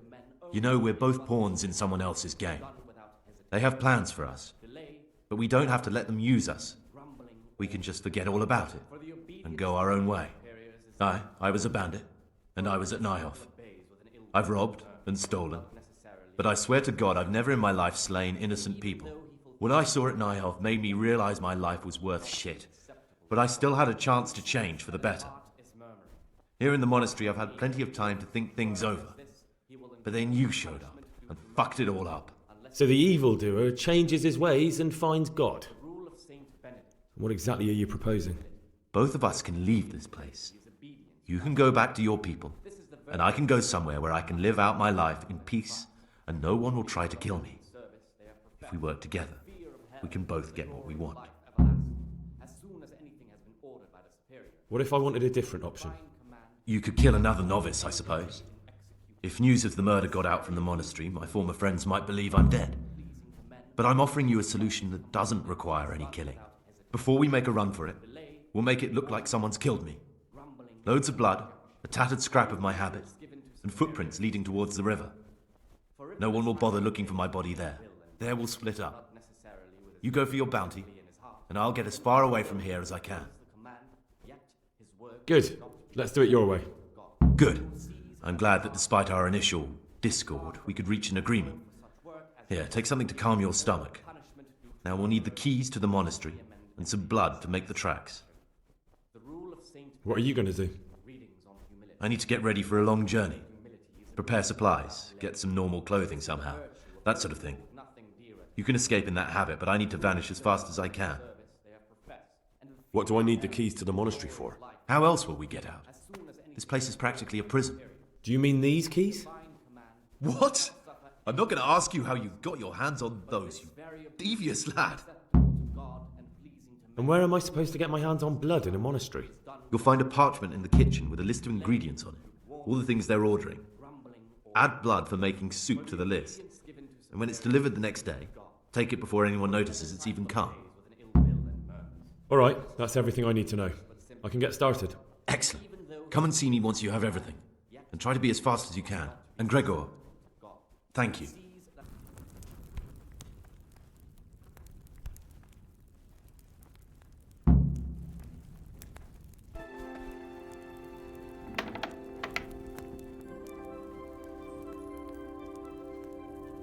I have everything we need for the escape. Excellent. Straight after Vespers, we'll meet in the dormitory. We'll have to get it all done before the monks have finished dinner. What exactly is your plan? And why can't we do it at night? We're going to prepare a little riddle they'll never solve. And why at mealtime? Because we need the dormitory as well as the church to be empty. Then at night we'll escape. Do you follow? Take everything with you and don't forget the keys. Good. Once evening mass ends, I'll be in the dormitory. Praise be to God. For a moment there I was worried you weren't coming. Give me that blood. This is the exact spot where you pushed me off the gallery.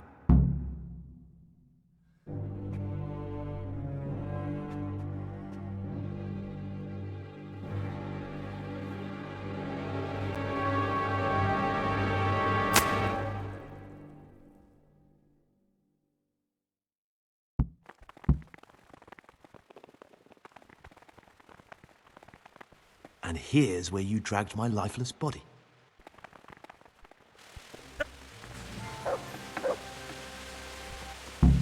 Thank you for helping me out. Now we must each go our own way.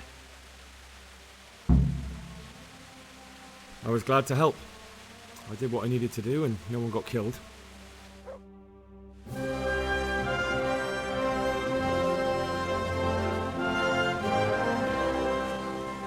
What will you do now? Now, get the hell out of here. Steal the first horse I come across and ride until dawn, far, far away from here. I was thinking...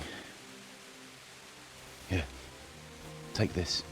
Show it to those cutthroat bastards and tell them you found it on me. That should convince them.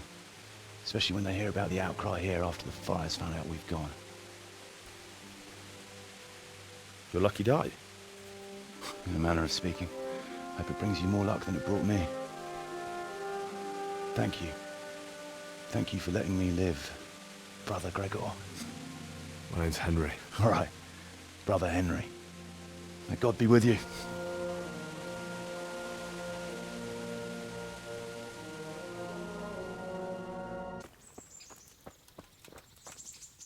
So what are we to do with you, Henry?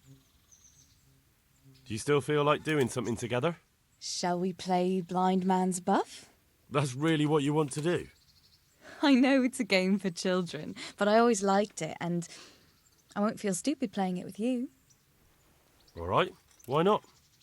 Good. Then follow me. Nobody will see us here in this barn. Are you shy?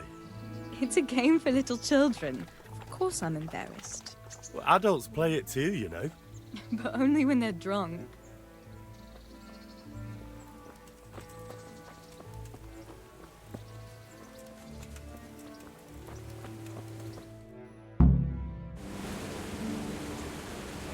I'll cover my eyes. Well, they do say love is blind. Cheeky boy. But this is a game you won't be winning. I've got ears sharper than a bat's. And I'm as stealthy as a cat. You'll never find me. We'll see. But if you leave the barn, you lose. Come here.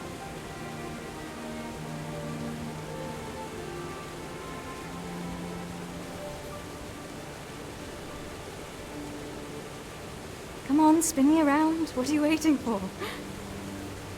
Blind I may be, deaf I'm not. Make a sound, and you'll get got. How does it go after that? It doesn't matter. Go and hide.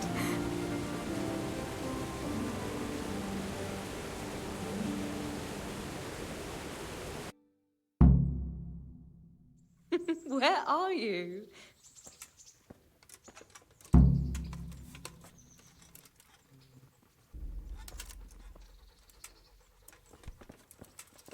What was that? Was that you?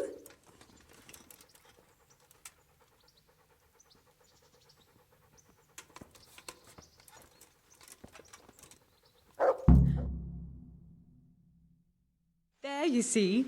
I can hear better than a bat. Oh no! I've left clothes out to dry. We have to bring them in before they get soaked.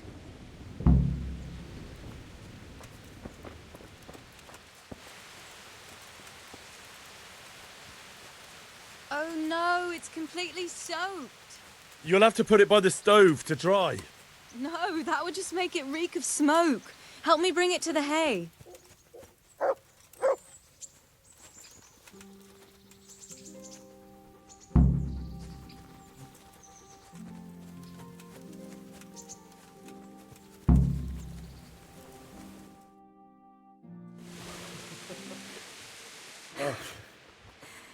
It's sopping wet.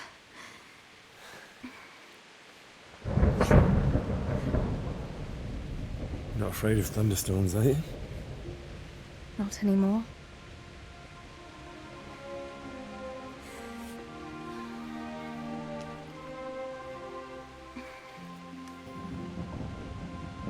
Shouldn't we spread the linen out? Henry, hush now.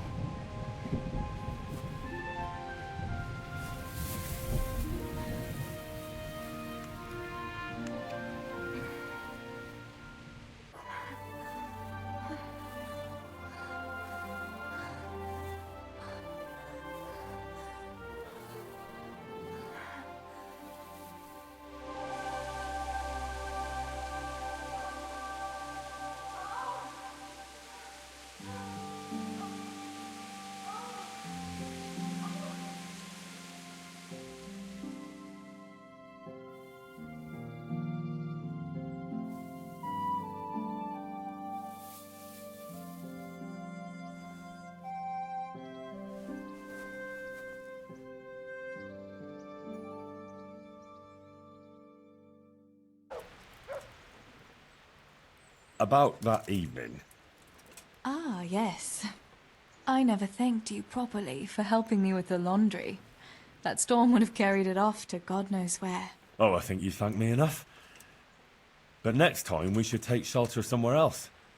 That hayseed gets into places it shouldn't, and itches like mad. Henry, you donkey. You really know how to sweet-talk a girl, don't you? And anyway, what do you mean by next time? Just what exactly do you have in mind for the two of us? How do you see things? Me? Well, when you're not behaving like a total nincompoop. I kind of like being with you. I behave like a nincompoop. Yes, like now answering a question with another question. How do you see it with us, Henry? If I really must say it, I like you very much, and you saved my life in Skalitz. And you saved mine. So we're even. Well, we'll be together. Like a couple. And when the time comes, you'll take me as your husband, right? You're full of yourself, aren't you? But that's not how things are done. Well, obviously, under normal circumstances, I'd ask your pa for your hand, but... Papa? Yes. He'd set the dogs on you. Now you'd have to get Uncle Peshek's blessing. I reckon I'd have no better luck with him. Unless he saw a way to profit from it. And I'd have a sack of flour for my dowry. But seriously, Henry, what kind of husband would you make? You can't sit still in one place for an hour at a time. Well, I've got a lot of duties, but... I'm very fond of you, you know. And maybe one day... I know, you silly sod. We can't get married yet. But we can still see each other and be fond of each other. This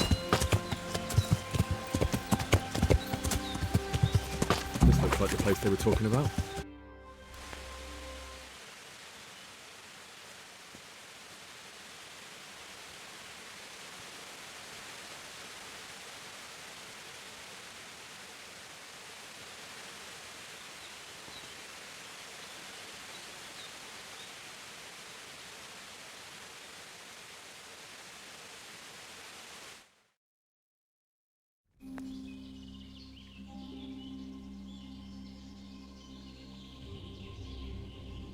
Morning, sunshine. Hope we didn't wake you. Kurva! Did you have to sneak up on me like thieves? We are thieves. Besides, we had to make sure you weren't followed. Or trying to lead us into a trap. But enough of this chit-chat. Let's get down to business. We heard there was some trouble at the monastery. Question is, was it the right sort? Did you do that job we agreed? Do you think I'd be sitting here if I didn't do it? How should I know? The world's full of idiots. It's done. You've got proof? He had this on him. Aye. That says all right. What did you do with the body? I dragged it away and buried it. That must have been quite a job.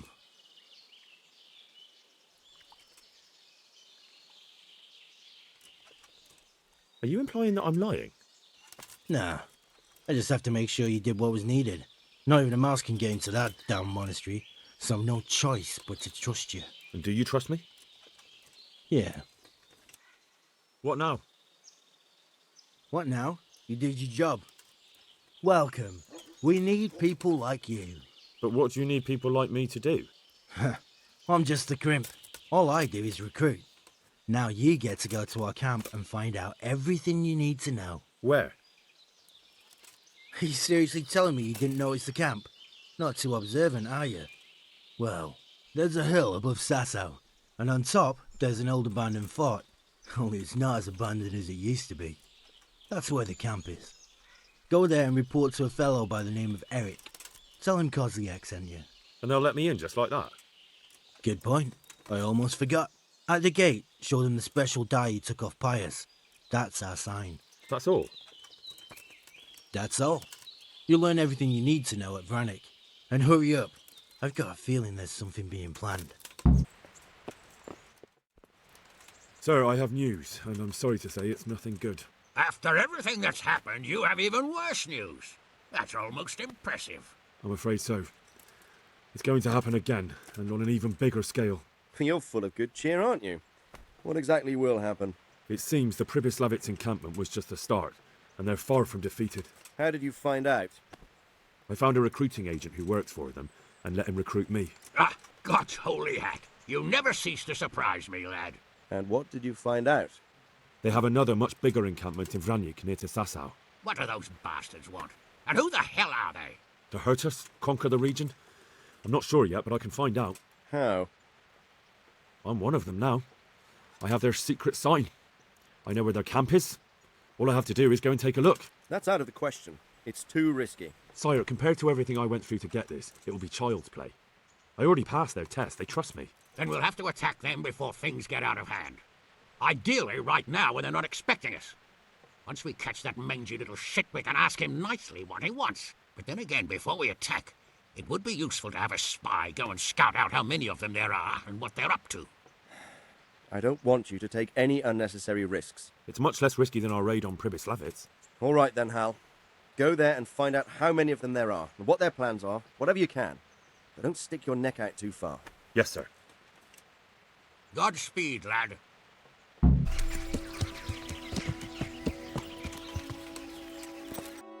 What do you want? What is this place? What's going on here? The Imperial Short-Wool Sheep Fair. Have you got a sheep? No. Then bugger off before you get hurt.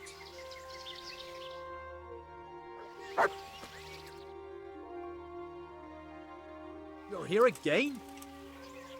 Let me inside. Inside, eh? What's the password then? I came here for a game. Show me that. Aye. All right. Welcome to Vranik, comrade. Thank you for your kind welcome, comrade. Who should I report to? Eric, he should be in the house, at the top. That was easy.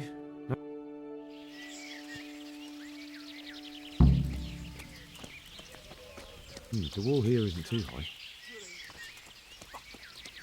Damn, there certainly are enough of them. At a guess, a good 4 or 5 dozen. Would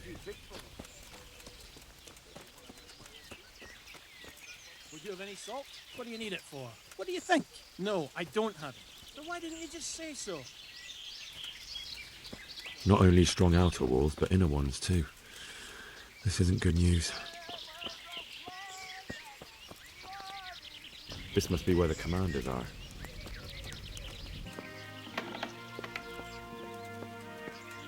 What do you want? Kozlik sent me. Ah, more reinforcements. You're the one from the monastery? Yes, sir. So you really killed that turncoat? Yes, sir. Well done. I heard about you, and quite honestly, I didn't think you'd succeed. So can you handle a sword? Yes, I know what I'm doing. Well, I think it's best if we put you to the test. Go to our combat master, Vanyeg. He'll soon find out what you're made of. Just go downhill, as far as the stockade. His tent is right next to the training arena. All right, sir.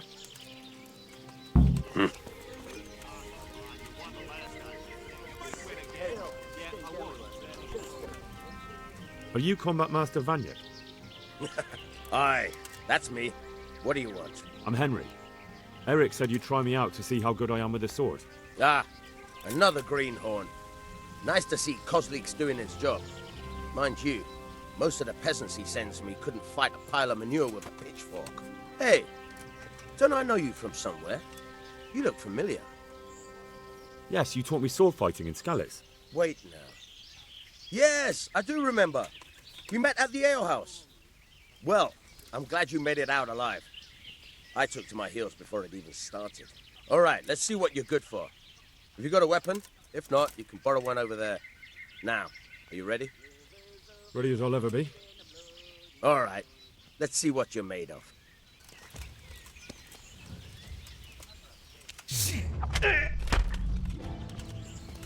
Fuck it!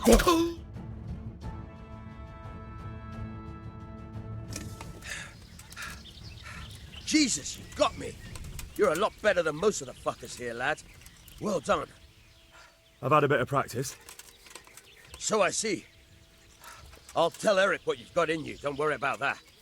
But so you don't think old Vanyeg has passed it, I'll teach you one trick you'll be glad to know. Oh, that's very generous of you. Well, I don't want to take it to the grave with me. All right, listen. Before you start twisting and turning, take a good firm stance with your legs wide apart, like this.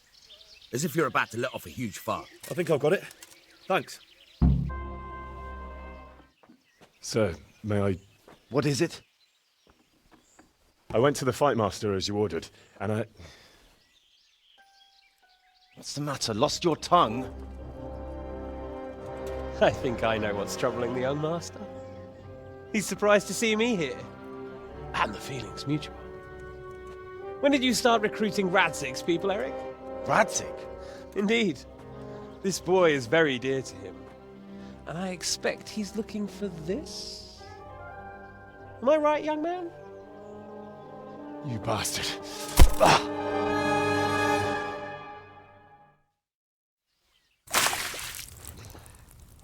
He's coming round. I apologize for the discomfort, but it's for your own safety. And ours, of course. You can count yourself lucky, lad. I'm gonna keep you alive. I'm sure your father will pay a nice fat ransom for you. My father's dead. That lackey of yours wouldn't even let me bury him. He doesn't know, Eric. Nobody told him. They told me, a foreigner, but not him. How very inconsiderate. I'm sure you'd rather hear it under different circumstances and from someone else, boy, but beggars can't be choosers. Your father, your real father, is alive. You even know him. It's your liege lord, Radzig Kobyla. Although, how much can he really care about you? Here you are, a homeless orphan, and he still hasn't acknowledged you. Your parents are both dead, aren't they? I thought so. And yet, Radzig still hasn't told you the truth. Could it be that he's ashamed of you? I wonder if you'll want to pay that ransom after all. Well, best not think about that. If your father won't pay your ransom, you have no value to me. My father's dead! I understand why you feel that way. My own childhood was not dissimilar. How strange that we should have something in common. But I've delayed long enough. Now it's time for you to tell me why you came here. I was looking for my father's sword, which was stolen by a certain bastard. And I found it. But I wonder which father you mean. In a way, it belongs to both. Doesn't matter who it belongs to. I'm gonna kill you with it. You're hardly in a position to threaten me. But now I think of it, why not? When your father, your real father, pays, I'll give you an opportunity to try. I think that's very generous of you. Isn't it? Radzig will crush you, and I'll be there to see it. I very much doubt it. You spied on our camp. You must realize that your father hasn't a fraction of the forces I've gathered. And now, with the king in captivity, there's no one to levy troops to come to your aid. Even united with Hanush and Divish, your father couldn't raise more men than I have. The only force in this country capable of defeating me is Sigismund's. And he pays me. When he wins, I win. Everything I take now will be mine, and I plan to take everything. So meet the new lord of the realm. A man like you will never rule here. Have you never heard of Lord Sokol of Lamberg, or Sahinek the Dry Devil? They fought for your king and plundered the estates of the lords in Austria, just as I'm doing here. Like they say, the stronger dog fucks the bitches. And war is a nasty business. Sir, it's time. Now, I'm afraid I have more important business to attend to. I'll leave Udo here to keep you company. And let's hope for both our sakes that your father pays up. Farewell. Rot in hell! Knock some manners into him, Udo. Come on, Eric, let's go. We've got work to do.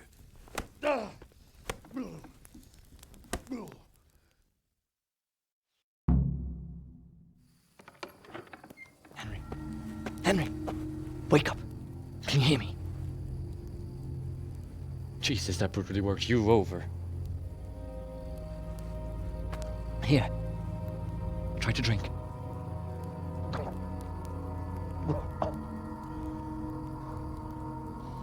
I thought you'd never come round. How do you know my name? Don't you recognize me? Zbyszek. You fucking traitor. You throw me to those bastards, and then look me in the eye like nothing happened. Shh, be quiet. Maybe we started off on the wrong foot. But I'm your only chance to get out of here alive. So do you want my help or not?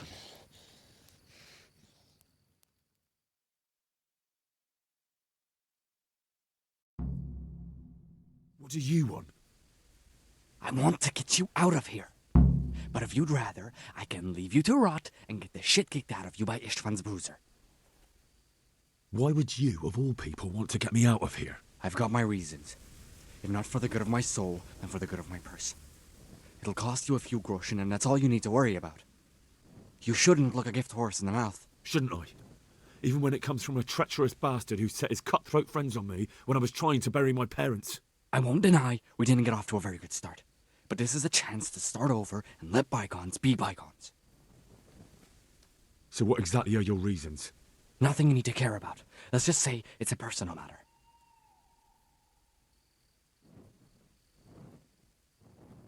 Look, it's true we didn't get off to a good start, but if you expect me to trust you, you'll have to trust me too. Not a day passes without these cutthroats pulling daggers on each other. And I'm the youngest, so they make a slave out of me. A bandit's life isn't quite how you imagined it, eh? My heart bleeds. But you could easily make a run for it on your own. Why bother with me? Look, I just want to live a normal life. For that, I need peace and some coin. You need to get out of here, and you've got coin. My help won't cost you a tenth of what Istvan would want from Sir Radzig. Why shouldn't we help each other? Why don't you go on your own? What would I do? I've been left alone in this world, and I'm an outlaw. How long do you think it'll take before I'm swinging from a gibbet? I need to get some coin and get the hell out of here. How do you propose to do it? Finally, we're getting somewhere. I know a way you can get out of the fortress without anyone seeing you. I'll untie you, and you'll have to make your own way there. It shouldn't be hard at this time of night. I'll wait for you outside. Afterwards, you'll tell your noble father I helped you so they don't hang me. And naturally, you'll pay me something for the risk I'm taking. Risk? Sounds riskier for me than for you. Not really. What are they going to do with you if they catch you? They want to ransom you, so the worst they'll do is lock you up again. But me, who was supposed to be guarding you and let you escape? Nobody's going to pay no ransom for me, friend. What about my possessions? Eric has your things. It would be suicide to try and get to them. Forget them. Oh, wonderful. So I'm supposed to make a run for it like this? It'd be better if you wore something to blend in, it's true. But I can't go and get you anything. I'm supposed to be guarding you. So if I leave my post, I'll have to avoid the others just the same as you. All right then. Let's get out of here. Untie me. That's what I want to hear. But first, swear you'll tell Sir Radzig I helped you. And that you'll pay me too. You have my word. What's the plan? All right. I'll have to trust you're a man of honor. Now listen, I found a place where you can easily get out. Down in the camp on the slope above Sasau, there's a place where they throw the waste over the wall. The pile of shit reaches almost to the top of the stockade. All we have to do is jump over and we'll have a soft landing. Then we're free. Free and covered in shit. So that's all? Well, first, we both have to get there. We can't let anyone see either of us. I'm supposed to be guarding you and you're... Well, I'm supposed to be guarding you. So we have to keep to the shadows and stay away from prying eyes. I'll go first. There shouldn't be anyone outside in front of the barn. When you're out, go left along by the wall. There are cliffs everywhere, so try not to get yourself killed. I'll wait for you not far from the camp, by the dead tree between the path and the brook. Good luck.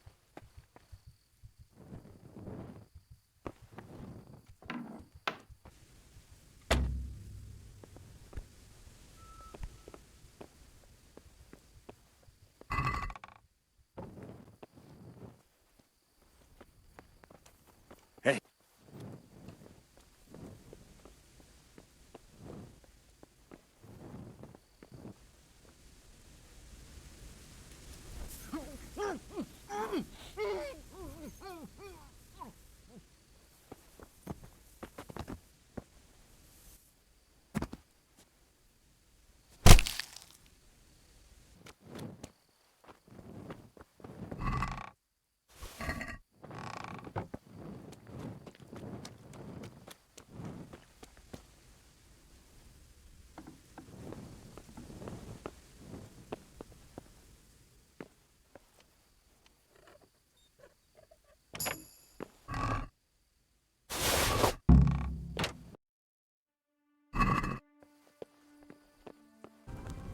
you used to do before all this?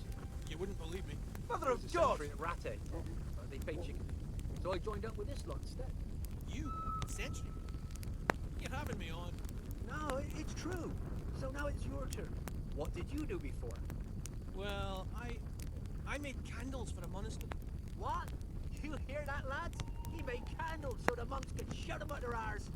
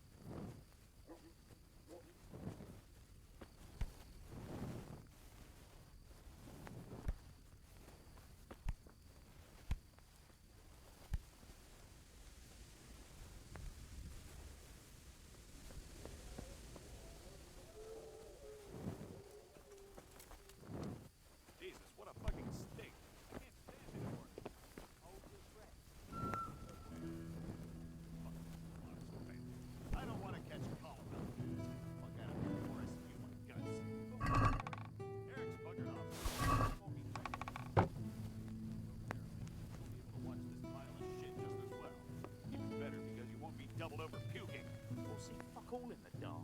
Who gives a fuck? Come on, let's go. I'd like to see the idiot that would climb a pile of shit to attack us.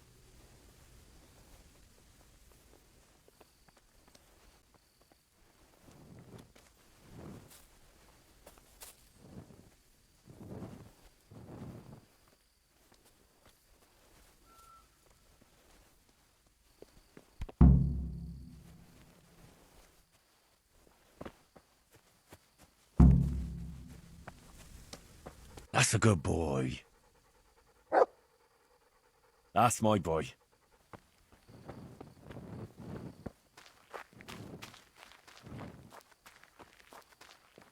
So, we're out.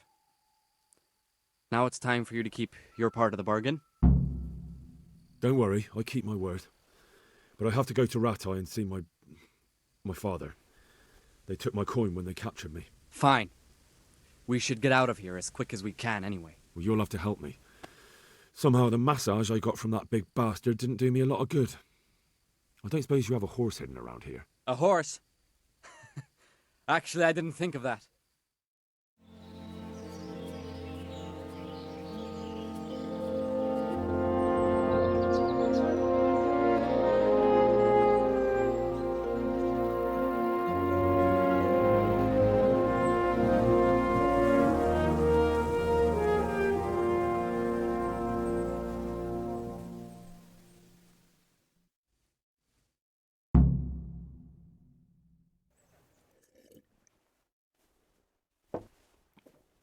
Any word about your boy, Radzik?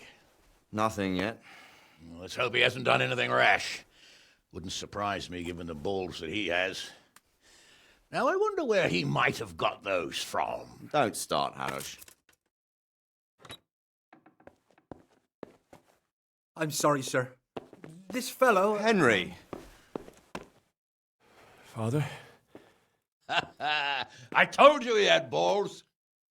Well, I see that you haven't been idle, and we'll certainly need to have a talk later, but not quite so publicly. It looks like you have plenty to tell us. What happened? I got a bit tied up at Vranik. But now I know what they're planning. What's being planned? And who's planning it? Spit it out, boy! There's no longer any doubt about it. It's that Hungarian noble you were hosting on the same day Sigismund pillaged Skalitz. Sir Istvan Toth. Toth and his people. Everything fits. They're the ones making the counterfeit money and using it to hire mercenaries from all around. He's already got quite an army at Vranik. But what the fuck is he after? I can tell you exactly, and you won't like it. How's that? I had quite a long talk with him. What? When I was trying to get into his camp, I was taken captive. We had a bit of a chat. Actually, he told me his entire plan. What? I suppose he thought he didn't need to keep it secret any longer. I'm not all that surprised. Why not? What's that bastard planning? He's in the service of Sigismund. He wants to destroy King Wenceslas' allies. That means us. He's gathered a very large force. I'm honestly not sure if we can defeat them. And he knows no one will come to our aid now. That fucking cunt! I'll skin him alive! How many men has he got? More than 100, I'd say. And how secure is their camp? It's an old abandoned fortress on a hill above Sassau. It's inaccessible from 3 sides, surrounded by a timber palisade. Bastard! I'll crush that rebel of his! That's easy to say, old friend. It seems Toth isn't taking any chances. Together with Divish, we can muster enough men. And we can all see there's no time to waste. That bastard wants a battle. Much better we pick a time and place than he does. Undoubtedly. We have to take them by surprise. It would be best to attack tomorrow night. We can't get ready any sooner. That's what I like to hear, Radzig. Henry, I want you to get yourself fixed up and then go straight to Sir Divish of Talmberg. Tell him to assemble all the able-bodied men he can and bring them to Vranik tomorrow evening. We'll wait for him there. Yes, sir. Finally, a chance to show I'm not carrying a sword just for ornament. What is it, Henry? Is there something else? The thing is, we have to deal with Zbyszek. I see. And who is he? Zbyszek is from Skalitz. He helped me escape captivity and saved my life.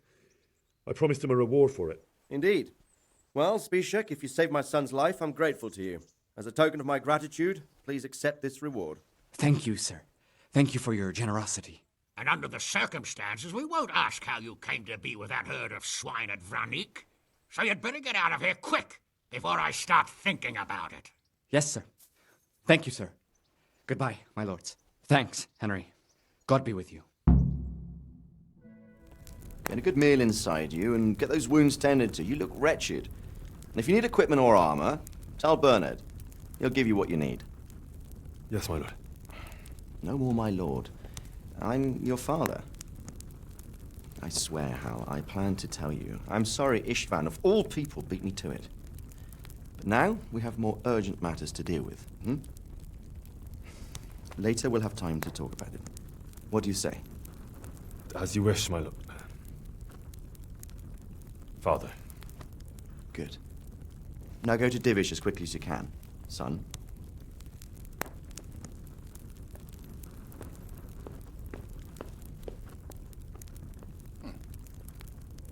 Awake already? I hope you've had a good rest after all you've been through. You might need it. We've got work to do tonight, so get up and get going to Talmberg as soon as possible. You need to rouse Sir Divish and his men for the attack. We'll meet this evening at the stronghold and settle up with that sly bastard. If I don't set off right now to deliver the message to Sir Listen Divish, up, men. there's a good chance our It's men going to be a will lose long the night, battle. and I no can't let easy that happen. pickings. I want every last one of you standing here in full armor and ready for action by sunset.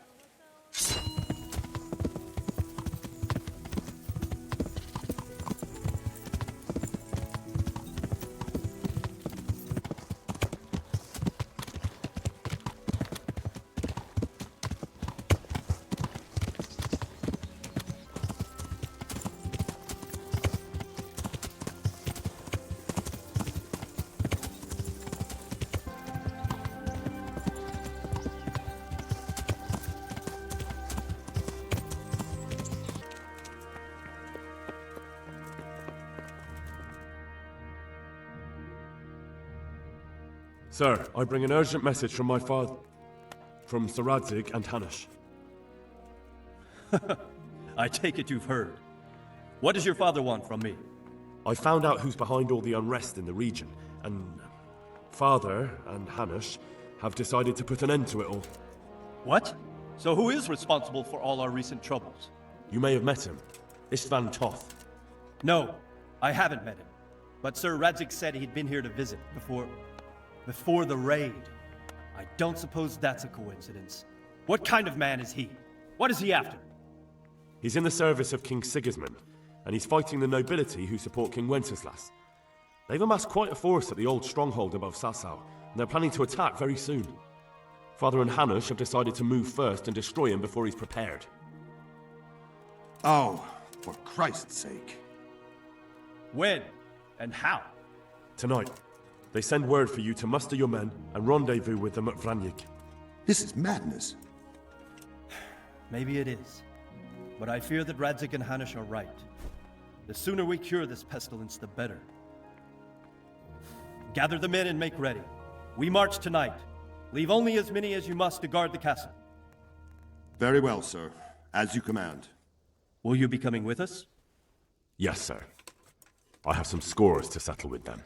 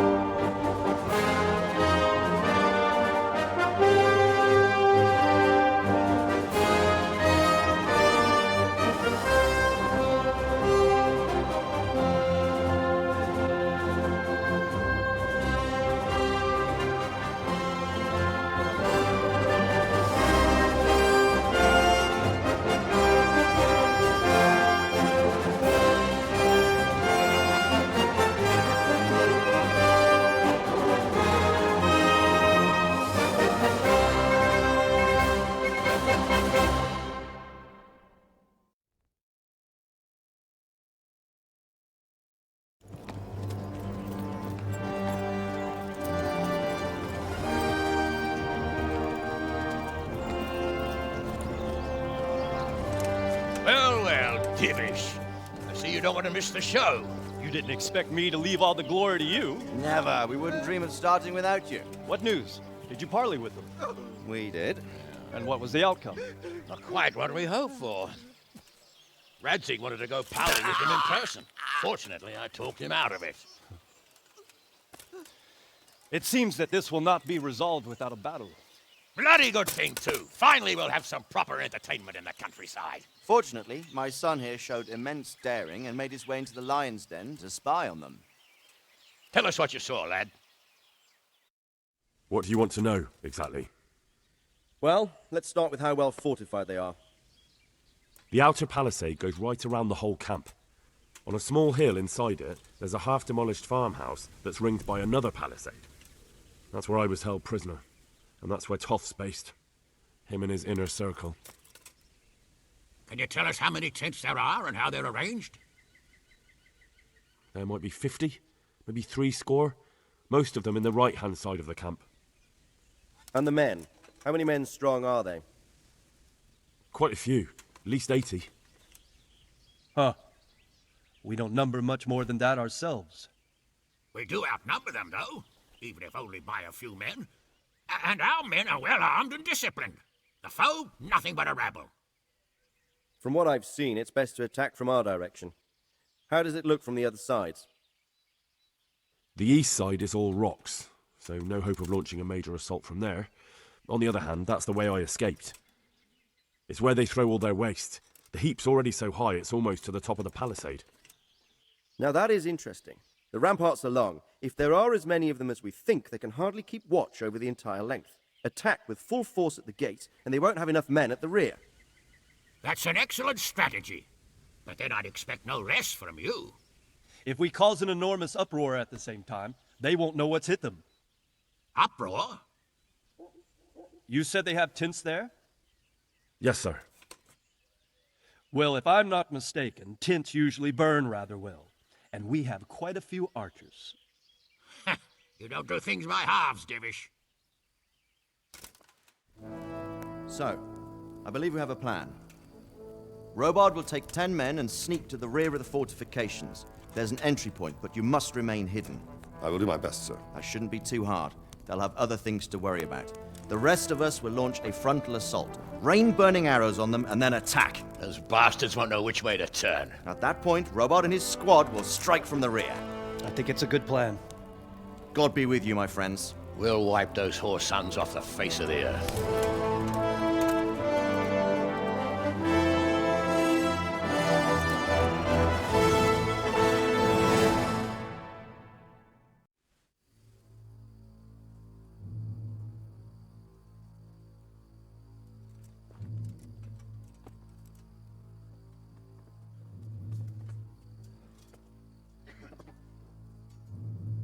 Listen up now. We are about to meet the rabble that have been trying to hurt us. Pillaging, killing, raping, and generally being a thorn in our side for long enough. They may be hiding behind a stockade, but they are still a pack of curs who are no match for men like you. And tonight, we are going to festoon these trees with corpses. First, we will set fire to the little hornet's nest. Then we'll keep them busy by the gate. And when we've made it nice and hot for them, Sir Rilbard and his men will pounce on them from the rear, and we will hack them to pieces. Have you got it? Yes, sir! Good. Now, when we reach the ramparts, the archers will cover the men climbing it, and the men with the battering ram. Any of these fuckers foolish enough to stick his head outside the stockade is to lose it at once. Understood? Yes, sir! Glad to hear it. Now, let's do it! Forward!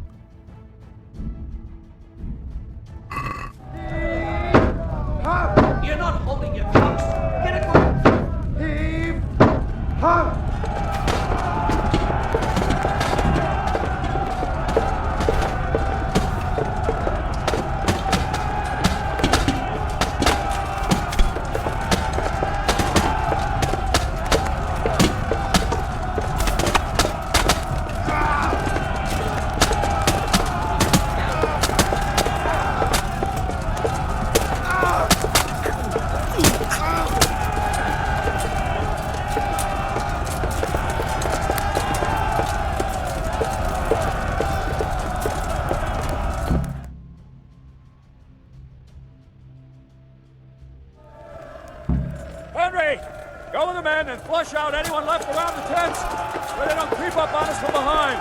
You men, over there, go with him. The rest of you, form up and go to the top gate.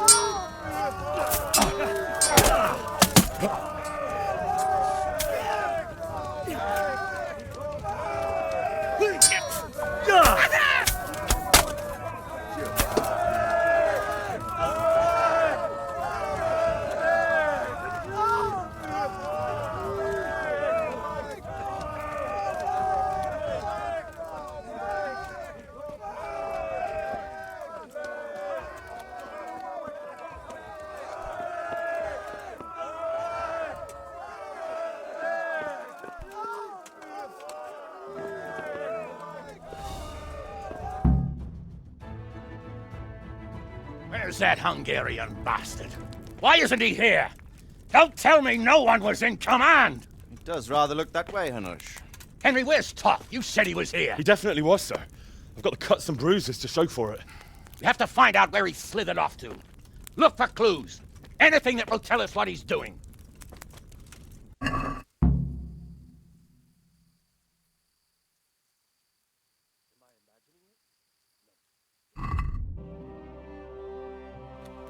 Sir, this was all I could find. A letter? What does it say, Radzig? Alongside hunting, drinking, and swordplay, you might find time for a little study, old man. In the courts of Prague, every Tom, Dick, and Harry can read nowadays. Yes, well, here in the countryside, we don't give a tinker's curse about such things. That's what I've got a scribe for, anyway. What does the damn thing say? It appears to be written by Toth, but it doesn't say to whom. It says everything is going according to plan, and the castle should soon be taken. Castle? What castle? What does he need a castle for? Sir, we took this one alive. And it seems he's not just some ordinary spear carrier. Where's that rat Toth? Where did he go? Speak, damn you! He's thwarted you again, hasn't he? If you play your cards right, you might come out of this in one piece. Where is your lord? He was here yesterday, wasn't he? Come now, sir. We both know where I will end up. My lord is gone. He took most of the men and left. Where has he gone? What is he planning? He writes here about taking some castle. Which castle? Oh, some nearby castle, left completely unguarded. Now I wonder where it could be.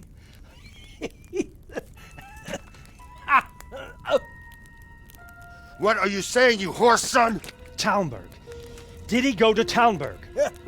You'll never get him! You'll never get...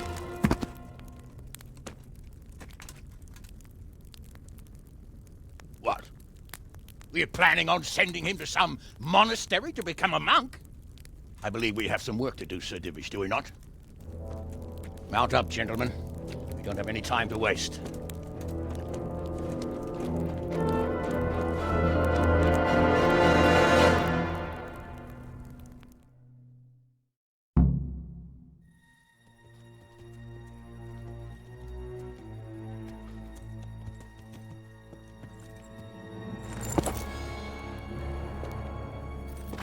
Hold! Who goes there? Greetings. We were ambushed. We need assistance. We have wounded men here. Open the gate. The Lord be praised. Here! Come on! Come on!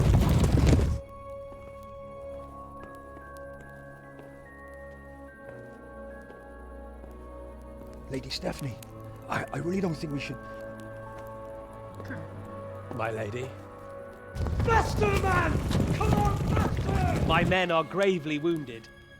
Without treatment, I'm afraid they won't live to see morning.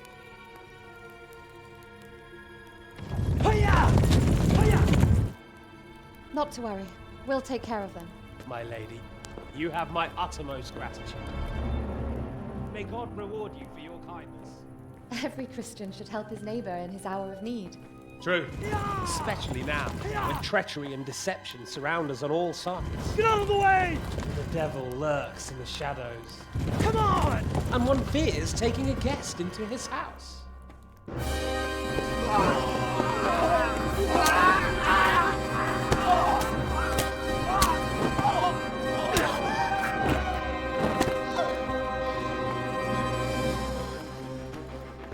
Signal the others. Yes, sir.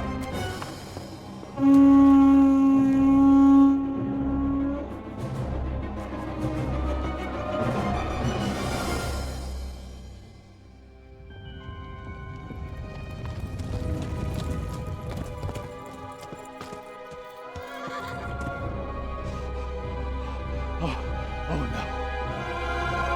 We're too late. Quickly! Follow me!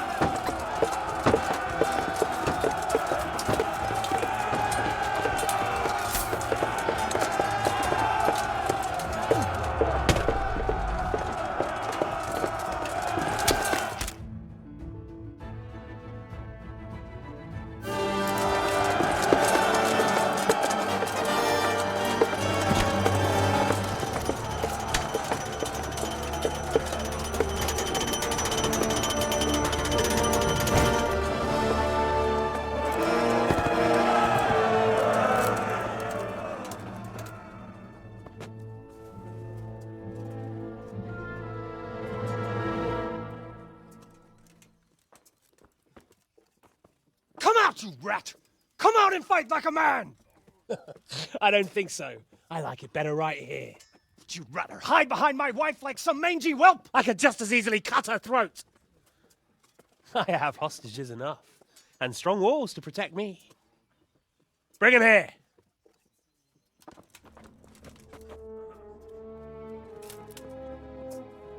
Radzig? What do you want, you viper? Let me think. Actually, there's nothing I want from you. Except maybe to see you all die. Fire! Burn it down!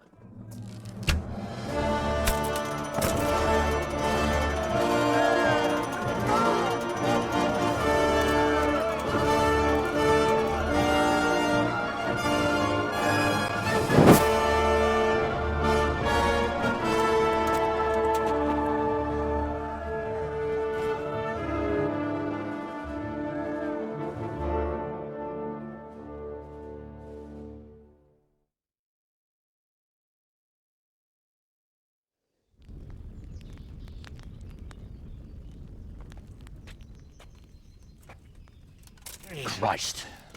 Are you all right? I'll live.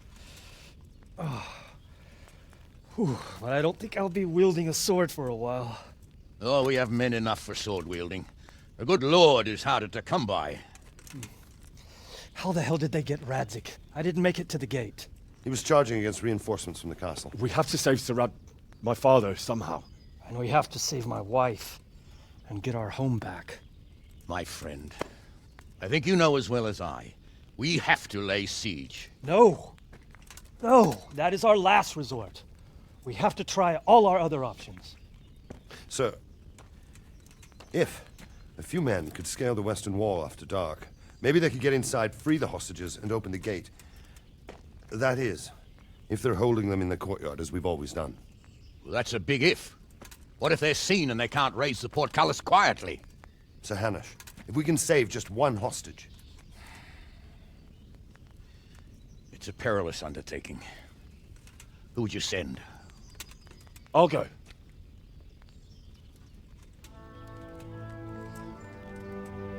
Then let us make ready.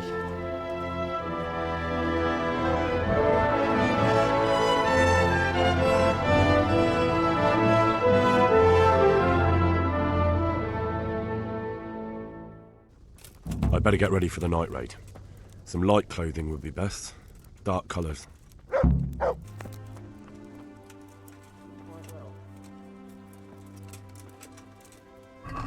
You there! Stop! What? It's no use trying to wriggle out of it. I won't fall for that. You should have thought twice about what you're doing. That'll land you a fat fine. All right, that's enough. Maybe you didn't realise, but I'm in the service of the Lord of Ratai. So you better keep that in mind. I didn't know that. My apologies. Go ahead.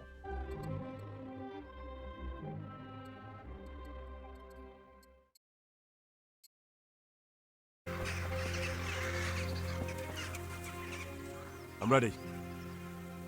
Are you sure? You should wear lightweight black clothing. Anything you don't need, you can leave here. I don't want you clanking around in plate armor. Yes, I'm ready to go. See you later.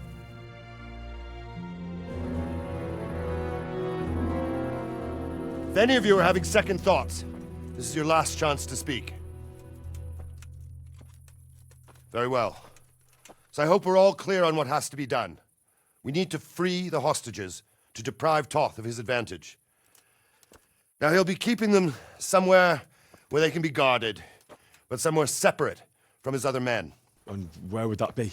We always kept our captives in the house on the bailey by the stables.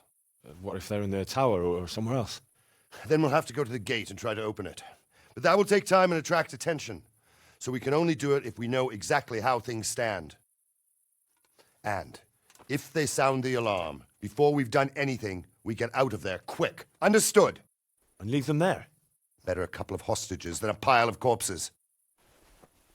Lord Capon, are you quite certain you want to engage in this action? Quite. After all, it can't be much different from sneaking out of the upper castle in Rattay and back in every night. Besides, who else will keep this hothead from raising bloody mayhem? Well, see to it that you do, my lord. May God guide our footsteps.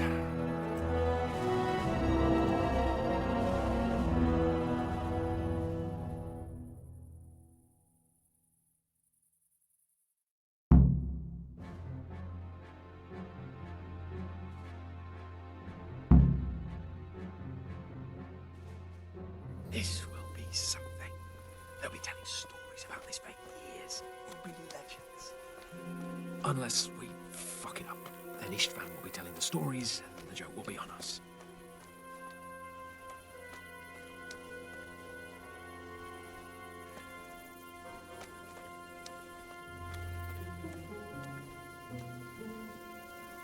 We'll go first and take out the sentries. Wait here.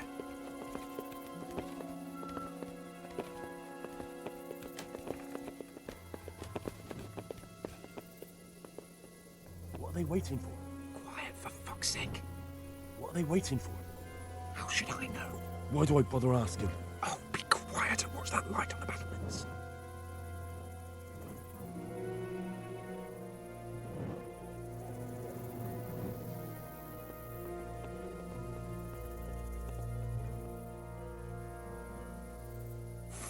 this waiting, I'm gonna climb.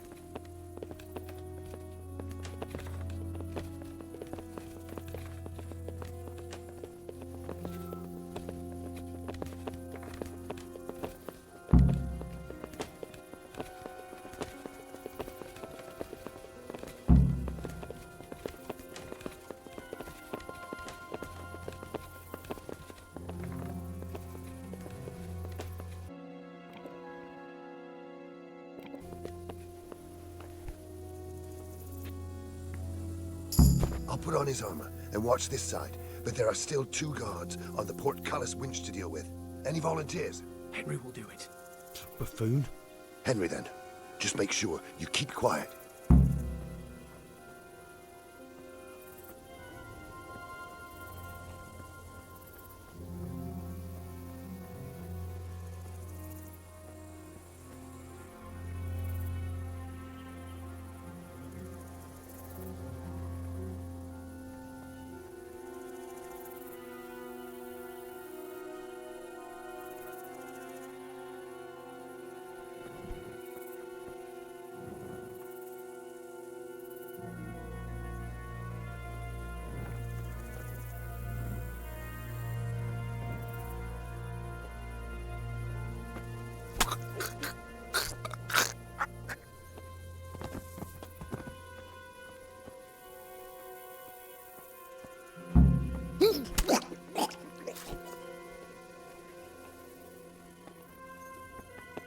We can't get this moving without being noticed. First, we have to find the hostages. It'll go a lot easier if no one sees us. First, we have to find the hostages. Come back and do the rest.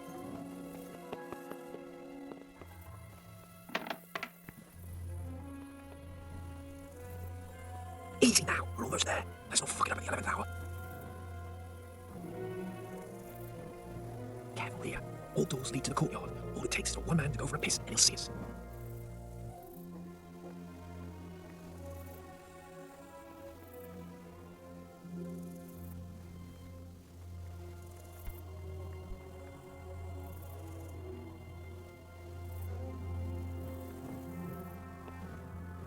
Jesus! Get a fucking move on, man. Any time now. Patience. He has to move.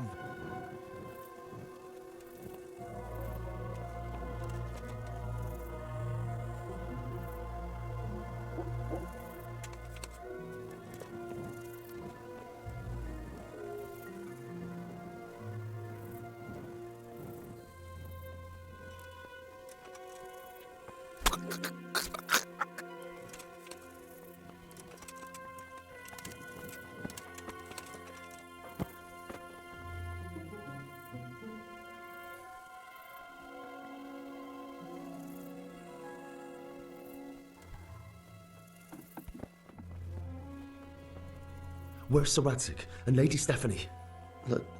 Lady Stephanie? She's not here. She must be held somewhere else. Where? Where is she being held, and where's Sir Radzig? I suppose the lady might be in her chamber. We don't know anything. They herded us here and told us not to move a muscle. Farewell.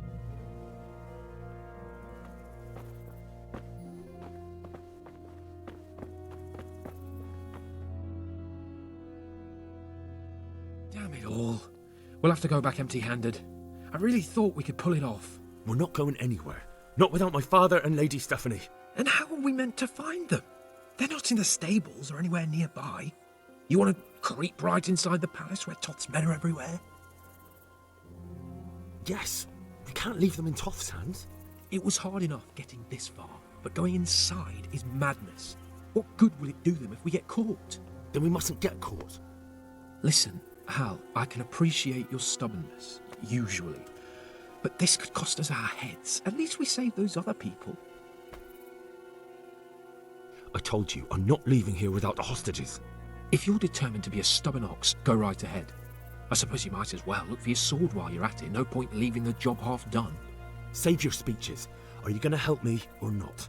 If you want to get yourself killed, you can do it alone. But before you go raising bloody mayhem, give us time to get out of here. Come on then. Let's get the fuck out of here before they catch us. Gorva! Fuck my ass! Oh, fuck! Henry! I'll have to carry him out of here Henry, right now. get me out of here! Stop telling everyone what an idiot you are. God! 2 arms! Get over here! This isn't very comfortable. Can't you stop hopping around with me? My arse is killing me. Quick! They're right behind us. That is, behind you.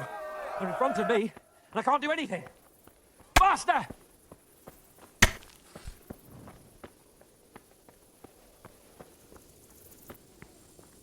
If you don't get a move on, they'll stab you in the back right under my nose.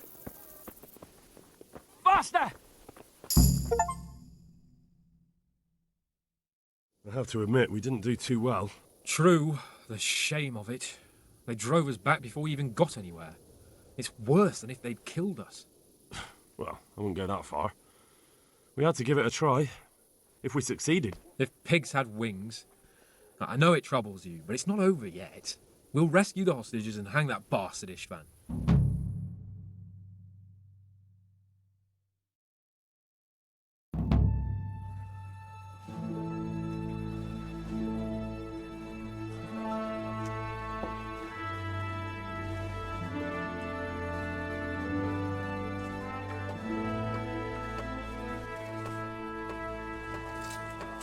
It seems, Robard, that we're running out of options.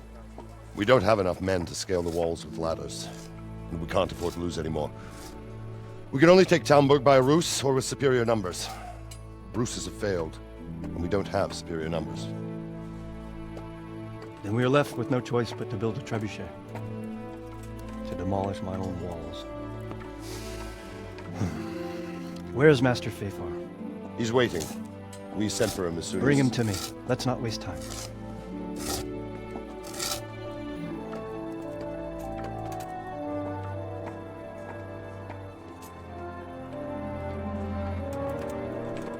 Sir Divish. You will build me a trebuchet, Master Tobias. Trebuchet, my lord. That's not entirely in my field of expertise. We have to take back Talmberg. Yes, indeed, sir, I understand that. You are the best engineer we can rely on in the whole fiefdom. Oh, well, thank you, my lord, but it's just that I've never built a trebuchet before. This could take some time. Then you'd better get to it. Bernard will go over the plan of attack with you.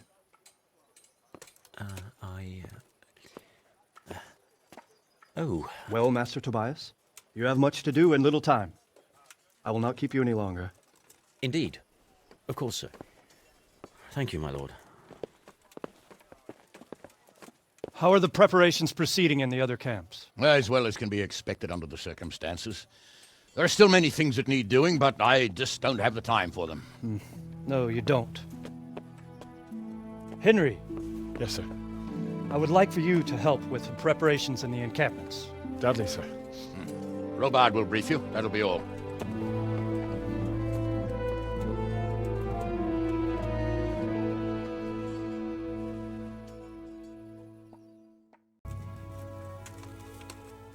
What needs to be done? Look, a military encampment's a complicated thing. I don't expect it to be as peaceful and orderly as Holy Mass. But what we have here now is havoc. The men are as nervous and short-tempered as caged bears. When you walk around the camps, you'll see for yourself. Grumbling everywhere, complaints about everything from the gruel to the fleas. They're moaning they've drunk the alehouse dry, and now they have to wait for the next batch of beer. We've got dead who deserve a decent burial, and a lot of wounded, including one of their lordships. The less the troops grumble, the better off we'll all be. But that's not even the main problem. What do you mean? Did you hear what Sir Divish was saying to Fafar, our master builder? I heard some of it. And what did you make of it?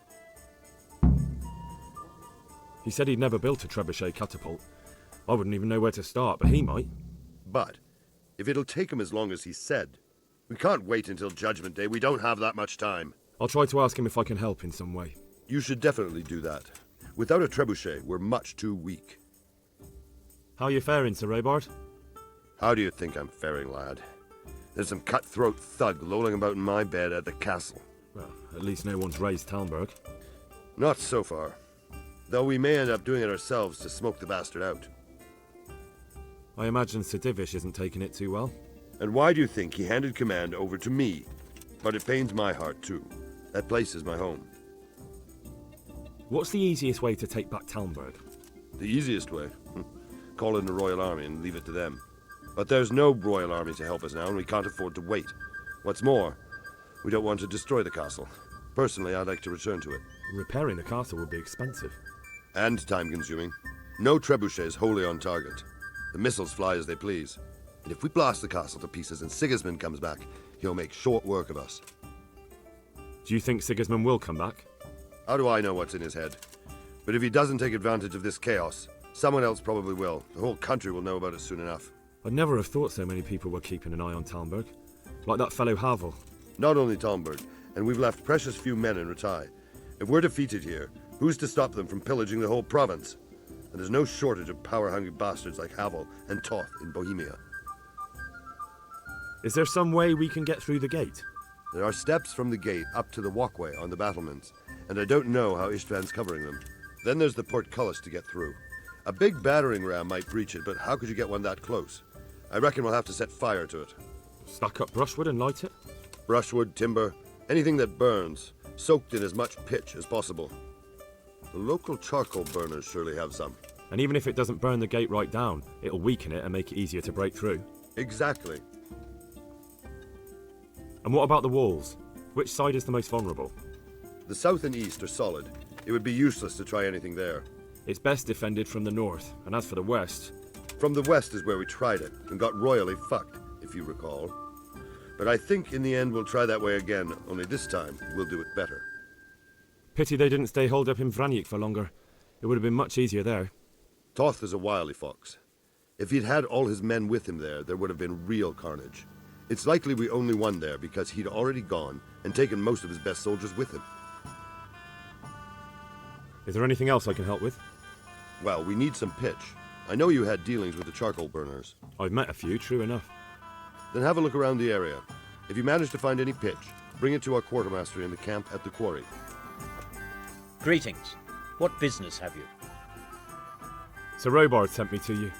He said you have to build a trebuchet. Indeed. A trebuchet that can smash the walls of Talmberg.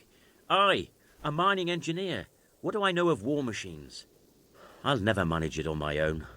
Well, I'd like to help you, but how? I don't know anything about trebuchets either. Actually, there is a way you could help. Conrad Kieser came to Sasso recently. If you could get him to come here, it would save my skin. Conrad Kieser? Who's he? He's a scholar who studied medicine, but he also designed siege engines. He even took part in the siege of Nicopolis, together with Sigismund.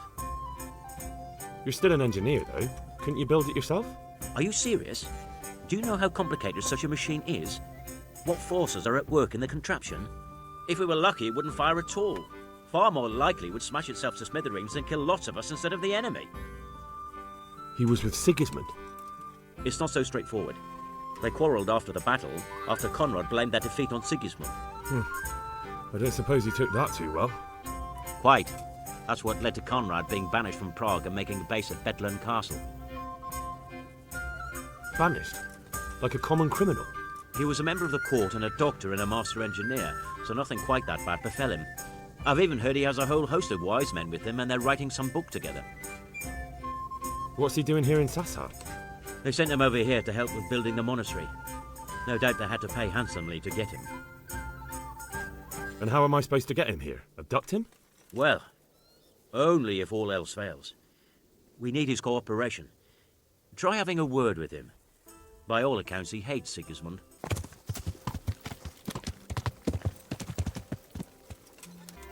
God save you. What can I do for you? How are we doing with the food? Who wants to know? One of their lordships? No, I just wondered if there was anything you're short of. Oh, I see. The lordling is wondering if we're in urgent need of anything. Well.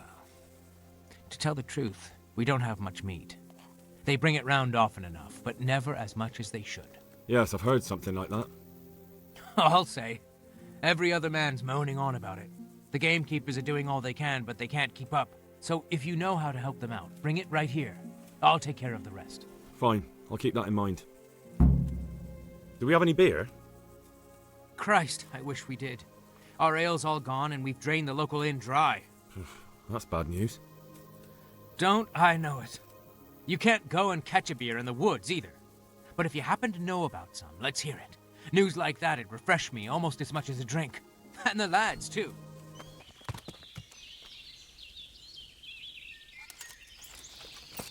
What are you doing here? Have you any idea who I am? Indeed, a suspicious person roaming about in the woods I'm guarding. Then I hope you're guarding them well, because I am Henry of Skalitz, the new Master Huntsman of Talmberg. Oh. Ah. Right. I was just doing my job. Very well. But now, Gamekeeper, don't detain me any longer. Of course, Master Huntsman. My apologies. That's all right.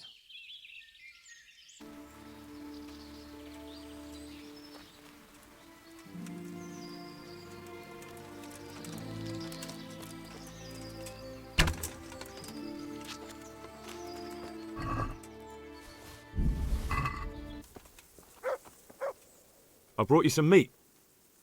Stack it over here.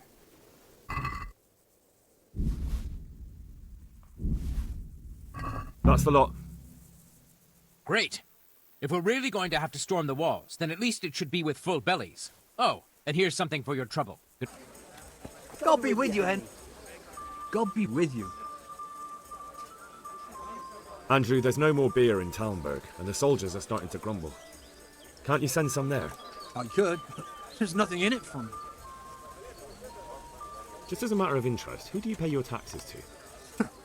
You're saying I should be paying the Talmberg to old Sir Divish? When Sir Havel of Volbeck was the master here, I managed to wriggle out of it. Nobody's come collecting since. Well, right now, there are 3 noblemen camped by Talmberg, one of whom might be very interested to learn about all the tax you owe. I imagine he might want to collect it in the form of beer. When you put it like that, I have got a few kegs I could send over. I won't lose out too much. They'd only spoil if I kept them longer, and I'd have to throw them away. Just remember, if you poison them, they'll hang you for it. Those soldiers would drink it up long before it has time to go off. And what's more, what with all that cabbage being eaten, it wouldn't occur to anyone the shits came courtesy of the beer. I'll have them loaded up right away and taken there. And give their lordships my regards. Tell them I'm sending my best beer as a gift. Why the devil shouldn't I get some goodwill out of this at least? What do you think about Talmberg being attacked? What do I think? That as long as decent people can live in peace, I can talk my way out of paying taxes. I don't care who my liege lord is. Well, this new lord never forgets a man who fails to pay him a single groschen, and the poor probably go straight to the gallows for it. That's terrible news, especially for us poor folk. I hope you'll drive him out of here so fast he'll shit himself, or hang him from the tallest Talmberg tree. People usually shit themselves when that happens too. All to the good. A nice bit of manure and everything blossoms. I'm honored that a knight such as you takes an interest in me. I've arranged some beer for you from the local tavern. You're a proper treasure, you are. I'm going to put a word in about how well you look after us. Like your own kith and kin. Farewell. How are you? How goes it, Sir Bernard? How goes it? We're sitting here under the castle, and all day long there's folks hewing stones. My ears are ringing as if I'd been struck on the head, which is just how I feel. I felt that way too since the night of the attack. That went horribly wrong. And even so, we were lucky. Could have gone much worse. How are the men holding up? They're a rabble. The out-of-towners are desperate to go home. And the locals, they've got nowhere else to go. So they're just generally complaining. Are they causing trouble? No trouble as such. It's true I've caught a few of them asleep on their watch. There's nothing a couple of lashes of the whip can't cure. Well, there might be a simpler solution. Whipping a man, simple enough. Just give one of them a beating, the others will remember. And when they forget, do it again. But then you'd have an injured soldier. It occurred to me a herbal potion might do the trick. I never heard of any wives' quackery helping troop morale. But Christ knows they could do with something to flush the booze out of them and keep their eyes open. God's blessings. The troops are falling asleep on guard duty. Do you have anything to help? There's a recipe I know. I could brew up enough for 2 or 3 men with what I have here. No, I need enough for a whole bloody encampment. Actually, for 3 camps. That much? It would take me a week just to pick the herbs for it. Unless you were to do a bit of the legwork yourself. Seems only reasonable, since I'm the one who wants it. What do you need? 1 handful of valerian and 2 of mint, but make sure it's fresh. And a little wormwood wouldn't hurt. Very well. So what goes into the brew? At least 2 handfuls of mint and 1 of valerian. All right.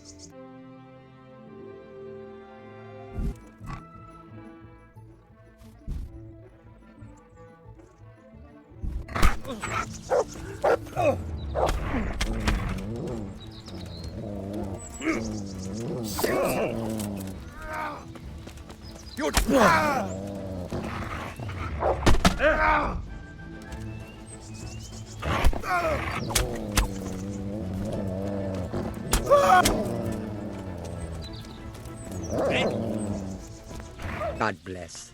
What can I help you with? I've gathered up all we need. Excellent. This will probably do the trick. And do you have the wormwood? Here it is. Fine, fine. I'll get started. It's going to take a while. Goodbye. The Lord be praised. What brings you to me? How do you feel, Sir Divish? How's the shoulder? I felt better, boy. I feel awful, truth be told. And my shoulder's paining me. Let someone tend to the wound and you'll soon be better. The flesh can be healed, perhaps. But the spirit... Henry, can you do something for me? What is it you need, sir? I need a priest as well as a physician. The closest was in Rovna, but I don't know what happened to him. And then there's the one from Ujits. What's his name? Godwin. But why would you need a priest? The wound will heal, especially with the help of one of the monks. It's not about me. I've got a lot of wounded here that won't see morning, and dead men, and I have to confess my sins.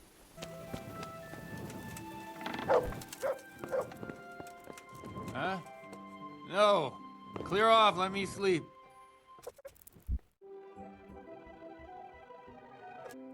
How dare you sleep in someone else's bed? Get lost!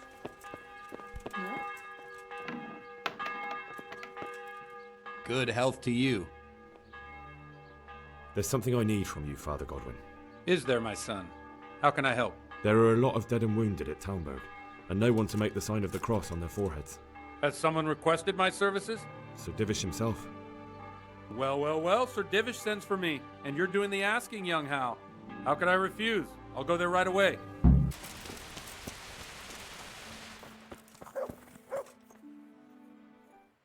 Do you happen to know the whereabouts of Conrad Kieser? And what do you want from the old buzzard? Never mind. What do I care?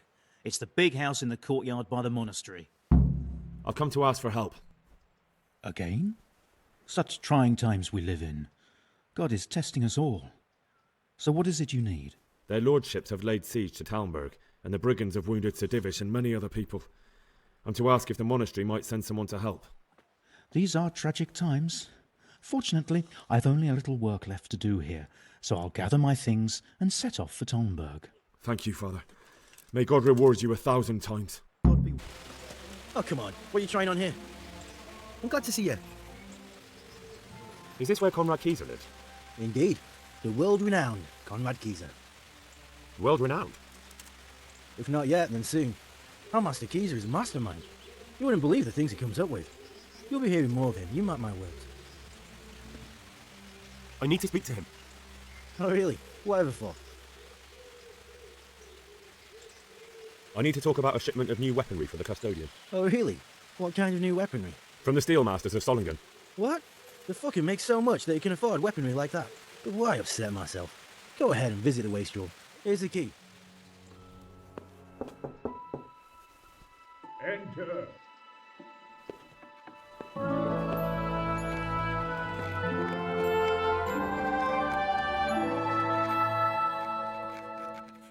Huh? By the horn of Joshua, you startle me. I thought you were urban. What do you want? Sir Tobias Fafar, the master builder and engineer from Skalitz, sends his greetings. Fafar? Tobias Fafar? I've heard of him. He invented an interesting mining machine. What does he need? Sir, have you heard what's been going on in Talmberg? I've heard a thing or two. Is it true the castle's been taken? It has, and we want to take it back. Master Fafar has been given the task of building a trebuchet, but he's not sure he can manage it. I doubt it myself. Building siege engines is an entirely different kettle of fish than mining. Damn, I'd like to rain some boulders on those heathens of Sigismund's, but that can't be done with a quill and parchment, and I can't leave here right now. Why can't you leave? That's a long story. I was a little, more than a little, critical of Sigismund's efforts at Nicopolis. And it might surprise you to know, after that defeat, he didn't particularly appreciate my criticism. Then, when Sigismund abducted the king, I didn't feel too secure in Prague, so I left. Perhaps left is the wrong word. Some might say I was banished. In any case, I went to Bethlern Castle. They locked you up in Bethlern? Not quite. It's a royal castle. They leave me to my own devices there. Frankly, this so-called banishment has been a bit of a blessing. I have peace and quiet to attend to my opus and a band of able assistants. Although I have lost quite a few of my patrons, thanks to all this unrest. And why are you here in Sasau? To be honest, I need the money. Money, sir? You don't seem like a man who lives in want. Dear me, no. I don't need it to support myself. It's to fund my opus. That's why I agreed to help with the construction of the monastery. So you see, I can't simply take my leave. What is it you're working on, sir? Belli Fortis, a great book of war machines and weapons, my opus magnum, my legacy. All you have seen here are but snippets of my great work. Mark my words. One day, our whole world will be run by machines and inventions not yet dreamed of. Of course. Any day now, they'll plough our fields and milk our cattle. What did you say? Oh, nothing. Just thinking aloud about things for battle. Could I help you escape, perhaps? Who says I want to? But you said you couldn't leave, sir. Young man, I can't leave because I gave my word I'd help with the building of the monastery here. And my word is my bond. I have no intention of sneaking away like some criminal. Who do you work for here? My contract is with the abbot himself, but I discussed the work details with Carol, the monastery's master builder. Could I not just pay off the master builder for your services? I doubt it. Carol is only interested in the construction. As long as he has the money to pay the craftsman's wages, that's all he needs. Ah, as long as he has enough for wages, you say? Yes. What are you thinking? Couldn't Carol be persuaded somehow? After all, the defence of the province is at stake. I realise that, but Sasau Monastery has always kept its neutrality. What's more, the abbot isn't here at present, and without his permission, Carol won't be persuaded. But I might have another idea. What do you suggest? Carol received his commission in writing. If you found it, we could copy the abbot's seal and signature on our own document. That's a curiously interesting idea. My inventiveness has many applications. I could be back here before the abbot, so he won't even know I was gone. How do I get my hands on the commission? It will be somewhere in his quarters. You'll need to get it quickly and put it back before he notices it's gone. I suggest waiting until evening. That's when Carol usually goes to the tavern to play dice. He's fond of his dice. Maybe you can take advantage of that somehow. Right.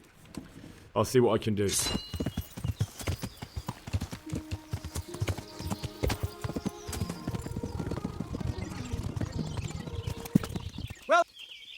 I'm at your service, Sir Knight. I'm looking for some pitch for Talmberg. Already? What happened to the last lot we supplied? I don't know, and it doesn't matter. Do you have any, or don't you? I do. I had a buyer lined up, but it's been a while since he showed his face. What do you need it for? Talmberg's been taken by a horde of brigands, so we're laying siege to it. We could use some pitch. Christ's blood. I hadn't heard the news. All right, it's all yours. You gave us a hand with that ginger when we needed it, and if it's for Sir Divish, I know my duty. If you want to haul it away yourself, feel free, or I can get someone to deliver it to you. Thank you. God bless you. Take. Good day to you. The charcoal burners nearby have some stocks of pitch they'll let us have. That's handy. Sir Rubard will be pleased. What little we had left was running out, and he was getting worried. Well, you can stop worrying. Good. I'll get someone to take care of it. God save you, good night. What can I do for you? I hear you like to play dice. Always. Good luck. Hide my hand.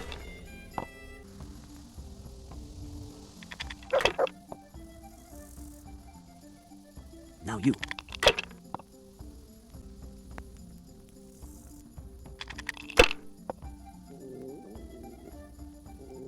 That'll do me.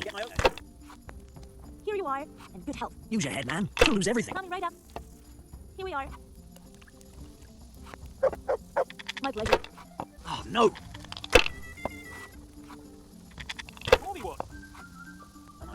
Over here, over here. That's it. We'll see.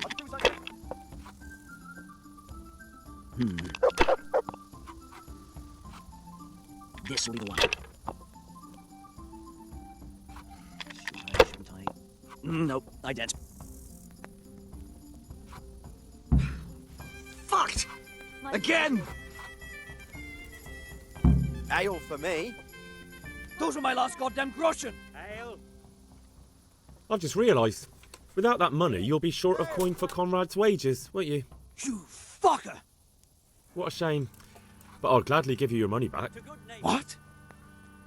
If you allow Conrad a short sabbatical in Talmberg. That's what you had up your sleeve from the very beginning. Agreed then?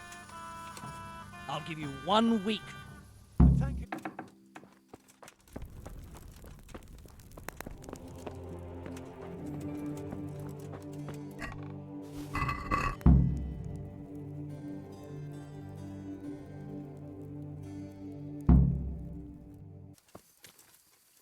I'm honoured that you should come to me. I have the tooth of the saint for you. Truly? Then show it to me. Behold. Ah. Is it really from St. Procopius? Of course. I'd never try to deceive you that way. You're right. My God, you're right. Such holiness. I'm in your debt, Henry. How can I repay you? Thanks, but I don't want anything. I was glad to help. Truly? Well, thank you. My pleasure. And Henry, Yes? I just wanted to touch it for luck. If you took something you shouldn't have, I expect you'll put it back. I've got that commission. Not so loud, for heaven's sake. Show it here. The very thing. Go to the Sasau scribe and say to him the fox isn't half as clever as he thinks. Then he'll do as you ask.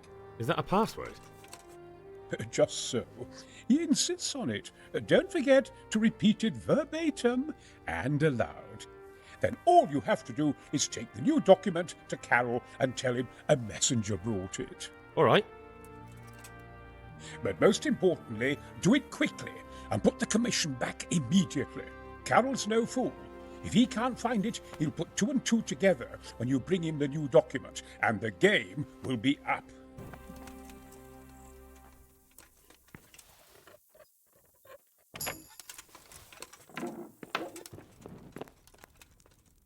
I hope I can be of help to you, Knight.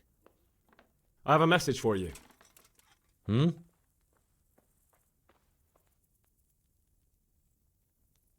The fox isn't half as clever as it thinks. What? The fox! Jackass! What in heaven's name are you blabbering about? Conrad Keyser sent me. Why the hell didn't you say so? That sod. He deliberately lied to me to make me look stupid. Well, never mind. What do you want? I've got this document here, and I need to have a different one drawn up with the same signature and seal. So Conrad is still up to his old tricks. Give him my greetings. Let's see it then. All right. Give me an hour, and I hope I won't have problems on your account. Good luck. Is it done? Here you are. And pass on my best to the old dragon. Goodbye. My humble greetings. How may I serve you? A messenger brought a dispatch for you. To the hand of... Charge... To give assistance... Permission to leave Sasau? How very convenient for you. The hand of fate. We'll see what fate brings. I have an authorization letter of my own from the abbot, and if your letter of patent is fake, you'll be in trouble. Come with me. God be with you.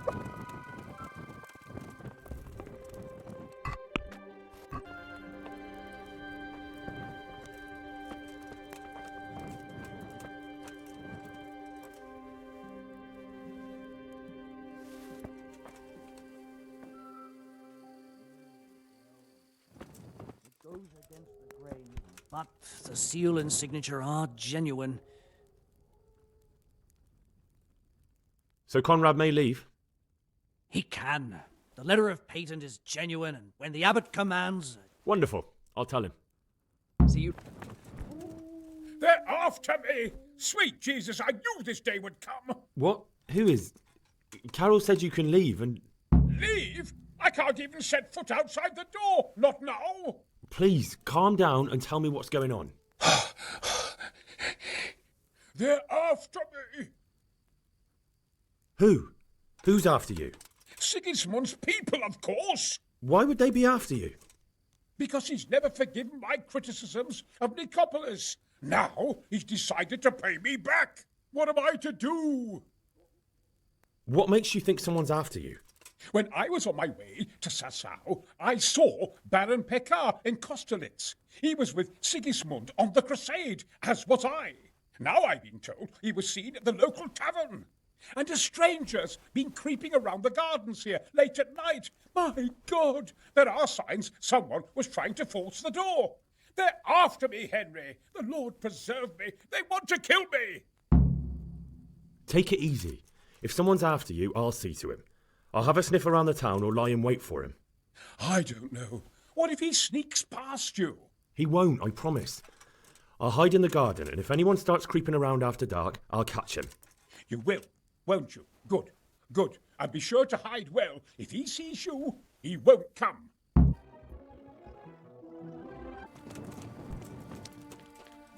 Good day to you. What do you need? Would you be Master Pekar? I would. With whom do I have the pleasure? Henry, of Skalitz. And what do you want from me, Henry of Skalitz? To ask why you've come to Sasau. An interrogation, then, I see. On business, of course. And who is it you're doing business with? Why don't you ask about my mistresses instead? My trade partners are my own private concern. Stay away from Master Kieser. Kieser? Conrad Kieser? Why should I want anything to do with him? So he doesn't need to worry about you? Worry? Good Lord, no. Why, we were friends. Right, that'll be everything. As the master instructs. Take care. What? What the fuck are you doing? Keep it.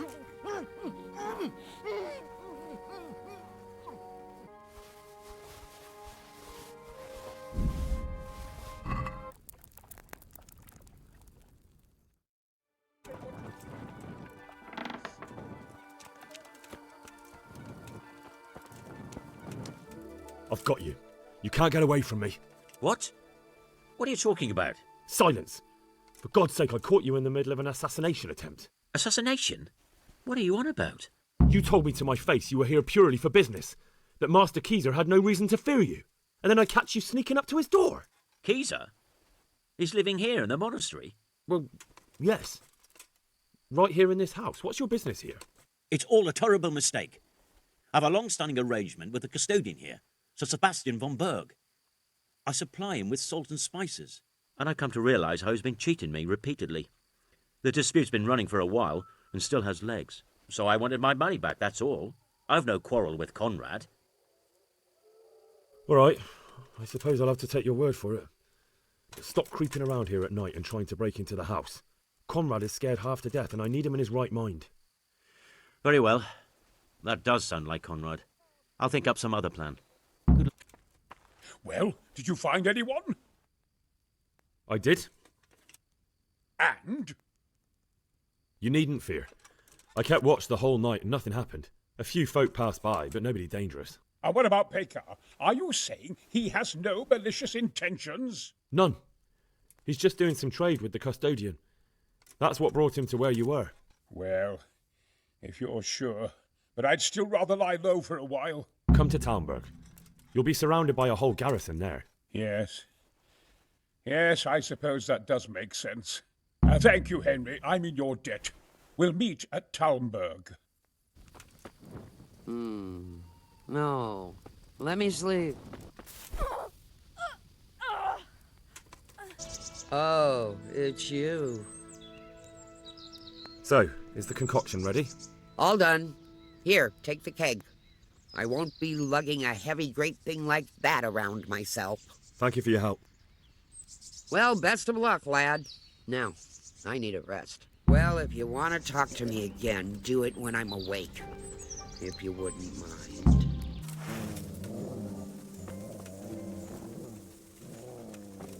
Hold it right there! Hand over all your coin.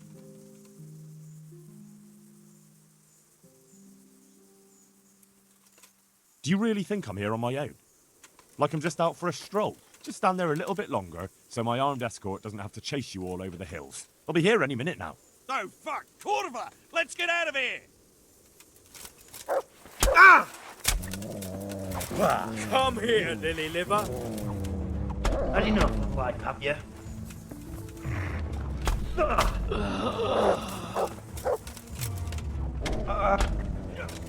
Is that a...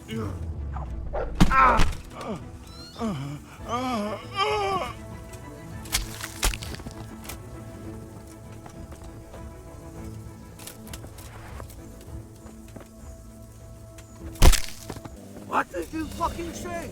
Nick? You! Gone weak at the knees, have you?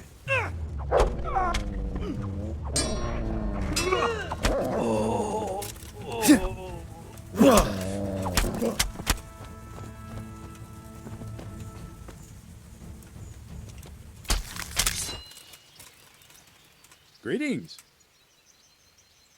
This ought to help with your sleepy soldiers. What's in it? It stinks to hell. Yes, and it's hellish potent too. A drop in the evening, and you won't fall asleep till just before noon. Really? I hope it does the job, that it doesn't give them a runs in the process. Hopefully not, but if it does, well, it's hard to sleep with the runs, isn't it? True enough, but you're not much good as a guard when you're squatting in the bushes.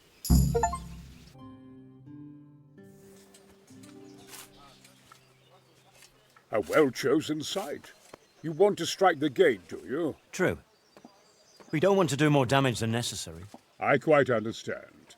Sir Toth is holed up there, is he? Just so, Master Conrad.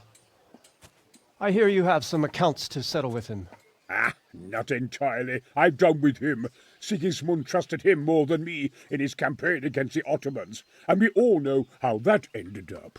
How did it end up? Badly, my lord. The flower of French knighthood was slain there.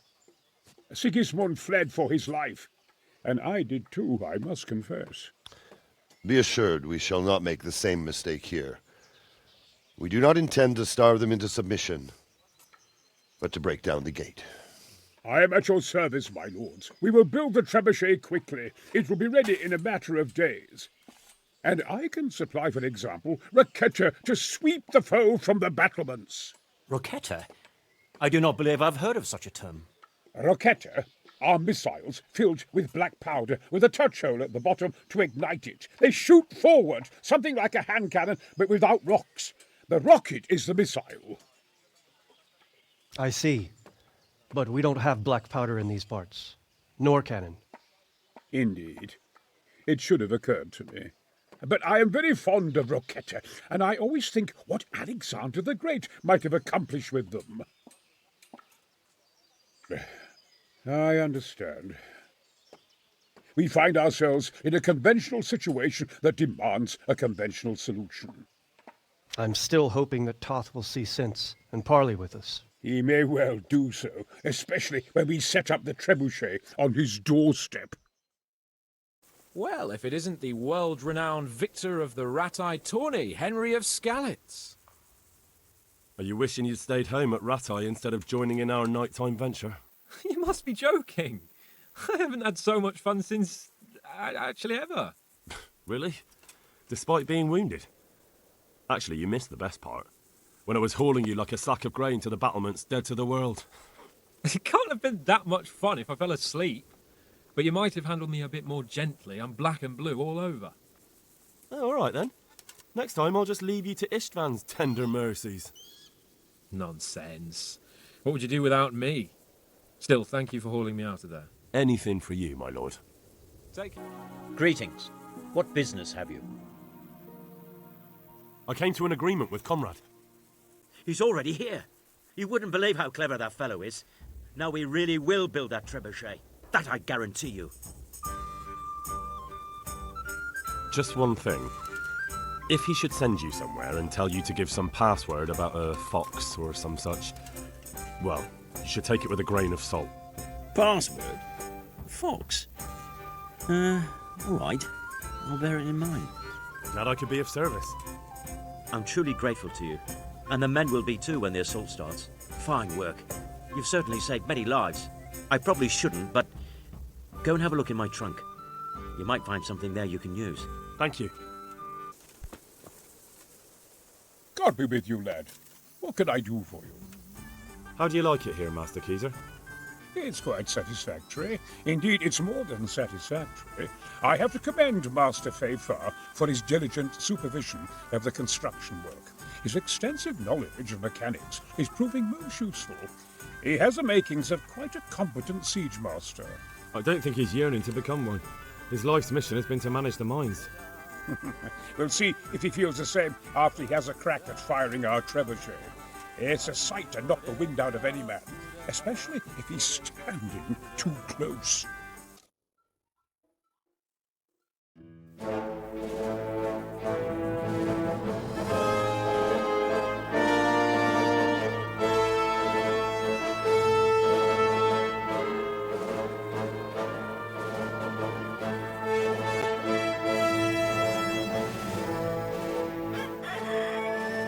Now, let's see how strong those walls are.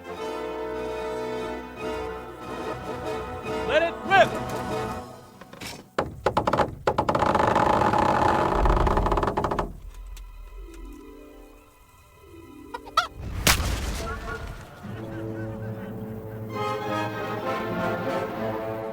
That was just the first shot. The trebuchet has to be calibrated. That's perfectly normal. I'll have the range in no time.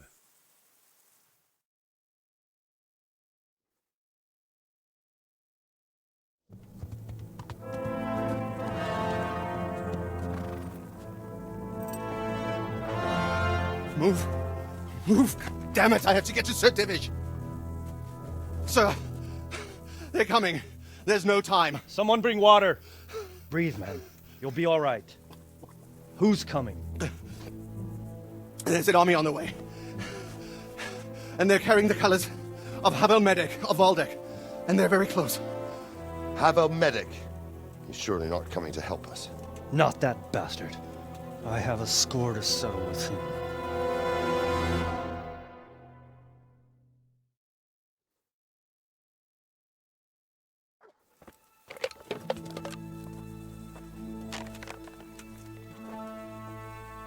Gentlemen, Toth's reinforcements are about to descend on us. That swine. How many men? We don't know exactly, but there are many, and they will probably be here by dawn. So soon? How is it that we knew nothing about this before? The whole land is in chaos. It's a wonder we can find out anything at all. If they attack from the rear... We'd be finished, just as Toth has been planning. The sneaky weasel. He's been one step ahead of us the whole time. Not this time, though. What are you thinking? Robard, how do you think the weather will be tomorrow? Well, sir, if my joints don't deceive me, and they rarely do, it'll rain. It'll rain buckets. Here. We'll make a stand here, I and Radzig's men. You will wait until they charge us, and then strike them from the rear. Here and here. If we succeed, we'll have it over and done with before they notice anything in Tamburg. It might just work. But we'll have to leave someone in the encampments in case they do come out of Talberg. A few men will be all I need. Well, that depends on whether you can hold out. We don't even know how many there are. We will hold out. I'll give the orders to my men. We will be ready.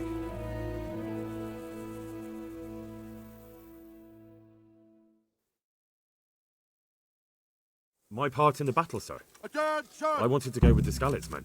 I need more than that from you. More, sir? If we can't hold out at the quarry, we're finished. You, I, Hanish, and Radzik. And since Hanish is commanding the flank attack, Radzik is captive and I'm wounded, Captain Robard will be leading on the field. Of course. Who better? There's no question Robard's a good commander. But many of the men will be from Skalitz. We need someone there who knows them and has their respect. Sir? I mean you, Henry. But that is... Sir, do you really think I'm someone the men could look up to? Henry, if it weren't for you, we wouldn't even be here today. And everyone knows that. Except you, it seems. In the battle, you and a group of Skalitz men will be concealed in the woods over the road. But sir, I think I should... Quiet! Don't underestimate the task I'm setting you. You'll have to keep nervous men on a short rein and not attack too soon. And then conduct the attack on the rear so fiercely and quickly that the foe has no chance to react. If the line should start to break, we need someone with their head firmly on their shoulders to keep control of the men. Very well, sir. That's what I like to hear. When you're ready, go and join the Skalitz men. They'll be mustering in the woods above the road to Rattay. If you thought you'd be spending the whole siege sitting on your arses playing dice and swilling ale, you were sadly mistaken. Havel Medek is bearing down on us with his band of goat fuckers. And if there's one thing we pride ourselves on in Talmberg, it's that we defend the honor of our goats.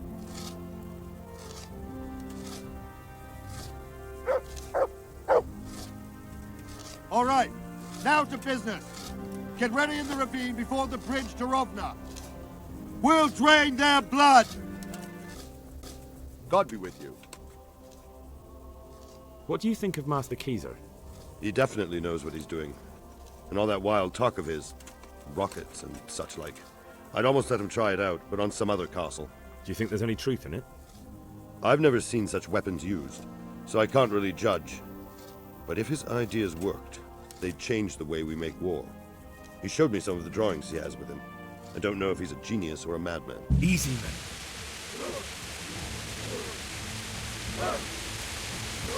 Hold! Hold!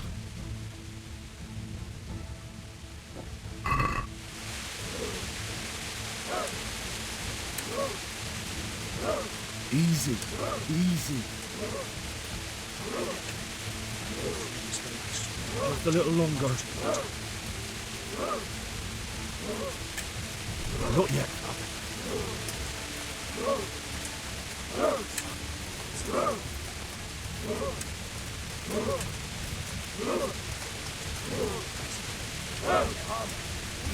Damn it! They were expecting us! First troops to the bridge!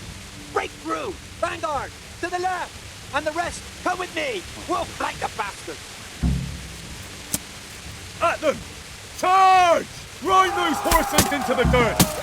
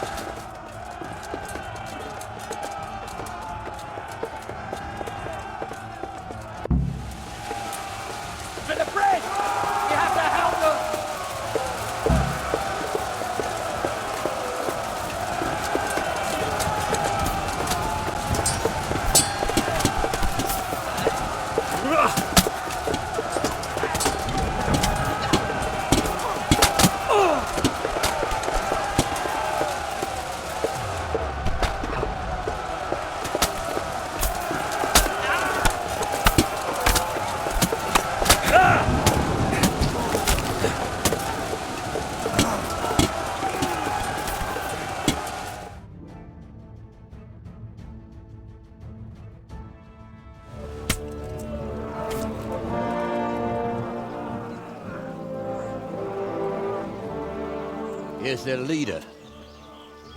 What? This boy? You should show a little more respect, Divish. You'll need it when you kneel before Istvan. Oh, now the pup shows his teeth. Istvan, you say? Not Sir Istvan? Or Lord Toth? Just how intimate are the two of you? I know him. He's Eric, Toth's captain and right-hand man. Finally, some good news. Shackle him and guard him closely.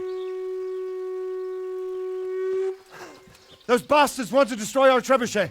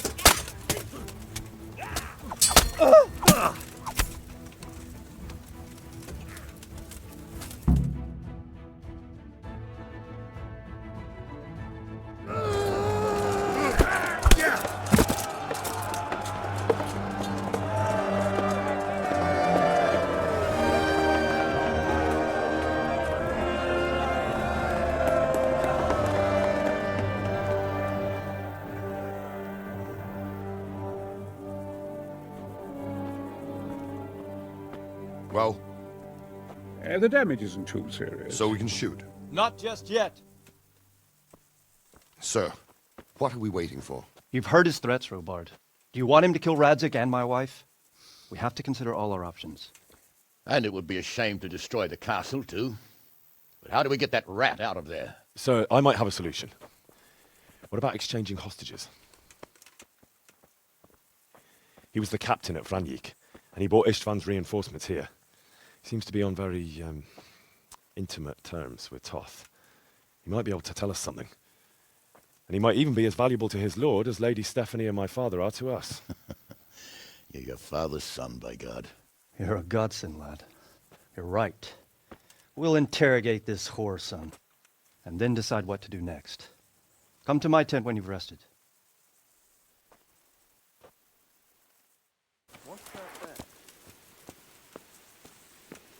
Start talking, or make your peace with God. Do your worst. I won't betray my lord. Ah, Henry, just the man I want. This fool would rather hang than sing. You know more about him than we do, so maybe you can get something out of him. Well now, Eric. It is Eric, isn't it? Looks like the boot's on the other foot this time, doesn't it? Fuck you. You need to change your tone. If you start being nice, you might just come out of this alive.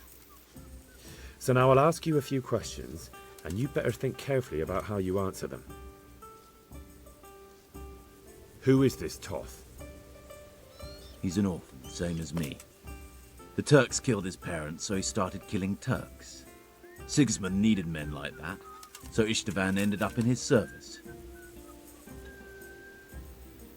How did you meet him? He killed my parents. What? Toth killed your parents? You could never understand. They were weak. Istvan strong. He took better care of me than any father. What is he after? Are you really that clueless? To destroy Wenceslas's allies. You. Who does he take his orders from? Are you stupid? He works for Sigismund. How many men does he have in the castle? How should I know? There were nearly 70 of us at the beginning, but there's probably not even half left. But that's still more than there ever were in that castle. More than enough to defend it.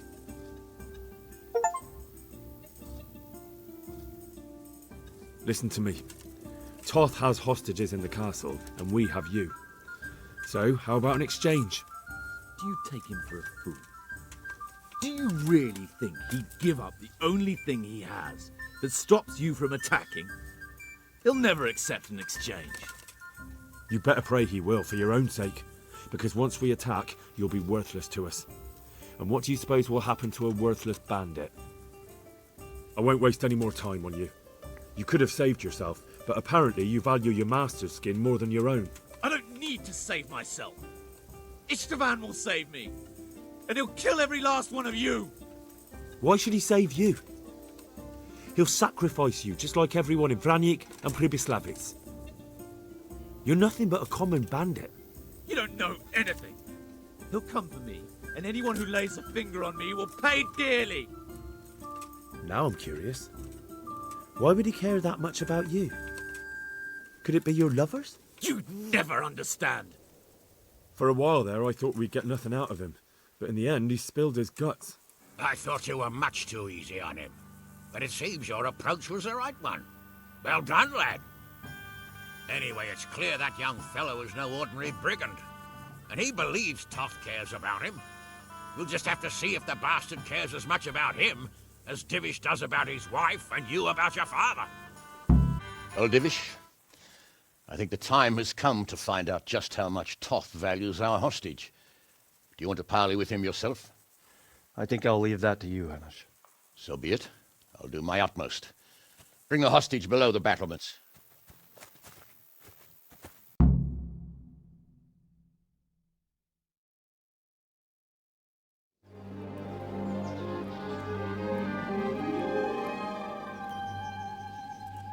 Sir Istvan!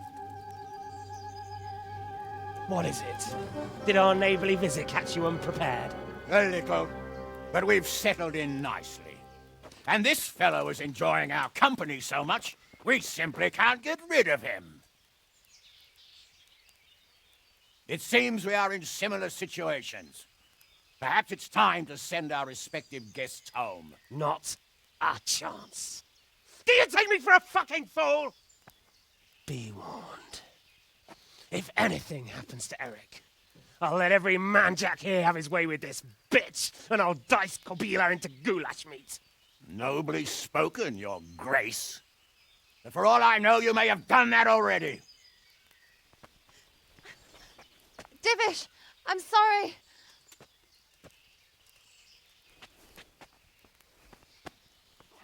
Greetings, friends. Fear not, Lord Toth is treating us like royalty. They're unharmed, as you can see. But don't try any tricks, or they won't be for long, Hanush.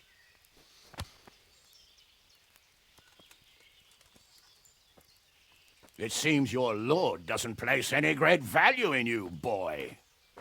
Go to hell. Oh. I'm sorry. It looks like it's not going to be that easy. Well, at least we know they're alive. I didn't expect much of it anyway.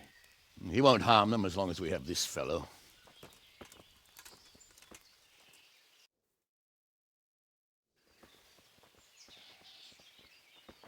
Well, friends, what do you suggest? I'd say we have no choice but to attack. It's a great risk, Robard, with Stephanie and Radzig inside. I know how you feel, sir, but Toth is no fool. They are his last safeguard. He will do nothing to harm them until he is sure of victory. Would you be saying that if it were your wife inside? Or your father? Well, let me point out that we have no choice anyway. We don't have enough supplies to keep men here for weeks, while gangs of brigands and Sigismund's army roam the countryside. Toth won't agree to an exchange, and even if he did, we'd have to let him go. With all his men, he'd be a thorn in our sides till Judgment Day. Sir, a message has arrived. Oh, what is it? Margrave Jobst is approaching with his retinue and wants to speak with you. Jobst, you say? All right. What is he doing here? Who's Jobst? Jobst of Luxembourg is cousin to King Wenceslaus and Sigismund. He's the Margrave of Moravia.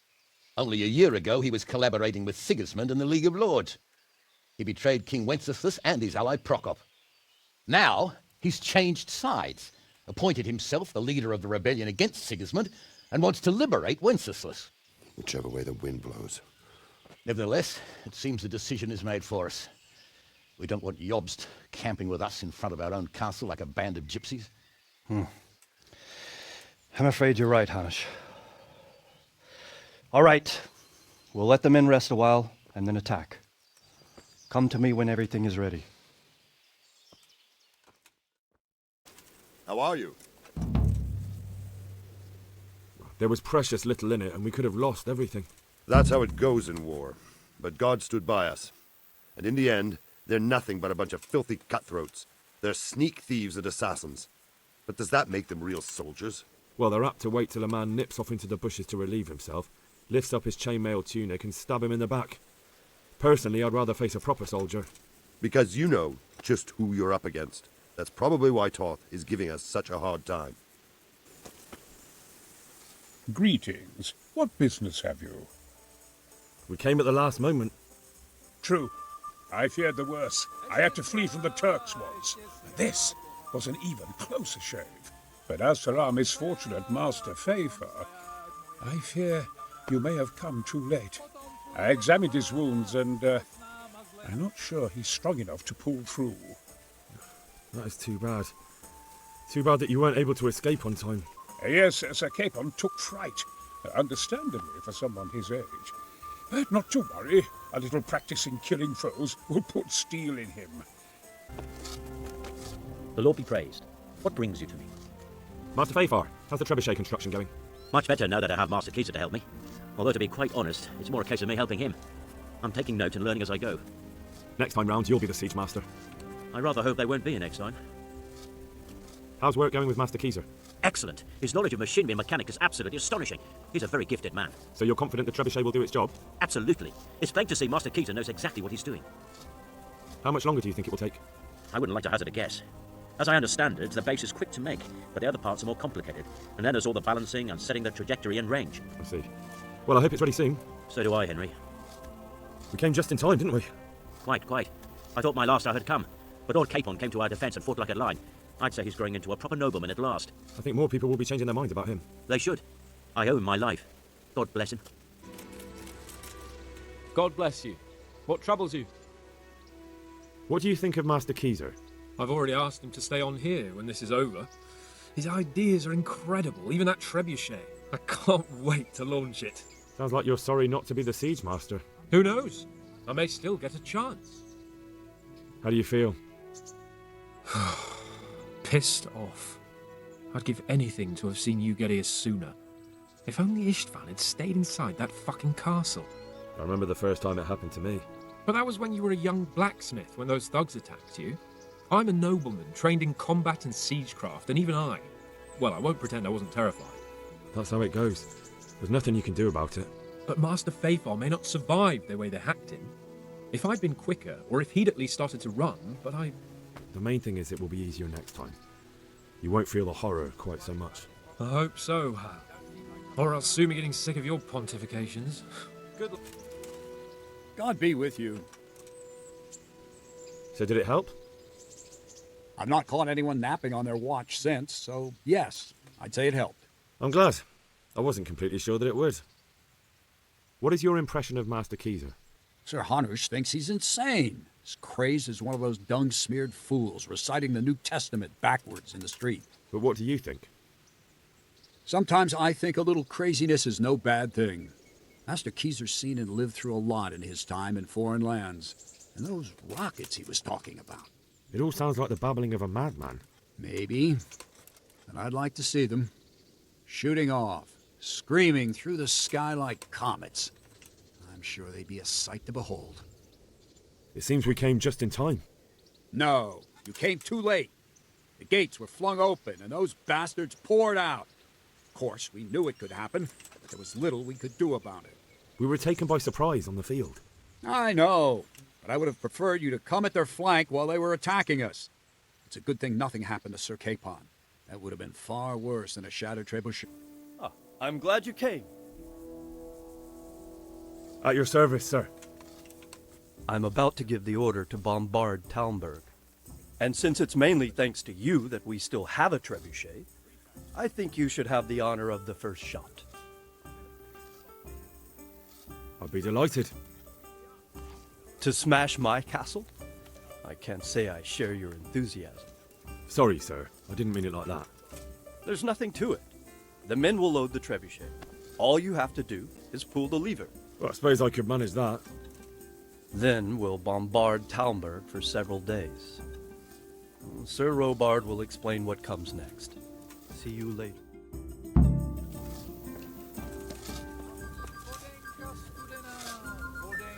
Load the trebuchet!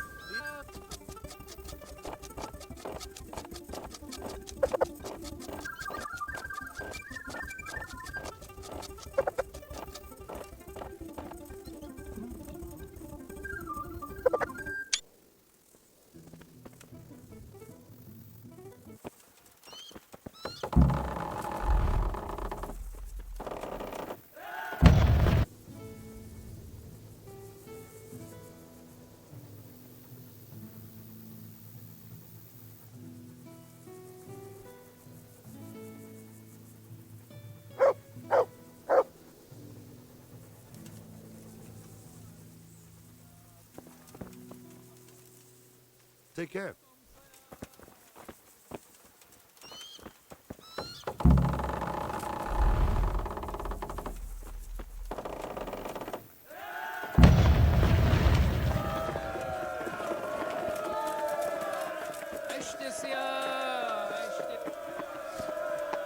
Greetings. How do you like Master Keyser, Sir Divish? How do I like him? As if it's not enough to hurl giant boulders at my castle, he wants to throw kegs of gunpowder.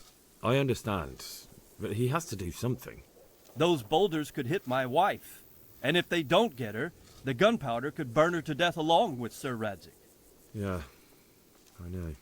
I'm sorry. I know how you feel. I feel much the same. When we're done, what state will my castle be in? What will I do if the worst happens? Enough of that.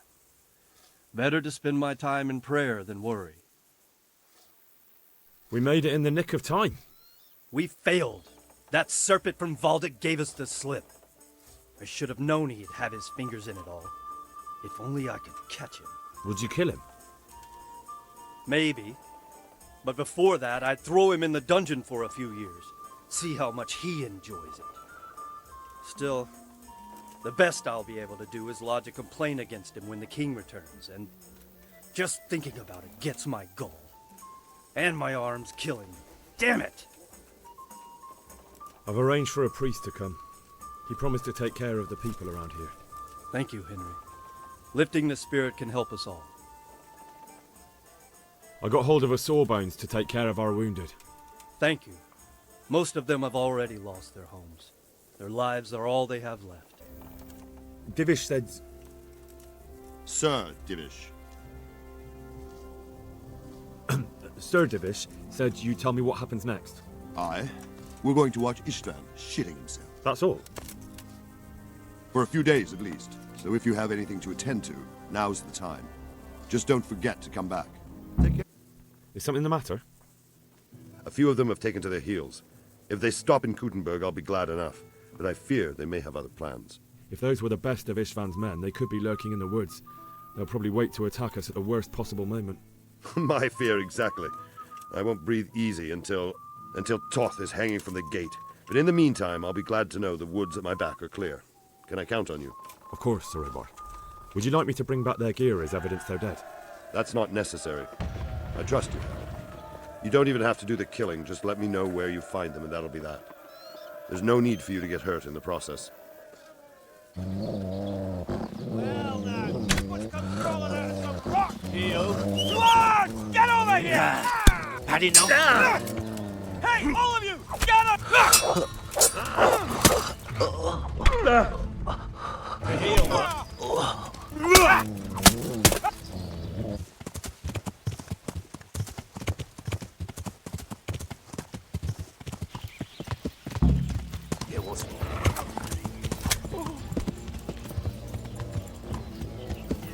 Come here, pity liver.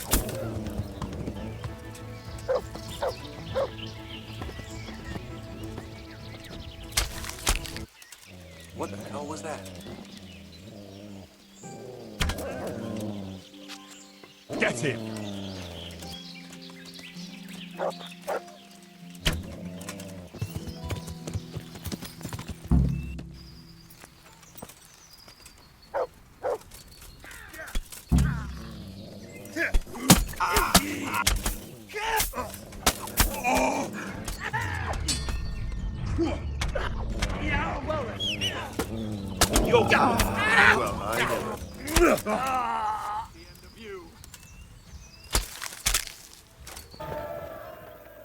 I found all of their campsites.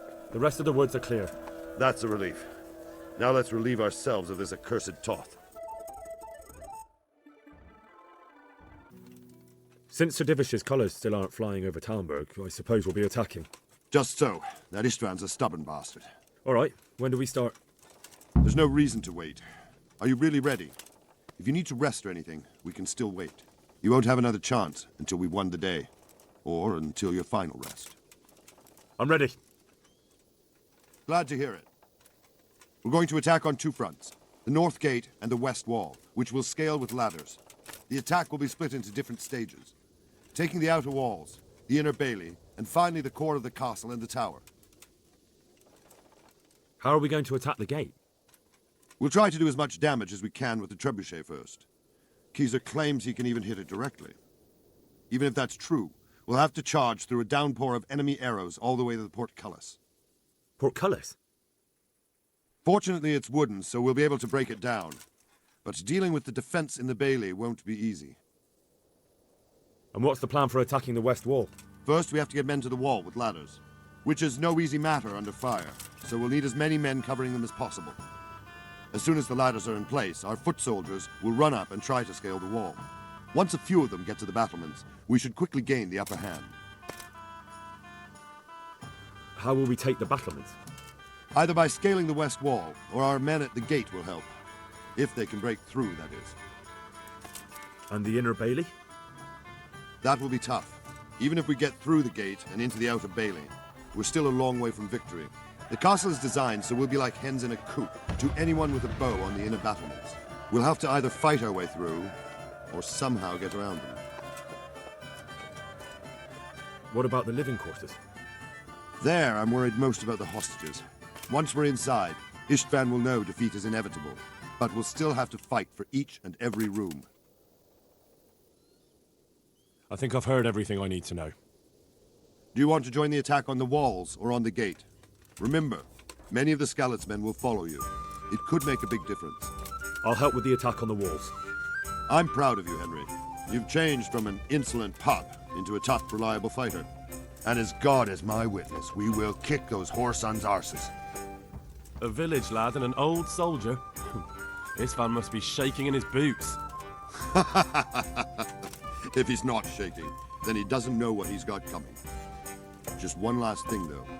No matter how good the plan is, something always gets fucked up. Keep your eyes open and take advantage of every chance. Help your comrades and don't go rushing in where you're outnumbered. We have to take the castle gradually, one position after another. I'll remember that. Good luck to you, stripling. Good luck to you, old soldier. See you later.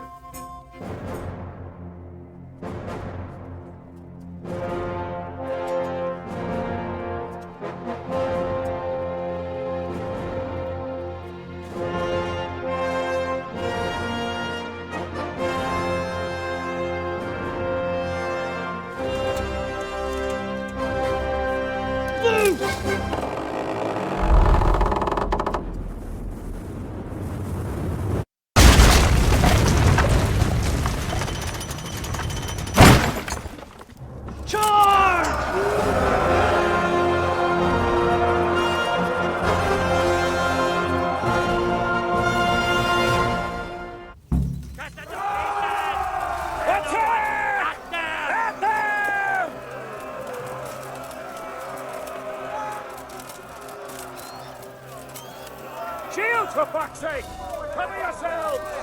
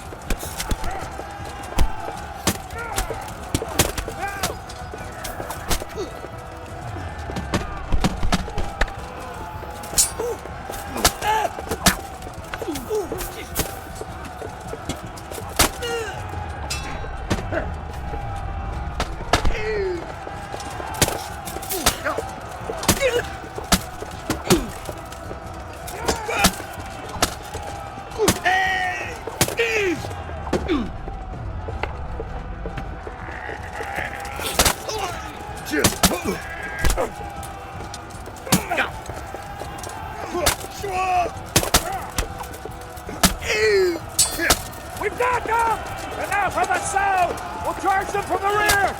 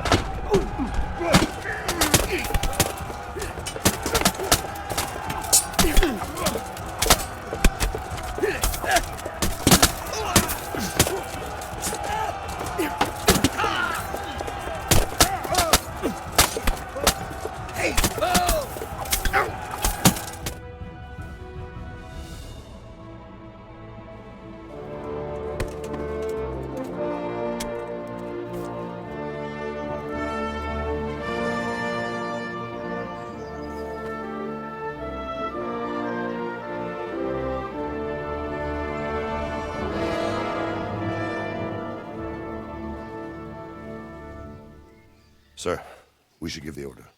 Let's see if Istvan Toth can worm his way out of this one. Don't tempt fate, Hanush. Istvan! It's over!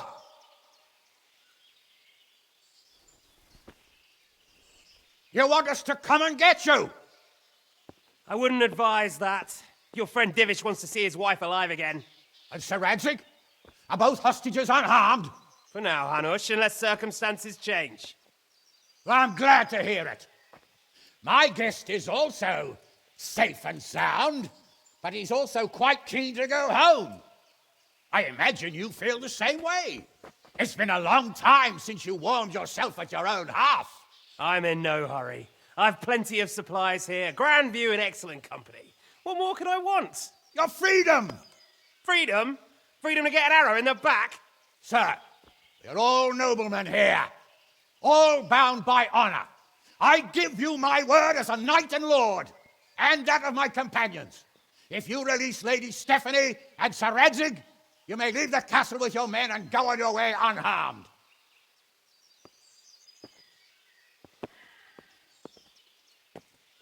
And just how far will we get? What good will it do me if your men attack us in the woods instead of here? If you give me your word of honor that you will leave and never return, I promise you safe passage to the boundary of this fiefdom. What happens after that is up to you and the will of God Almighty. Very well then, but I want a small safeguard. I'll give you her ladyship, but Radzig comes with me. I'll release him in Skalitz. Out of the question! Is our word not good enough for you? Is mine not good enough for you? I swear I'll release him when I get to a safe distance. I'll go with him, Hanush. Let the Lady Stephanie have her freedom now. Father! Don't worry, son. I trust Lord Toth's self-interest more than his word. He wouldn't be fool enough to harm me. If you're certain, Radzig. Prepare horses and supplies, and tell your men to pull back. We'll come down. You heard him. Get to work. And any man who breaks this truce answers to me. So are you really going to let them go? My word is my bond, Henry. He's a cutthroat and a liar. Good men are dead because of him. What's to stop us from skewering him as soon as he sets foot outside? Our honor! If you let him go, he'll do the same again. Or worse. God's justice will find him. And then he'll get a taste of my mace. If we break our word of honor, we have none. And without honor, we are nothing. Never fear. Your father will be all right. We'll hunt down those vermin yet.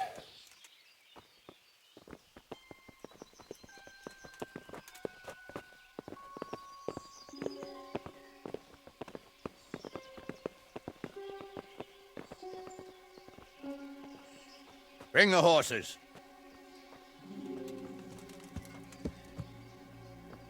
Here she is, as I promised. Not a hair on her head harmed. Divish! Stephanie. Forgive me, husband. I'm sorry. For what? For letting them into the castle. Come now, my dear. You're not to blame. I didn't know who he was. He said he was your friend. Never mind. Did he hurt you? No.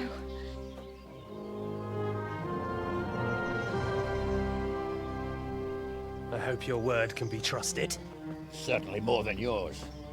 If everything goes as agreed, I'll set Radzig free in Skalitz. If anyone tries to follow us, I'll kill him. We won't. My apologies for keeping you from your father, but you'll see each other soon enough. Oh, I almost forgot. Your sword. I expect you'll want it back after all the trouble you went to. Actually, you know what? I think I'll keep it. As a memento. This isn't over. I'll find you. I look forward to it. Yeah!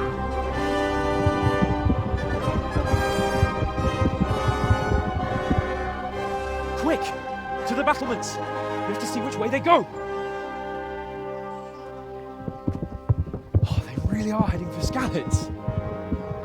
Mount up, Henry. You've heard what he'll do if we follow them. We're not going to follow them. We just have to collect your father. Or do you want him to walk back here when they release him?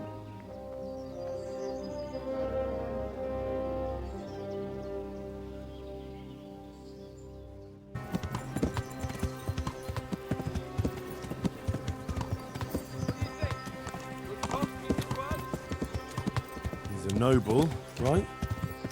Yes. So am I. So Radzig will be there.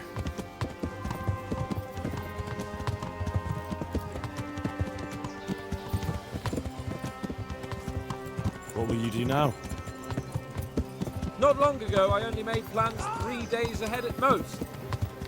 Maybe I really could do something for Rattay and its people. Something really big. But there'll be plenty of time for that later.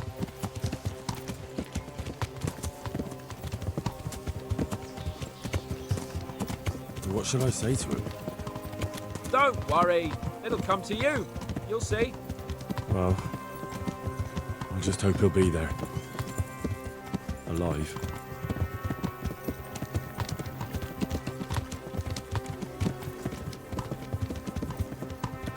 This is quite a turnaround, isn't it?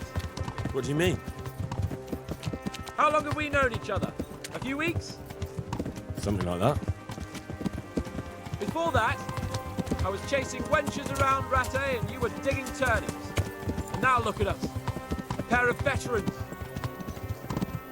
I was an apprentice blacksmith, not a turnip digger. Same difference, you silly bugger.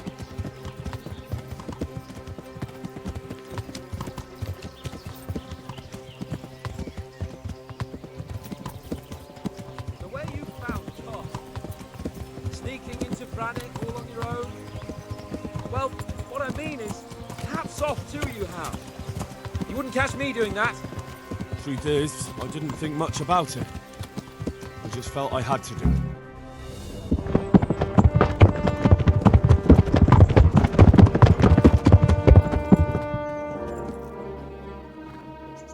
There's no sign of them. Move on.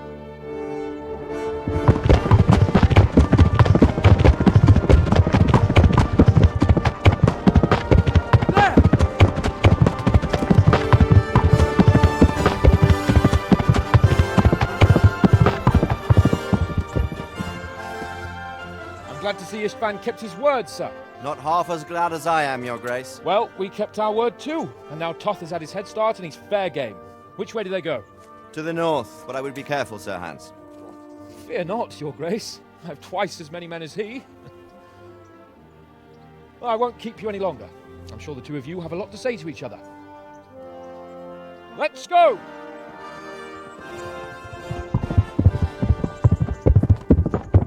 You all right, Father? I am. They treated me quite decently. Although they did steal my horse, I'll have to go back on foot.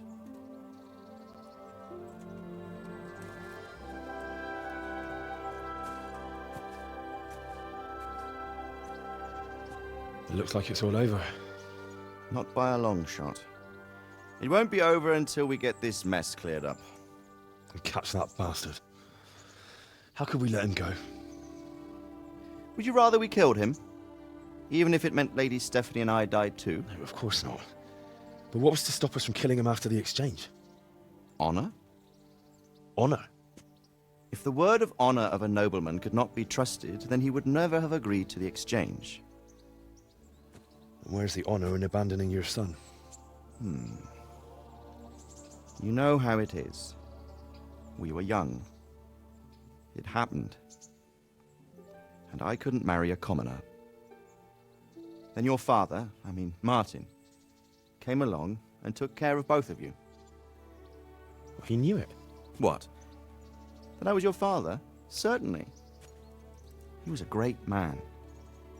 He took you as his own. And always kept an eye on you. Of that you can be sure. I know so little about his past. He told you nothing? Oddly enough, even though you don't have his blood, you're very like him. When he was around your age, he became bored of his trade and set out to see the world. He lived through many adventures, even fought in a war. In a war? Yes, in Poland, I believe. And I don't think he cared much for it.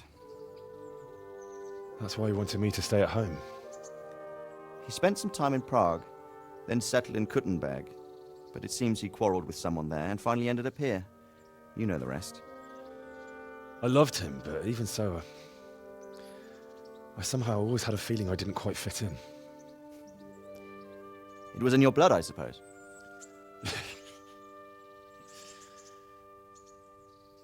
I lost the one thing I had left from him. Your sword. Ah, the sword. It's not my sword. It's yours. For a moment there, it was so near, yet so far. Oh, well, it can't be helped. It was almost within my grasp, but just then I had something else in my mind. Well, I think we may yet have a chance to get it back. This business with Toth is not yet over, unfortunately. That's a chance I'd welcome. Not just to get the sword, but that bastard Istvan too. And then I'll find that German whoreson who torched Skalitz, and I'll slay him with it. I'll never forget his face. Or his name. Mark Vart von Aulitz. Those are noble intentions, son. But don't forget there are other things in this world that are worth living for. Like what? Look around you.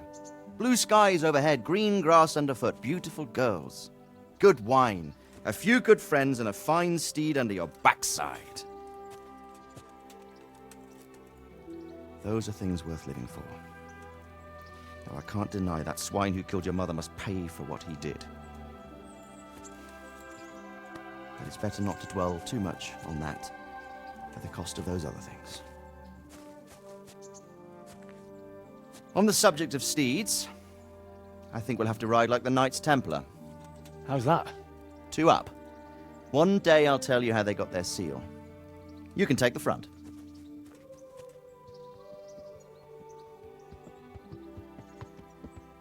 It's like I always imagined it would be, teaching my boy to ride. Although it would be better if you were a little smaller. My word, it's all go today, isn't it? I wonder who this is. I think I know. It's Margrave Jobst. The King's cousin? I wonder what he wants. I guess we'll find out soon enough.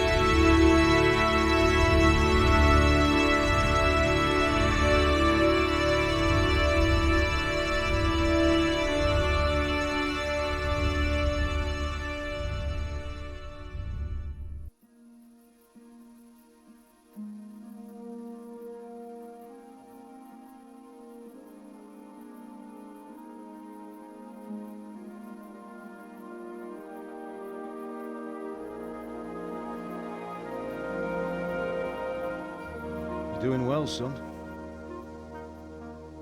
Father. Come now. You know who sired you. That doesn't matter now. miss you, Amar. I miss you very much. You'll be fine. We're proud of you. For what? I let you down. I lost the sword. I let that bastard get away. Don't be so hard on yourself. There was nothing you could have done to save us. And someone has to live and carry the torch. As for the sword, it's just a thing. You didn't want me fighting. Now look at me. Standing up to evil isn't the same as sowing its seeds. You did what was right.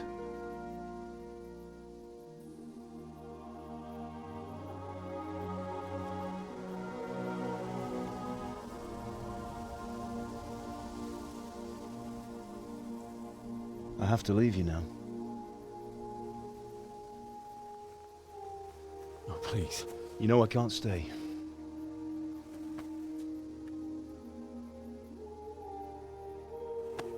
Will I ever see you again? God knows.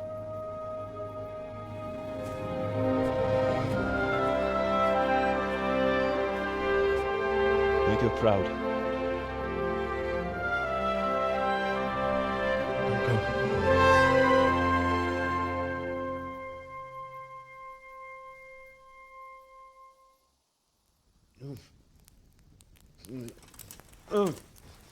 Don't go.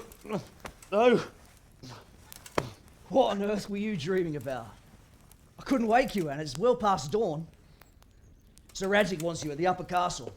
The lords are in council with Jobst. Right. I'll go straight away.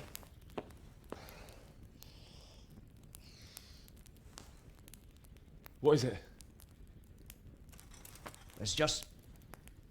I don't know how to address you anymore. All of a sudden you're Sir Radzig's son, hobnobbing with lords and ladies. And here's me, as common as muck.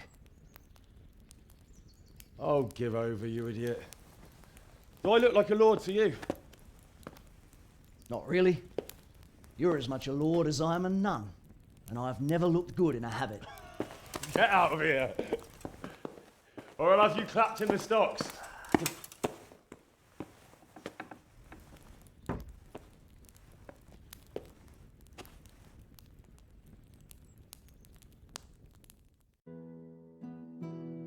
Oh, Hal. Are you going to the meeting with Margrave Jobst as well? I am. What about Istvan?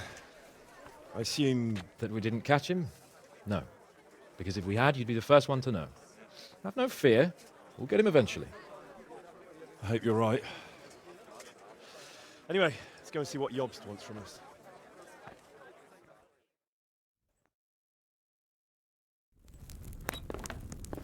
My lords, Christ's blessings on you all. And on you, Lord Gaben. And this is my son, Henry. I didn't know you had a son, Sir Radzig. It came as a bit of a surprise to young Henry, too. This gentleman here is John II of Liechtenstein, a member of my council. I'm honored, gentlemen. Come join us. Margrave Jobst was just about to tell us the reason for his visit. Your Grace? I'm sure we're all agreed, Your Graces, that all this unrest must come to an end. This kingdom needs a king. The question is, which king? My cousin, Wenceslas IV, who is being held in captivity. I have to confess, my lord, that your answer surprises me a little. If I'm correctly informed, until recently you sided with your other cousin, Sigismund. That I cannot deny, and I have always stated my position plainly. But times have changed. How have they changed, Your Grace?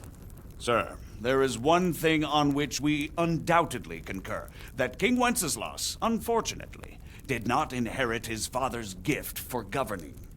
Sadly, his failures have cost Bohemia, the nobles, and our whole Luxembourg family a great deal of money and effort. How did the king let it go so far, damn it?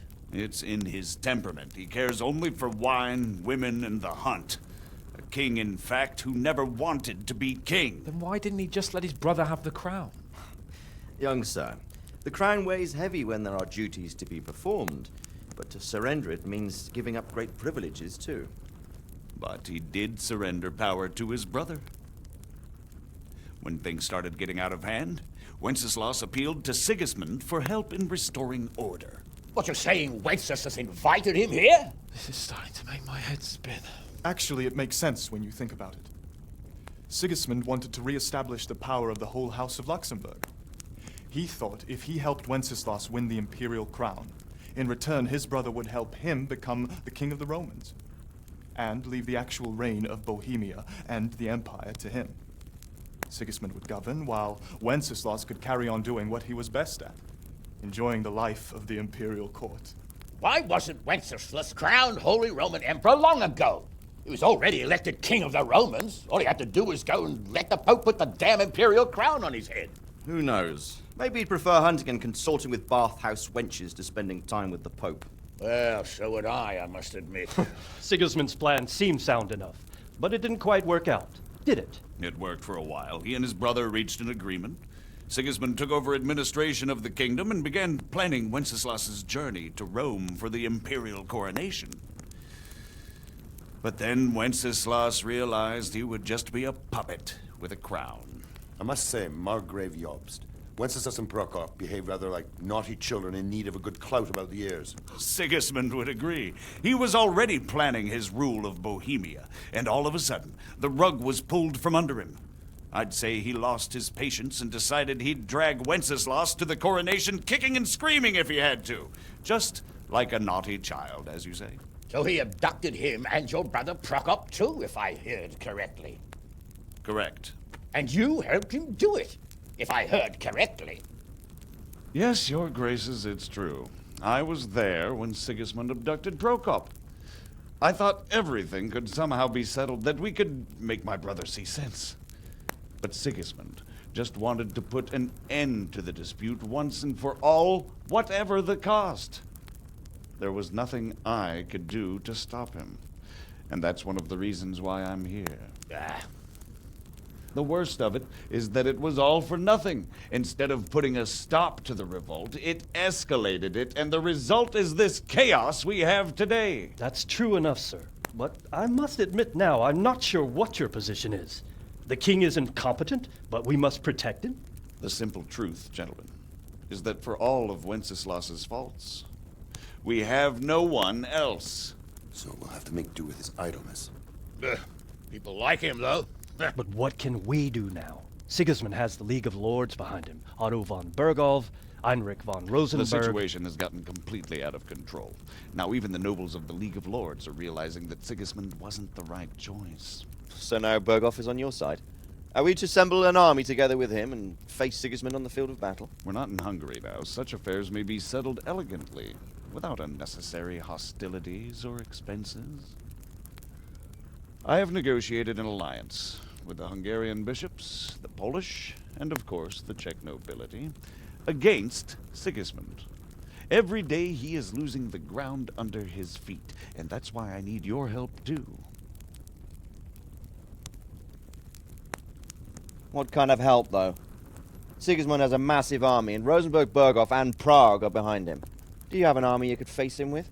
But that's not what I mean at all. There's been a revolt against Sigismund in Hungary, partly due to my efforts, and now he'll have to choose whether he wants to gain the Bohemian crown, which is a very risky enterprise, or hold on to the Hungarian one.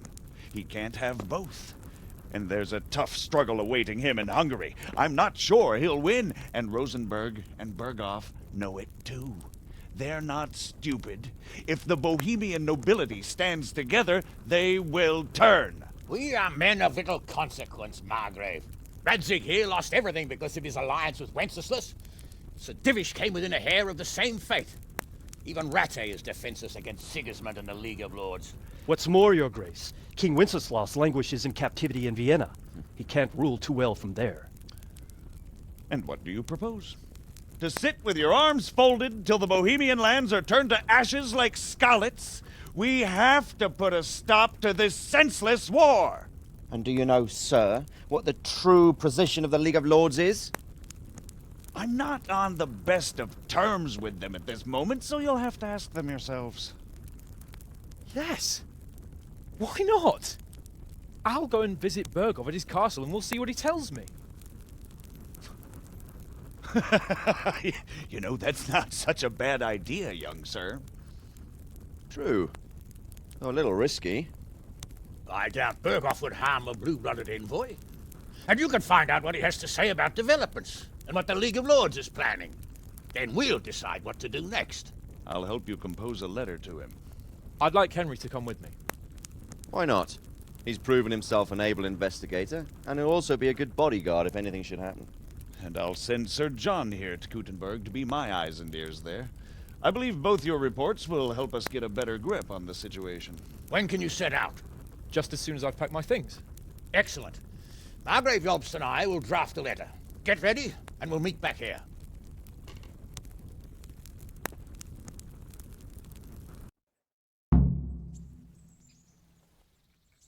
I expect it would be best to write it in your name as Lord of Lipa. Quite so, Margrave. What exactly am I to write? Oh, what isn't really the issue. The question is how. We need to learn where they stand on liberating the king and ousting Sigismund. If they'll make trouble or join our side, but... But we have to ask in a way that won't leave Sir Capon being run out of the castle with a whip. Exactly. How about writing that you're concerned about current events and that you want to see things settled peaceably, and then ask the opinion of the League of Lords? Very well said, sir. And what they want to do about freeing King Wenceslas. Whether they think liberating King Wenceslas IV might contribute to resolving the dispute? And what they plan to do about the god-awful mess in this country. What steps they envisage taking to end the pillaging of Bohemia by foreign armies? I couldn't have put it better myself. Well, I'd also venture to suggest one more. What is their stance on that is, the initiatives of Margrave Jobst of Moravia and a large part of the Bohemian nobility? Whether they plan to take action against them or support their efforts? You read my thoughts, sir. So what do you think of it all, Sir Divish? I think I don't know what to think. That makes two of us. If I didn't know anything about Jobst, I'd say he's right and absolutely truthful. But I've heard too much about him already. Likewise. But I do feel he's the one with the best chance to put things right. Well, we'll see what we learn from Bergov. If the League of Lords stands with Sigismund, then our chances pale, in spite of everything Jobst said. We shall see. We shall see. So, it looks like you're off on a mission. Yes, I can't wait. I don't want to dampen your spirits, my boy, but watch out. These are evil times, and who knows what can happen along the way. Not to mention that Bergov is no saint. Don't worry. I know. You've shown you can fend for yourself, but do take care. You'll be travelling as Lord Capon's bodyguard. You'll be there to make sure nothing untoward happens to him. Keep your eyes peeled and your ears wide open. What Bergov tells you is one thing, but what you see may be quite another. Rest assured, Father. And don't get embroiled in anything else. Just hand over the letter, hear out his reply, and return. Yes. Very well. Bergov is at Trotsky Castle. I think you'll find it quite an eye-opener. It's one of the finest castles in the land. It's 3 days' ride from here, so unless you hit a snag along the way, you'll be back soon enough. Any questions? I'm getting a bit lost in the Luxembourg lineage. It all seems a bit too tangled. The Luxembourgs have ruled the Empire and Bohemia for almost 100 years now. Emperor Charles brought this land to prominence. When he was in power, things had never been so good. Wenceslas and Sigismund are his sons, but by different mothers. Jobst and Prokop are their cousins. They were entrusted with governing Moravia, but instead, they've been in a bitter armed feud for years, and now Sigismund's fallen out with Wenceslas. Wenceslas also had another brother, the youngest, John of Görlitz, who was most probably poisoned. They seem like a hot-blooded lot. It's hard to keep up with their affairs, since they tend to change their alliances from one day to the next. Who is he really, this Jobst? The cousin of King Wenceslas. He's the Margrave of Moravia. I admit I don't know what to make of him myself. Until recently, he was allied with the League of Lords. For a time, he even served Rupert of the Palatinate against the king. And now suddenly, he's reversed his position. I don't know what led him to do it, and one can't help being suspicious. It's best to keep a watchful eye on him. But he really is the leader of the resistance against Sigismund these days. We'll just have to see how it all turns out. I'm a bit concerned so many people seem to think so little of King Wenceslas. You knew him, didn't you? What's he really like? Well, there's no straightforward answer to that question. He certainly makes a great hunting and drinking companion, but he can be very fiery and impetuous when things don't go how he'd like them. He never had much of a head for high office. He finds it tiresome. But once a man's grasped the scepter, it's hard to let it go again. You can't just abscond. You've seen for yourself what happens when he disappears for a few months. Better a bad but legitimate king than a bloody war over the throne. Who is this Prokop that Jobst spoke of? Jobst's brother, the king's cousin. He and Jobst warred over Moravian supremacy for years. Then, they were allies for a while, betrayed Wenceslas, and sided with Rupert of the Palatinate. But after Sigismund abducted Wenceslas, Prokop fomented a revolt against him, and Sigismund had him captured. Politics. Make of it what you will. I, for one, can't make head or tail of it most of the time. The League of Lords and that Bergov we're off to see. Who are they exactly? The lords of the powerful houses. Heinrich of Rosenberg, Otto of Berghof, Heinrich of Radetz, and others. They're unhappy with the way their influence declined after Wenceslas surrounded himself with the lesser orders of nobility. They abducted the king years ago and made him bow to their will. They got away with it that time, and now they've joined forces with Sigismund and done it again. But now it seems that Sigismund's behaviour is starting to rub them up the wrong way, so they may well be thinking twice. We'll see what Berghoff has to say. I don't know all that much about Sigismund. He's the king's younger brother and king of Hungary in his own right. 7 years ago, he led a crusade against the Turks and was defeated at Nicopolis. Some say it was due to the recklessness of the French knights, most of whom were mercilessly slaughtered. Sigismund is ambitious and capable. He might well make a better ruler than Wenceslas, but he's arrogant, and to our misfortune, brutal. Not long ago, he himself was held captive by the Hungarian nobility. They dislike him as much as some of the Czech and German noblemen do his brother Wenceslas. Ironically, Wenceslas joined forces with Jobst to liberate him, and now this is how Sigismund repays his brother. There's no doubt about it, God does move in mysterious ways. Rupert of the Palatinate. That's a name I hadn't heard before today. Rupert is the Prince Elector of the Palatinate. What's a Prince Elector? The Prince Electors are dignitaries of the Holy Roman Empire who have the right to elect the King of the Romans, who would then be crowned Holy Roman Emperor by the Pope. Rupert took the title for himself with the help of 3 other Prince Electors, even though Wenceslas had already been appointed. Some of the nobility in the empire recognized Rupert's claim, but when he went to Rome to be crowned Emperor, it turned into a fiasco. Now he's doing his utmost to get Wenceslas to acknowledge him, but so far without success. So, now we have 2 kings of the Romans. Jobst sided with Sigismund for a while, but now he's switched allegiance. He seems to do that quite a lot. That young man, Sir John of Liechtenstein. Why is he here? The Liechtensteins are a powerful Austrian family, with estates in Austria and Moravia. Sir John sits on Jobst's council. Since the king's being held captive in Vienna, I suppose it makes sense to have a powerful Austrian house as allies. It could be very useful. That's about all. Very well. Take the letter from Sir Hanush, and good luck, son.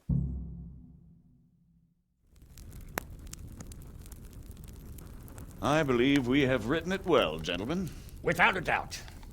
No one could deduce from this whether we are Sigismund's allies or foes. I must travel back to Brno now, but soon I will go to Brandenburg and I will stop here on the way back. By then, Sir Capon should be back and we can discuss how to proceed. Right. Before you leave, my lord, there is one thing that gives me no rest. Why did Sigismund come as a foe? It makes no sense. If I may, sir, I think I can explain. Oh, please enlighten us, young sir. I live not far from Hungary, where Sigismund reigns. It is a savage country, and the constant war with the Turks has hardened the people. They need a monarch with an iron hand. So when Sigismund felt the wind of revolt, he reacted as he would at home. Only what works on the Hungarian nobles does not work here in Bohemia. Bringing order is one thing, but slaughtering and pillaging with a horde of barbarians quite another. What purpose does that serve? But Sigismund did give the Bohemian nobles a chance to take his side. It was only when they refused his ultimatum that he lost patience and took to the sword. As for the barbarians, he could afford nothing better. The Hungarian nobility would gain nothing from joining his campaign in Bohemia. He didn't have enough coin for a regular army, and so he recruited the Cumans.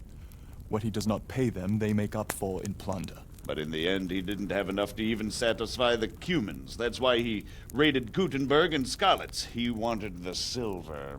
That makes sense. My lords, how's the letter coming along? It's done. Then we can be on our way. Now remember what we said, boy. All you have to do is deliver the letter, listen to the answer, and come back here. Don't provoke Berghoff in any way. Provoke? Me? Never, Uncle. We'll be back in a few days. Farewell, your graces. Come, Henry, my men are waiting. I wish you Godspeed.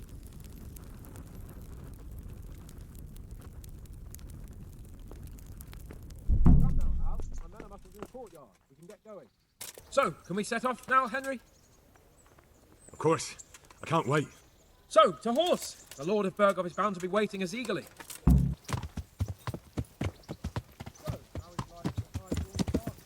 I'm getting used to it. What about Rodzig? Has he accounted for not owning up to you the whole time? He explained it. All will be well, I think. Glad to hear it. It's far more acceptable for a nobleman to befriend a noble bastard than a blacksmith's son. Mind you, don't come to blows with a blacksmith, my young lord. Ah! What do you think about Sir Jobst and his plan? Well, I admit all the scheming has me a little lost. I thought Sigismund was the devil, Wenceslas a martyr, those on his side the heroes, and those against him the villains. I believed we'd rescue the king and all would be well again, but now it looks a lot more complicated. Yeah, exactly. I didn't expect the noble lords to be as noble as the angels, but I hadn't expected such a sewer. They behave like children. I can't fathom how, after all this backstabbing, they're somehow still on speaking terms. I don't know either.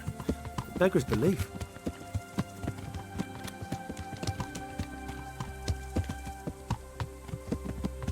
Did you know that King Wenceslas is such a feckless drunkard? Not really. And to be honest, I'm not sure I wanted to know. I slept better believing my fate was watched over by a wise and powerful monarch. So did I. What a dismal world when you can't keep trust in your own king. On the other hand, times were better with him here than with him gone. Isn't that the truth?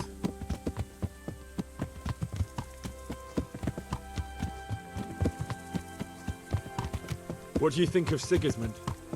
If I were him, I'd have had enough of my brother even sooner. But he's a monster.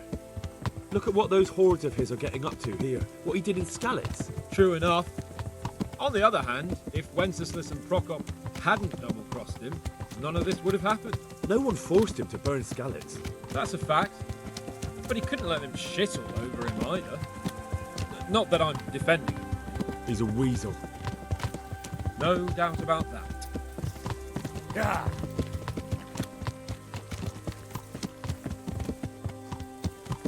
Do you know anything about Prokop?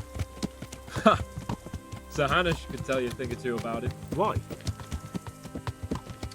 Last winter, a certain Sir Jan Sokol of Lamberg, a well-known knight, or robber baron to some, tried to occupy the city of Iglau, which was on the orders of none other than Prokop. And what has that got to do with Hanush? Well, he was there with him. Of course, that's not something to brag about in front of Jobst. And what was it all about? They wanted to occupy a city that was on the side of the League of Lords, but despite there being several hundred strong, they didn't take it. For one thing, they couldn't get past the Iglau women, with their pitchforks and cauldrons of hot water. I would never have thought of Sir Hanush as such a rebel.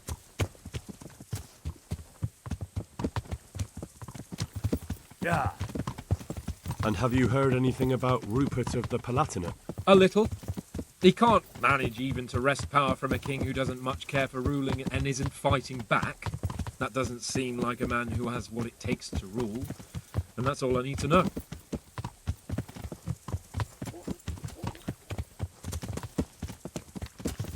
And that Berghoff we're going to see, do you know anything about him? I haven't heard much good about him, but I have a feeling that some other nobles are quite in awe of him. And his castle is apparently quite impressive. I'll be interested to see for myself. And what about the League of Lords? Wealthy, pompous. The king doesn't seem to like them much. He's chosen to let the lesser ranks of the nobility into his circle, men like your father. I admit I don't blame him one bit. But the lords weren't happy about their lost influence, so they put their foot down. If I were Wenceslas, I'd have let them hang after they abducted me the first time. But he gave them seats at the provincial council. Little wonder they're back at their old tricks.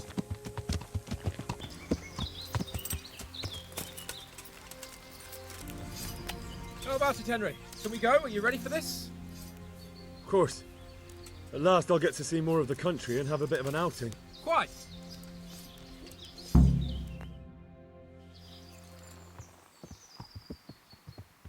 Let's get to it then. I finally have the feeling we're doing something worthwhile. We're helping to save the king. Instead of saving his drunken majesty, I'd rather find that whoreson who murdered my parents, get the sword back from him, and skewer him with it. Cheer up, Henry. I've a feeling you'll get your chance one day, and it won't be long in coming. Forward, men! Audentes fortuna juvat!